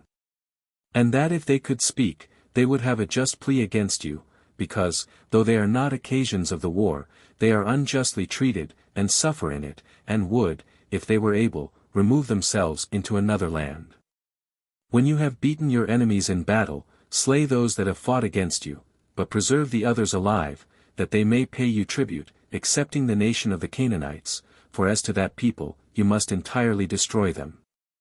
43. Take care, especially in your battles, that no woman use the habit of a man, nor man the garment of a woman. 44. This was the form of political government which was left us by Moses. Moreover, he had already delivered laws in writing in the 40th year, after they came out of Egypt, concerning which we will discourse in another book.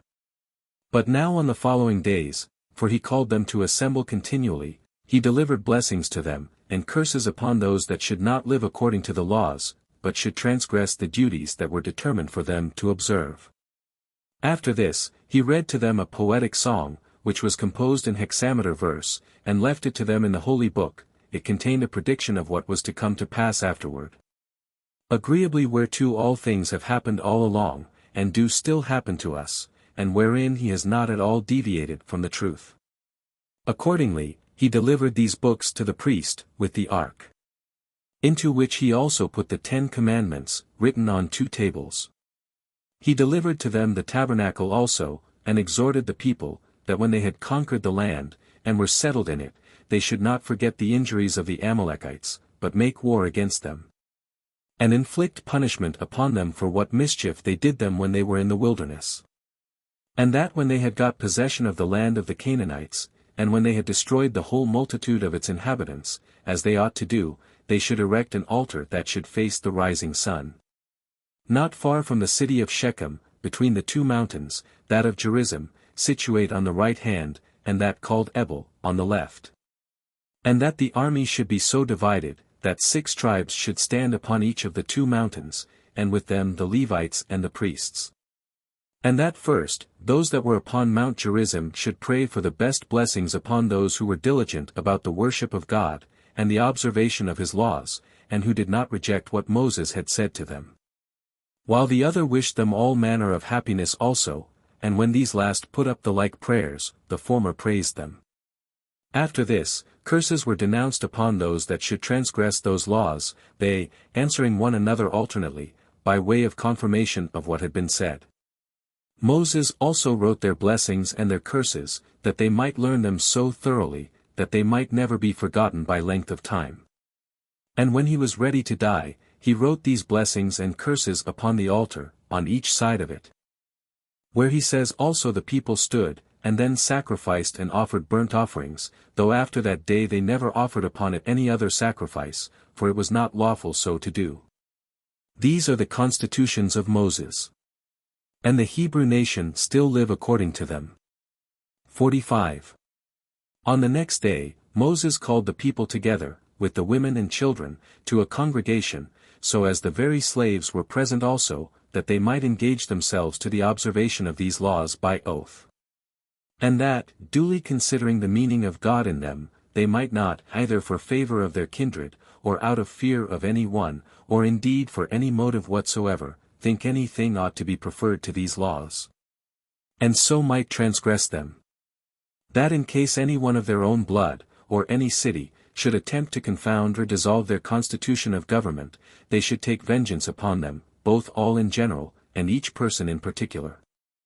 And when they had conquered them, should overturn their city to the very foundations, and, if possible, should not leave the least footsteps of such madness, but that if they were not able to take such vengeance, they should still demonstrate that what was done was contrary to their wills.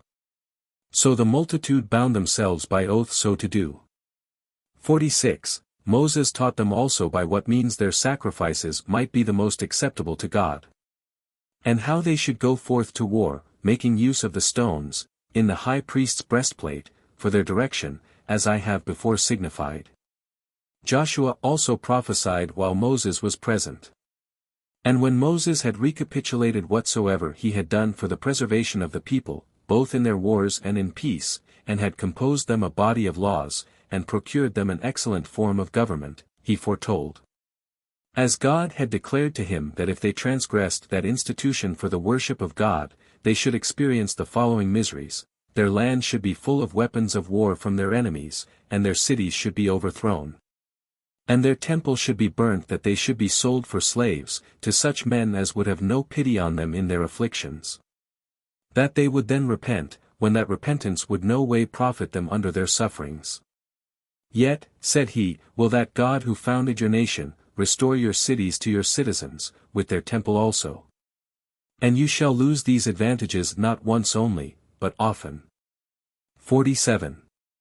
Now when Moses had encouraged Joshua to lead out the army against the Canaanites, by telling him that God would assist him in all his undertakings, and had blessed the whole multitude, he said, Since I am going to my forefathers, and God has determined that this should be the day of my departure to them, I return him thanks while I am still alive and present with you, for that providence he hath exercised over you, which hath not only delivered us from the miseries we lay under, but hath bestowed a state of prosperity upon us.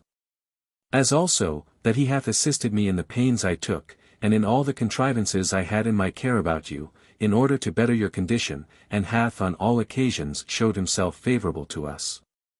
Or rather he it was who first conducted our affairs, and brought them to a happy conclusion, by making use of me as a vicarious general under him, and as a minister in those matters wherein he was willing to do you good, on which account I think it proper to bless that divine power which will take care of you for the time to come, and this in order to repay that debt which I owe him, and to leave behind me a memorial that we are obliged to worship and honor him, and to keep those laws which are the most excellent gift of all those he hath already bestowed upon us, or which, if he continue favorable to us, he will bestow upon us hereafter. Certainly a human legislator is a terrible enemy when his laws are affronted, and are made to no purpose. And may you never experience that displeasure of God which will be the consequence of the neglect of these his laws, which he, who is your Creator, hath given you. 48.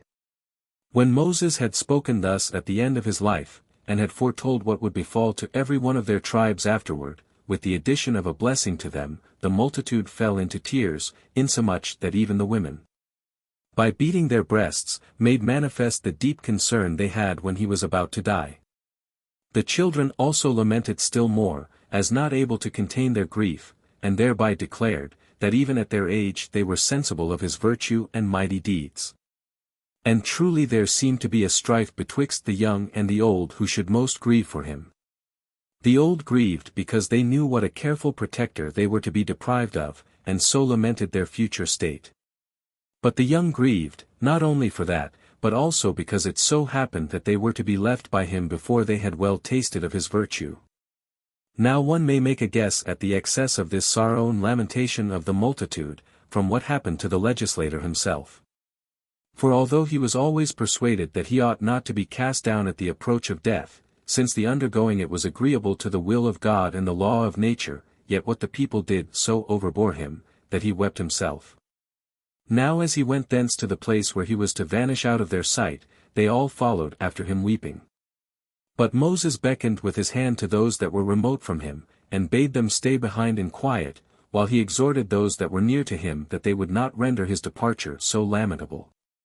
Whereupon they thought they ought to grant him that favor, to let him depart according as he himself desired, so they restrained themselves, though weeping still towards one another. All those who accompanied him were the Senate, and Eleazar the high priest, and Joshua their commander. Now as soon as they were come to the mountain called Abram, which is a very high mountain, situate over against Jericho, and one that affords, to such as are upon it, a prospect of the greatest part of the excellent land of Canaan, he dismissed the Senate.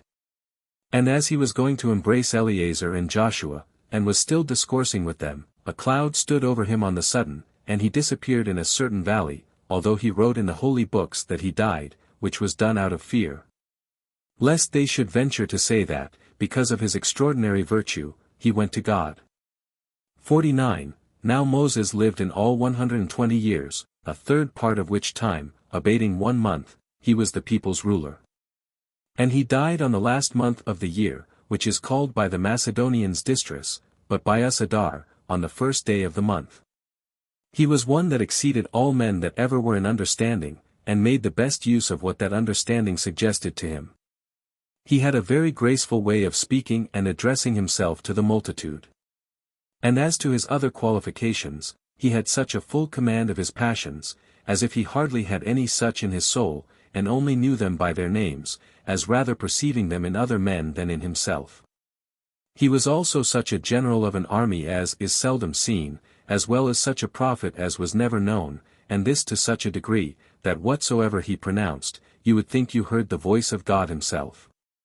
So the people mourned for him 30 days, nor did ever any grief so deeply affect the Hebrews as did this upon the death of Moses, nor were those that had experienced his conduct the only persons that desired him.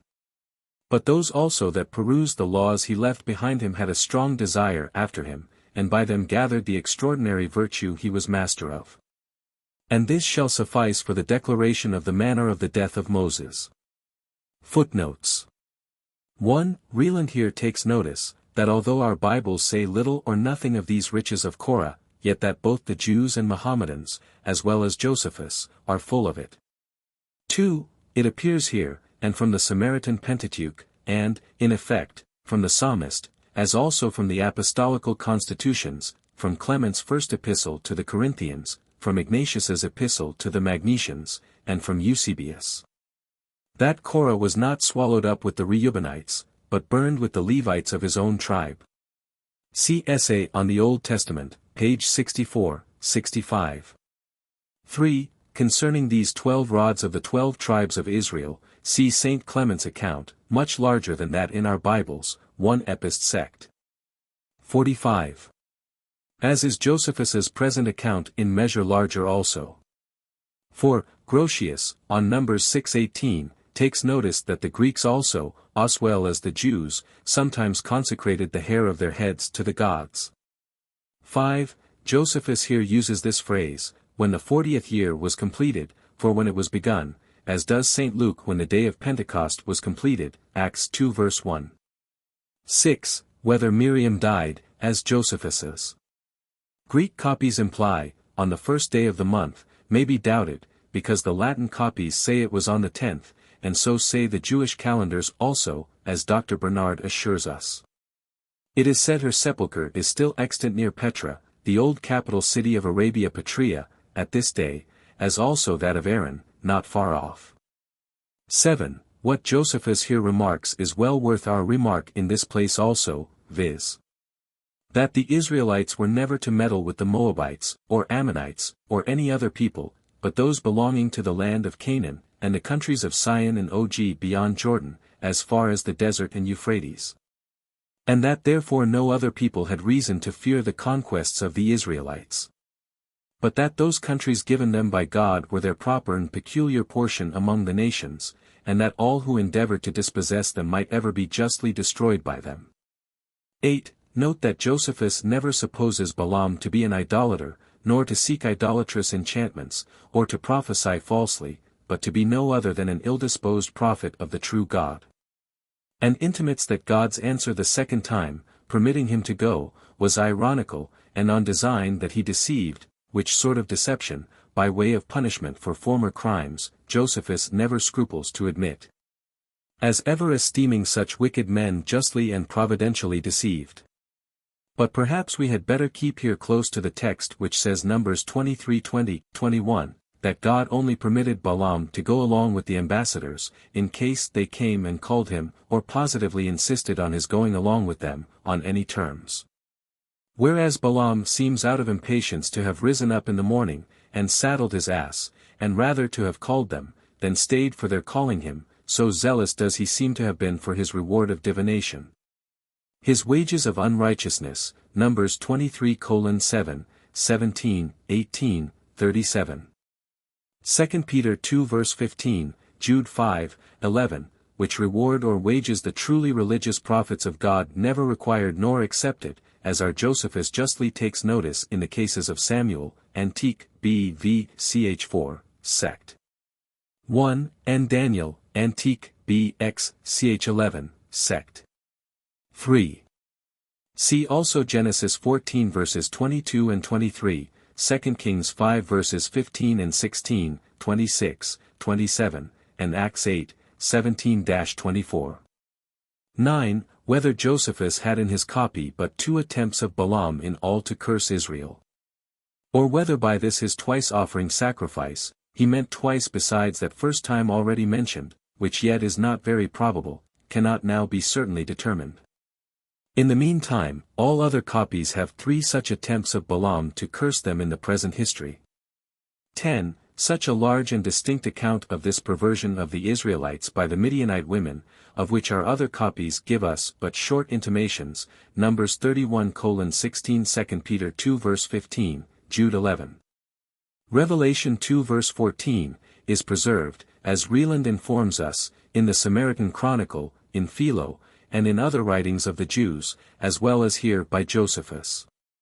11. This grand maxim, that God's people of Israel could never be hurt nor destroyed, but by drawing them to sin against God, appears to be true, by the entire history of that people, both in the Bible and in Josephus. And is often taken notice of in them both. See in particular a most remarkable Ammonite testimony to this purpose, Judith 5:5-21. 12. What Josephus here puts into the mouths of these Midianite women, who came to entice the Israelites to lewdness and idolatry, viz. that their worship of the God of Israel, in opposition to their idol gods, implied their living according to the holy laws which the true God had given them by Moses, in opposition to those impure laws which were observed under their false gods. Well deserves our consideration. And gives us a substantial reason for the great concern that was ever shown under the law of Moses to preserve the Israelites from idolatry, and in the worship of the true God.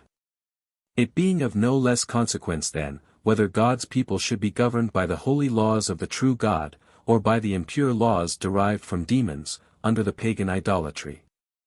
13. The mistake in all Josephus's copies, Greek and Latin which have here 14,000 instead of 24,000, is so flagrant, that our very learned editors, Bernard and Hudson, have put the latter number directly into the text. I choose rather to put it in brackets.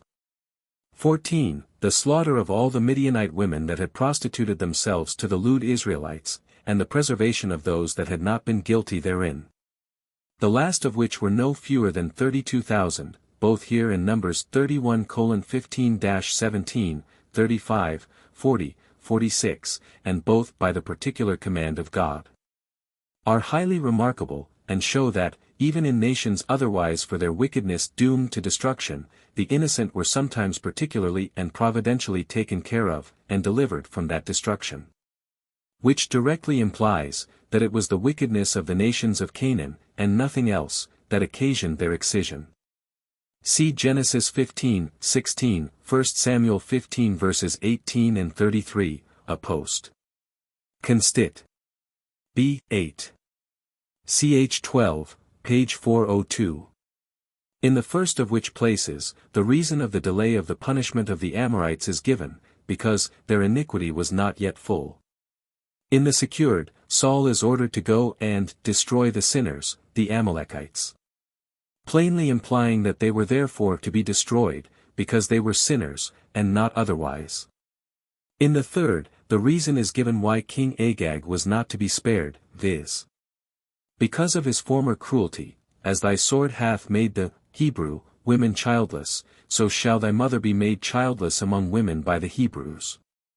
In the last place, the apostles, or their amanuensis Clement, gave this reason for the necessity of the coming of Christ, that men had formerly perverted both the positive law, and that of nature, and had cast out of their mind the memory of the flood, the burning of Sodom, the plagues of the Egyptians, and the slaughter of the inhabitants of Palestine, as signs of the most amazing impenitence and insensibility, under the punishments of horrid wickedness. 15. Josephus here, in this one sentence, sums up his notion of Moses' very long and very serious exhortations in the book of Deuteronomy, and his words are so true, and of such importance, that they deserve to be had in constant remembrance. 16. This law, both here in Exodus 20 verses 25 and 26, of not going up to God's altar by ladder steps, but on an acclivity, seems not to have belonged to the altar of the tabernacle, which was in all but 3 cubits high, Exodus 27 verse 4. Nor to that of Ezekiel, which was expressly to be gone up to by steps, ch. 43:17, but rather to occasional altars of any considerable altitude and largeness. As also probably to Solomon's altar, to which it is here applied by Josephus, as well as to that in Zorobabel's and Herod's temple, which were, I think, all 10 cubits high. See 2 Chronicles 4 verse 1, and Antique, b. 8. Ch. 3, sect. 7. The reason why these temples, and these only, were to have this ascent on an acclivity, and not by steps, is obvious, that before the invention of stairs, such as we now use, decency could not be otherwise provided for in the loose garments which the priests wore, as the law required.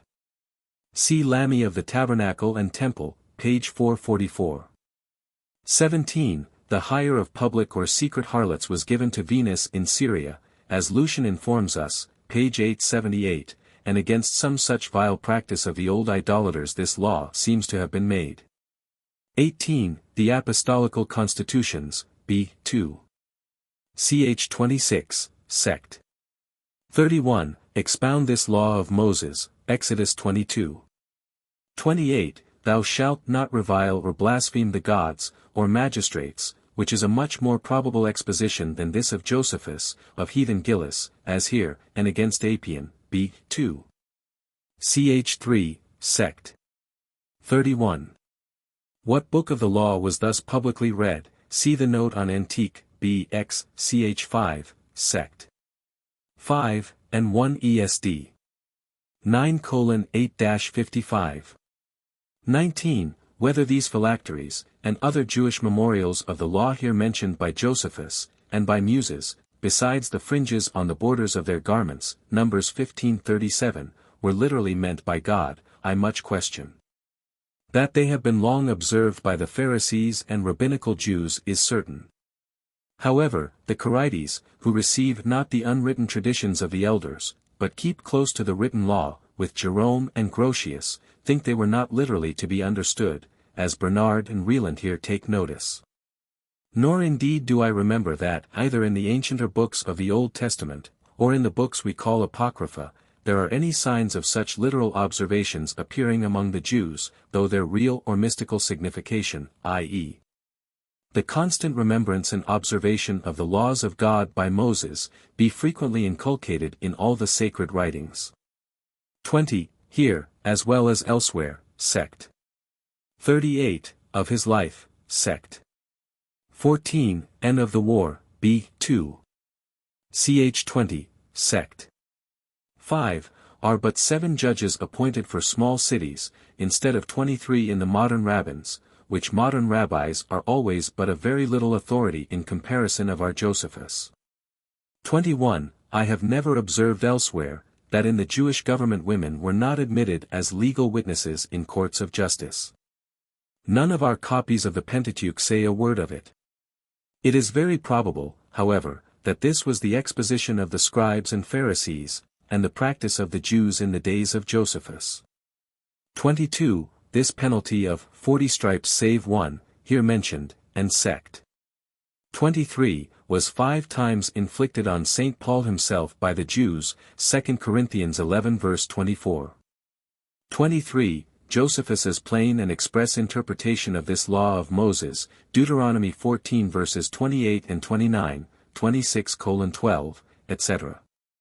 That the Jews were bound every 3rd year to pay 3 tithes, that to the Levites, that for sacrifices at Jerusalem, and this for the indigent, the widow, and the orphans, is fully confirmed by the practice of good old Tobit.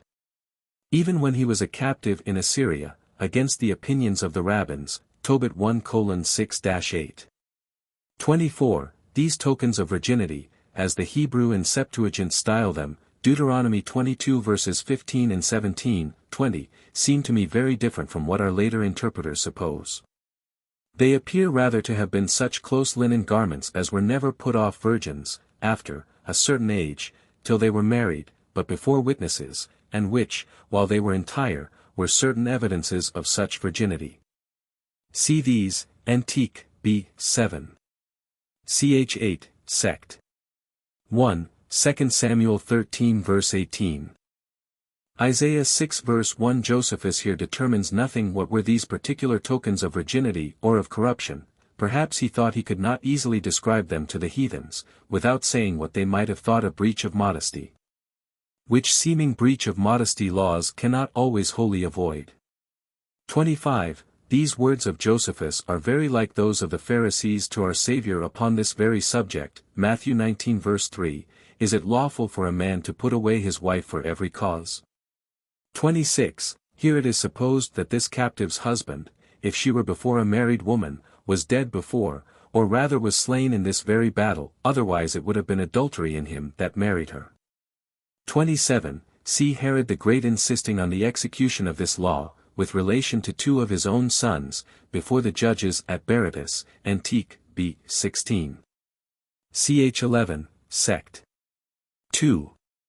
28. Philo and others appear to have understood this law, Exodus 21 verses 22 and 23, better than Josephus, who seems to allow, that though the infant in the mother's womb, even after the mother were quick, and so the infant had a rational soul, were killed by the stroke upon the mother, yet if the mother escaped, the offender should only be fined, and not put to death. While the law seems rather to mean, that if the infant in that case be killed, though the mother escape, the offender must be put to death, and not only when the mother is killed, as Josephus understood it. It seems this was the exposition of the Pharisees in the days of Josephus. 29. What we render a witch, according to our modern notions of witchcraft, Exodus 22 verse 15, Philo and Josephus understood of a poisoner, or one who attempted by secret and unlawful drugs or philtra, to take away the senses or the lives of men. 30. This permission of redeeming this penalty with money is not in our copies, Exodus 21 verses 24 and 25, Leviticus 24 verse 20, Deuteronomy 19 verse 21. 31. We may here note, that 30 shekels, the price our Savior was sold for by Judas to the Jews, Matthew 26 verse 15, and 27, 3, was the old value of a bought servant or slave among that people. 32. This law against castration, even of brutes, is said to be so rigorous elsewhere, as to inflict death on him that does it, which seems only a pharisaical interpretation in the days of Josephus of that law, Leviticus 21 verse 20. And 22-24, only we may hence observe, that the Jews could then have no oxen which are gelded, but only bulls and cows, in Judea. 33, these laws seem to be those above mentioned, sect. 4, of this chapter. 34, what laws were now delivered to the priests, see the note on Antique, b. 3. Ch. 1, sect. 7. 35, of the exact place where this altar was to be built, whether nearer Mount Gerizim or Mount Ebal, according to Josephus, see Essay on the Old Testament, pages 168-171. Dar. Bernard well observes here, how unfortunate this neglect of consulting the Urim was to Joshua himself, in the case of the Gibeonites, who put a trick upon him, and ensnared him, together with the rest of the Jewish rulers. With a solemn oath to preserve them, contrary to his commission to extirpate all the Canaanites, root and branch. Which oath he and the other rulers never durst break. See Scripture Politics, page 55, 56, and this snare they were brought into because they did not ask counsel at the mouth of the Lord, Joshua 9 verse 14. 36, since Josephus assures us here, as is most naturally to be supposed, and as the Septuagint gives the text, Deuteronomy 33 verse 6, that Moses blessed every one of the tribes of Israel, it is evident that Simeon was not omitted in his copy. As it unhappily now is, both in our Hebrew and Samaritan copies. Book V containing the interval of 476 years. From the death of Moses to the death of Eli. Chapter 1. How Joshua, the commander of the Hebrews, made war with the Canaanites, and overcame them, and destroyed them, and divided their land. By lot to the tribes of Israel. 1. When Moses was taken away from among men, in the manner already described, and when all the solemnities belonging to the mourning for him were finished, and the sorrow for him was over, Joshua commanded the multitude to get themselves ready for an expedition. He also sent spies to Jericho to discover what forces they had, and what were their intentions, but he put his camp in order, as intending soon to pass over Jordan at a proper season. And calling to him the rulers of the tribe of Reuben, and the governors of the tribe of Gad, and the half-tribe of Manasseh, for half of this tribe had been permitted to have their habitation in the country of the Amorites, which was the 7th part of the land of Canaan, he put them in mind what they had promised Moses. And he exhorted them that, for the sake of the care that Moses had taken of them who had never been weary of taking pains for them, no, not when he was dying, and for the sake of the public welfare, they would prepare themselves, and readily perform what they had promised. So he took 50,000 of them who followed him, and he marched from Abla to Jordan, 60 furlongs. 2. Now when he had pitched his camp, the spies came to him immediately, well acquainted with the whole state of the Canaanites.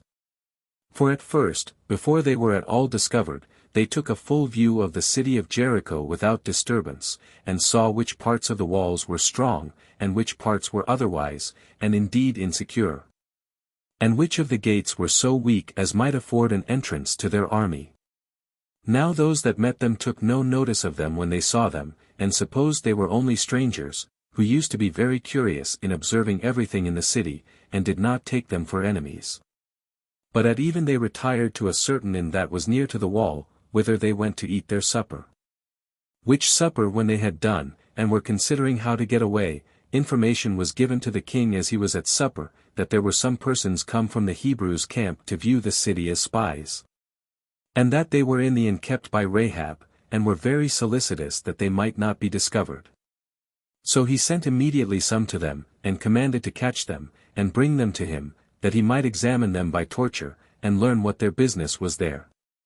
As soon as Rahab understood that these messengers were coming, she hid the spies under stalks of flax, which were laid to dry on the top of her house.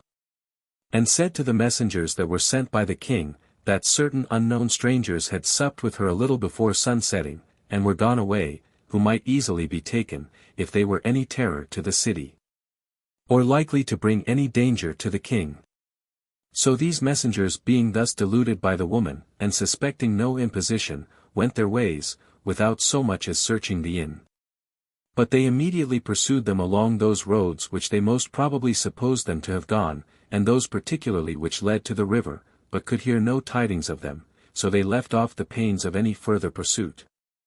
But when the tumult was over, Rahab brought the men down, and desired them as soon as they should have obtained possession of the land of Canaan, when it would be in their power to make her amends for her preservation of them, to remember what danger she had undergone for their sakes. For that if she had been caught concealing them, she could not have escaped a terrible destruction, she and all her family with her, and so bid them go home. And desired them to swear to her to preserve her and her family when they should take the city, and destroy all its inhabitants, as they had decreed to do. For so far she said she had been assured by those divine miracles of which she had been informed. So these spies acknowledged that they owed her thanks for what she had done already, and withal swore to requite her kindness, not only in words, but in deeds. But they gave her this advice, that when she should perceive that the city was about to be taken, she should put her goods, and all her family, by way of security, in her inn, and to hang out scarlet threads before her doors, or windows, that the commander of the Hebrews might know her house, and take care to do her no harm. For, said they, we will inform him of this matter, because of the concern thou hast had to preserve us, but if any one of thy family fall in the battle, do not thou blame us.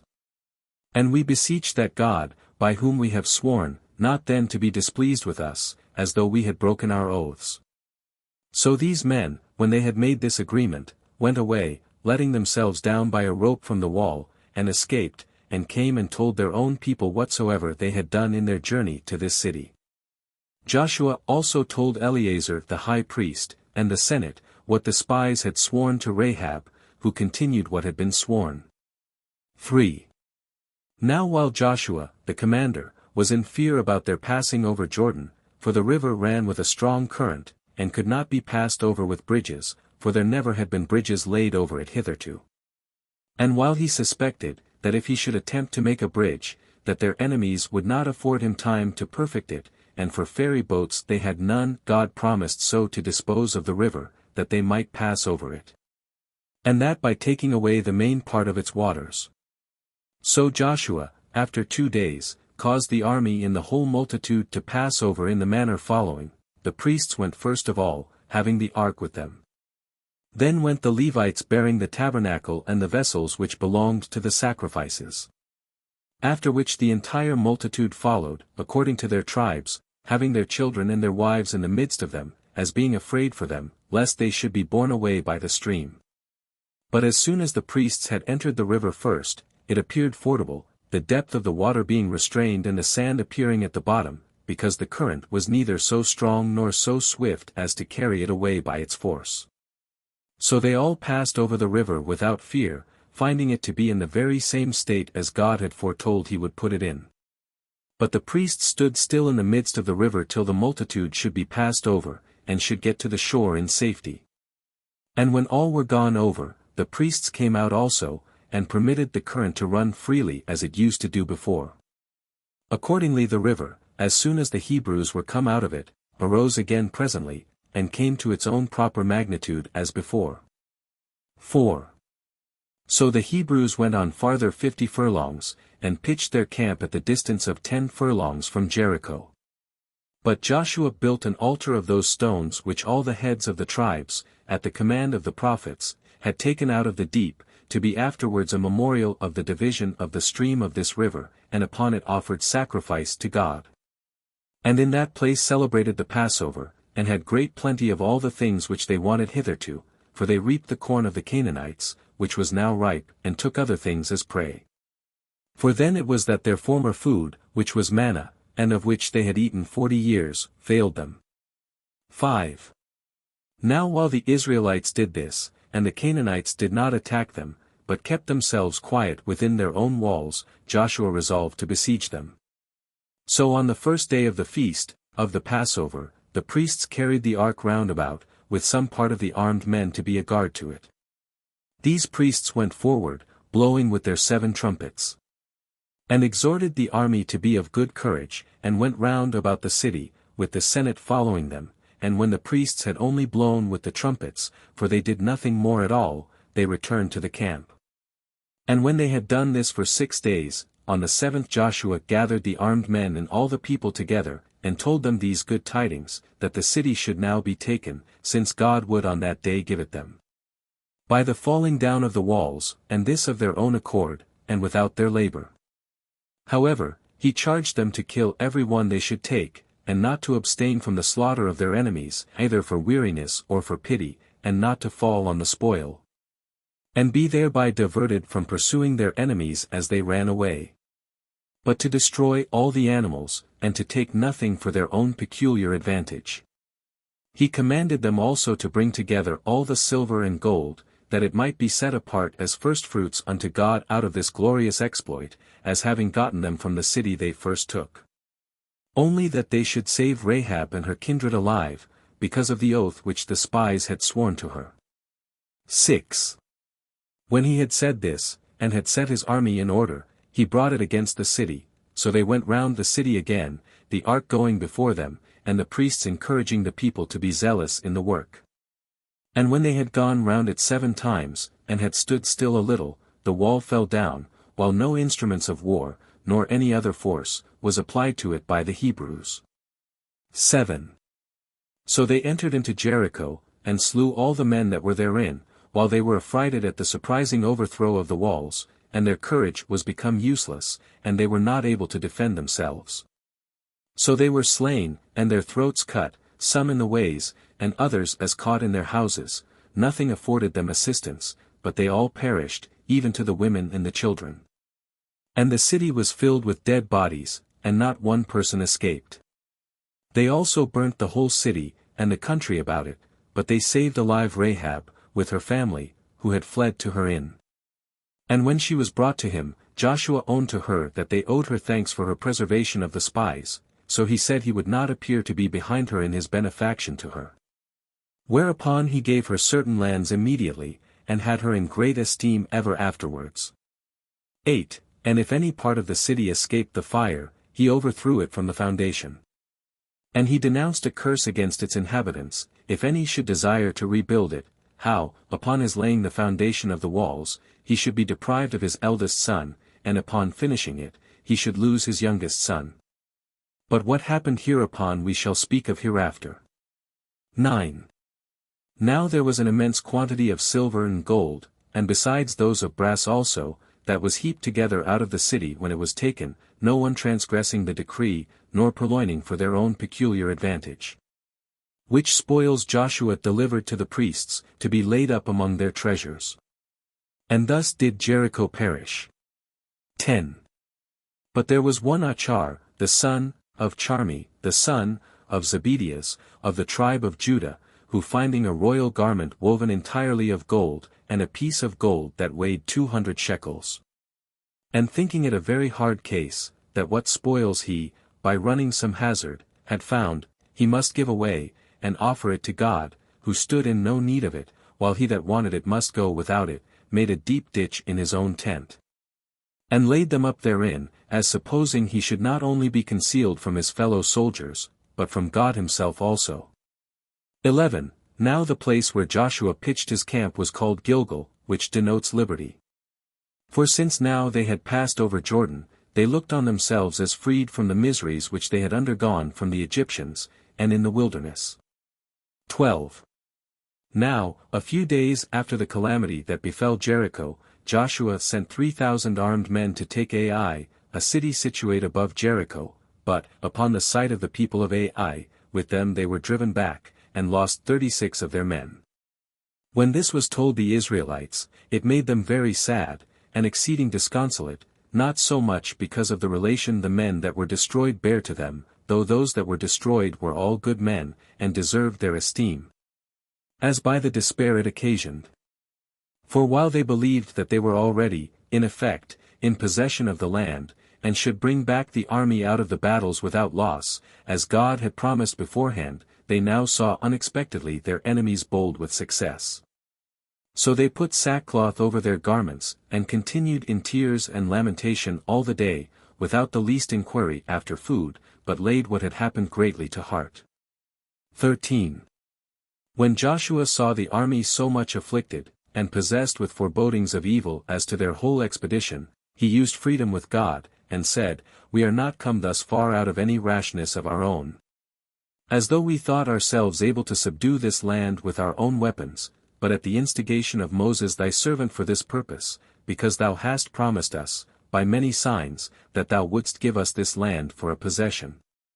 And that thou wouldst make our army always superior in war to our enemies, and accordingly some success has already attended upon us agreeably to thy promises. But because we have now unexpectedly been foiled, and have lost some men out of our army, we are grieved at it, as fearing what thou hast promised us, and what Moses foretold us, cannot be depended on by us. And our future expectation troubles us the more, because we have met with such a disaster in this our first attempt. But do thou, O Lord, free us from these suspicions, for thou art able to find a cure for these disorders, by giving us victory, which will both take away the grief we are in at present, and prevent our distrust as to what is to come. 14.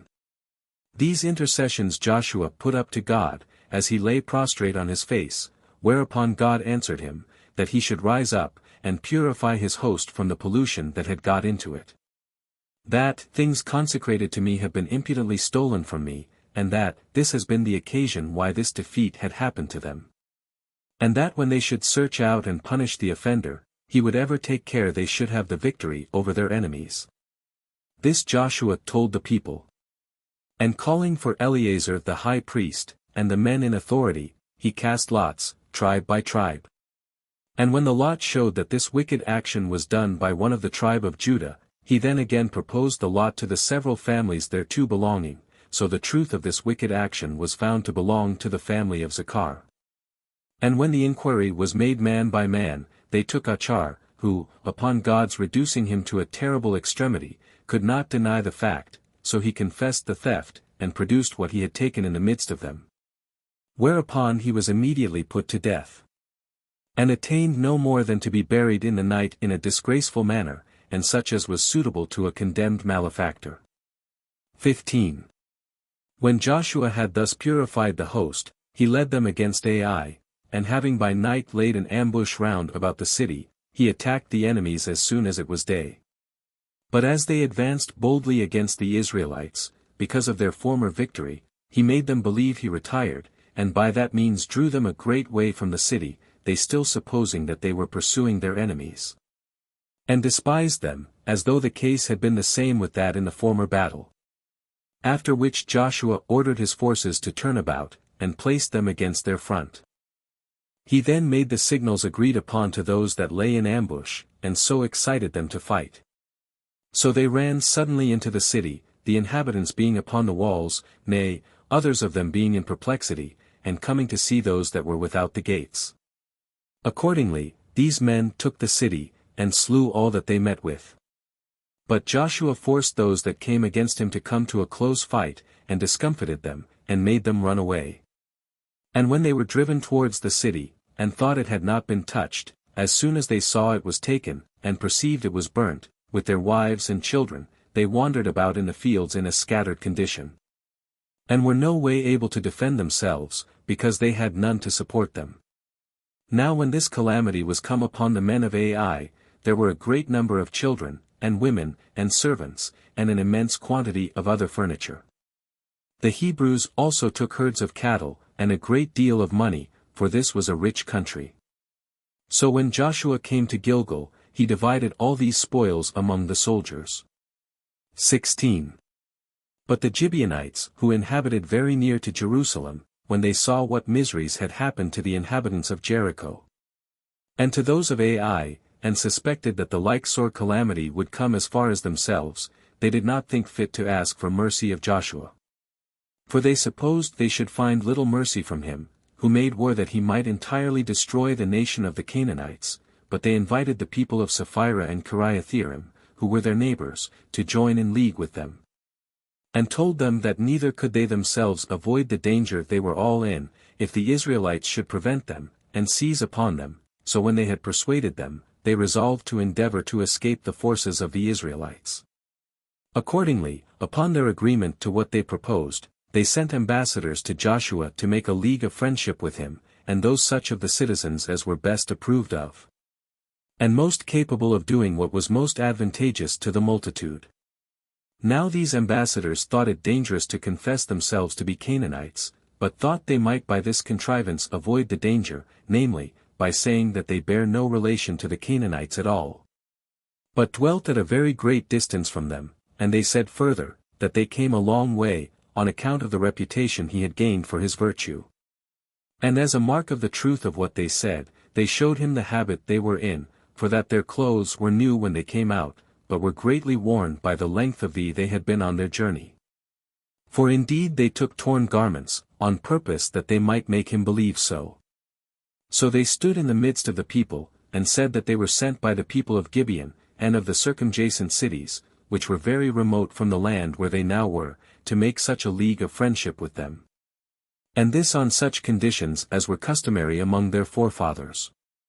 For when they understood that, by the favor of God, and his gift to them, they were to have the possession of the land of Canaan bestowed upon them, they said that they were very glad to hear it, and desired to be admitted into the number of their citizens. Thus did these ambassadors speak, and showing them the marks of their long journey, they entreated the Hebrews to make a league of friendship with them. Accordingly Joshua, believing what they said, that they were not of the nation of the Canaanites, entered into friendship with them. And Eleazar the high priest, with the Senate, sware to them that they would esteem them their friends and associates, and would attempt nothing that should be unfair against them, the multitude also assenting to the oaths that were made to them. So these men, having obtained what they desired, by deceiving the Israelites, went home, but when Joshua led his army to the country at the bottom of the mountains of this part of Canaan, he understood that the Gibeonites dwelt not far from Jerusalem, and that they were of the stock of the Canaanites. So he sent for their governors, and reproached them with the cheat they had put upon him, but they alleged, on their own behalf, that they had no other way to save themselves but that, and were therefore forced to have recourse to it. So he called for Eleazar the high priest, and for the Senate, who thought it right to make them public servants, that they might not break the oath they had made to them, and they ordained them to be so. And this was the method by which these men found safety and security under the calamity that was ready to overtake them. 17. But the king of Jerusalem took it to heart that the Gibeonites had gone over to Joshua. So he called upon the kings of the neighboring nations to join together, and make war against them. Now when the Gibeonites saw these kings, which were 4, besides the king of Jerusalem, and perceived that they had pitched their camp at a certain fountain not far from their city, and were getting ready for the siege of it, they called upon Joshua to assist them. For such was their case, as to expect to be destroyed by these Canaanites, but to suppose they should be saved by those that came for the destruction of the Canaanites, because of the league of friendship that was between them. Accordingly, Joshua made haste with his whole army to assist them, and marching day and night, in the morning he fell upon the enemies as they were going up to the siege. And when he had discomfited them, he followed them, and pursued them down the descent of the hills. The place is called Betharon, where he also understood that God assisted him, which he declared by thunder and thunderbolts, as also by the falling of hail larger than usual. Moreover, it happened that the day was lengthened that the night might not come on too soon, and be an obstruction to the zeal of the Hebrews in pursuing their enemies. Insomuch that Joshua took the kings, who were hidden in a certain cave at Makkedah, and put them to death. Now, that the day was lengthened at this and was longer than ordinary, is expressed in the books laid up in the temple. 18. These kings which made war with, and were ready to fight the Gibeonites, being thus overthrown, Joshua returned again to the mountainous parts of Canaan. And when he had made a great slaughter of the people there, and took their prey, he came to the camp at Gilgal. And now there went a great fame abroad among the neighboring people of the courage of the Hebrews. And those that heard what a number of men were destroyed, were greatly affrighted at it, so the kings that lived about Mount Libanus, who were Canaanites, and those Canaanites that dwelt in the plain country, with auxiliaries out of the land of the Philistines, pitched their camp at Beroth, a city of the upper Galilee, not far from Kadesh, which is itself also a place in Galilee. Now the number of the whole army was 300,000 armed footmen, and 10,000 horsemen, and 20,000 chariots, so that the multitude of the enemies affrighted both Joshua himself and the Israelites. And they, instead of being full of hopes of good success, were superstitiously timorous, with the great terror with which they were stricken. Whereupon God upbraided them with the fear they were in, and asked them whether they desired a greater help than he could afford them, and promised them that they should overcome their enemies. And withal charged them to make their enemies' horses useless, and to burn their chariots. So Joshua became full of courage upon these promises of God, and went out suddenly against the enemies. And after 5 days' march he came upon them, and joined battle with them, and there was a terrible fight, and such a number were slain as could not be believed by those that heard it. He also went on in the pursuit a great way, and destroyed the entire army of the enemies, few only excepted, and all the kings fell in the battle. Insomuch, that when there wanted men to be killed, Joshua slew their horses, and burnt their chariots and passed all over their country without opposition, no one daring to meet him in battle. But he still went on, taking their cities by siege, and again killing whatever he took. 19. The 5th year was now past, and there was not one of the Canaanites remained any longer, excepting some that had retired to places of great strength.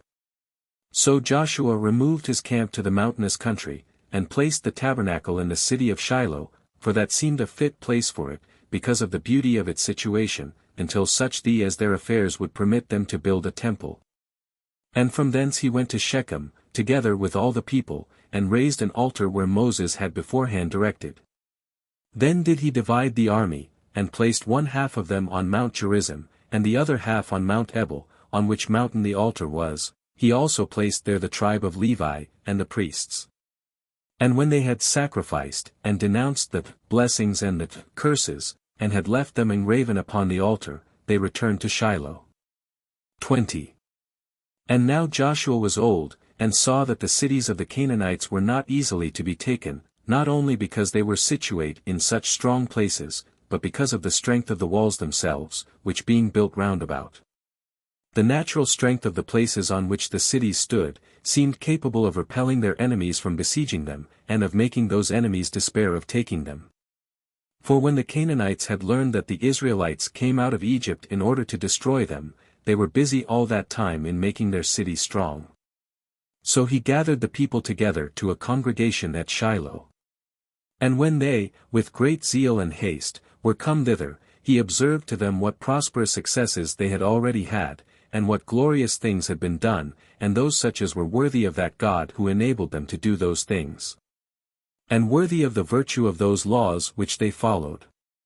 He took notice also, that 31 of those kings that ventured to give them battle were overcome, and every army, how great soever it were, that confided in their own power, and fought with them, was utterly destroyed. So that not so much as any of their posterity remained. And as for the cities, since some of them were taken, but the others must be taken in length of time, by long sieges, both on account of the strength of their walls, and of the confidence the inhabitants had in them thereby. He thought it reasonable that those tribes that came along with them from beyond Jordan, and had partaken of the dangers they had undergone, being their own kindred, should now be dismissed and sent home, and should have thanks for the pains they had taken together with them. As also, he thought it reasonable that they should send one man out of every tribe, and he such as had the testimony of extraordinary virtue, who should measure the land faithfully, and without any fallacy or deceit should inform them of its real magnitude. 21. Now Joshua, when he had thus spoken to them, found that the multitude approved of his proposal. So he sent men to measure their country, and sent with them some geometricians, who could not easily fail of knowing the truth, on account of their skill in that art. He also gave them a charge to estimate the measure of that part of the land that was most fruitful, and what was not so good, for such is the nature of the land of Canaan, that one may see large plains, and such as are exceeding fit to produce fruit, which yet, if they were compared to other parts of the country, might be reckoned exceedingly fruitful.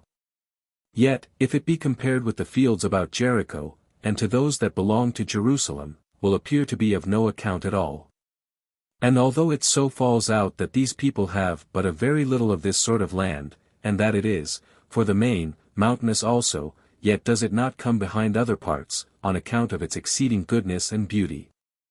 For which reason Joshua thought the land for the tribes should be divided by estimation of its goodness, rather than the largeness of its measure, it often happening that 1 acre of some sort of land was equivalent to 1,000 other acres. Now the men that were sent, which were in number 10, travelled all about, and made an estimation of the land, and in the 7th month came to him to the city of Shiloh, where they had set up the tabernacle. 22. So Joshua took both Eleazar and the senate, and with them the heads of the tribes, and distributed the land to the 9 tribes, and to the half-tribe of Manasseh, appointing the dimensions to be according to the largeness of each tribe.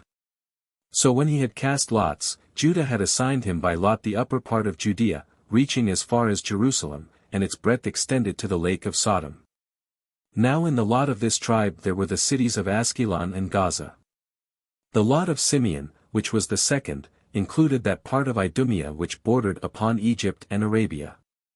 As to the Benjamites, their lot fell so, that its length reached from the river Jordan to the sea, but in breadth it was bounded by Jerusalem and Bethel.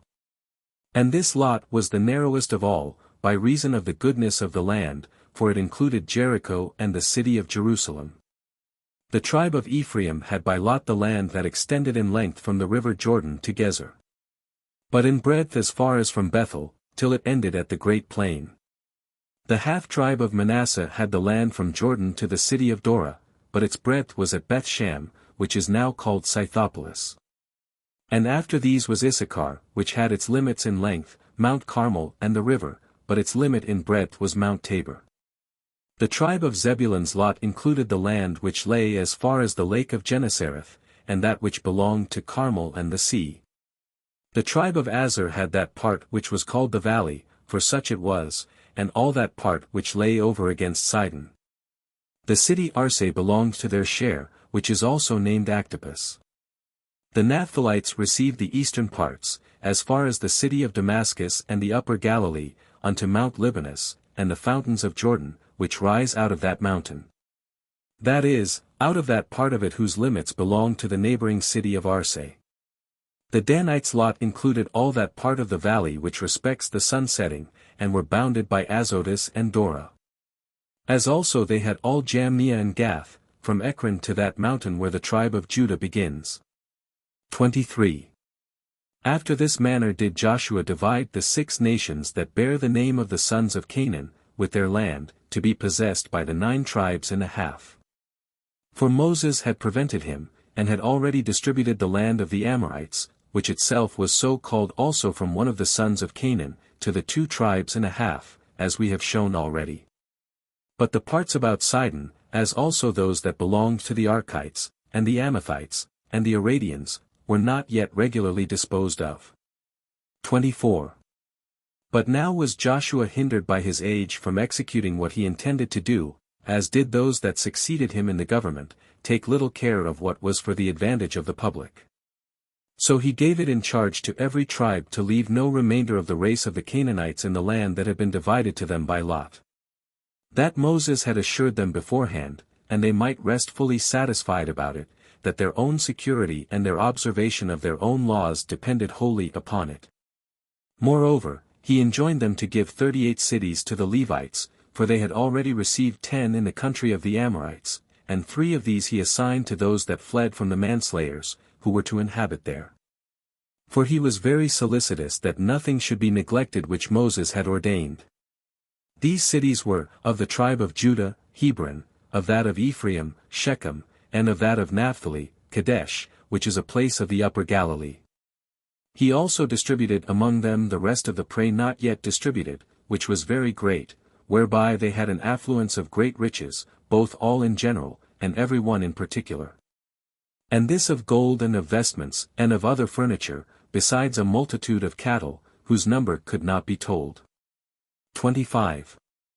After this was over, he gathered the army together to a congregation, and spake thus to those tribes that had their settlement in the land of the Amorites beyond Jordan, for 50,000 of them had armed themselves, and had gone to the war along with them, since that God, who is the Father and Lord of the Hebrew nation, has now given us this land for a possession, and promised to preserve us in the enjoyment of it as our own forever. And since you have with alacrity offered yourselves to assist us when we wanted that assistance on all occasions, according to his command, it is but just, now all our difficulties are over, that you should be permitted to enjoy rest, and that we should trespass on your alacrity to help us no longer. That so, if we should again stand in need of it, we may readily have it on any future emergency, and not tire you out so much now as may make you slower in assisting us another time.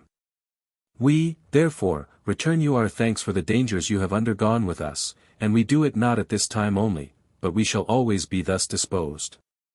And be so good as to remember our friends, and to preserve in mind what advantages we have had from them.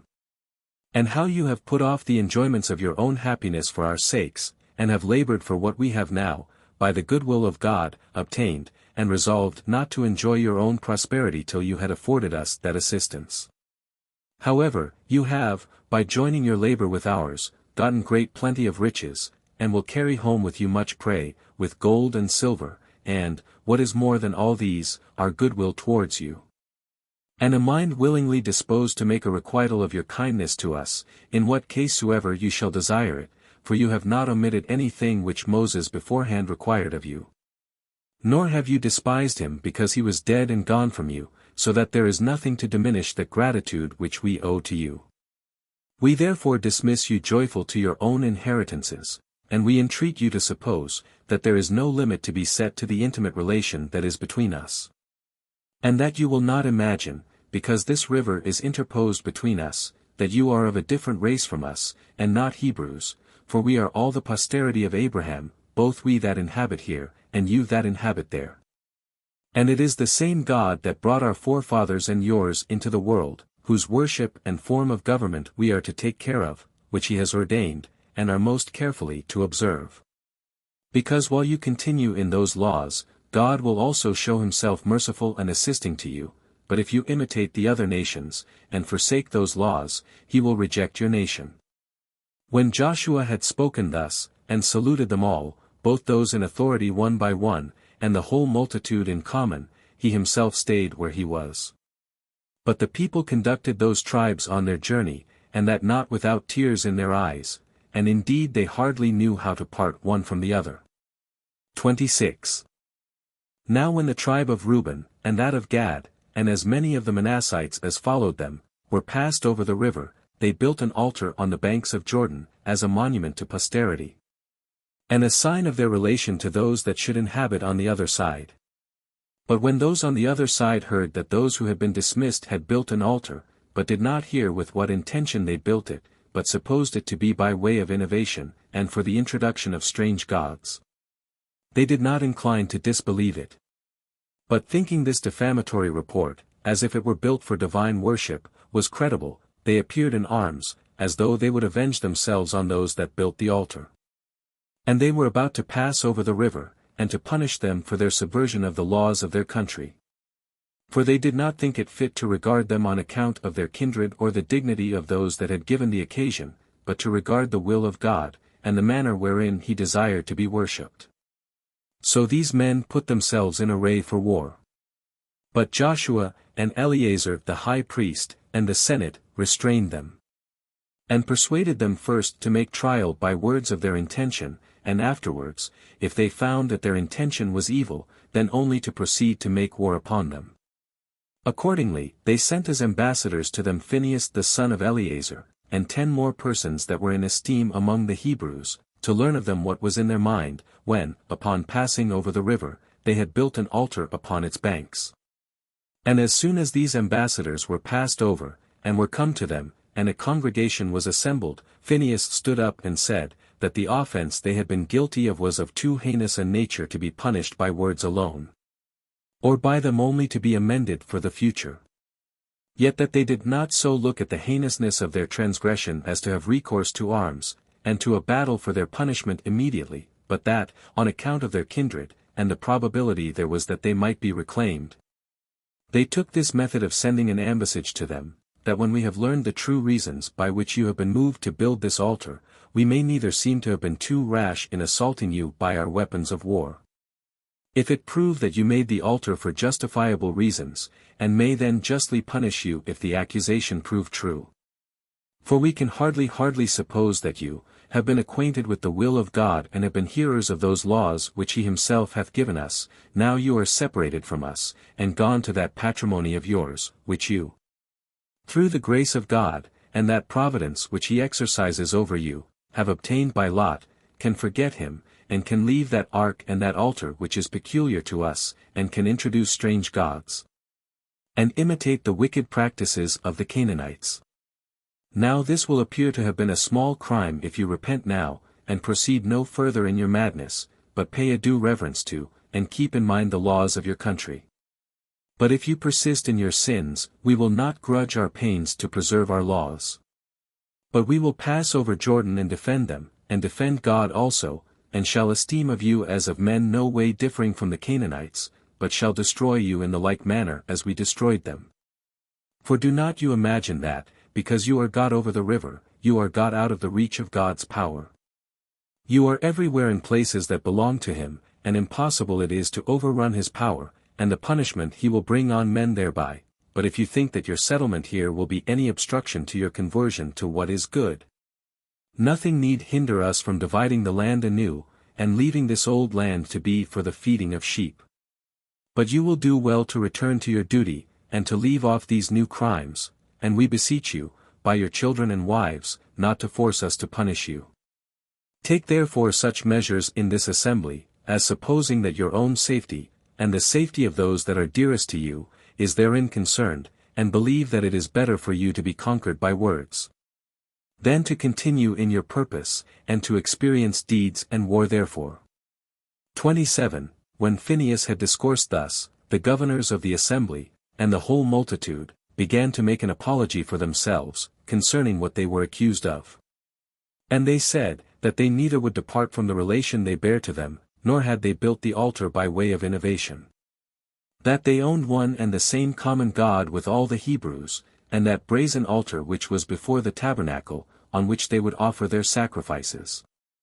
That as to the altar they had raised, on account of which they were thus suspected, it was not built for worship, but that it might be a sign and a monument of our relation to you forever, and a necessary caution to us to act wisely, and to continue in the laws of our country, but not a handle for transgressing them, as you suspect, and let God be our authentic witness, that this was the occasion of our building this altar, whence we beg you will have a better opinion of us. And do not impute such a thing to us as would render any of the posterity of Abraham well worthy of perdition, in case they attempt to bring in new rites, and such as are different from our usual practices. 28. When they had made this answer, and Phinehas had commended them for it, he came to Joshua, and explained before the people what answer they had received. Now Joshua was glad that he was under no necessity of setting them in array, or of leading them to shed blood, and make war against men of their own kindred, and accordingly he offered sacrifices of thanksgiving to God for the same. So Joshua after that dissolved this great assembly of the people, and sent them to their own inheritances, while he himself lived in Shechem. But in the 20th year after this, when he was very old, he sent for those of the greatest dignity in the several cities, with those in authority, and the senate, and as many of the common people as could be present. And when they were come, he put them in mind of all the benefits God had bestowed on them, which could not but be a great many, since from a low estate they were advanced to so great a degree of glory and plenty. And exhorted them to take notice of the intentions of God, which had been so gracious towards them, and told them that the deity would continue their friend by nothing else but their piety. And that it was proper for him, now that he was about to depart out of this life, to leave such an admonition to them, and he desired that they would keep in memory this his exhortation to them. 29. So Joshua, when he had thus discoursed to them, died, having lived 110 years, 40 of which he lived with Moses, in order to learn what might be for his advantage afterwards. He also became their commander after his death for 25 years. He was a man that wanted not wisdom nor eloquence to declare his intentions to the people, but very eminent on both accounts. He was of great courage and magnanimity in action and in dangers, and very sagacious in procuring the peace of the people, and of great virtue at all proper seasons. He was buried in the city of Timnab, of the tribe of Ephraim. About the same time died Eleazar the high priest, leaving the high priesthood to his son Phinehas. His monument also, and sepulchre, are in the city of Gabbatha. Chapter 2. How, after the death of Joshua their commander, the Israelites transgressed the laws of their country, and experienced great afflictions. And when there was a sedition arisen, the tribe of Benjamin was destroyed, excepting only 600 men. 1. After the death of Joshua and Eleazar, Phinehas prophesied, that according to God's will they should commit the government to the tribe of Judah, and that this tribe should destroy the race of the Canaanites. For then the people were concerned to learn what was the will of God. They also took to their assistance the tribe of Simeon. But upon this condition, that when those that had been tributary to the tribe of Judah should be slain, they should do the like for the tribe of Simeon. 2. But the affairs of the Canaanites were at this time in a flourishing condition, and they expected the Israelites with a great army at the city Bezek, having put the government into the hands of Adonibezek, which name denotes the Lord of Bezek. For Adoni in the Hebrew tongue signifies Lord. Now they hoped to have been too hard for the Israelites, because Joshua was dead. But when the Israelites had joined battle with them, I mean the two tribes before mentioned, they fought gloriously, and slew above 10,000 of them, and put the rest to flight. And in the pursuit they took Adonibezek, who, when his fingers and toes were cut off by them, said, Nay, indeed, I was not always to lie concealed from God, as I find by what I now endure. While I have not been ashamed to do the same to 72 kings. So they carried him alive as far as Jerusalem, and when he was dead, they buried him in the earth, and went on still in taking the cities, and when they had taken the greatest part of them, they besieged Jerusalem. And when they had taken the lower city, which was not under a considerable time, they slew all the inhabitants, but the upper city was not to be taken without great difficulty, through the strength of its walls, and the nature of the place. 3.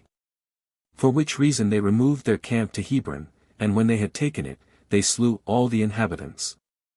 There were till then left the race of giants, who had bodies so large, and countenances so entirely different from other men, that they were surprising to the sight, and terrible to the hearing. The bones of these men are still shown to this very day, unlike to any credible relations of other men.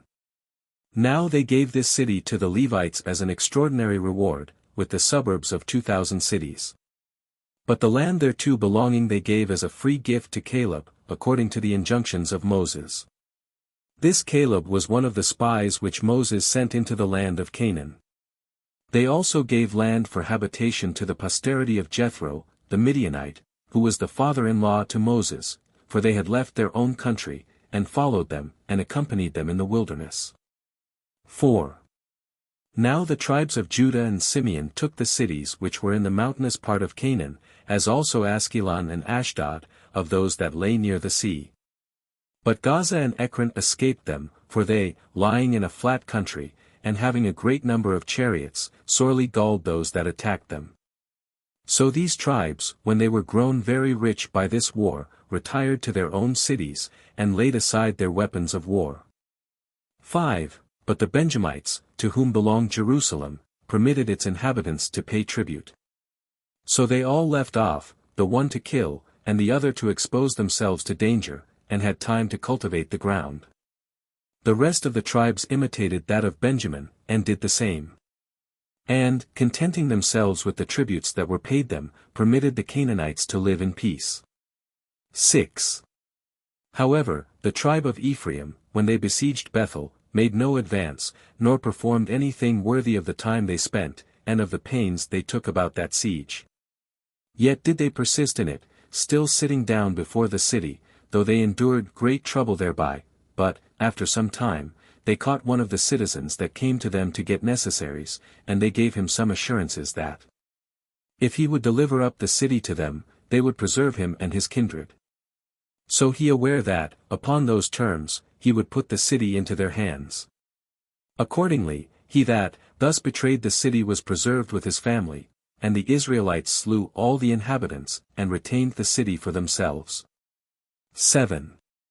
After this, the Israelites grew effeminate as to fighting any more against their enemies, but applied themselves to the cultivation of the land, which producing them great plenty and riches. They neglected the regular disposition of their settlement, and indulged themselves in luxury and pleasures. Nor were they any longer careful to hear the laws that belonged to their political government, whereupon God was provoked to anger, and put them in mind, first, how, contrary to his directions, they had spared the Canaanites. And, after that, how those Canaanites, as opportunity served, used them very barbarously. But the Israelites, though they were in heaviness at these admonitions from God, yet were they still very unwilling to go to war. And since they got large tributes from the Canaanites, and were indisposed for taking pains by their luxury, they suffered their aristocracy to be corrupted also, and did not ordain themselves a senate, nor any other such magistrates as their laws had formerly required, but they were very much given to cultivating their fields, in order to get wealth. Which great indolence of theirs brought a terrible sedition upon them, and they proceeded so far as to fight one against another, from the following occasion. 8. There was a Levite, a man of a vulgar family, that belonged to the tribe of Ephraim, and dwelt therein. This man married a wife from Bethlehem, which is a place belonging to the tribe of Judah. Now he was very fond of his wife, and overcome with her beauty. But he was unhappy in this, that he did not meet with the like return of affection from her, for she was averse to him, which did more inflame his passion for her, so that they quarrelled one with another perpetually. And at last the woman was so disgusted at these quarrels, that she left her husband, and went to her parents in the 4th month. The husband being very uneasy at this her departure, and that out of his fondness for her, came to his father and mother-in-law, and made up their quarrels, and was reconciled to her, and lived with them there 4 days. As being kindly treated by her parents. On the 5th day he resolved to go home, and went away in the evening, for his wife's parents were loath to part with their daughter, and delayed the time till the day was gone. Now they had one servant that followed them, and an ass on which the woman rode. And when they were near Jerusalem, having gone already 30 furlongs, the servant advised them to take up their lodging somewhere, lest some misfortune should befall them if they travelled in the night. Especially since they were not far off enemies, that season often giving reason for suspicion of dangers from even such as are friends. But the husband was not pleased with this advice, nor was he willing to take up his lodging among strangers, for the city belonged to the Canaanites, but desired rather to go 20 furlongs farther. And so to take their lodgings in some Israelite city. Accordingly, he obtained his purpose, and came to Gibeah, a city of the tribe of Benjamin, when it was just dark. And while no one that lived in the marketplace invited him to lodge with him, there came an old man out of the field, one that was indeed of the tribe of Ephraim, but resided in Gibeah, and met him, and asked him who he was, and for what reason he came thither so late, and why he was looking out for provisions for supper when it was dark. To which he replied, that he was a Levite, and was bringing his wife from her parents, and was going home. But he told him his habitation was in the tribe of Ephraim, so the old man, as well because of their kindred as because they lived in the same tribe, and also because they had thus accidentally met together, took him in to lodge with him.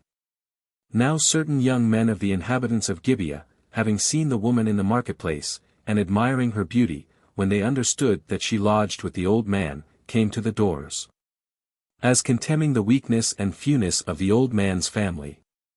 And when the old man desired them to go away, and not to offer any violence or abuse there, they desired him to yield them up the strange woman. And then he should have no harm done to him. And when the old man alleged that the Levite was of his kindred, and that they would be guilty of horrid wickedness if they suffered themselves to be overcome by their pleasures, and so offend against their laws, they despised his righteous admonition, and laughed him to scorn. They also threatened to kill him if he became an obstacle to their inclinations, whereupon, when he found himself in great distress, and yet was not willing to overlook his guests, and see them abused, he produced his own daughter to them, and told them that it was a smaller breach of the law to satisfy their lust upon her, than to abuse his guests, supposing that he himself should by this means prevent any injury to be done to those guests. When they no way abetted of their earnestness for the strange woman, but insisted absolutely on their desires to have her, he entreated them not to perpetrate any such act of injustice. But they proceeded to take her away by force, and indulging still more the violence of their inclinations, they took the woman away to their house, and when they had satisfied their lust upon her the whole night, they let her go about daybreak. So she came to the place where she had been entertained, under great affliction at what had happened. And was very sorrowful upon occasion of what she had suffered, and durst not look her husband in the face for shame, for she concluded that he would never forgive her for what she had done.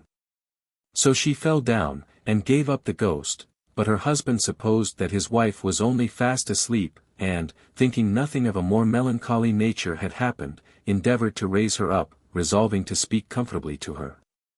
Since she did not voluntarily expose herself to these men's lust, but was forced away to their house. But as soon as he perceived she was dead, he acted as prudently as the greatness of his misfortunes would admit, and laid his dead wife upon the beast, and carried her home. And cutting her, limb by limb, into 12 pieces, he sent them to every tribe, and gave it in charge to those that carried them, to inform the tribes of those that were the causes of his wife's death, and of the violence they had offered to her. 9. Upon this the people were greatly disturbed at what they saw, and at what they heard, as never having had the experience of such a thing before.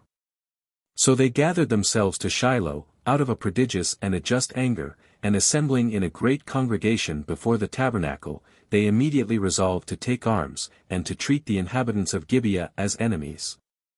But the Senate restrained them from doing so, and persuaded them, that they ought not so hastily to make war upon people of the same nation with them, before they discoursed them by words concerning the accusation laid against them.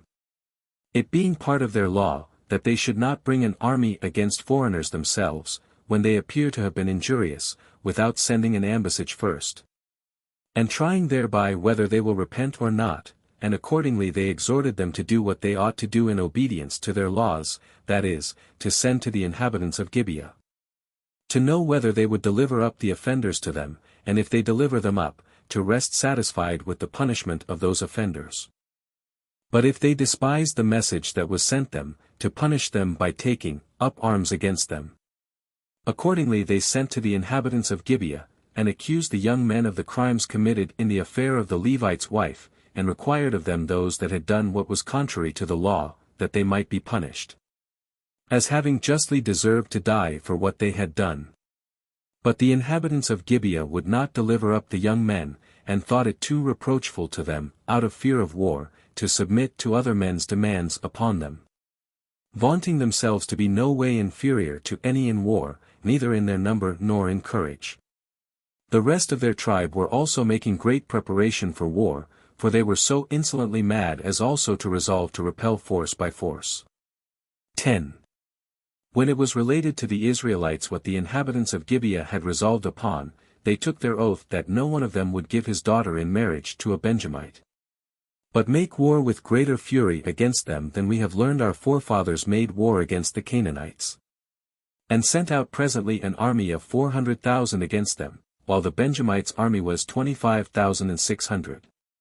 500 of whom were excellent at slinging stones with their left hands, insomuch that when the battle was joined at Gibeah the Benjamites beat the Israelites, and of them there fell 2,000 men.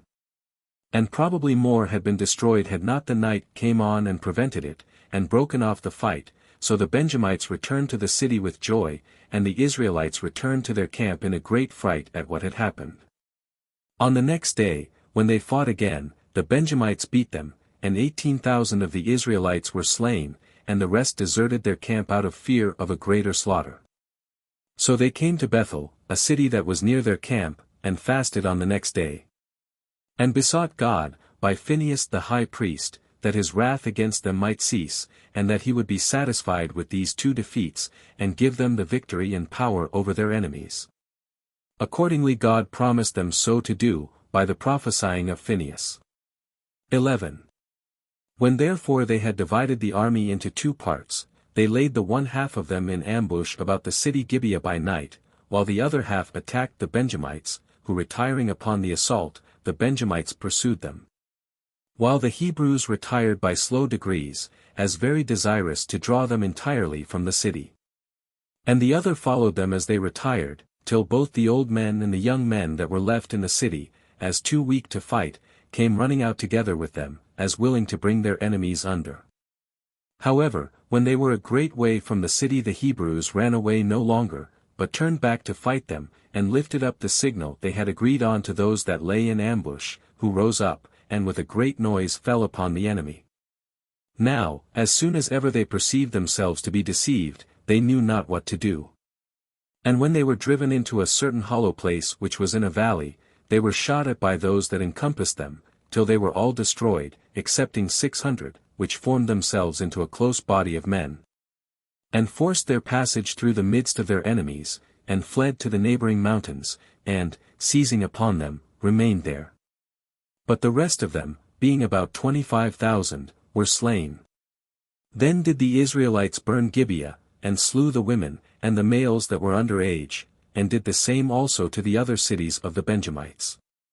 And, indeed, they were enraged to that degree, that they sent 12,000 men out of the army, and gave them orders to destroy Jabesh Gilead, because it did not join with them in fighting against the Benjamites.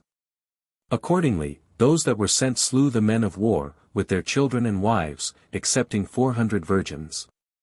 To such a degree had they proceeded in their anger, because they not only had the suffering of the Levite's wife to avenge, but the slaughter of their own soldiers. 12. However, they afterward were sorry for the calamity they had brought upon the Benjamites, and appointed a fast on that account, although they supposed those men had suffered justly for their offense against the laws. So they recalled by their ambassadors those 600 which had escaped. These had seated themselves on a certain rock called Rimmon, which was in the wilderness. So the ambassadors lamented not only the disaster that had befallen the Benjamites, but themselves also, by this destruction of their kindred, and persuaded them to take it patiently, and to come and unite with them, and not, so far as in them lay, to give their suffrage to the utter destruction of the tribe of Benjamin. And said to them, We give you leave to take the whole land of Benjamin to yourselves, and as much prey as you are able to carry away with you. So these men with sorrow confessed, that what had been done was according to the decree of God, and had happened for their own wickedness, and ascended to those that invited them, and came down to their own tribe. The Israelites also gave them the 400 virgins of Jabesh Gilead for wives, but as to the remaining 200, they deliberated about it how they might compass wives enough for them, and that they might have children by them. And whereas they had, before the war began, taken an oath, that no one would give his daughter to wife to a Benjamite, some advised them to have no regard to what they had sworn, because the oath had not been taken advisedly and judiciously, but in a passion, and thought that they should do nothing against God, if they were able to save a whole tribe which was in danger of perishing. And that perjury was then a sad and dangerous thing, not when it is done out of necessity, but when it is done with a wicked intention. But when the Senate were affrighted at the very name of perjury, a certain person told them that he could show them a way whereby they might procure the Benjamites wives enough, and yet keep their oath. They asked him what his proposal was. He said, that 3 times in a year, when we meet in Shiloh, our wives and our daughters accompany us, let then the Benjamites be allowed to steal away, and marry such women as they can catch, while we will neither incite them nor forbid them. And when their parents take it ill, and desire us to inflict punishment upon them, we will tell them, that they were themselves the cause of what had happened, by neglecting to guard their daughters. And that they ought not to be over angry at the Benjamites, since that anger was permitted to rise too high already. So the Israelites were persuaded to follow this advice, and decreed, that the Benjamites should be allowed thus to steal themselves wives. So when the festival was coming on, these 200 Benjamites lay in ambush before the city, by 2 and 3 together, and waited for the coming of the virgins, in the vineyards and other places where they could lie concealed. Accordingly the virgins came along playing, and suspected nothing of what was coming upon them, and walked after an unguarded manner, so those that laid scattered in the road, rose up, and caught hold of them. By this means these Benjamites got them wives, and fell to agriculture, and took good care to recover their former happy state. And thus was this tribe of the Benjamites, after they had been in danger of entirely perishing, saved in the manner forementioned, by the wisdom of the Israelites. And accordingly it presently flourished, and soon increased to be a multitude, and came to enjoy all other degrees of happiness. And such was the conclusion of this war. Chapter 3. How the Israelites after this misfortune grew wicked and served the Assyrians, and how God delivered them by Othniel, who ruled over them 40 years. 1. Now it happened that the tribe of Dan suffered in like manner with the tribe of Benjamin. And it came to do so on the occasion following, when the Israelites had already left off the exercise of their arms for war, and were intent upon their husbandry, the Canaanites despised them, and brought together an army. Not because they expected to suffer by them, but because they had a mind to have a sure prospect of treating the Hebrews ill when they pleased, and might thereby for the time to come dwell in their own cities the more securely. They prepared therefore their chariots, and gathered their soldiery together, their cities also combined together, and drew over to them Askelon and Ekron, which were within the tribe of Judah, and many more of those that lay in the plain. They also forced the Danites to fly into the mountainous country, and left them not the least portion of the plain country to set their foot on. Since then these Danites were not able to fight them, and had not land enough to sustain them, they sent 5 of their men into the midland country, to seek for a land to which they might remove their habitation. So these men went as far as the neighborhood of Mount Libanus, and the fountains of the lesser Jordan, at the great plain of Sidon, a day's journey from the city.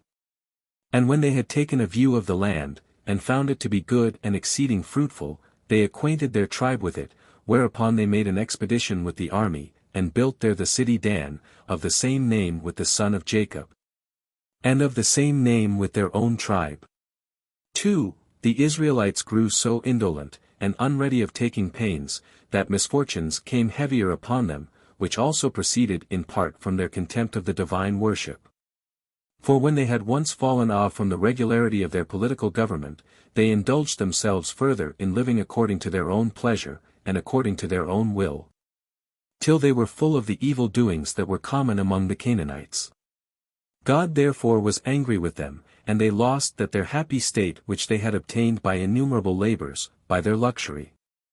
For when Chushan, king of the Assyrians, had made war against them, they lost many of their soldiers in the battle, and when they were besieged, they were taken by force.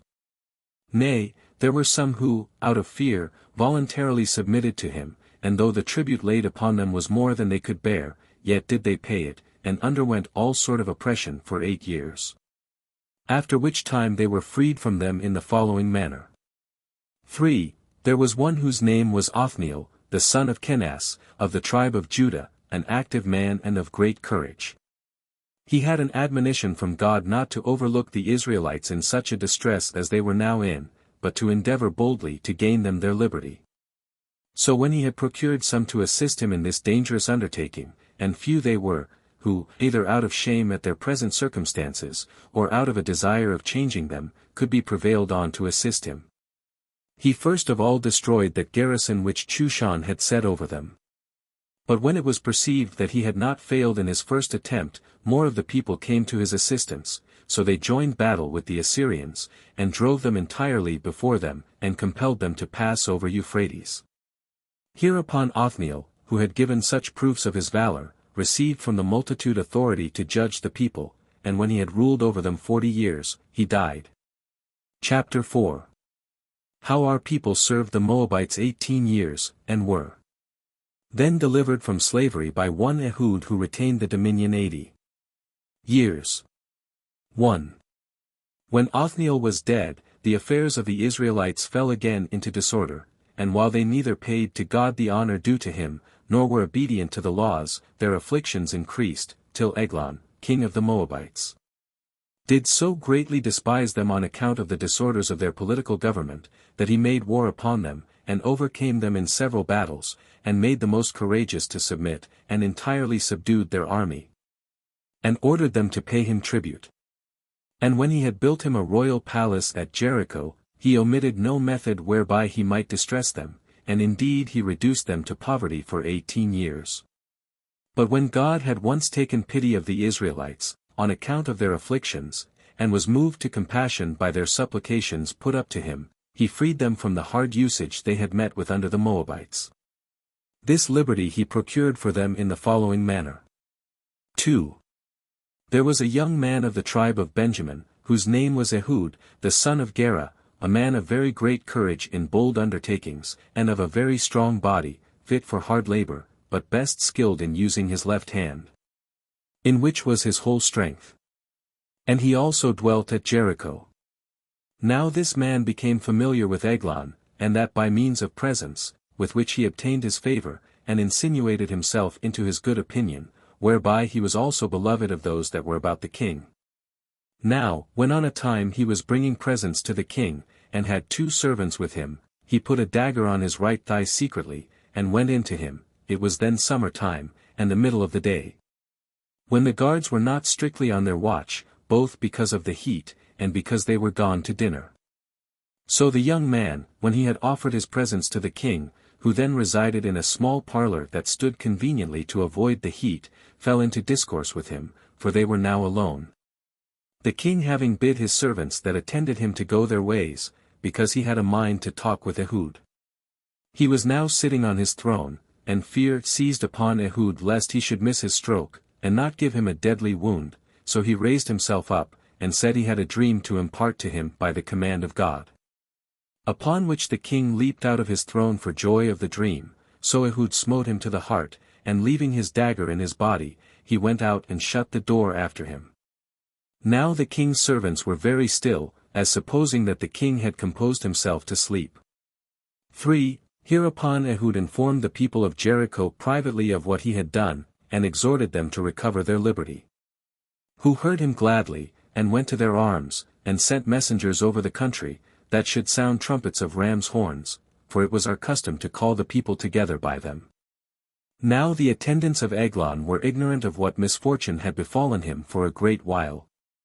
But, towards the evening, fearing some uncommon accident had happened, they entered into his parlor, and when they found him dead, they were in great disorder, and knew not what to do. And before the guards could be got together, the multitude of the Israelites came upon them, so that some of them were slain immediately, and some were put to flight, and ran away toward the country of Moab, in order to save themselves. Their number was above 10,000.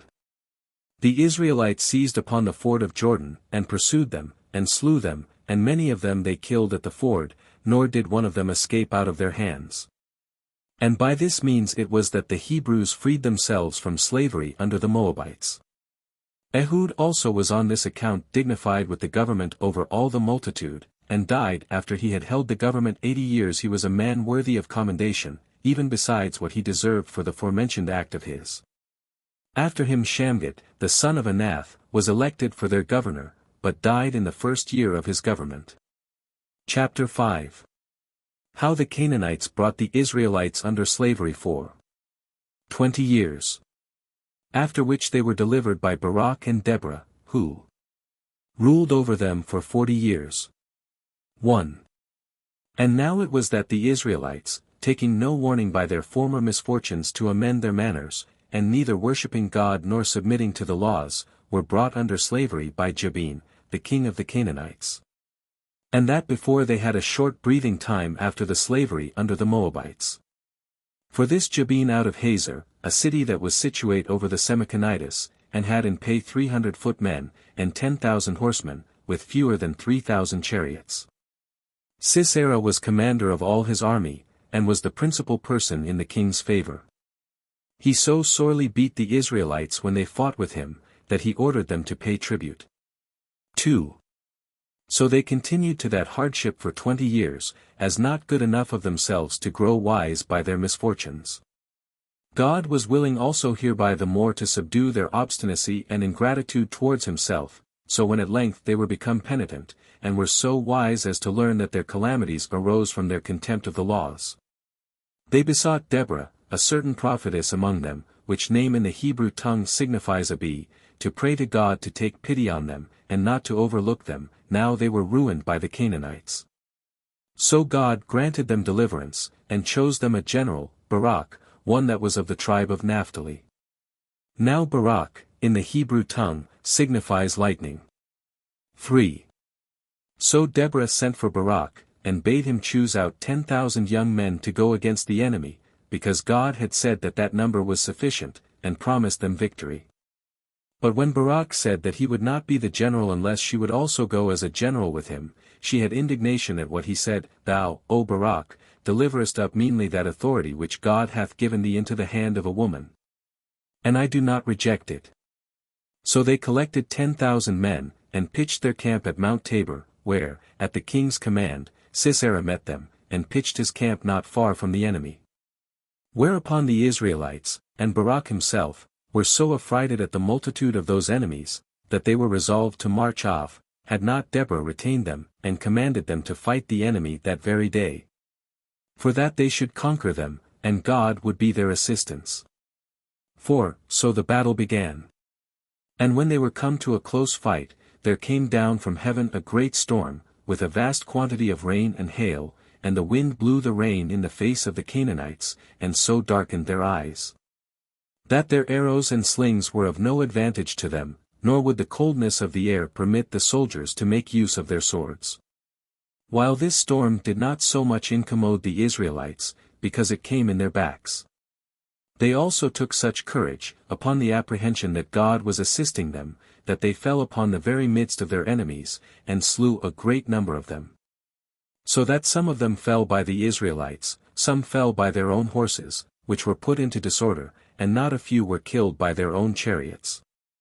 At last Sisera, as soon as he saw himself beaten, fled away, and came to a woman whose name was Jael, a Kenite, who received him, when he desired to be concealed. And when he asked for somewhat to drink, she gave him sour milk, of which he drank so unmeasurably that he fell asleep. But when he was asleep, Jael took an iron nail, and with a hammer drove it through his temples into the floor.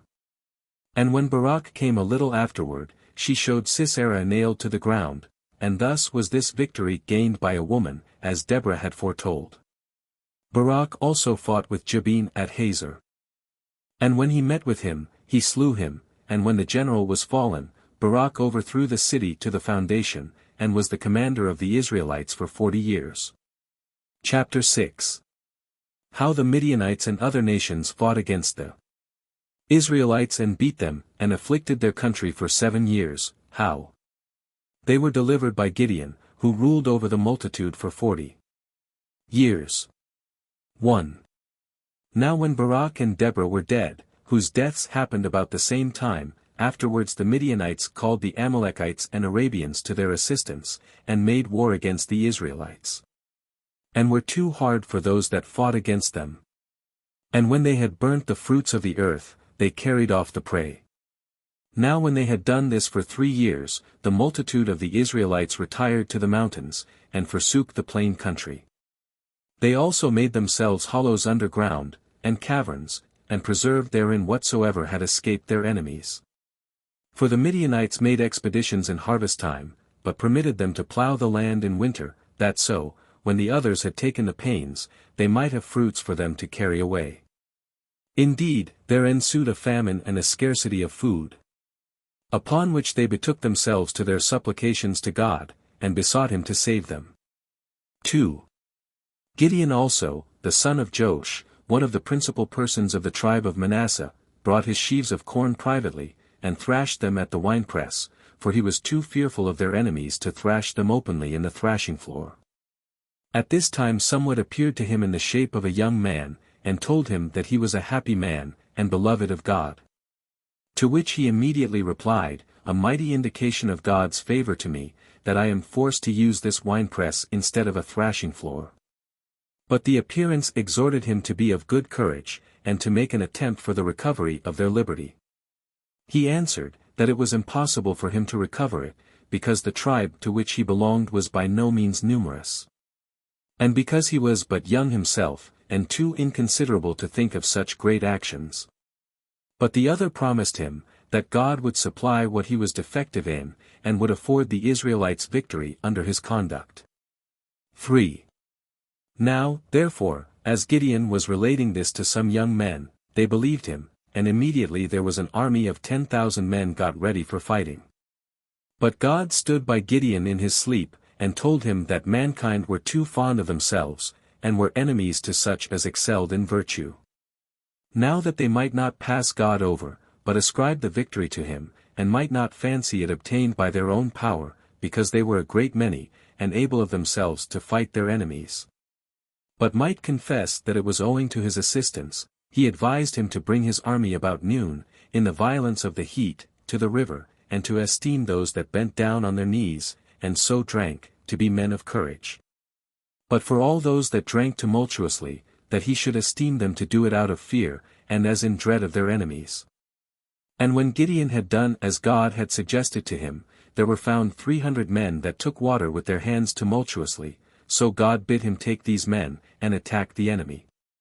Accordingly they pitched their camp at the river Jordan, as ready the next day to pass over it.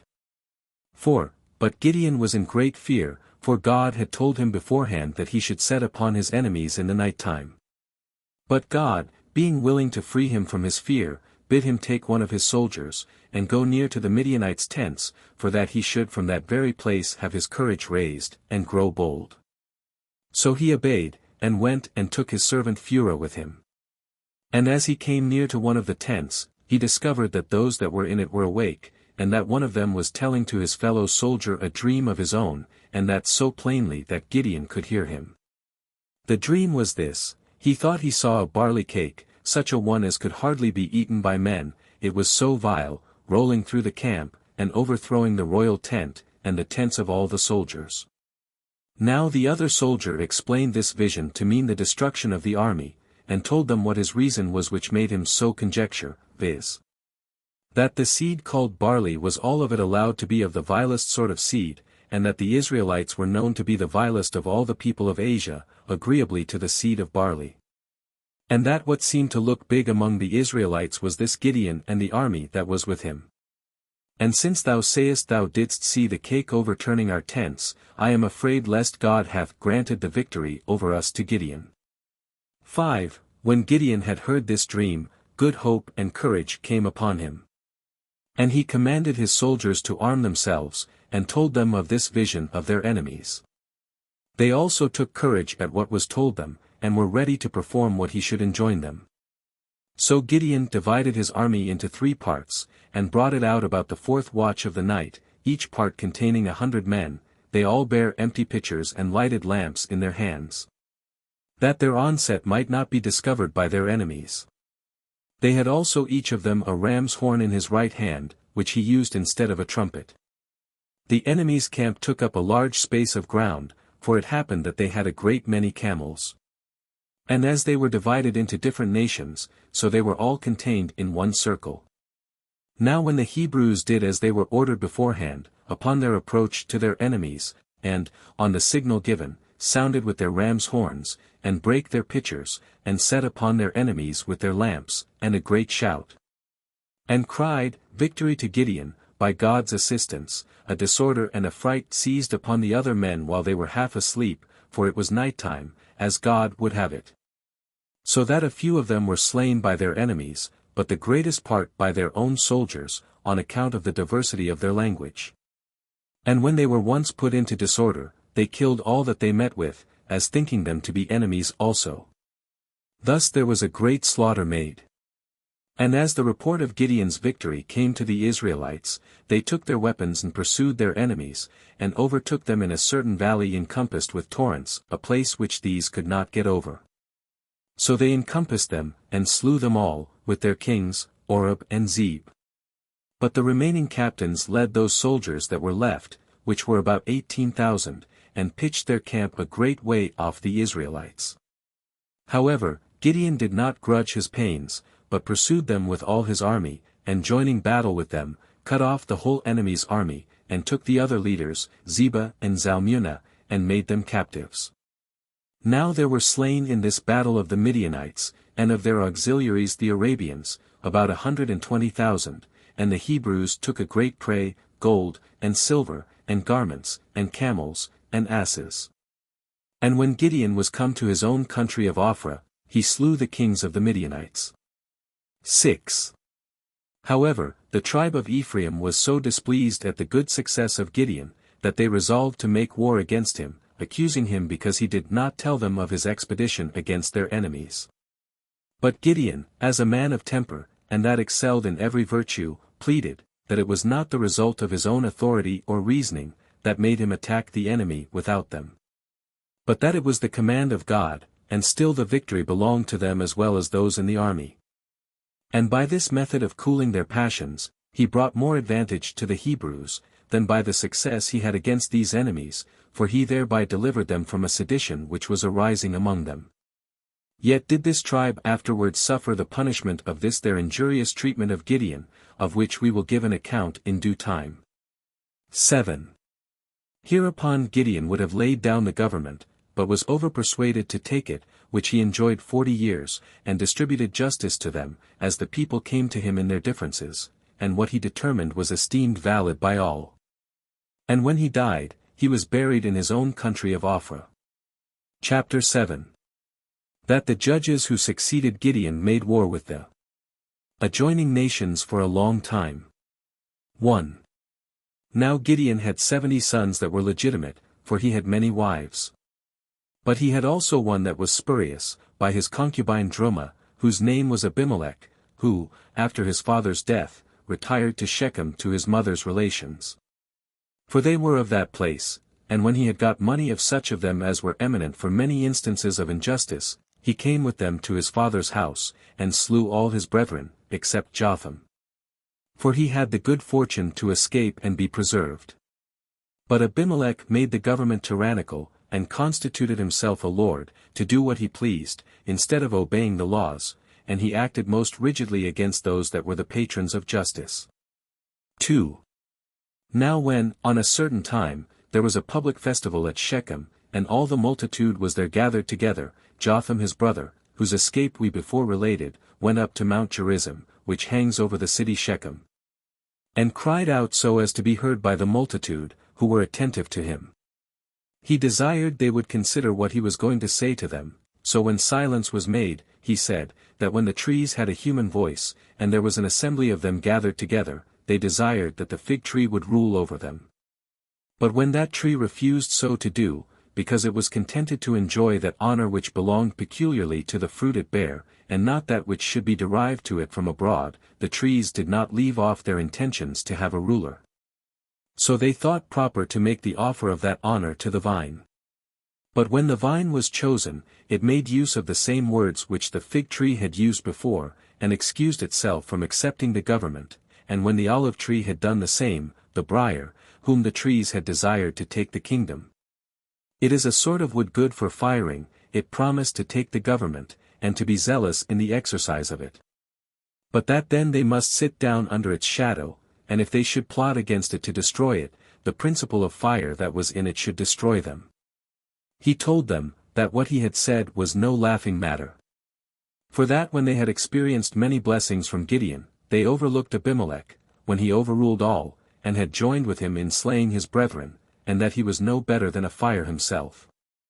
So when he had said this, he went away, and lived privately in the mountains for 3 years, out of fear of Abimelech. 3. A little while after this festival, the Shechemites, who had now repented themselves of having slain the sons of Gideon, drove Abimelech away, both from their city and their tribe, whereupon he contrived how he might distress their city. Now at the season of vintage, the people were afraid to go out and gather their fruits, for fear Abimelech should do them some mischief. Now it happened that there had come to them a man of authority, one Gaul, that sojourned with them, having his armed men and his kinsmen with him, so the Shechemites desired that he would allow them a guard during their vintage. Whereupon he accepted of their desires, and so the people went out, and Gaul with them at the head of his soldiery. So they gathered their fruit with safety. And when they were at supper in several companies, they then ventured to curse Abimelech openly, and the magistrates laid ambushes in places about the city, and caught many of Abimelech's followers, and destroyed them. 4. Now there was one Zebul, a magistrate of the Shechemites, that had entertained Abimelech. He sent messengers, and informed him how much Gaul had irritated the people against him, and excited him to lay ambushes before the city, for that he would persuade Gaul to go out against him, which would leave it in his power to be revenged on him. And when that was once done, he would bring him to be reconciled to the city. So Abimelech laid ambushes, and himself lay with them. Now Gaul abode in the suburbs, taking little care of himself, and Zebul was with him. Now as Gaal saw the armed men coming on, he said to Zebul, that some armed men were coming. But the other replied, they were only shadows of huge stones, and when they were come nearer, Gaal perceived what was the reality, and said, they were not shadows, but men lying in ambush. Then said Zebul, didst not thou reproach Abimelech for cowardice? Why dost thou not then show how very courageous thou art thyself, and go and fight him? So Gaal, being in disorder, joined battle with Abimelech, and some of his men fell. Whereupon he fled into the city, and took his men with him. But Zebul managed his matters so in the city, that he procured them to expel Gaal out of the city, and this by accusing him of cowardice in this action with the soldiers of Ahimelech. But Abimelech, when he had learned that the Shechemites were again coming out to gather their grapes, placed ambushes before the city, and when they were coming out, the third part of his army took possession of the gates, to hinder the citizens from returning in again, while the rest pursued those that were scattered abroad, and so there was slaughter everywhere. And when he had overthrown the city to the very foundations, for it was not able to bear a siege, and had sown its ruins with salt, he proceeded on with his army till all the Shechemites were slain. As for those that were scattered about the country, and so escaped the danger, they were gathered together unto a certain strong rock, and settled themselves upon it, and prepared to build a wall about it, and when Abimelech knew their intentions, he prevented them, and came upon them with his forces, and laid faggots of dry wood round the place, he himself bringing some of them, and by his example encouraging the soldiers to do the same. And when the rock was encompassed round about with these faggots, they set them on fire, and threw in whatsoever by nature caught fire the most easily, so a mighty flame was raised, and nobody could fly away from the rock, but every man perished, with their wives and children, in all about 1,500 men, and the rest were a great number also. And such was the calamity which fell upon the Shechemites. And men's grief on their account had been greater than it was, had they not brought so much mischief on a person who had so well deserved of them, and had they not themselves esteemed this as a punishment for the same. 5. Now Abimelech, when he had affrighted the Israelites with the miseries he had brought upon the Shechemites, seemed openly to affect greater authority than he now had, and appeared to set no bounds to his violence, unless it were with the destruction of all. Accordingly he marched to Thebes, and took the city on the sudden, and there being a great tower therein, whereunto the whole multitude fled, he made preparation to besiege it. Now as he was rushing with violence near the gates, a woman threw a piece of a millstone upon his head, upon which Abimelech fell down, and desired his armor-bearer to kill him lest his death should be thought to be the work of a woman, who did what he was bid to do. So he underwent this death as a punishment for the wickedness he had perpetrated against his brethren, and his insolent barbarity to the Shechemites. Now the calamity that happened to those Shechemites was according to the prediction of Jotham. However, the army that was with Abimelech, upon his fall, was scattered abroad, and went to their own homes. 6. Now it was that Jair the Gileadite, of the tribe of Manasseh, took the government. He was a man happy in other respects also, but particularly in his children, who were of a good character. They were 30 in number, and very skillful in riding on horses, and were entrusted with the government of the cities of Gilead.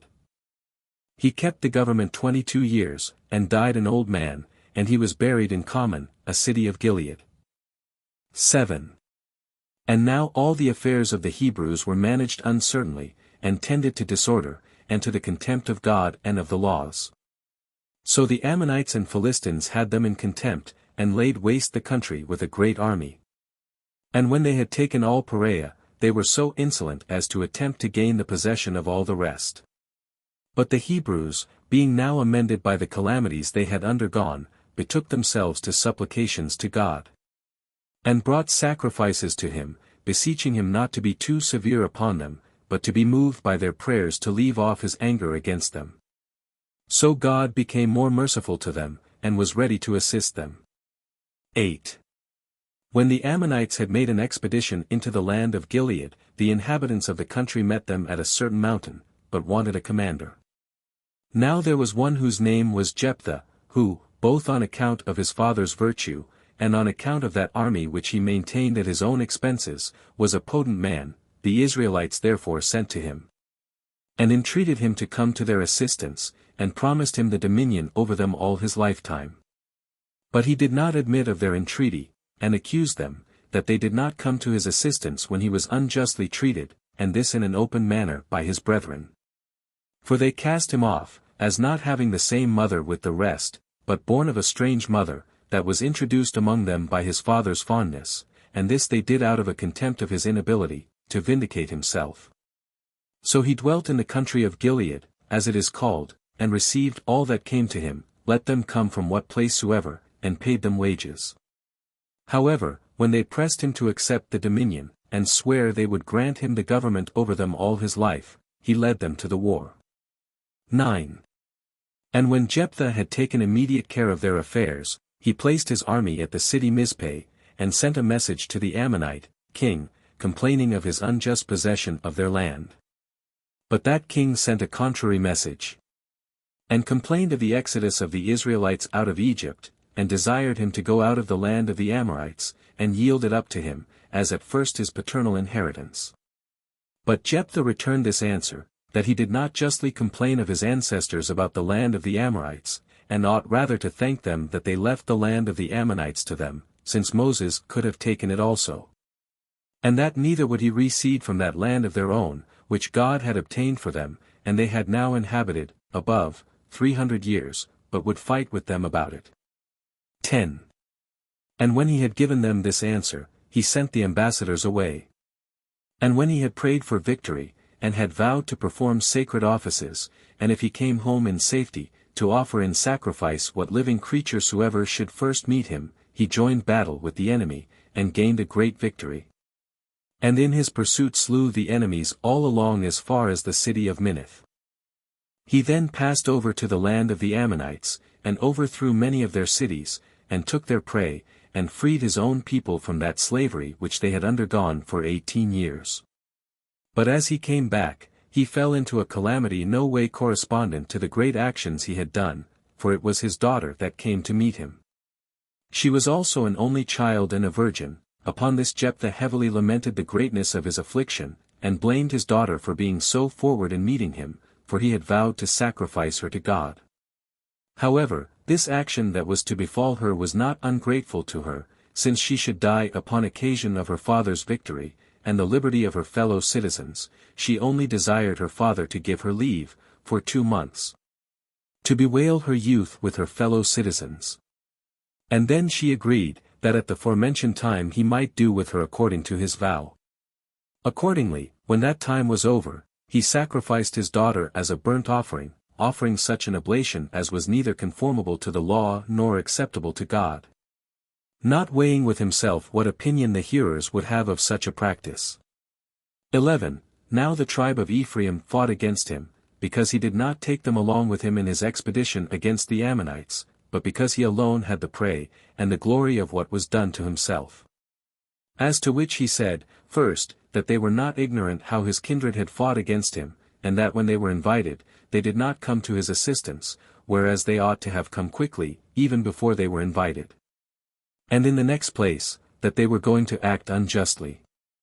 For while they had not courage enough to fight their enemies, they came hastily against their own kindred, and he threatened them that, with God's assistance, he would inflict a punishment upon them, unless they would grow wiser. But when he could not persuade them, he fought with them with those forces which he sent for out of Gilead, and he made a great slaughter among them. And when they were beaten, he pursued them, and seized on the passages of Jordan by a part of his army which he had sent before, and slew about 42,000 of them. 12. So when Jephthah had ruled 6 years, he died, and was buried in his own country, Sabih, which is a place in the land of Gilead. 13. Now when Jephthah was dead, Ibzan took the government, being of the tribe of Judah, and of the city of Bethlehem. He had 60 children, 30 of them sons, and the rest daughters, all whom he left alive behind him, giving the daughters in marriage to husbands, and taking wives for his sons. He did nothing in the 7 years of his administration that was worth recording, or deserved a memorial. So he died an old man, and was buried in his own country. 14. When Ibzan was dead after this manner, neither did Helen, who succeeded him in the government, and kept it 10 years, do anything remarkable. He was of the tribe of Zebulun. 15. Abdon also, the son of Hilo, of the tribe of Ephraim, and born at the city Pirathon, was ordained their supreme governor after Helen. He is only recorded to have been happy in his children. For the public affairs were then so peaceable, and in such security, that neither did he perform any glorious action. He had 40 sons, and by them left 30 grandchildren. And he marched in state with these 70, who were all very skillful in riding horses, and he left them all alive after him. He died an old man, and obtained a magnificent burial in Pirathon. Chapter 8. Concerning the fortitude of Samson, and what mischiefs he brought upon the Philistines. 1. After Abdon was dead, the Philistines overcame the Israelites, and received tribute of them for 40 years. From which distress they were delivered after this manner. 2. There was one Manoah, a person of such great virtue, that he had few men his equals, and without dispute the principal person of his country. He had a wife celebrated for her beauty, and excelling her contemporaries. He had no children, and, being uneasy at his want of posterity, he entreated God to give them seed of their own bodies to succeed them. And with that intent he came constantly into the suburbs together with his wife, which suburbs were in the great plain. Now he was fond of his wife to a degree of madness, and on that account was unmeasurably jealous of her. Now, when his wife was once alone, an apparition was seen by her. It was an angel of God, and resembled a young man beautiful and tall, and brought her the good news that she should have a son, born by God's providence. That should be a goodly child, of great strength. By whom, when he was grown up to man's estate, the Philistines should be afflicted. He exhorted her also not to pull his hair, and that he should avoid all other kinds of drink, for so had God commanded, and be entirely contented with water. So the angel, when he had delivered that message, went his way, his coming having been by the will of God. 3. Now the wife informed her husband when he came home of what the angel had said, who showed so great an admiration of the beauty and tallness of the young man that had appeared to her, that her husband was astonished, and out of himself for jealousy. And such suspicions as are excited by that passion, but she was desirous of having her husband's unreasonable sorrow taken away. Accordingly she entreated God to send the angel again, that he might be seen by her husband. So the angel came again by the favor of God, while they were in the suburbs, and appeared to her when she was alone without her husband. She desired the angel to stay so long till she might bring her husband, and that request being granted, she goes to call Manoah. When he saw the angel he was not yet free from suspicion, and he desired him to inform him of all that he had told his wife. But when he said it was sufficient that she alone knew what he had said, he then requested of him to tell who he was, that when the child was born they might return him thanks, and give him a present. He replied that he did not want any present, for that he did not bring them the good news of the birth of a son out of the want of anything. And when Manoah had entreated him to stay, and partake of his hospitality, he did not give his consent. However he was persuaded, at the earnest request of Manoah to stay so long as while he brought him one mark of his hospitality, so he slew a kid of the goats, and bid his wife boil it. When all was ready, the angel enjoined him to set the loaves and the flesh, but without the vessels, upon the rock. Which when they had done, he touched the flesh with the rod which he had in his hand, which, upon the breaking out of a flame, was consumed, together with the loaves. And the angel ascended openly, in their sight, up to heaven, by means of the smoke, as by a vehicle. Now Manoah was afraid that some danger would come to them from this sight of God. But his wife bade him be of good courage, for that God appeared to them for their benefit. 4. So the woman proved with child, and was careful to observe the injunctions that were given her. And they called the child, when he was born, Samson, which name signifies one that is strong. So the child grew apace, and it appeared evidently that he would be a prophet, both by the moderation of his diet, and the permission of his hair to grow. 5. Now when he once came with his parents to Timhath, a city of the Philistines, when there was a great festival, he fell in love with a maid of that country.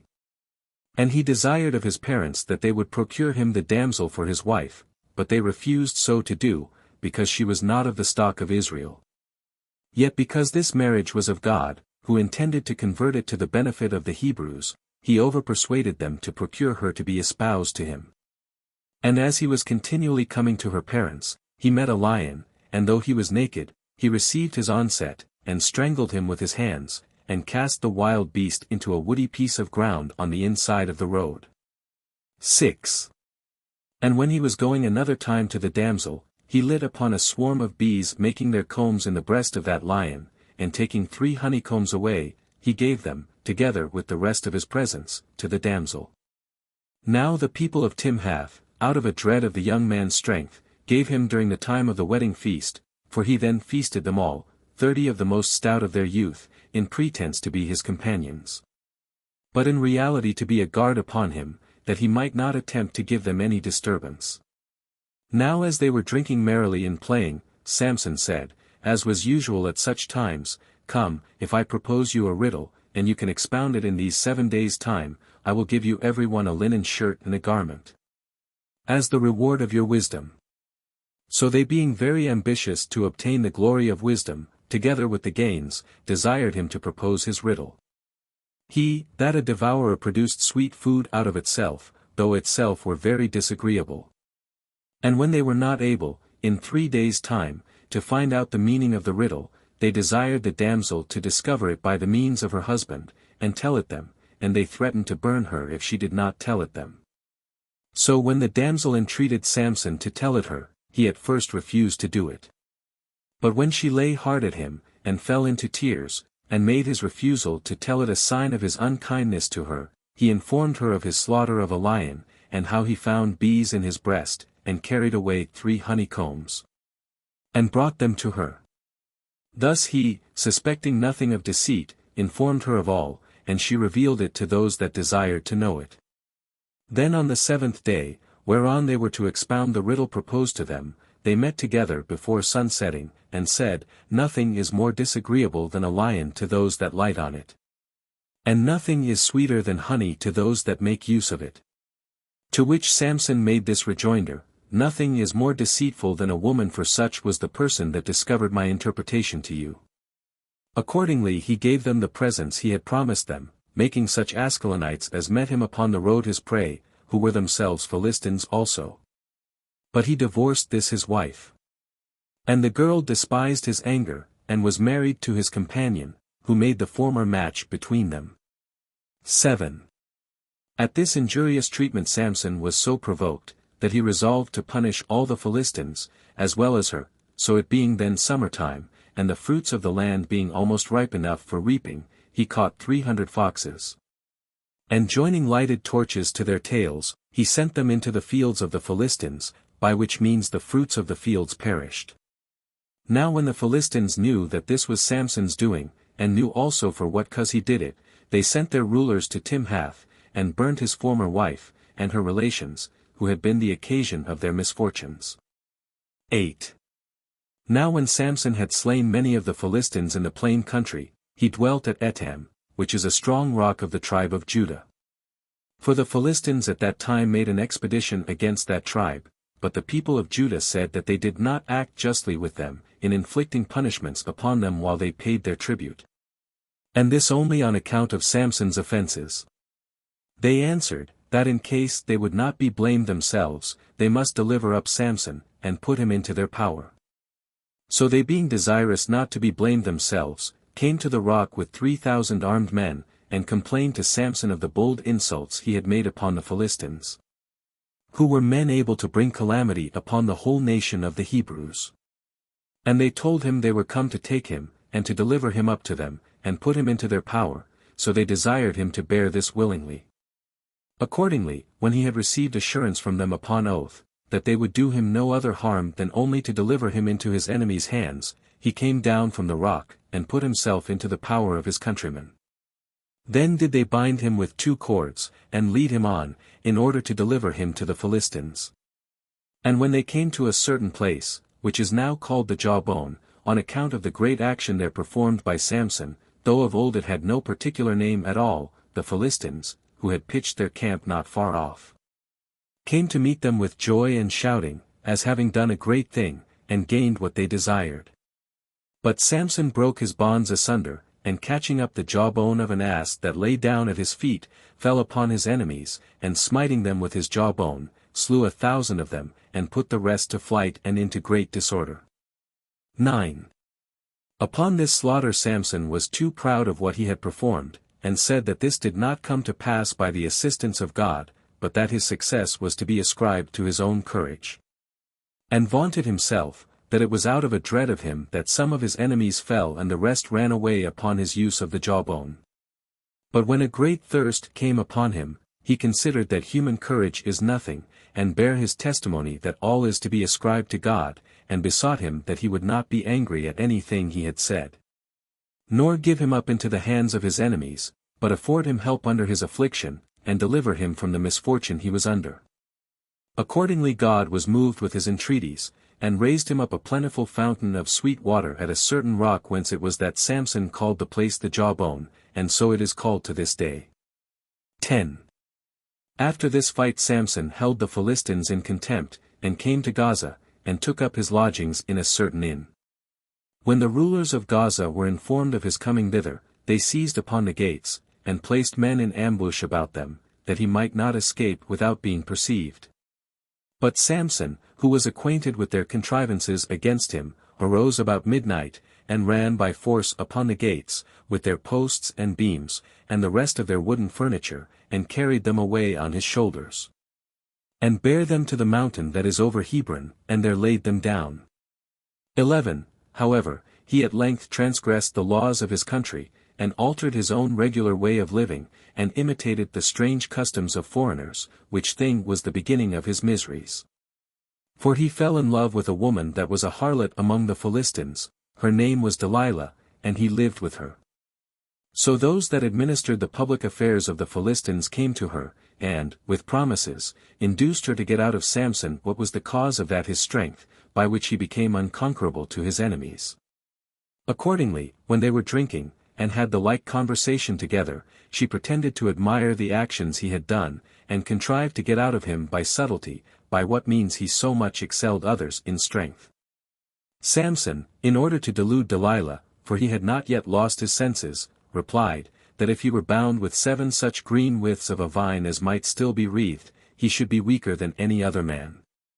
The woman said no more then, but told this to the rulers of the Philistines, and hid certain of the soldiers in ambush within the house, and when he was disordered in drink and asleep, she bound him as fast as possible with the withes. And then upon her awakening him, she told him some of the people were upon him, but he broke the withes, and endeavored to defend himself, as though some of the people were upon him. Now this woman, in the constant conversation Samson had with her, pretended that she took it very ill that he had such little confidence in her affections to him, that he would not tell her what she desired. As if she would not conceal what she knew it was for his interest to have concealed. However, he deluded her again, and told her, that if they bound him with 7 cords, he should lose his strength. And when, upon doing this, she gained nothing, he told her the 3rd time, that his hair should be woven into a web.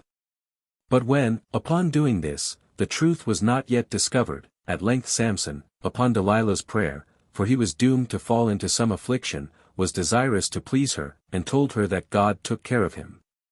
And that he was born by his providence, and that, thence it is that I suffer my hair to grow, God having charged me never to pull my head, and thence my strength is according to the increase and continuance of my hair. When she had learned thus much, and had deprived him of his hair, she delivered him up to his enemies, when he was not strong enough to defend himself from their attempts upon him.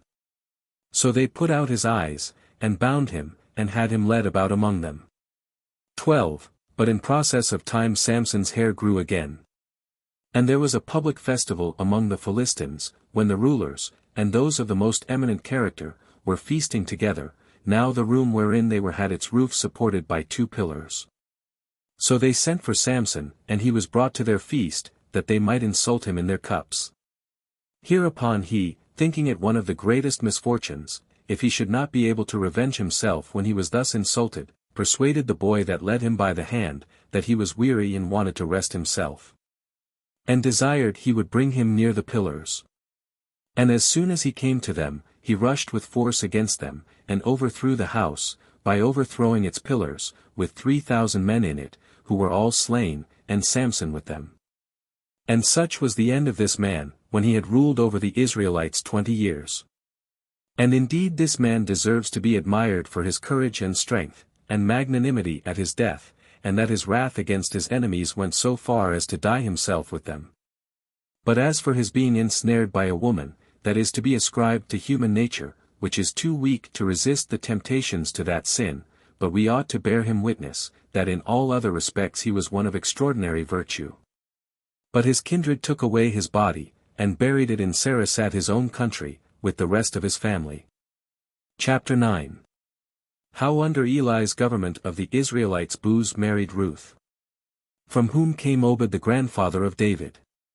1. Now after the death of Samson, Eli the high priest was governor of the Israelites. Under him, when the country was afflicted with a famine, Elimelech of Bethlehem, which is a city of the tribe of Judah, being not able to support his family under so sore a distress, took with him Naomi his wife. And the children that were born to him by her, Shion and Mahlon, and removed his habitation into the land of Moab. And upon the happy prosperity of his affairs there, he took for his sons wives of the Moabites, Orpah for Shion, and Ruth for Mahlon. But in the compass of 10 years, both Elimelech, and a little while after him, the sons, died. And Naomi being very uneasy at these accidents, and not being able to bear her lonesome condition, now those that were dearest to her were dead, on whose account it was that she had gone away from her own country, she returned to it again. For she had been informed it was now in a flourishing condition. However, her daughters-in-law were not able to think of parting with her. And when they had a mind to go out of the country with her, she could not dissuade them from it. But when they insisted upon it, she wished them a more happy wedlock than they had with her sons, and that they might have prosperity in other respects also. And seeing her own affairs were so low, she exhorted them to stay where they were, and not to think of leaving their own country, and partaking with her of that uncertainty under which she must return. Accordingly Orpah stayed behind. But she took Ruth along with her, as not to be persuaded to stay behind her, but would take her fortune with her, whatsoever it should prove. 2. When Ruth was come with her mother-in-law to Bethlehem, Booz, who was near of kin to Elimelech, entertained her, and when Naomi was so called by her fellow citizens, according to her true name, she said, "You might more truly call me Mara." Now Naomi signifies in the Hebrew tongue happiness, and Mara, sorrow. It was now reaping time, and Ruth, by the leave of her mother-in-law, went out to glean, that they might get a stock of corn for their food.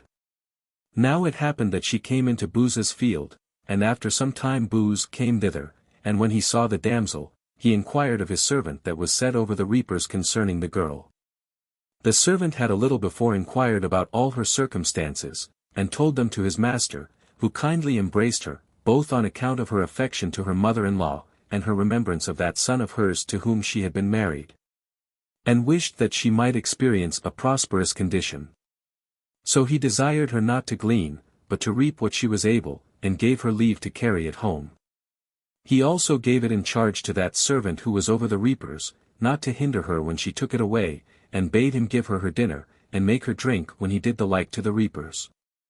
Now what corn Ruth received of him she kept for her mother-in-law, and came to her in the evening, and brought the ears of corn with her, and Naomi had kept for her a part of such food as her neighbors had plentifully bestowed upon her. Ruth also told her mother-in-law what Booz had said to her. And when the other had informed her that he was near of kin to them, and perhaps was so pious a man as to make some provision for them, she went out again on the days following, to gather the gleanings with Booz's maidservants. 3. It was not many days before Booz, after the barley was winnowed, slept in his thrashing floor. When Naomi was informed of this circumstance she contrived it so that Ruth should lie down by him, for she thought it might be for their advantage that he should discourse with the girl. Accordingly she sent the damsel to sleep at his feet. Who went as she bade her, for she did not think it consistent with her duty to contradict any command of her mother-in-law. And at first she lay concealed from Booz, as he was fast asleep. But when he awaked about midnight, and perceived a woman lying by him, he asked who she was, and when she told him her name, and desired that he whom she owned for her lord would excuse her, he then said no more. But in the morning, before the servants began to set about their work, he awaked her, and bid her take as much barley as she was able to carry, and go to her mother-in-law before any body there should see that she had lain down by him.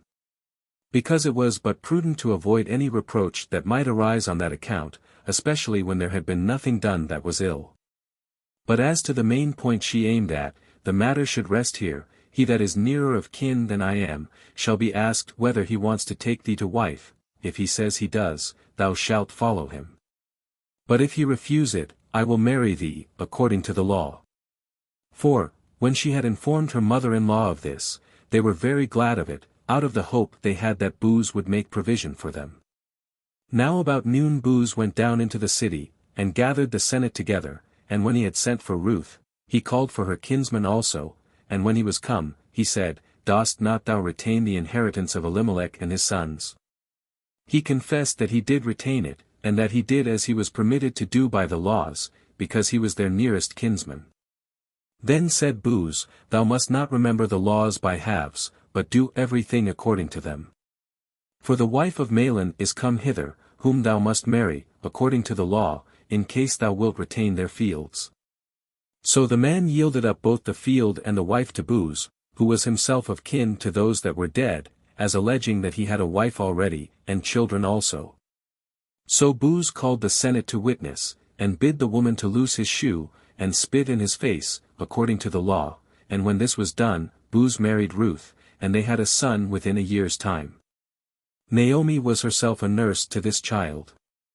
And by the advice of the women, called him Obed, as being to be brought up in order to be subservient to her in her old age, for Obed in the Hebrew dialect signifies a servant.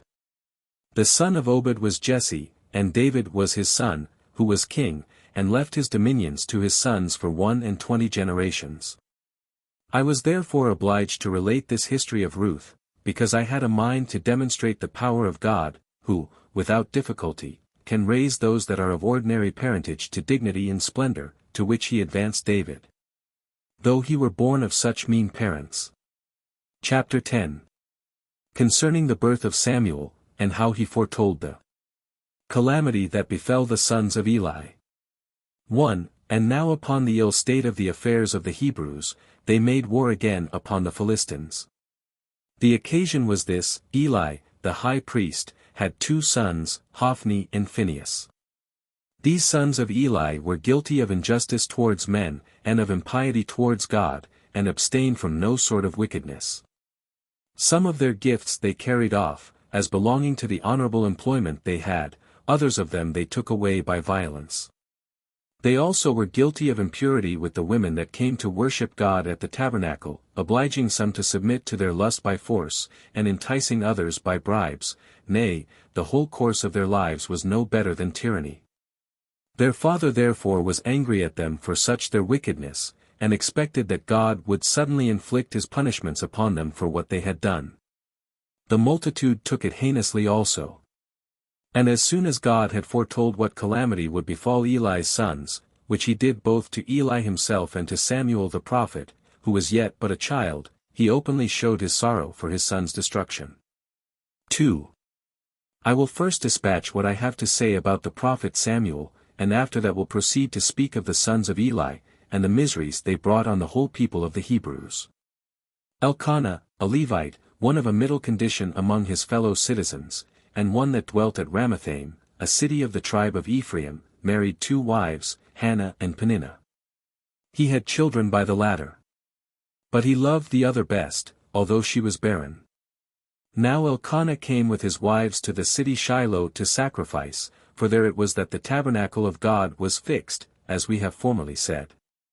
Now when, after he had sacrificed, he distributed at that festival portions of the flesh to his wives and children, and when Hannah saw the other wife's children sitting round about their mother, she fell into tears, and lamented herself on account of her barrenness and lonesomeness. And suffering her grief to prevail over her husband's consolations to her, she went to the tabernacle to beseech God to give her seed, and to make her a mother. And to vow to consecrate the first son she should bear to the service of God, and this in such a way, that his manner of living should not be like that of ordinary men. And as she continued at her prayers a long time, Eli, the high priest, for he sat there before the tabernacle, bid her go away, thinking she had been disordered with wine. But when she said she had drank water, but was in sorrow for want of children, and was beseeching God for them, he bid her be of good cheer, and told her that God would send her children. 3. So she came to her husband full of hope, and ate her meal with gladness.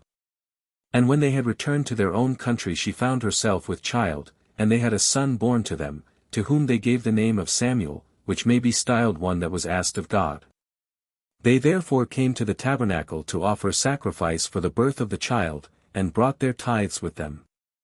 But the woman remembered the vows she had made concerning her son, and delivered him to Eli, dedicating him to God, that he might become a prophet. Accordingly his hair was suffered to grow long, and his drink was water. So Samuel dwelt and was brought up in the temple. But Elkanah had other sons by Hannah, and 3 daughters. 4. Now when Samuel was 12 years old, he began to prophesy, and once when he was asleep, God called to him by his name. And he, supposing he had been called by the high priest, came to him, but when the high priest said he did not call him, God did so thrice. Eli was then so far illuminated, that he said to him, Indeed, Samuel, I was silent now as well as before, it is God that calls thee, do thou therefore signify it to him, and say, I am here ready. So when he heard God speak again, he desired him to speak, and to deliver what oracles he pleased to him, for he would not fail to perform any ministration whatsoever he should make use of him in. To which God replied, Since thou art here ready, learn what miseries are coming upon the Israelites, such indeed as words cannot declare, nor faith believe.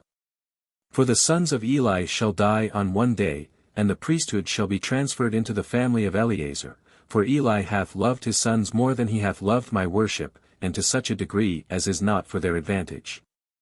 Which message Eli obliged the prophet by oath to tell him, for otherwise he had no inclination to afflict him by telling it.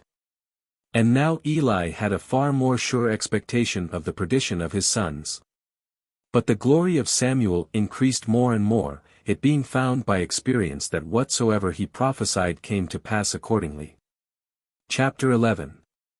Herein is declared what befell the sons of Eli, the ark, and the people, and how Eli himself died miserably. 1. About this time it was that the Philistines made war against the Israelites, and pitched their camp at the city of Phek. Now when the Israelites had expected them a little while, the very next day they joined battle, and the Philistines were conquerors, and slew above 4,000 of the Hebrews, and pursued the rest of their multitude to their camp. 2. So the Hebrews, being afraid of the worst, sent to the Senate, and to the high priest, and desired that they would bring the ark of God, that by putting themselves in array, when it was present with them, they might be too hard for their enemies. As not reflecting that he who had condemned them to endure these calamities was greater than the ark, and for whose sake it was that this ark came to be honored. So the ark came, and the sons of the high priest with it, having received a charge from their father, that if they pretended to survive the taking of the ark, they should come no more into his presence, for Phinehas officiated already as high priest, his father having resigned his office to him, by reason of his great age. So the Hebrews were full of courage, as supposing that, by the coming of the ark, they should be too hard for their enemies also were greatly concerned, and were afraid of the ark's coming to the Israelites. However, the upshot did not prove agreeable to the expectation of both sides, but when the battle was joined, that victory which the Hebrews expected was gained by the Philistines. And that defeat the Philistines were afraid of fell to the lot of the Israelites, and thereby they found that they had put their trust in the ark in vain, for they were presently beaten as soon as they came to a close fight with their enemies, and lost about 30,000 men, among whom were the sons of the high priest. But the ark was carried away by the enemies. 3. When the news of this defeat came to Shiloh, with that of the captivity of the ark, for a certain young man, a Benjamite, who was in the action, came as a messenger thither, the whole city was full of lamentations. And Eli, the high priest, who sat upon a high throne at one of the gates, heard their mournful cries, and supposed that some strange thing had befallen his family. So he sent for the young man. And when he understood what had happened in the battle, he was not much uneasy as to his sons, or what was told him withal about the army, as having beforehand known by divine revelation that those things would happen. And having himself declared them beforehand, for what sad things come unexpectedly they distress men the most. But as soon as, he heard, the ark was carried captive by their enemies, he was very much grieved at it, because it fell out quite differently from what he expected. So he fell down from his throne and died, having in all lived 98 years, and of them retained the government 40. 4. On the same day his son Phinehas's wife died also, as not able to survive the misfortune of her husband. For they told her of her husband's death as she was in labor. However, she bare a son at 7 months, who lived, and to whom they gave the name of Ichabod, which name signifies disgrace, and this because the army received a disgrace at this time. 5. Now Eli was the first of the family of Ithamar, the other son of Aaron, that had the government.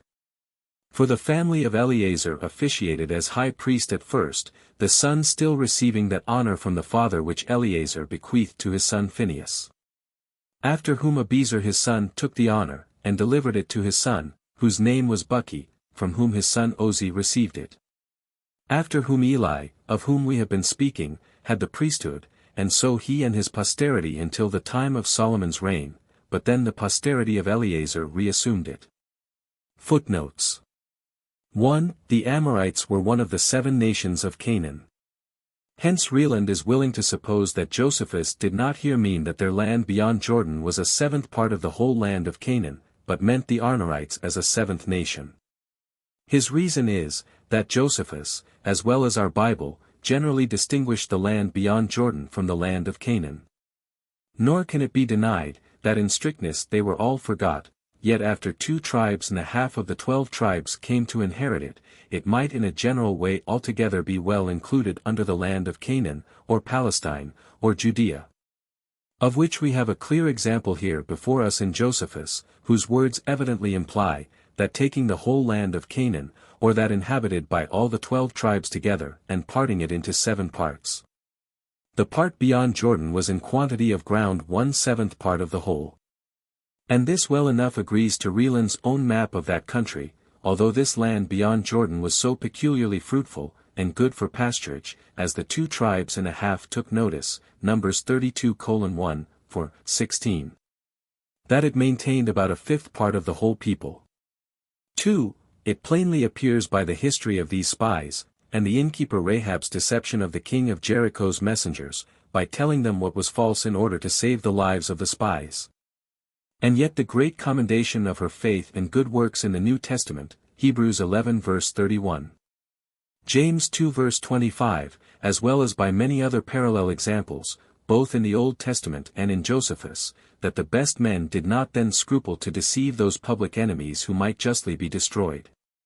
As also might deceive ill men in order to save life, and deliver themselves from the tyranny of their unjust oppressors, and this by telling direct falsehoods.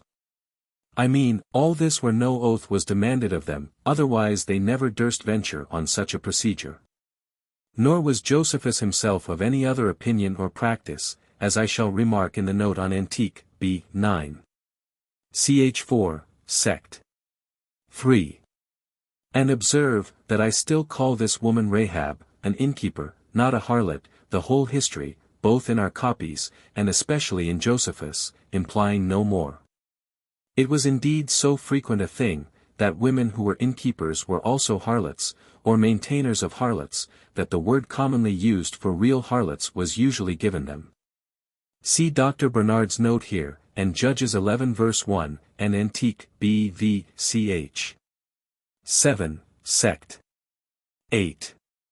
3. Upon occasion of this devoting of Jericho to destruction, and the exemplary punishment of Achar, who broke that due reign or anathema, and of the punishment of the future breaker of it, Heel, 1 Kings 16 verse 34, as also of the punishment of Saul. For breaking the like shephera or anathema, against the Amalekites, 1 Samuel 15.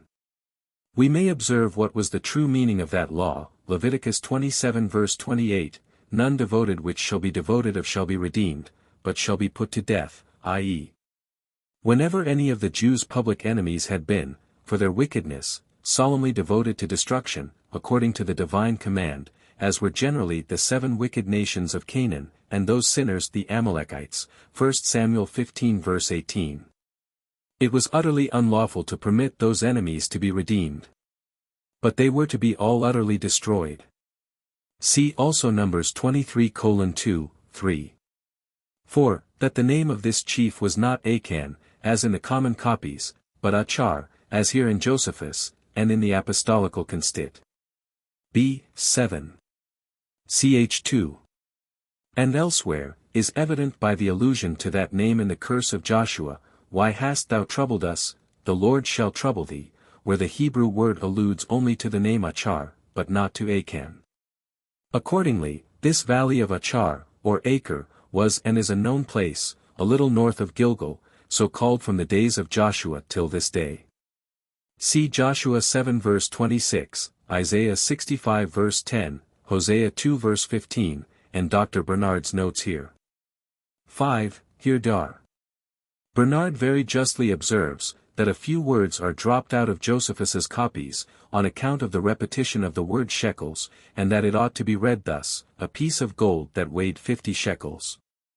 And one of silver that weighed 200 shekels, as in our other copies, Joshua 7 verse 21. 6. I agree here with Dr. Bernard, and approve of Josephus's interpretation of Gilgal for liberty. See Joshua 5 verse 9. 7. Whether this lengthening of the day, by the standing still of the sun and moon, were physical and real, by the miraculous stoppage of the diurnal motion of the earth for about half a revolution, or whether only apparent. By aerial phosphory imitating the sun and moon as stationary so long, while clouds and the night hid the real ones, and this perihelion or mock sun affording sufficient light for Joshua's pursuit and complete victory. Which aerial phosphory in other shapes have been more than ordinarily common of late years, cannot now be determined. Philosophers and astronomers will naturally incline to this latter hypothesis. In the meantime, the fact itself was mentioned in the book of Jasher, now lost, Joshua 10 verse 13, and is confirmed by Isaiah 28:21, Habakkuk 3:11, and by the son of Sirach, Eklas 46:4. In the 18th Psalm of Solomon, yet it is also said of the luminaries, with relation, no doubt, to this and the other miraculous standing still and going back, in the days of Joshua and Hezekiah, they have not wandered. From the day that he created them. They have not forsaken their way, from ancient generations, unless it were when God enjoined them, so to do, by the command of his servants. See Authent.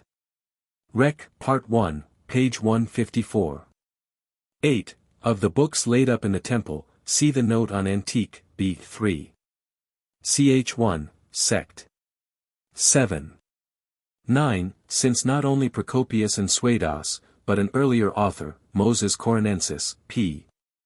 52, 53, and perhaps from his original author Mariba Carina, one as old as Alexander the Great, sets down the famous inscription at Tangier concerning the old Canaanites driven out of Palestine by Joshua.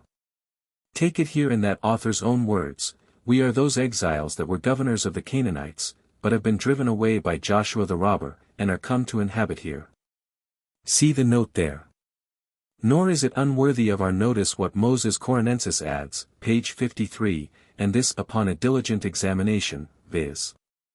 That one of those eminent men among the Canaanites came at the same time into Armenia, and founded the Genthunia family, or tribe, and that this was confirmed by the manners of the same family or tribe, as being like those of the Canaanites. 10. By prophesying, when spoken of a high priest, Josephus, both here and frequently elsewhere, means no more than consulting God by Urim, which the reader is still to bear in mind upon all occasions. And if St. John, who was contemporary with Josephus, and of the same country, made use of this style, when he says that Caiaphas being high priest that year, prophesied that Jesus should die for that nation, and not for that nation only. But that also he should gather together in one the children of God that were scattered abroad, chap. 11, 51, 52, he may possibly mean, that this was revealed to the high priest by an extraordinary voice from between the cherubims, when he had his breastplate, or Urim and Thummim, on before. Or the most holy place of the temple, which was no other than the oracle of Urim and Thummim. Of which above, in the note on Antique, b. 3. Ch. 8, sect. 9. 11. This great number of 72 reguli, or small kings, over whom Adonibezek had tyrannized, and for which he was punished according to the lex talionis, as well as the 31 kings of Canaan subdued by Joshua. And named in one chapter, Joshua 12. And 32 kings, or royal auxiliaries to Ben-Hadad king of Syria, 1 Kings 20 verse 1, Antique, b. 8. Ch. 14, sect. 1. Intimate to us what was the ancient form of government among several nations before the monarchies began, viz. That every city or large town, with its neighboring villages, was a distinct government by itself. Which is the more remarkable, because this was certainly the form of ecclesiastical government that was settled by the apostles, and preserved throughout the Christian Church in the first ages of Christianity. Mr. Addison is of opinion, that it would certainly be for the good of mankind to have all the mighty empires and monarchies of the world cantonied out into petty states and principalities, which, like so many large families, might lie under the observation of their proper governors, so that the care of the prince might extend itself to every individual person under his protection. Though he despairs of such a scheme being brought about, and thinks that if it were, it would quickly be destroyed. Remarks on Italy, 4-2, page 151. Nor is it unfit to be observed here, that the Armenian records, though they give us the history of 39 of their ancientest heroes or governors after the flood, before the days of Sardanapalus, had no proper king till the 40th, Pereirus. See Moses Corahensis, page 55.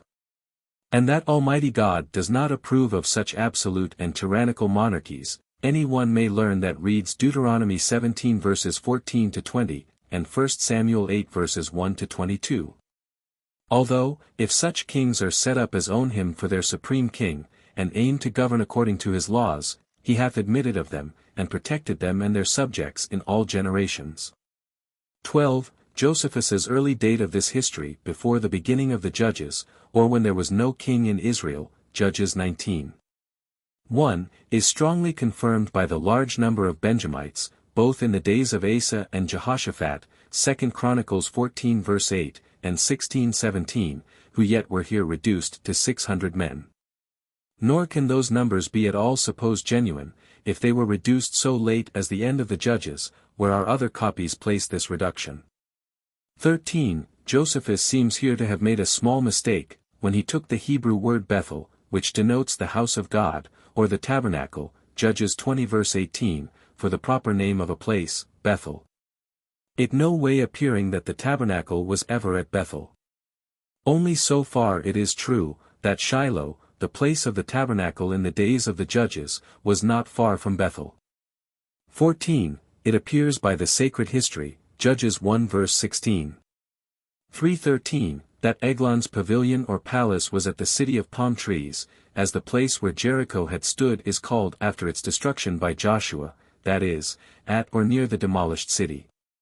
Accordingly, Josephus says it was at Jericho, or rather in that fine country of palm trees, upon, or near to, the same spot of ground on which Jericho had formerly stood, and on which it was rebuilt by Heel, 1 Kings 16 verse 31. Our other copies that avoid its proper name Jericho, and call it the city of palm trees only, speak here more accurately than Josephus. 15. These 80 years for the government of Ehud are necessary to Josephus's usual large numbers between the Exodus and the building of the temple, of 592 or 612 years. But not to the smallest number of 480 years, 1 Kings 6 verse 1. Which lesser number Josephus seems sometimes to have followed. And since in the beginning of the next chapter it is said by Josephus, that there was hardly a breathing time for the Israelites before Jabin came and enslaved them. It is highly probable that some of the copies in his time had here only 8 years instead of 80. As had that of Theophilus of Antioch, ad Autoli. 1, 3, and this most probably from his copy of Josephus. 16. Our present copies of Josephus all omit Tola among the judges, though the other copies have him next after Abimelech, and allot 23 years to his administration, Judges 10 verses 1 and 2. Yet do all Josephus's commentators conclude, that in Josephus's some of the years of the judges, his 23 years are included, hence we are to confess, that somewhat has been here lost out of his copies. 17. Josephus justly condemns Jephthah, as do the apostolical constitutions, b. 7. Ch. 37. For his rash vow, whether it were for sacrificing his daughter, as Josephus thought, or for dedicating her, who was his only child, to perpetual virginity, at the tabernacle or elsewhere, which I rather suppose. If he had vowed her for a sacrifice, she ought to have been redeemed, Leviticus 27 verses 1-8, but of the sense of ver. 28, 29, as relating not to things vowed to God, but devoted to destruction, see the note on Antique, B.V. ch. 1, sect. 8. 18. I can discover no reason why Manoah and his wife came so constantly into these suburbs to pray for children, but because there was a synagogue or place of devotion in those suburbs. 19. Here, by a prophet, Josephus seems only to mean one that was born by a particular providence, lived after the manner of a Nazarite devoted to God, and was to have an extraordinary commission and strength from God for the judging and avenging his people Israel, without any proper prophetic revelations at all. 20. This fountain, called Lehi, or the jawbone, is still in being, as travelers assure us, and was known by this very name in the days of Josephus, and has been known by the same name in all those past ages. See Antique, b. 7. Ch. 12, sect. 4. 21. See this justly observed in the apostolical constitutions, b. 7. Ch. 37, that Samson's prayer was heard, but that it was before this his transgression. 22. Although there had been a few occasional prophets before, yet was this Samuel the first of a constant succession of prophets in the Jewish nation, as is implied in St. Peter's words, Acts 3 verse 24, and all the prophets, from Samuel, and those that follow after, as many as have spoken, have likewise foretold of those days. See also Acts 13 verse 20. The others were rather sometime called righteous men, Matthew 10 verse 41. 13-17. Book 6. Containing the interval of 32 years. From the death of Eli to the death of Saul. Chapter 1.